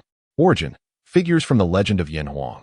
These figures appear in numerous novels and films, hence categorized as figures from the legend of Yin Huang. Character description, though his expedition was unaccomplished, he fell first, a renowned strategist remembered through the ages, skilled in all aspects of military formation and strategy, with an intellect unmatched, calculating for centuries. Cultivation, half-saint. Martial skills, 8 formation diagram, wooden ox and flowing horse, 3 divisions of the world, 5 tiger heroes, northern dipper, comprehensive array techniques. Weapons, feather fan and silk scarf, 8 formation diagram. Profession, 6th rank array emperor. Character, Zhang Sanfeng. Origin, characters from the legend of Yin Huang. Brief introduction, a terrestrial immortal. Founder of Wudong, embodying the essence of Tai Chi's yin and yang. His teachings have flourished over centuries. Cultivation level, high-level martial saint, consummate. Martial skills, internal family fist. Tai Chi sword, yin-yang ultimate skill. Weapons, Tai Chi sword, yin-yang Tai Chi diagram. Profession, 5th rank Dan King. Physique, Dao body. Character, Lu Sueki. Origin, Zhu Xian. Character introduction, of cool temperament, exquisite beauty, ethereal grace, donning white robes and wielding a blue celestial sword. She stands elegantly against the wind, her dark hair flowing. Cultivation level, mid-level martial saint. Martial skills, divine sword thunder control technique. Incantation, 9 heavens mysterious abode, transform into divine thunder, majestic heavenly might, guided by the sword. Tai Chi profound clarity path. Weapon, Tianya Divine Sword. Physique, ice-clear jade bone. Character, Yin Hongya. Origin, the ghost story drama version. Brief introduction, kind-hearted and upright, independent and self-reliant. Calm and composed, earnest and sincere, generous and straightforward, empathetic, highly skilled in martial arts, with the heart of a musician and the courage of a swordsman. Cultivation level, initial stage martial saint. Martial skills, profound heart mystical technique, comprehensive talismans. Profession, demon exorcist, a nemesis to evil spirits, corpses, and souls. Character, Yen Qixia. Origin, the ghost story film version. Brief introduction, possessing formidable Dao skills, harboring a deep-seated hatred for evil, weary of the world, he lives in seclusion at Lanroa. Cultivation level, mid-level martial saint, consummate. Martial skills, dragon roar 9 heavens, 10,000 swords flying together, righteousness of the vast sky. 10,000 laws returning to the origin can reflect opponents' attacks. Sword returning to infinity forms a sword circle. Flying with the sword allows many to fly. Exorcising demons and subduing monsters. Horizontal 10,000 swords technique. Nameless and formless. 10,000 laws returning to the origin. Sun and moon shining together. Prajna Permitha. Boundless heaven and earth. Borrowing the law of the universe. Weapon, Xianyuan Divine Sword. Profession, demon exorcist. Character, Lang Fanyun. Origin, the Rain and Cloud series. Cultivation level, mid-level martial sovereign. Martial skills, rain covering sword technique. Weapon, rain covering sword. Character, Shimin Shui Shui. Origin, the Lu Xiaofeng series. Cultivation level, mid-level martial sovereign. Weapon, black scabbard long sword. Martial skills, nameless sword technique. Character, Yi Gu Cheng. Origin, the Lu Xiaofeng series. Cultivation level, mid-level martial sovereign. Weapon, flying rainbow sword. Martial skills, celestial immortal from beyond. Character, the carefree king. Origin, Young Zhang Sanfeng. Cultivation level, initial stage martial sovereign. Martial skills, ultimate rigidity, ultimate swiftness, soul capturing technique. Character, Empress Shui Yunji. Origin, painting rivers and lakes, the unruly. Cultivation level, half saint. Weapon, Phoenix Shadow Sword. Martial skills, illusory sound technique. Character, Snow Woman. Origin, Qin's Time and Moon. Martial skills, gliding waves and flying swallows, white snow, illusion technique, Zhao Dance. Weapons, Silk Ribbon, Jade Xiao. Character, Gao Jianli. Origin, Qin's Time and Moon. Cultivation level, high-level martial sovereign. Weapon, Water Cold Sword. Martial skills, easy water cold. Character, Sweeping Monk. Origin, Heaven Dragon 8 parts. Cultivation level, initial stage martial sovereign. Martial skills, 72 unique skills of Shaolin. Character, Huang Chong. Origin, the Legend of the Eagle Shooting Heroes. Cultivation level, initial stage martial sovereign. Martial skills, 9 Emmanuel. Character, Jin Shi. Origin, the Jade Bow and Sea of Clouds. Cultivation level, mid-level martial sovereign. Martial skills, Great Zhou Tian sword technique. Poison Dragon divine skill, indestructible. Weapons, Cloud Cutting Sword, Jade Bow and Sea of Clouds. Such powerful individuals, especially Zhang Sanfeng, embodying the pinnacle of high-level martial saint, represent the most formidable existence below the demigod realm. In establishing a faction, 4-rank professionals are required. And now with the presence of the 6th-rank Array Emperor Zhuge Liang and the 5th-rank Dan King Zhang Sanfeng, only the 4th-rank weapon sect is lacking. System. Aren't legendary summons meant to bring forth beings at the martial saint level? Why is Zhuge Liang at half-saint cultivation? Lu Mu questioned the system. The distinction between half-saint and true martial saint is significant. Host, you may smile quietly. Zhuge Liang's rank is not solely determined by his cultivation. His profession as a 6th-rank array emperor is among the finest in the entire spirit god continent, possessing numerous offensive array techniques with genuine combat strength. Even high-level martial saints may not necessarily match him. Be content, for Zhuge Liang does not rely on cultivation for combat, but on array techniques. Moreover, he is a top-tier strategist. Lu Mu was taken aback by Zhuge Liang's prowess, realizing he was not inferior to the combat capability of high-level martial saints. Coupled with the profession of 6th-rank array emperor, there is little difference from the status of a demigod.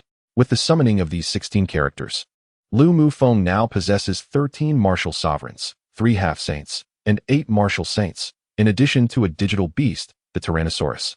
Alleviating his worries of lacking personnel for the time being, he still requires 2 martial saints and 14 martial sovereigns to meet the criteria for establishing a faction, excluding the Tyrannosaurus from the martial saint quota.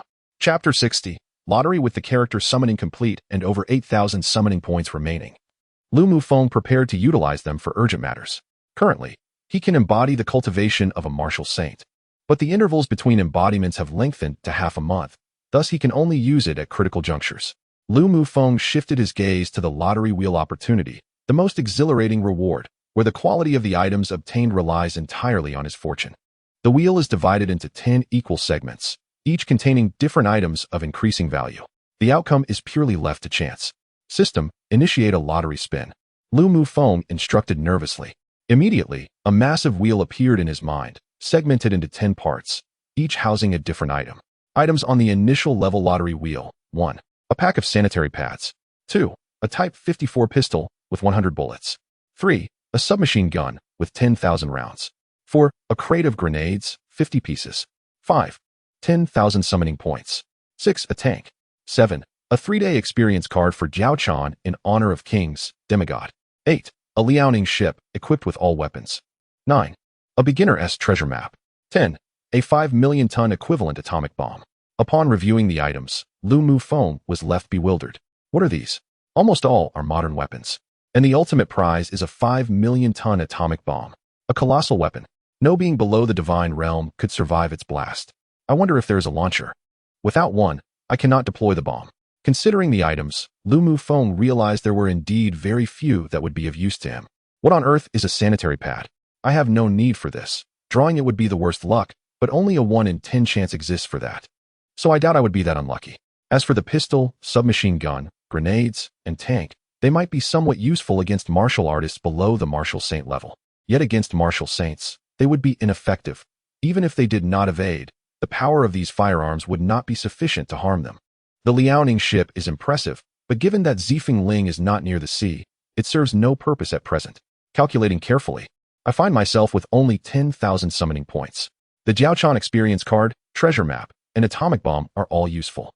There is a 2/5 chance of obtaining these items, but of course, what Lu Mufeng desires most are the latter 3.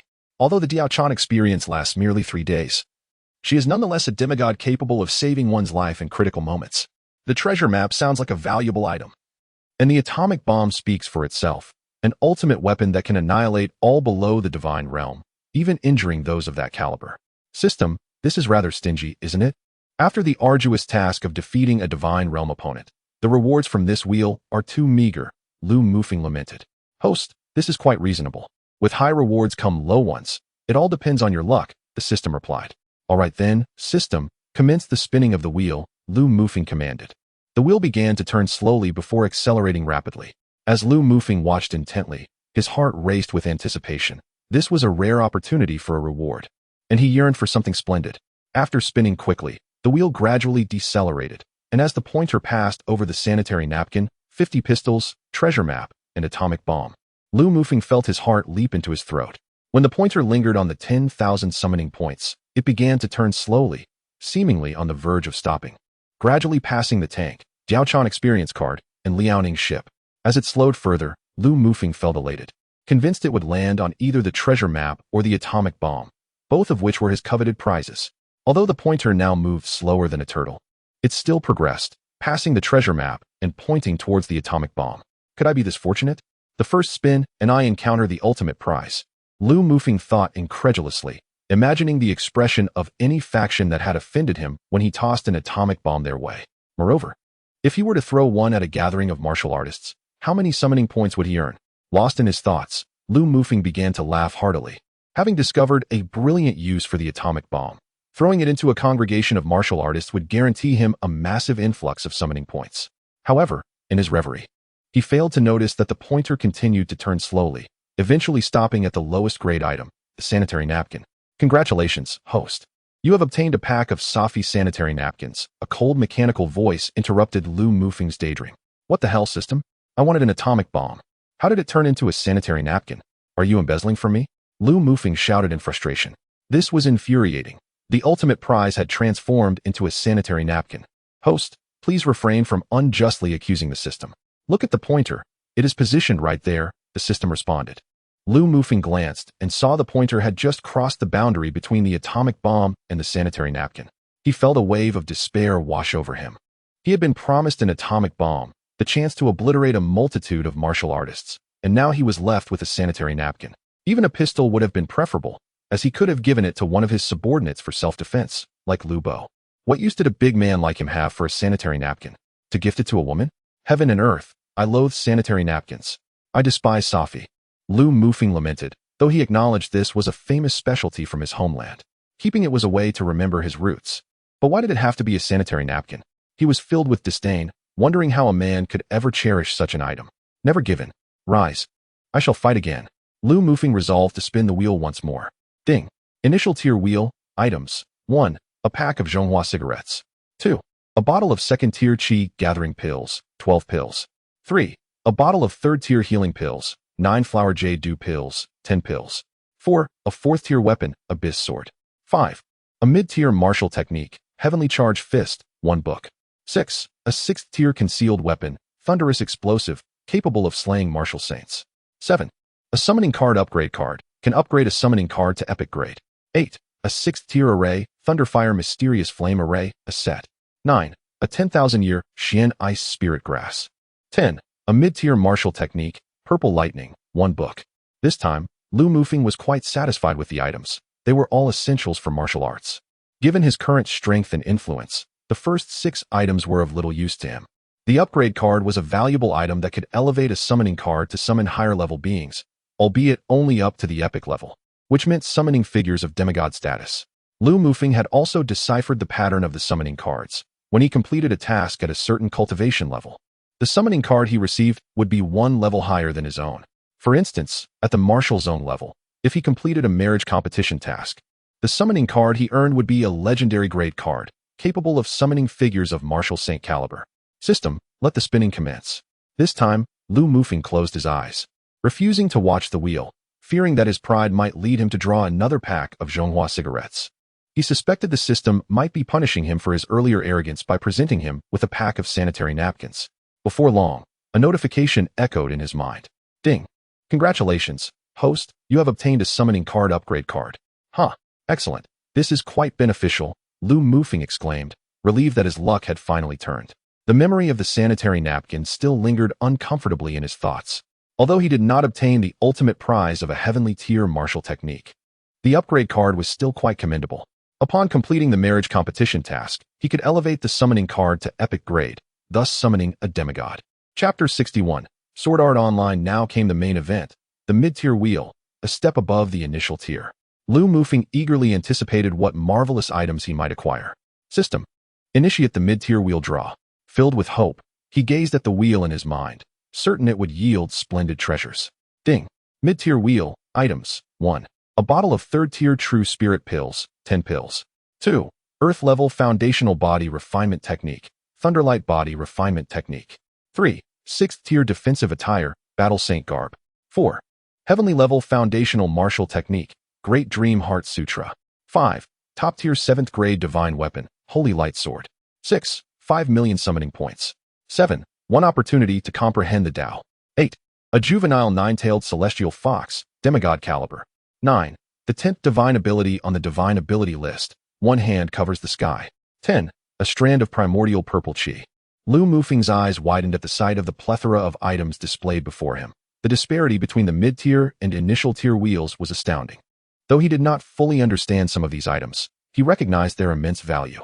Except for the first 2 items, everything else was a treasure, each brimming with irresistible allure, making him wish he could amass them all, though such a feat was impossible.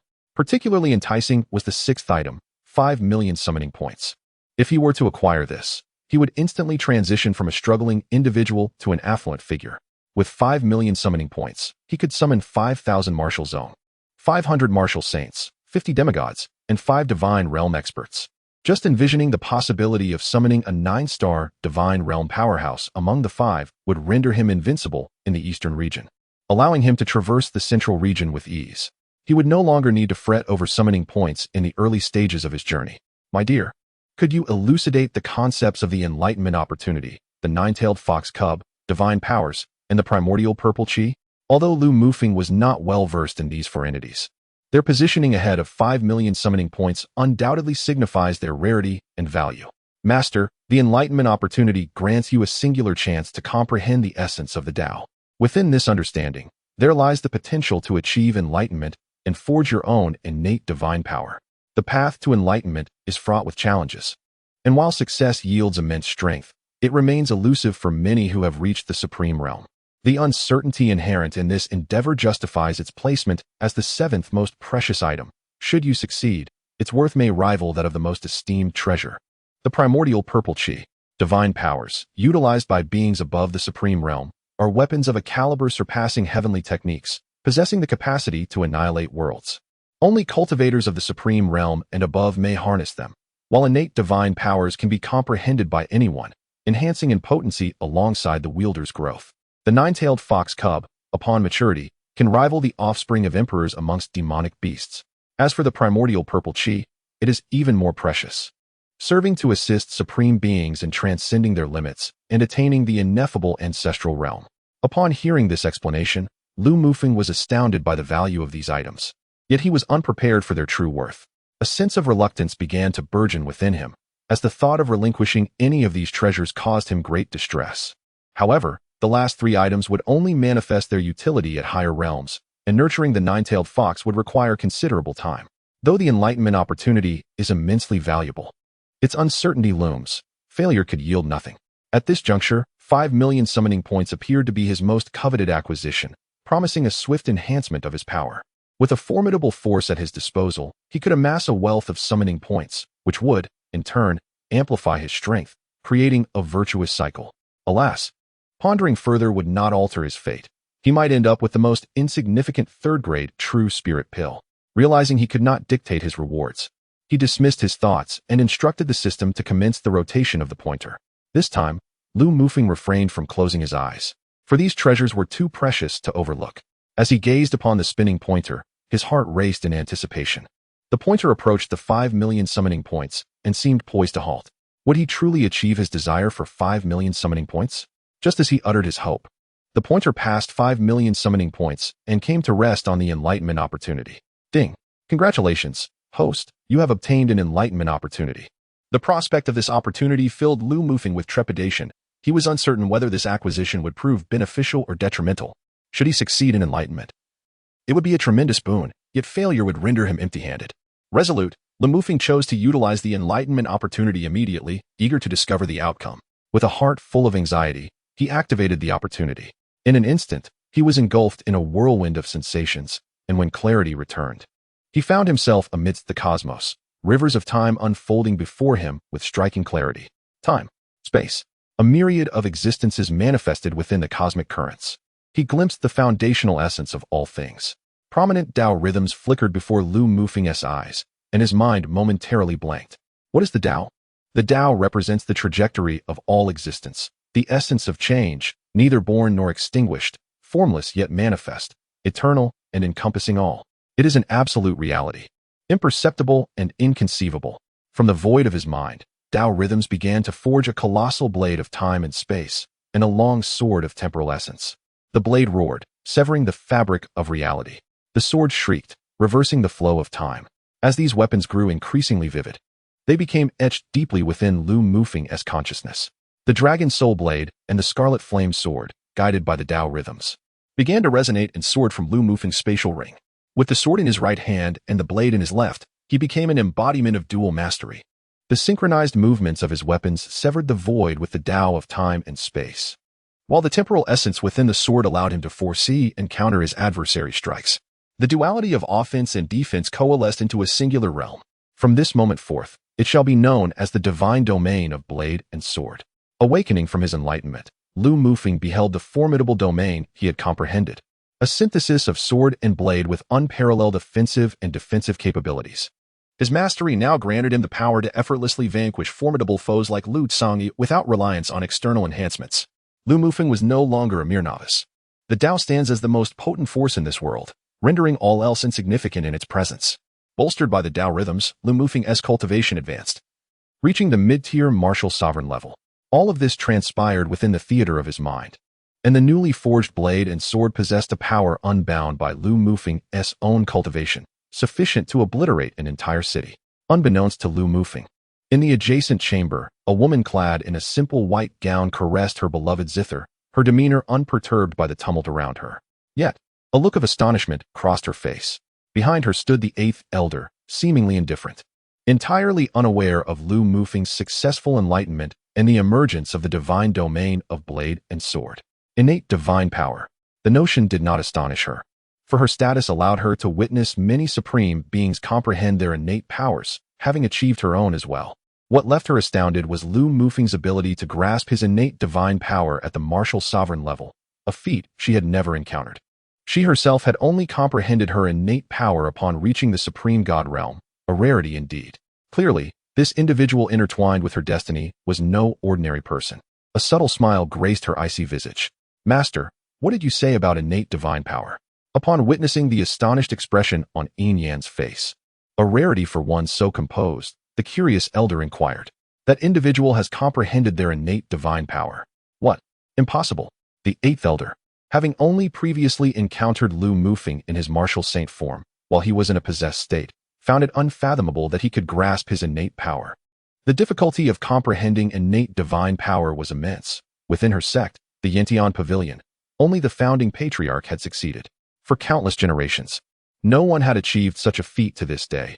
Only the enigmatic and extraordinarily powerful successor of the patriarch, the current leader of the Yintian Pavilion, Yin Yan, had comprehended her innate divine power. Following his enlightenment, Lu Mufeng felt an overwhelming fatigue wash over him, prompting him to recline upon his bed and rest. The following morning, early at dawn, Shangguan Yin prepared water for washing and entered Lu Mufeng's room to assist him in dressing and grooming. The matters concerning the Lu family had been resolved, and Lu Mufeng had gained significantly from the experience. Not only had he comprehended his innate divine ability, but he had also summoned several martial saints and amassed a considerable amount of resources. Regarding the issue of the rolling beast, Lu Mufeng had clarified matters with the adorable creature, alleviating his initial fears. He had mistakenly believed that the rolling beast would evolve into a Tyrannosaurus, requiring over 100,000 martial crystals. Although he could afford it, he was reluctant to waste such resources. Furthermore, the transformation into a Tyrannosaurus would result in a massive size, making it inconvenient for him to travel with it. Lu Mufeng understood that digital monsters could change into any form, with the initial evolution requiring a significant expenditure of martial crystals. Subsequent transformations would only require a single martial crystal. This revelation made it much more convenient for Lu Mufeng to carry the rolling beast in the future. "Yenner, take me to see Shuanger," he commanded. Mo Hanshuang was a rare Nining sorceress, destined to become an immensely powerful ally. Lu Mufeng felt it imperative to find ways to facilitate her rapid growth. Upon arriving at Mo Hanshuang's guest room, he noticed her trembling uncontrollably. Wrapped in 2 layers of quilts, her delicate face flushed with cold. Upon seeing Lu Mufeng, she hurriedly attempted to rise to greet him, but he stopped her. Lu Mufeng approached and took her icy hand, concern evident in his voice. "Little darling, what is happening? Why are you so cold?" "Master," she replied. "The Nining sorceress naturally carries an extremely cold Yin energy. We must find her a cultivation technique related to ice to help her channel this energy, and she will no longer feel cold." Lu Mufeng reviewed his martial arts and techniques, recalling that none possessed ice attributes, which posed a significant challenge. Suddenly, he remembered that his subordinate, Gao Jianli, used an ice attribute technique called Yishui Han. He decided to have Mo Hanshuang temporarily practice this technique when Gao Jianli arrived. After comforting Mo Hanshuang and instructing Shangguan Yin to take good care of her, Lu Mufeng departed. As he reached the entrance to his room, he was greeted by a melodious sound from a guqin. A soft, feminine voice called out, "Young master, may I invite you in for a brief conversation?" Lu Mufeng furrowed his brow. This woman was clearly unknown to him, and her invitation seemed suspicious. However, considering that he had just grasped his innate divine ability and that Bai Suzhen and Wuming were nearby, he felt emboldened and pushed open the door. Upon entering, a gentle fragrance enveloped him, invigorating his senses. Before him sat a woman clad in a simple white dress, devoid of any adornments, gracefully playing the guqin. Her natural beauty exuded a tranquil aura, not defined by flamboyance, but by an ethereal elegance, pure and refined. This reminded Lu Mufeng of a poem from the Book of Songs. The gentle breeze sways the willow shadows, a delicate lotus blooms, a maiden's grace shines through. Seeing Lu Mufeng enter, Yin ceased her playing. "Please, take a seat. I shall pour you a cup of fine wine," she offered, gracefully filling a cup for him. "I wonder, fair maiden, what brings me here?" Lu Mufeng inquired, refraining from drinking the wine, wary of any potential deception. I invite you to listen to a piece I recently composed, she replied. After pouring the wine, she returned to her seat at the guqin, her hands poised above the strings. Then I shall listen to your music, Lu Mufeng responded. Yin Yan's delicate fingers danced upon the guqin, producing a serene melody that resonated throughout the room. The music flowed like a gentle stream, evoking the beauty of nature and easing Lu Mufeng's heart. As he listened, vivid images formed in his mind. A little girl joyfully chasing butterflies in a field of flowers, surrounded by her laughing parents and brother. Tragedy struck when bandits slaughtered their village, and the girl, shielded by her brother's sacrifice, escaped into a cave where she discovered the inheritance of a powerful being. From that moment, her smile vanished, replaced by coldness and solitude. She vowed to avenge her family, living like a wildling in the mountains until her strength grew. Ultimately, she exacted her revenge, but with no family left and no targets for vengeance, she embarked on a relentless pursuit of martial excellence, facing countless perils and emerging as an unparalleled empress. As the melody ended, Lu Mufeng was left in a trance, tears welling in his eyes from the poignant tale conveyed through the music. Regaining his composure, he broke into a sweat, realizing how the woman's music had captivated his spirit. Had she harbored any ill intent, he might have met a dire fate. He acknowledged his earlier negligence. After the performance, Lu Mufeng took his leave, finding the encounter with Yin Yan too enigmatic. Despite having comprehended the essence of the Tao, he had unwittingly fallen under her influence. He dared not linger any longer, pondering the woman's identity and her intentions in playing a piece exclusively for him. As he exited, Elder 8 entered Yin Yan's room. "Leader, is he not the one? Are we simply to let him go?" he inquired. "The timing is not yet right. It will come to fruition in due course," she replied. Not long after Lu Mufeng left Yin Yan's room, Wu Ming arrived seeking him. "Where have you been? I could not find you." "I was next door, listening to a young lady play the guqin," Lu Mufeng responded. "Why did I not hear the music?" Wu Ming asked, puzzled. As Lu Mufeng's room was adjacent to where the music had been played. "You truly did not hear it?" Lu Mufeng questioned, bewildered, for he had distinctly heard the guqin. "Master, I assure you, I did not hear any music," Wu Ming insisted. "That lady is indeed extraordinary." Lu Mufeng mused inwardly. "By the way, what brings you here?" "For martial sovereigns sought you out. I came to inform you," Wu Ming replied. "Very well, bring them to me." He knew these were 4 of the 10 martial sovereigns he had summoned. When Wu Ming introduced them, Lu Mufeng recognized them as Huang Shang, the sweeping monk, Lang Fanyun, and Jin Shi. Huang Shang was clad in scholarly attire, a middle-aged man with a beard. The sweeping monk wore a tattered gray robe, his aged visage radiating wisdom. Lang Fanyun donned white clothing, wielding a rain-soaking sword, exuding an aura of authority. Jin Shi appeared as a carefree youth. Thus, Lu Mufeng had summoned 2 mid-tier and 2 beginner martial sovereigns. Wu Zong had ceased to be of assistance to Lu Mufeng. Yet the advantage lay in the minimal summoning points required. Once a faction was established, it could aid in forging ahead and safeguarding one's territory. After all, the high-end combat power was inherently limited, necessitating a foundation of personnel to handle affairs and maintain defenses. Lu Mufeng instructed Wu Ming to inform his subordinates to rest well that night, as they would set off for Tianyu City at dawn. Early the next morning, Lu Mufeng and his companions departed for Tianyu City, guided by the same divine eagle soaring above. This time, Lu Mufeng was determined not to waste any time. The martial competition for marriage was approaching, and he could not afford to miss it again due to unnecessary delays. By evening, as darkness fell rapidly, they arrived at a desolate forest, eerily silent and devoid of life. The graveyard was barren, with only a single type of tree, leafless and stark, growing there, leading the locals to refer to it as the bald forest. The oppressive stillness and frigid temperature sent chills down their spines as cold sweat trickled down. Suddenly, Jin Shi, who had been scouting ahead, was startled by a gruesome sight. A multitude of corpses sprawled across the ground. For martial artists, corpses were not inherently terrifying. Rather, it was the horrific condition of the bodies that was unsettling. Some had recently perished, while others had been dead for a while, their appearances ghastly. Some reduced to mere skin and bones, while others bore the pallor of disease, and many were mutilated, missing limbs. It was evident that this was a site for unceremonious burials, a place where unclaimed bodies or those of the impoverished were discarded. The population of Lin City and its surrounding towns reached tens of millions, and in a world where life was often considered expendable, countless souls departed each day. This graveyard served as a dumping ground for the unburied dead from Lin City and its neighboring areas. The overwhelming stench of decay and the malefic energy emanating from so many corpses had long scared away all living beings, resulting in a lifeless aura pervading the area. "We must hasten our departure from here," Lu Mufeng remarked, furrowing his brow. He had taken many lives and was not afraid of corpses. Yet he had no desire to linger in such a grim environment. As they ventured deeper into the heart of the graveyard, a chilling wind suddenly swept past them, causing Lu Mufeng to break into a cold sweat. "Ah, give me back my life. I died so tragically." The air was filled with mournful cries. Yet Lu Mufeng discerned that there were no living beings nearby. He glanced at Wu Ming and Bai Sujin, both of whom shook their heads, indicating their confusion. "My dear, what is happening?" This was Lu Mufeng's first encounter with such a phenomenon. Could it be that ghosts truly existed in this otherworldly realm? "Master, these are ghost spirits.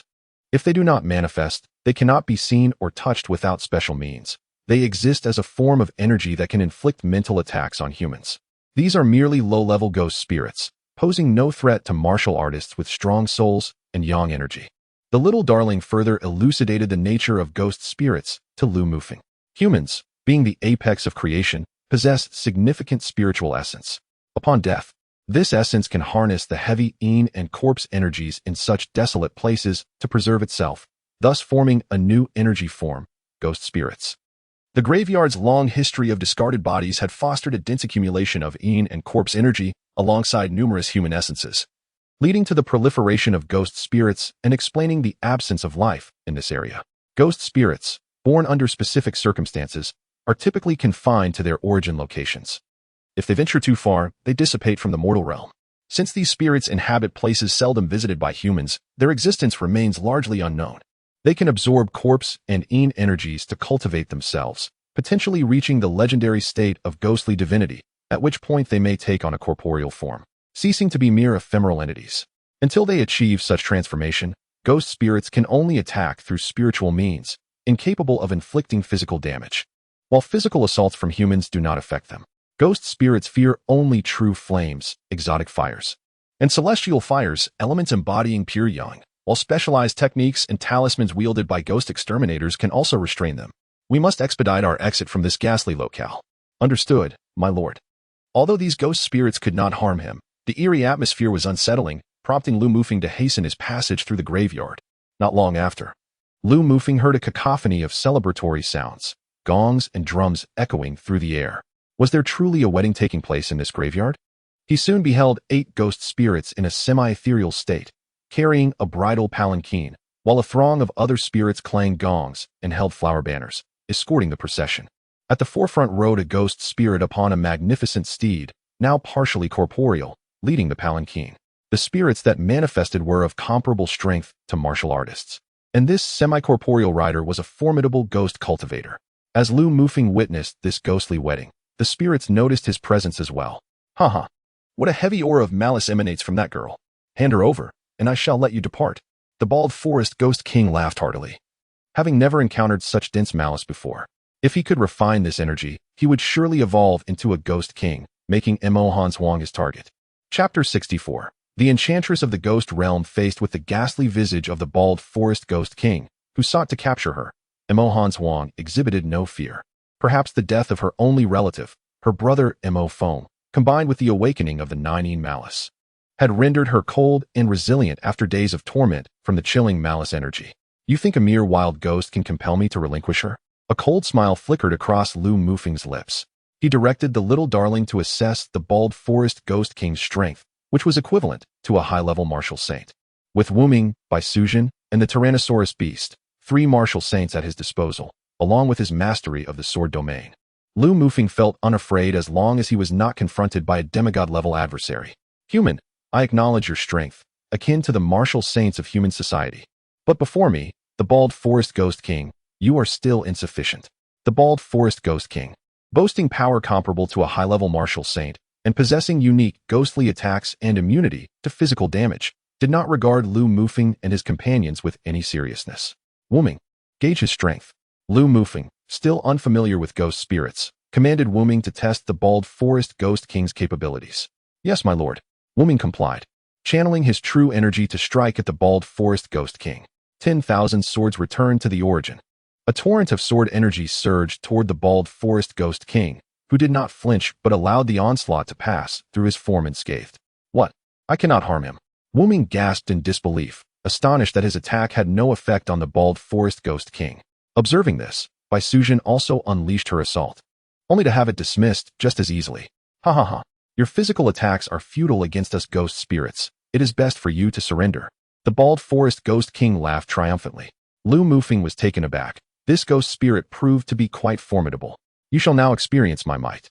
With a wave of his hand, the bald forest ghost king commanded his ghostly minions to withdraw with the bridal palanquin. 10,000 ghosts howling in the abyss. Lu Mufeng felt as though countless malevolent spirits surrounded him, their wails echoing in his ears as they tore at his very being. His body felt as though it were being torn to shreds by countless malevolent spirits, a sight too gruesome to behold, yet he found himself unable to move. This was the unique psychological assault of the ghostly spirit, an insidious torment that could drive a person to madness. As Lu Mufeng found himself ensnared in this nightmarish illusion, a mysterious blade formed from the essence of the Tao illuminated his mind, rousing him from his stupor. A wave of dread washed over Lu Mufeng, cold sweat streaming down his brow. He had nearly succumbed to the Ghost King's sinister machinations, had it not been for his comprehension of his innate divine ability, which manifested as a mystical sword pattern in his mind. He would likely have met his demise at the hands of this malevolent spirit. Observing the expressions of terror on the faces of his subordinates, their eyes glazed and sweat pouring, Lu Mufeng realized they too were trapped within the clutches of this ghastly illusion. He felt a pressing urgency. His possession ability had not yet cooled down, and if he did not swiftly dispel the Ghost King's enchantment, Bai Sujin and the others could very well lose their lives. Just as Lu Mufeng found himself at a loss, he noticed a curious rolling beast staring intently at him and his companions.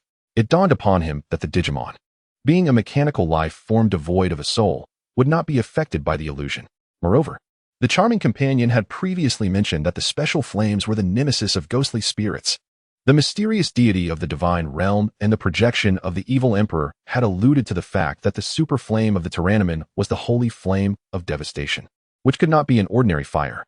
Rolling beast, evolve. Lu Mufeng commanded. The rolling beast transformed back into its half-human, half-dinosaur form. Agumen. Unleash your flames upon the incanting Ghost King. Lu Mufeng urged. Understood, Mufeng.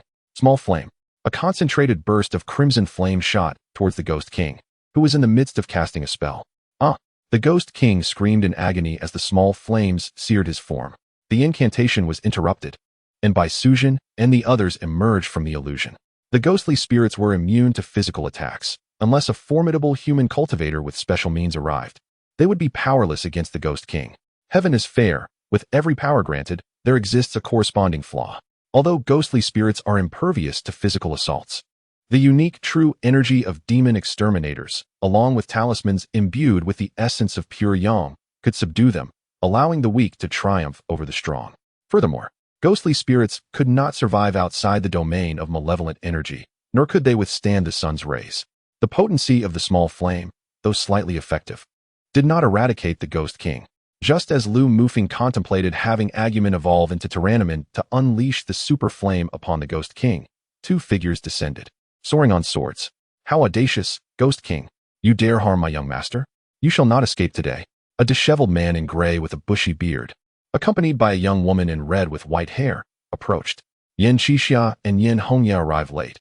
I hope for your forgiveness, young master. They were none other than the mid-level demon exterminator Yen Qixia, a consummate warrior, and his daughter, the late-stage martial saint Yen Hongya. Just in time, Yen Qixia and Hongya, assist me in vanquishing this Ghost King. With the arrival of professionals, Lu Mufeng felt reassured that the task of eliminating the Ghost King would be entrusted to them. Draw the divine sword. The righteous aura is upon us. The sword returns to the infinite. Dozens of swords surged forth, forming a unified assault against the Ghost King. Impossible. You are a demon exterminator? The Ghost King, witnessing the efficacy of Yen Qixia's attack, realized that only the unique true energy of demon exterminators could inflict harm upon ghostly spirits. Lu Mufeng admired Yen Qixia's striking prowess. He bore an uncanny resemblance to the legendary sword immortals. Hongya, attack the Ghost King. Profound heart, all methods converge into one. Like a graceful dancer, Yen Hongya unleashed the authentic techniques of her sect. With movements reminiscent of a beautiful ballet, a talisman inscribed with mysterious runes formed, surging towards the Ghost King. All methods converge, the sun and moon shine together. Boom. The Ghost King, along with the surrounding specters and the flower bridge, was obliterated by the combined efforts of Yen Qixia and Yen Hongya. A notification from the system indicated that not only had they vanquished numerous ghostly spirits, rewarding Lu Mufeng with 4,500 summoning points, but he also received a prompt indicating the availability of a summoning vessel, costing 1,000 points. This was an opportunity, as it presented a vessel to summon another entity beyond by Suzhen. Lu Mufeng would not let such a chance slip by and confirmed the summoning. Beep. Summoning successful. Character, Nie Xiaoqian. Origin, a Chinese ghost story, film version. Description, a tragic figure, controlled by a demon, seduces men, a tale of love at first sight, consumed by passion. Cultivation, initial stage ghost king, initial stage martial saint level. Techniques, soul capture, temptation, melodic lure, white silk. Weapon, white silk. Special constitution, extreme in ghost body. Just as Lu Mufeng had surmised, Nie Xiaoqian emerged, aligning perfectly with his expectations. Now with Yin Qixia, the ghostly spirit, and Nie Xiaoqian. Only the elusive Ning Kaichen and the tree demon were needed to complete the ensemble of a Chinese ghost story. Chapter 65. The Old Demon of Black Wind. As Lu Mufeng summoned Nie Xiaoqian, a ghostly figure drifted forth from the shattered flower bridge. She was a breathtaking beauty, draped in a translucent white gown, her skin resembling the finest mutton fat, with long black hair cascading past her waist, revealing delicate white feet. The allure she exuded was simply irresistible. Another ghost king. Hongya, eliminate her. Yin Qixia urged upon seeing Nie Xiaoqian's emergence, intent on continuing his mission of extermination. Wait, she is one of us. Lu Mufeng interjected, sensing the urgency to prevent Yin Hongya from harming Nie Xiaoqian. Greetings, young master. Nie Xiaoqian floated gracefully before Lu Mufeng, performing a respectful bow. No need for formalities, Xiaoqian. Yin Qixia, Hongya, she is one of us now, Lu Mufeng reassured, wary of the demon exterminator's potential ire towards Nie Xiaoqian. Understood, young master. By the way, Xiaoqian, ghostly spirits require malevolent energy to survive. How is it that you can accompany me? This was Lu Mufeng's foremost concern. If Nie Xiaoqian, like other spirits, could not leave the desolate forest, summoning her would serve no purpose. You see, young master, Xiaoqian is unsure of the circumstances. Just moments ago, a beam of light entered Xiaoqian's ghostly form, granting me the extreme in-ghost body. Spirits possessing this body can traverse the mortal realm freely, unhindered by the sun's rays. Able to walk the earth even in broad daylight, Nie Xiaoqian explained to Lu Mufeng. Upon hearing her explanation, Lu Mufeng experienced a moment of clarity. The system had indeed anticipated everything for him. However, young master, Xiaoqian cannot leave the desolate forest yet. Moreover, my sisters have been captured by the old demon of Black Wind. Nie Xiaoqian lamented. What is the situation, Xiaoqian? Lu Mufeng inquired, furrowing his brow. Thus, Nie Xiaoqian elucidated. There exists a 1,000-year-old tree demon known as the Old Demon of Black Wind within this desolate forest. This malevolent entity is the true sovereign of the area, having attained sentience after absorbing vast amounts of malevolent energy from a special dark tree. The old demon has spent millennia cultivating in the mass graveyard, achieving an unparalleled strength nearing the semi-divine level. He harbors no other interest than to possess beautiful female ghostly spirits, thus claiming many enchanting spirits as his wives. Xiaoqian was captured by the Ghost King and offered as a tribute to the old demon of Black Wind, and my sisters have also been seized to coerce me into submission. The ethereal spirit of Nie Xiaoqian had long been bestowed upon the Black Wind Old Demon by the Bald Forest Ghost King. The Black Wind Old Demon, possessing this fragment of Nie Xiaoqian's spirit, rendered her escape utterly impossible. To depart from this desolate forest, one must either reclaim Nie Xiaoqian's spirit or vanquish the Black Wind Old Demon. Lu Mufeng never anticipated the presence of such a formidable tree demon here. Lacking only Ning Kaichen, it could have been a perfect rendition of a Chinese ghost story. Lu Mufeng now pondered whether to confront the Black Wind Old Demon to retrieve Nie Xiaoqian's spirit, yet the adversary's semi-divine prowess posed a significant dilemma.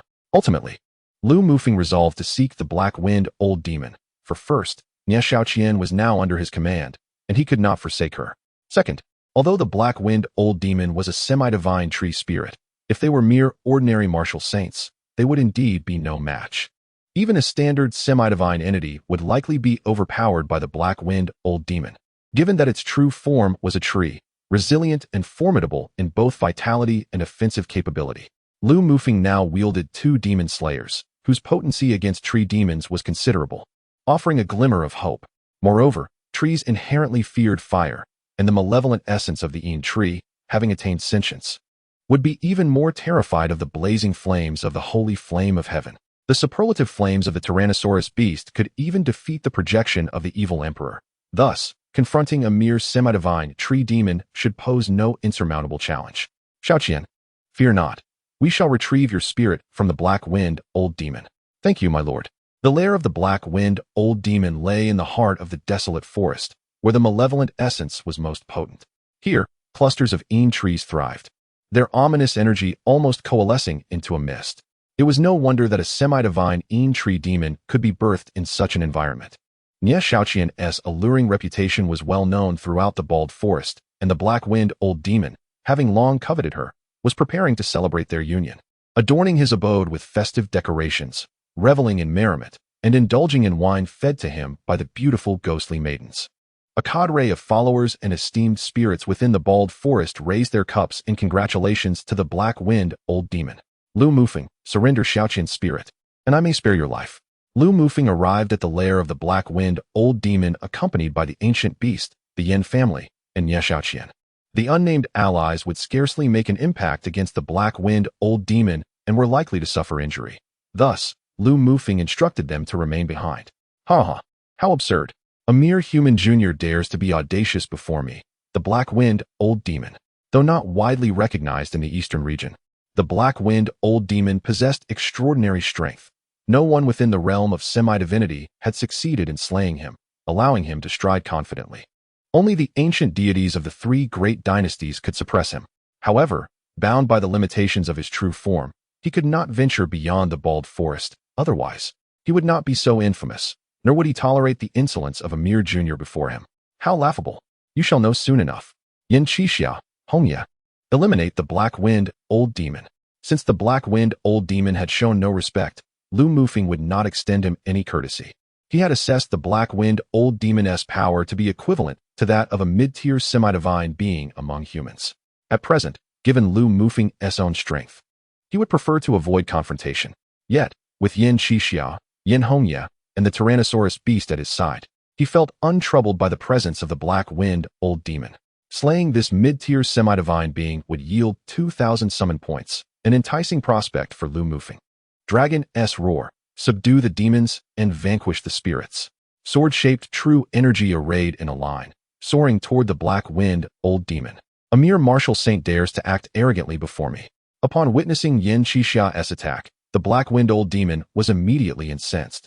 The roots of the nearby een trees attempted to obstruct the sword energy, but with a resounding explosion, they were shattered. So, you are a demon slayer. No wonder you dare to confront me. But with your martial saint cultivation, can you truly contend with me? Countless thick, sharp roots surged toward Lu Mufeng and his companions. Talismans, warriors of the battlefield, array before me, banish the evil. With outstretched fingers and incantations uttered, a golden dragon-shaped true energy erupted from Yin Hongya. The divine sword unsheathed. The heavens and earth bent to her will. Boom. Yin Qixia wielded the Xianyuan divine sword, cleaving through the roots. Yet they seemed endless, a testament to the tenacity of tree demons. Let us see how many roots you can sever. More branches then assailed Yin Hongya and Yin Qixia, who fought valiantly against the encroaching roots. This won't do. There are simply too many roots from the black wind, old demon. Even if Yin Qixia and Hongya exhausted their true energy, they could not sever all the branches, Lu Mufeng mused. Ancient beast, evolve. It was time to unleash the Tyrannosaurus beast. With a resounding roar, the ancient beast transformed into the Tyrannosaurus beast, an enormous dinosaur-like digital creature towering over 40 meters. Its massive form crushed the surrounding een trees, and the incoming roots were shattered by its sweeping tail. Chapter 66. Collecting Spirits. Whoosh. Sounds of countless ruptures in the air filled the atmosphere as powerful vines surged toward the Tyrannosaurus beast. The black wind, old demon furrowed his brow at the sight of this colossal creature. The vines, sharp and tenacious, ensnared the Tyrannosaurus beast, while thick roots attacked with the combined might of a high-tier martial saint at the pinnacle of their power, striking with immense force against the great beast. Clang, clang. The Tyrannosaurus beast, bound by numerous vines, sparked as the formidable roots collided with its massive form. What? The black wind, old demon was astounded to see his attacks fail to penetrate the Tyrannosaurus beast's body. A confidence he had in his offensive capability shattered. The beast's colossal digital alloy claws erupted with power, ensnaring countless vines in its grip. With a mighty yank, an overwhelming force emanated from its claws, directly infiltrating the vines. Boom. The vines erupted violently, spewing forth a black liquid akin to blood. Ahawk! A piercing scream escaped the black-winged old demon, echoing as if resonating within the very souls of the onlookers, inducing dizziness. The black-winged old demon then transformed into his true form. Before Lu Mufeng stood a colossal tree, a 10-meter-wide trunk rising from the dense, ashen earth, its branches intertwining in a web-like pattern devoid of leaves, exuding an aura of dread. Hissing, resilient tendrils cascaded from the branches, writhing and extending toward Lu Mufeng and his companions. The formidable power of these vines instilled trepidation in Yen Hongya, who swiftly approached Lu Mufeng and inscribed a circular talisman at his feet, causing the attacking vines to retreat. With Lu Mufeng's current strength, he could scarcely withstand the onslaught of these vines. Yen Qixia and the Tyrannosaurus beast exerted all their might against the overwhelming tide of vines.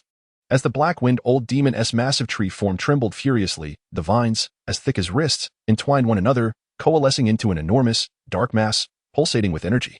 The immense vine carried a force that surpassed that of ordinary vines by more than tenfold. The Tyrannosaurus beast unleashed a super flame attack upon the black-winged old demon. Super flame. A colossal inferno surged forth from the beast's mouth. The crimson flames, imbued with an overwhelming heat, soared towards the black vine, swiftly engulfing the entire giant tree. Oh, what kind of flame is this? It burns even my soul. The black-winged old demon howled in agony as the celestial flame gradually consumed its dark essence. Coupled with the tree's inherent flammable properties, the fire only grew fiercer. Ordinary flames posed no threat to the black-winged old demon. Even exotic, heavenly, or true flames could be evaded through self-mutilation. Yet, the celestial flame directly scorched its soul, leaving no avenue for escape. Red Leaf, now is the moment. A splendid opportunity. Observing the black-winged old demon, tormented and clutching its head, YNCH11 urged YNH. The profound essence of the arcane. All laws converge into one.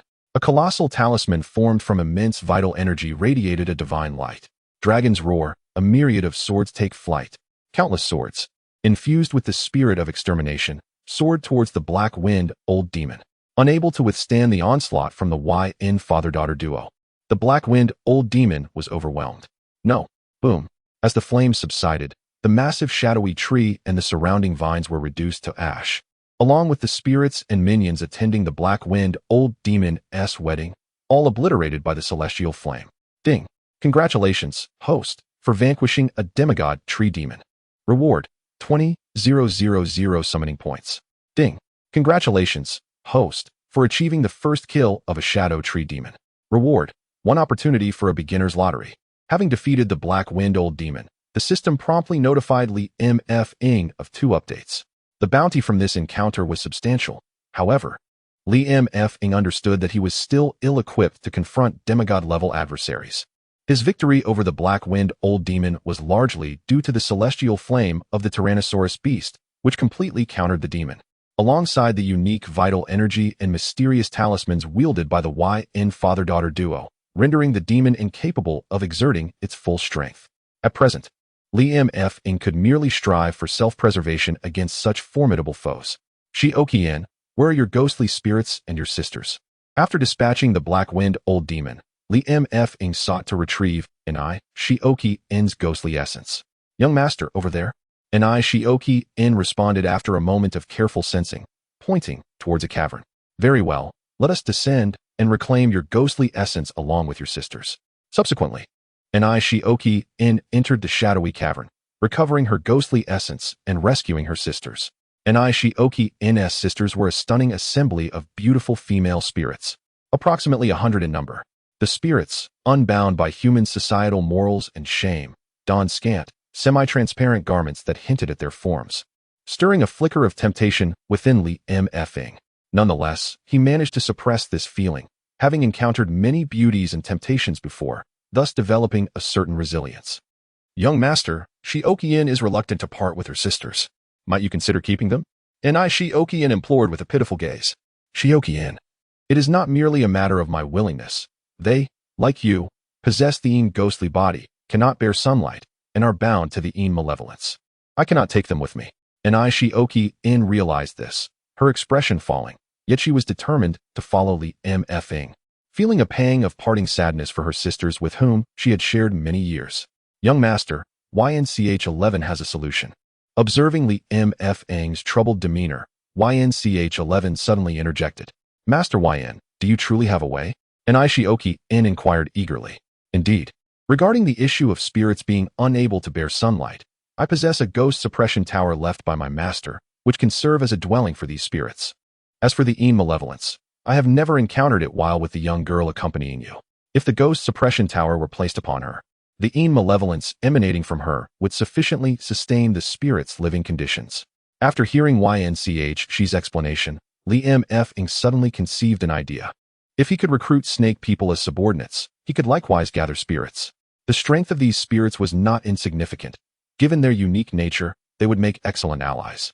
The manifesting spirits were generally at the martial artist level, while many of Shioki's sisters had attained the martial sovereign level. Having a cadre of ghostly subordinates would prove advantageous, offering an element of surprise when needed. Determined to recruit spirits as allies, Li M.F. Ng would not limit himself to merely Shioki's sisters. With the ghost suppression tower at his disposal, he resolved to capture all the spirits within the barren forest. Chapter 67. The Ghost Master YNCH-11, H. Ingi. I have decided to gather all the spirits in this barren forest. Shioki-in, you are familiar with the surroundings. Lead the way and capture all the spirits to the ghost suppression tower. I wish to enlist them. Li M.F. Ng commanded YNCH-11 and her daughter. As the strongest entities in the barren forest, the barren forest ghost king and the black wind old demon had already been vanquished, leaving behind only lesser adversaries. Yes, young master, YNCH-11 and her daughter replied with a respectful nod. By the way, the black wind old demon has ruled this barren forest for thousands of years. Its treasures must be plentiful. Do investigate. After all the destruction, Li M.F. Ng would not neglect to loot the fallen foe's possessions. Little darling, seek out the location of the black wind old demon's treasure vault.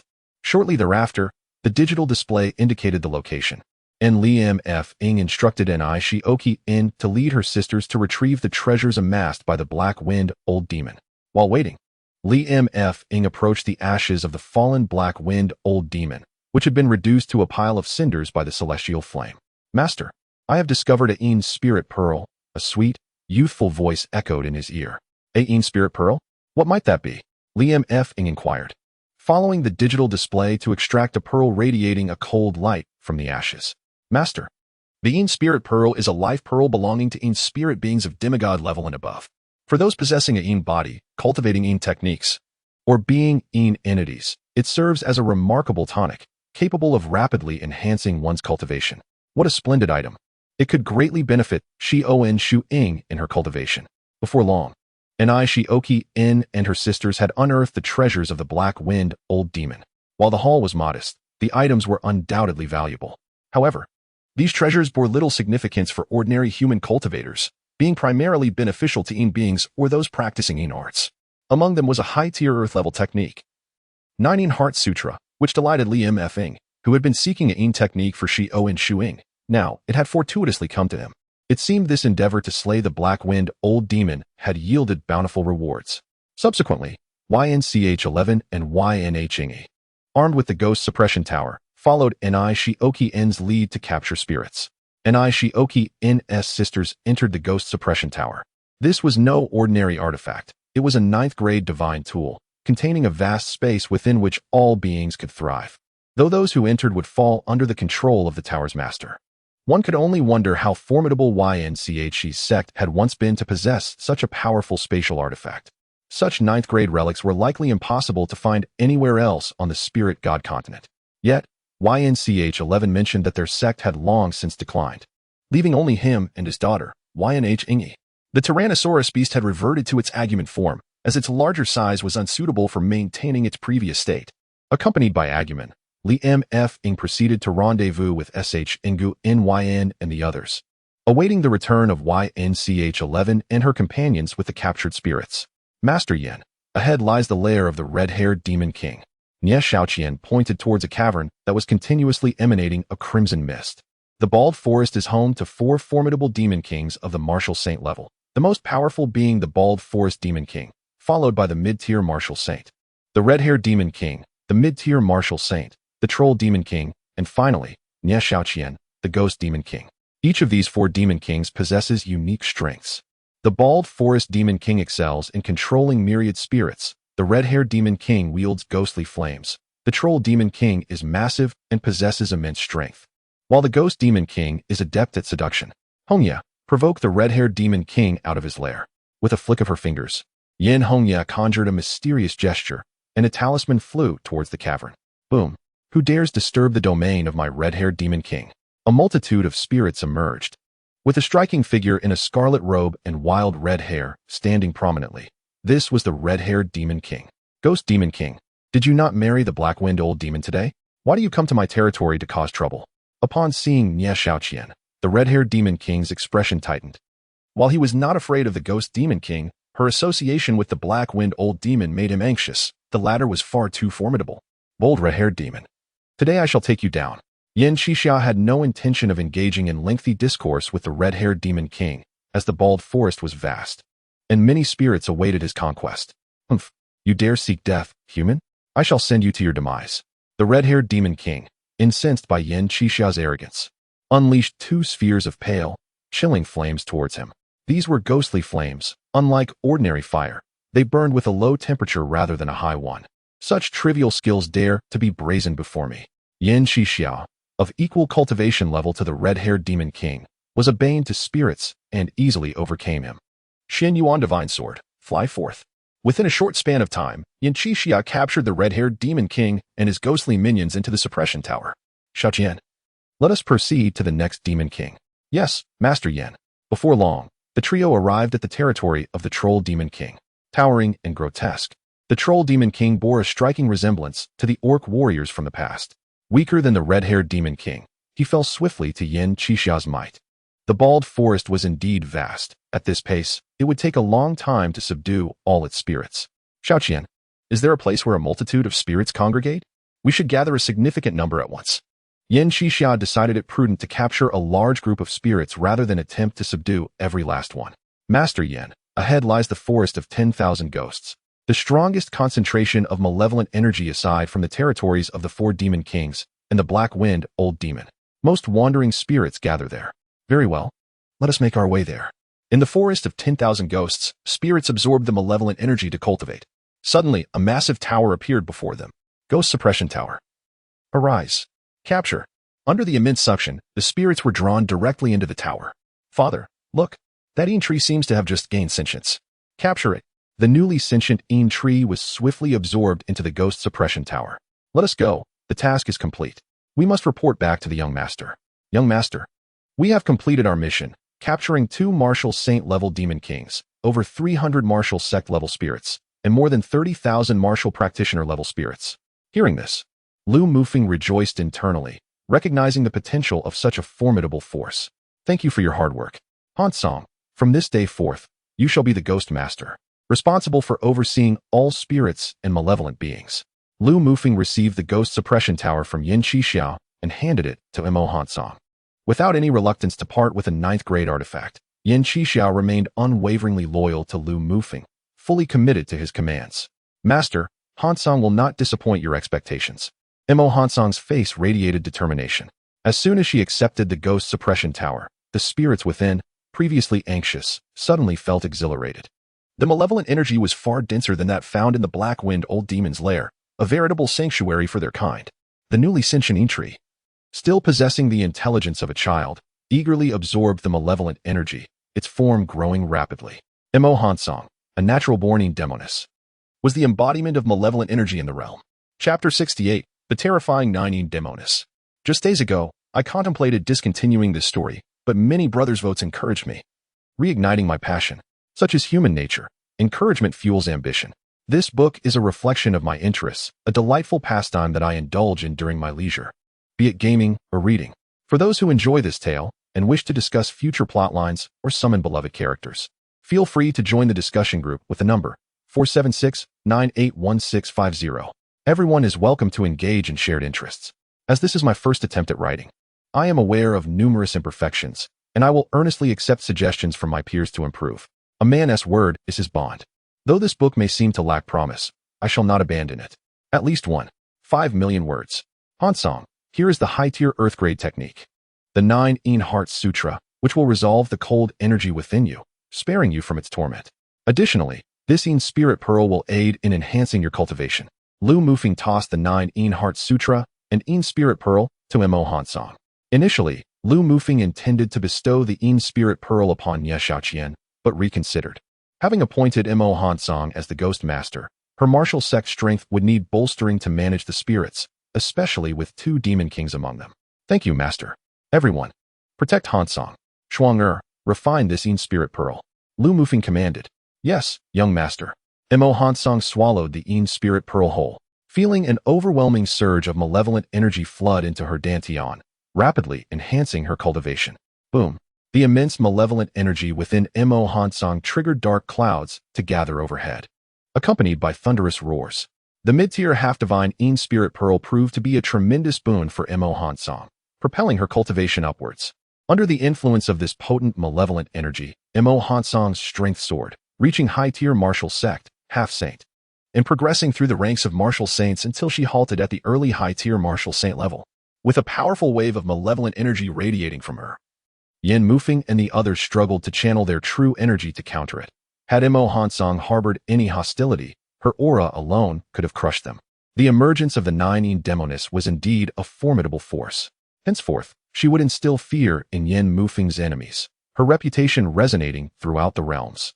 Unbeknownst to Lu Mufeng, this unintentional act of kindness would yield such a significant reward. The others, including Wu Ming, gazed in astonishment and envy. A mere moment ago, Mo Hansong was a mid-tier martial sect, and now she had ascended to the ranks of high-tier martial saints, all at the tender age of 10, leaving them feeling inadequate. If the Yin Spirit Pearl were to bestow upon the ethereal being Ye Xiaoqian, she could at most cultivate to the pinnacle of a mid-tier martial saint.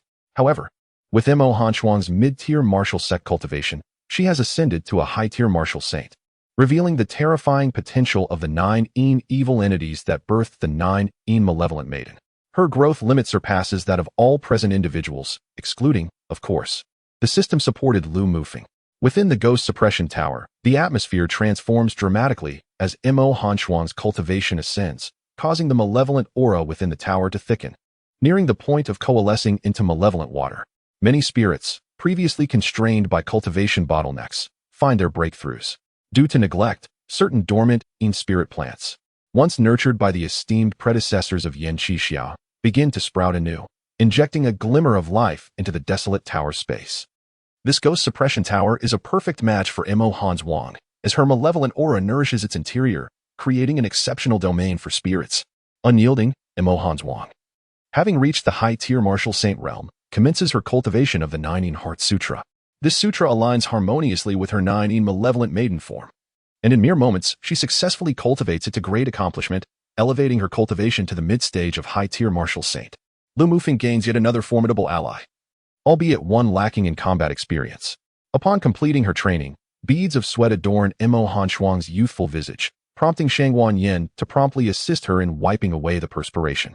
Even with her current mid-stage high-tier martial saint status, Mo Hanshuang remains a mere girl with no combat experience. Thus, Lu Mufeng instructs her to apprentice under Yin Qixia, both to acquire combat experience and to master the sorcery required to control Yin spirit beings.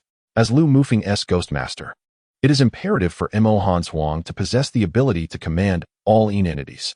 Furthermore, given that Yin Qixia has generously bestowed upon Mo Hanshuang a priceless treasure, a 9th-grade divine artifact, Lu Mufeng feels it necessary to compensate Yin Qixia by endorsing Mo Hanshuang as his disciple, thereby normalizing the transfer of the sect's artifact to her. Ye Xiaoqian, reluctant to enter the tower, wishes to accompany Lu Mufeng and the others on their journey.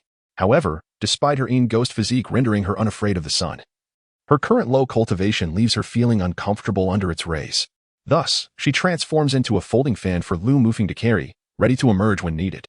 Lu Mufeng accepts the fan, and upon opening it, discovers a depiction of a breathtaking beauty.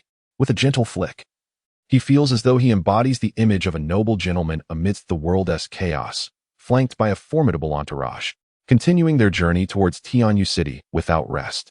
Lu Mufeng and his companions traverse a barren forest. Shortly after emerging from the woods, they witness a young dandy harassing a lady, with his subordinates surrounding her.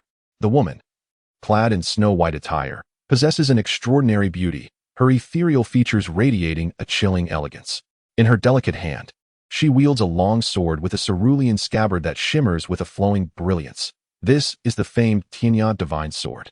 Without a doubt, Lu Mufeng recognizes this as the summoned presence of Lu Sweki, the young dandy, flanked by 2 initial-tier martial sect protectors and a dozen martial artists, is evidently a scion of a nearby powerful faction. Yet, he has gravely miscalculated by attempting to toy with the ice-cold goddess Lu Sweki, a mid-tier martial saint. Step aside, or else I shall not be merciful, Lu Sweki intones coldly. Oh, you're quite the stubborn one, aren't you? But I find that appealing, the young dandy leers. Extending his hand toward Lu Sweki, Lu Mufeng realizes that the young dandy is beyond saving. As the dandy's hand reaches out, Lu Sweki furrows her brows, drawing the Tianya divine sword with her pale right hand, rising with the sword. A brilliant blue light erupts forth, enveloping her in a radiant glow, enhancing her already stunning beauty. In an instant, the young dandy is struck down by her sword energy, blood gushing forth as his eyes widen in disbelief. Clutching the blood-stained Tianya divine sword, her garments billow gracefully in the wind. Her expression remains as unfazed as ever, her celestial visage as frosty as ice. Bold ruffian, you dare slay my family's young sect master. Do you know his identity? The 2 martial sect protectors, incensed by Lu Sweki's act, are enraged. The young dandy is the favored son of their sect master, and should he perish under their watch, they would be unable to escape retribution. His identity is of no concern to me. If you do not depart, you shall find yourselves unable to leave, Lu Sweki declares. At this moment, Lu Mufeng approaches, regarding the 2 initial-tier martial sect lackeys with indifference. Should they possess any sense, he might consider letting them go. Sweki has met the young master. Lu Sweki immediately bows to Lu Mufeng upon his arrival. My family's young master is the son of the Tianyun sect's leader, the Tianyun martial saint.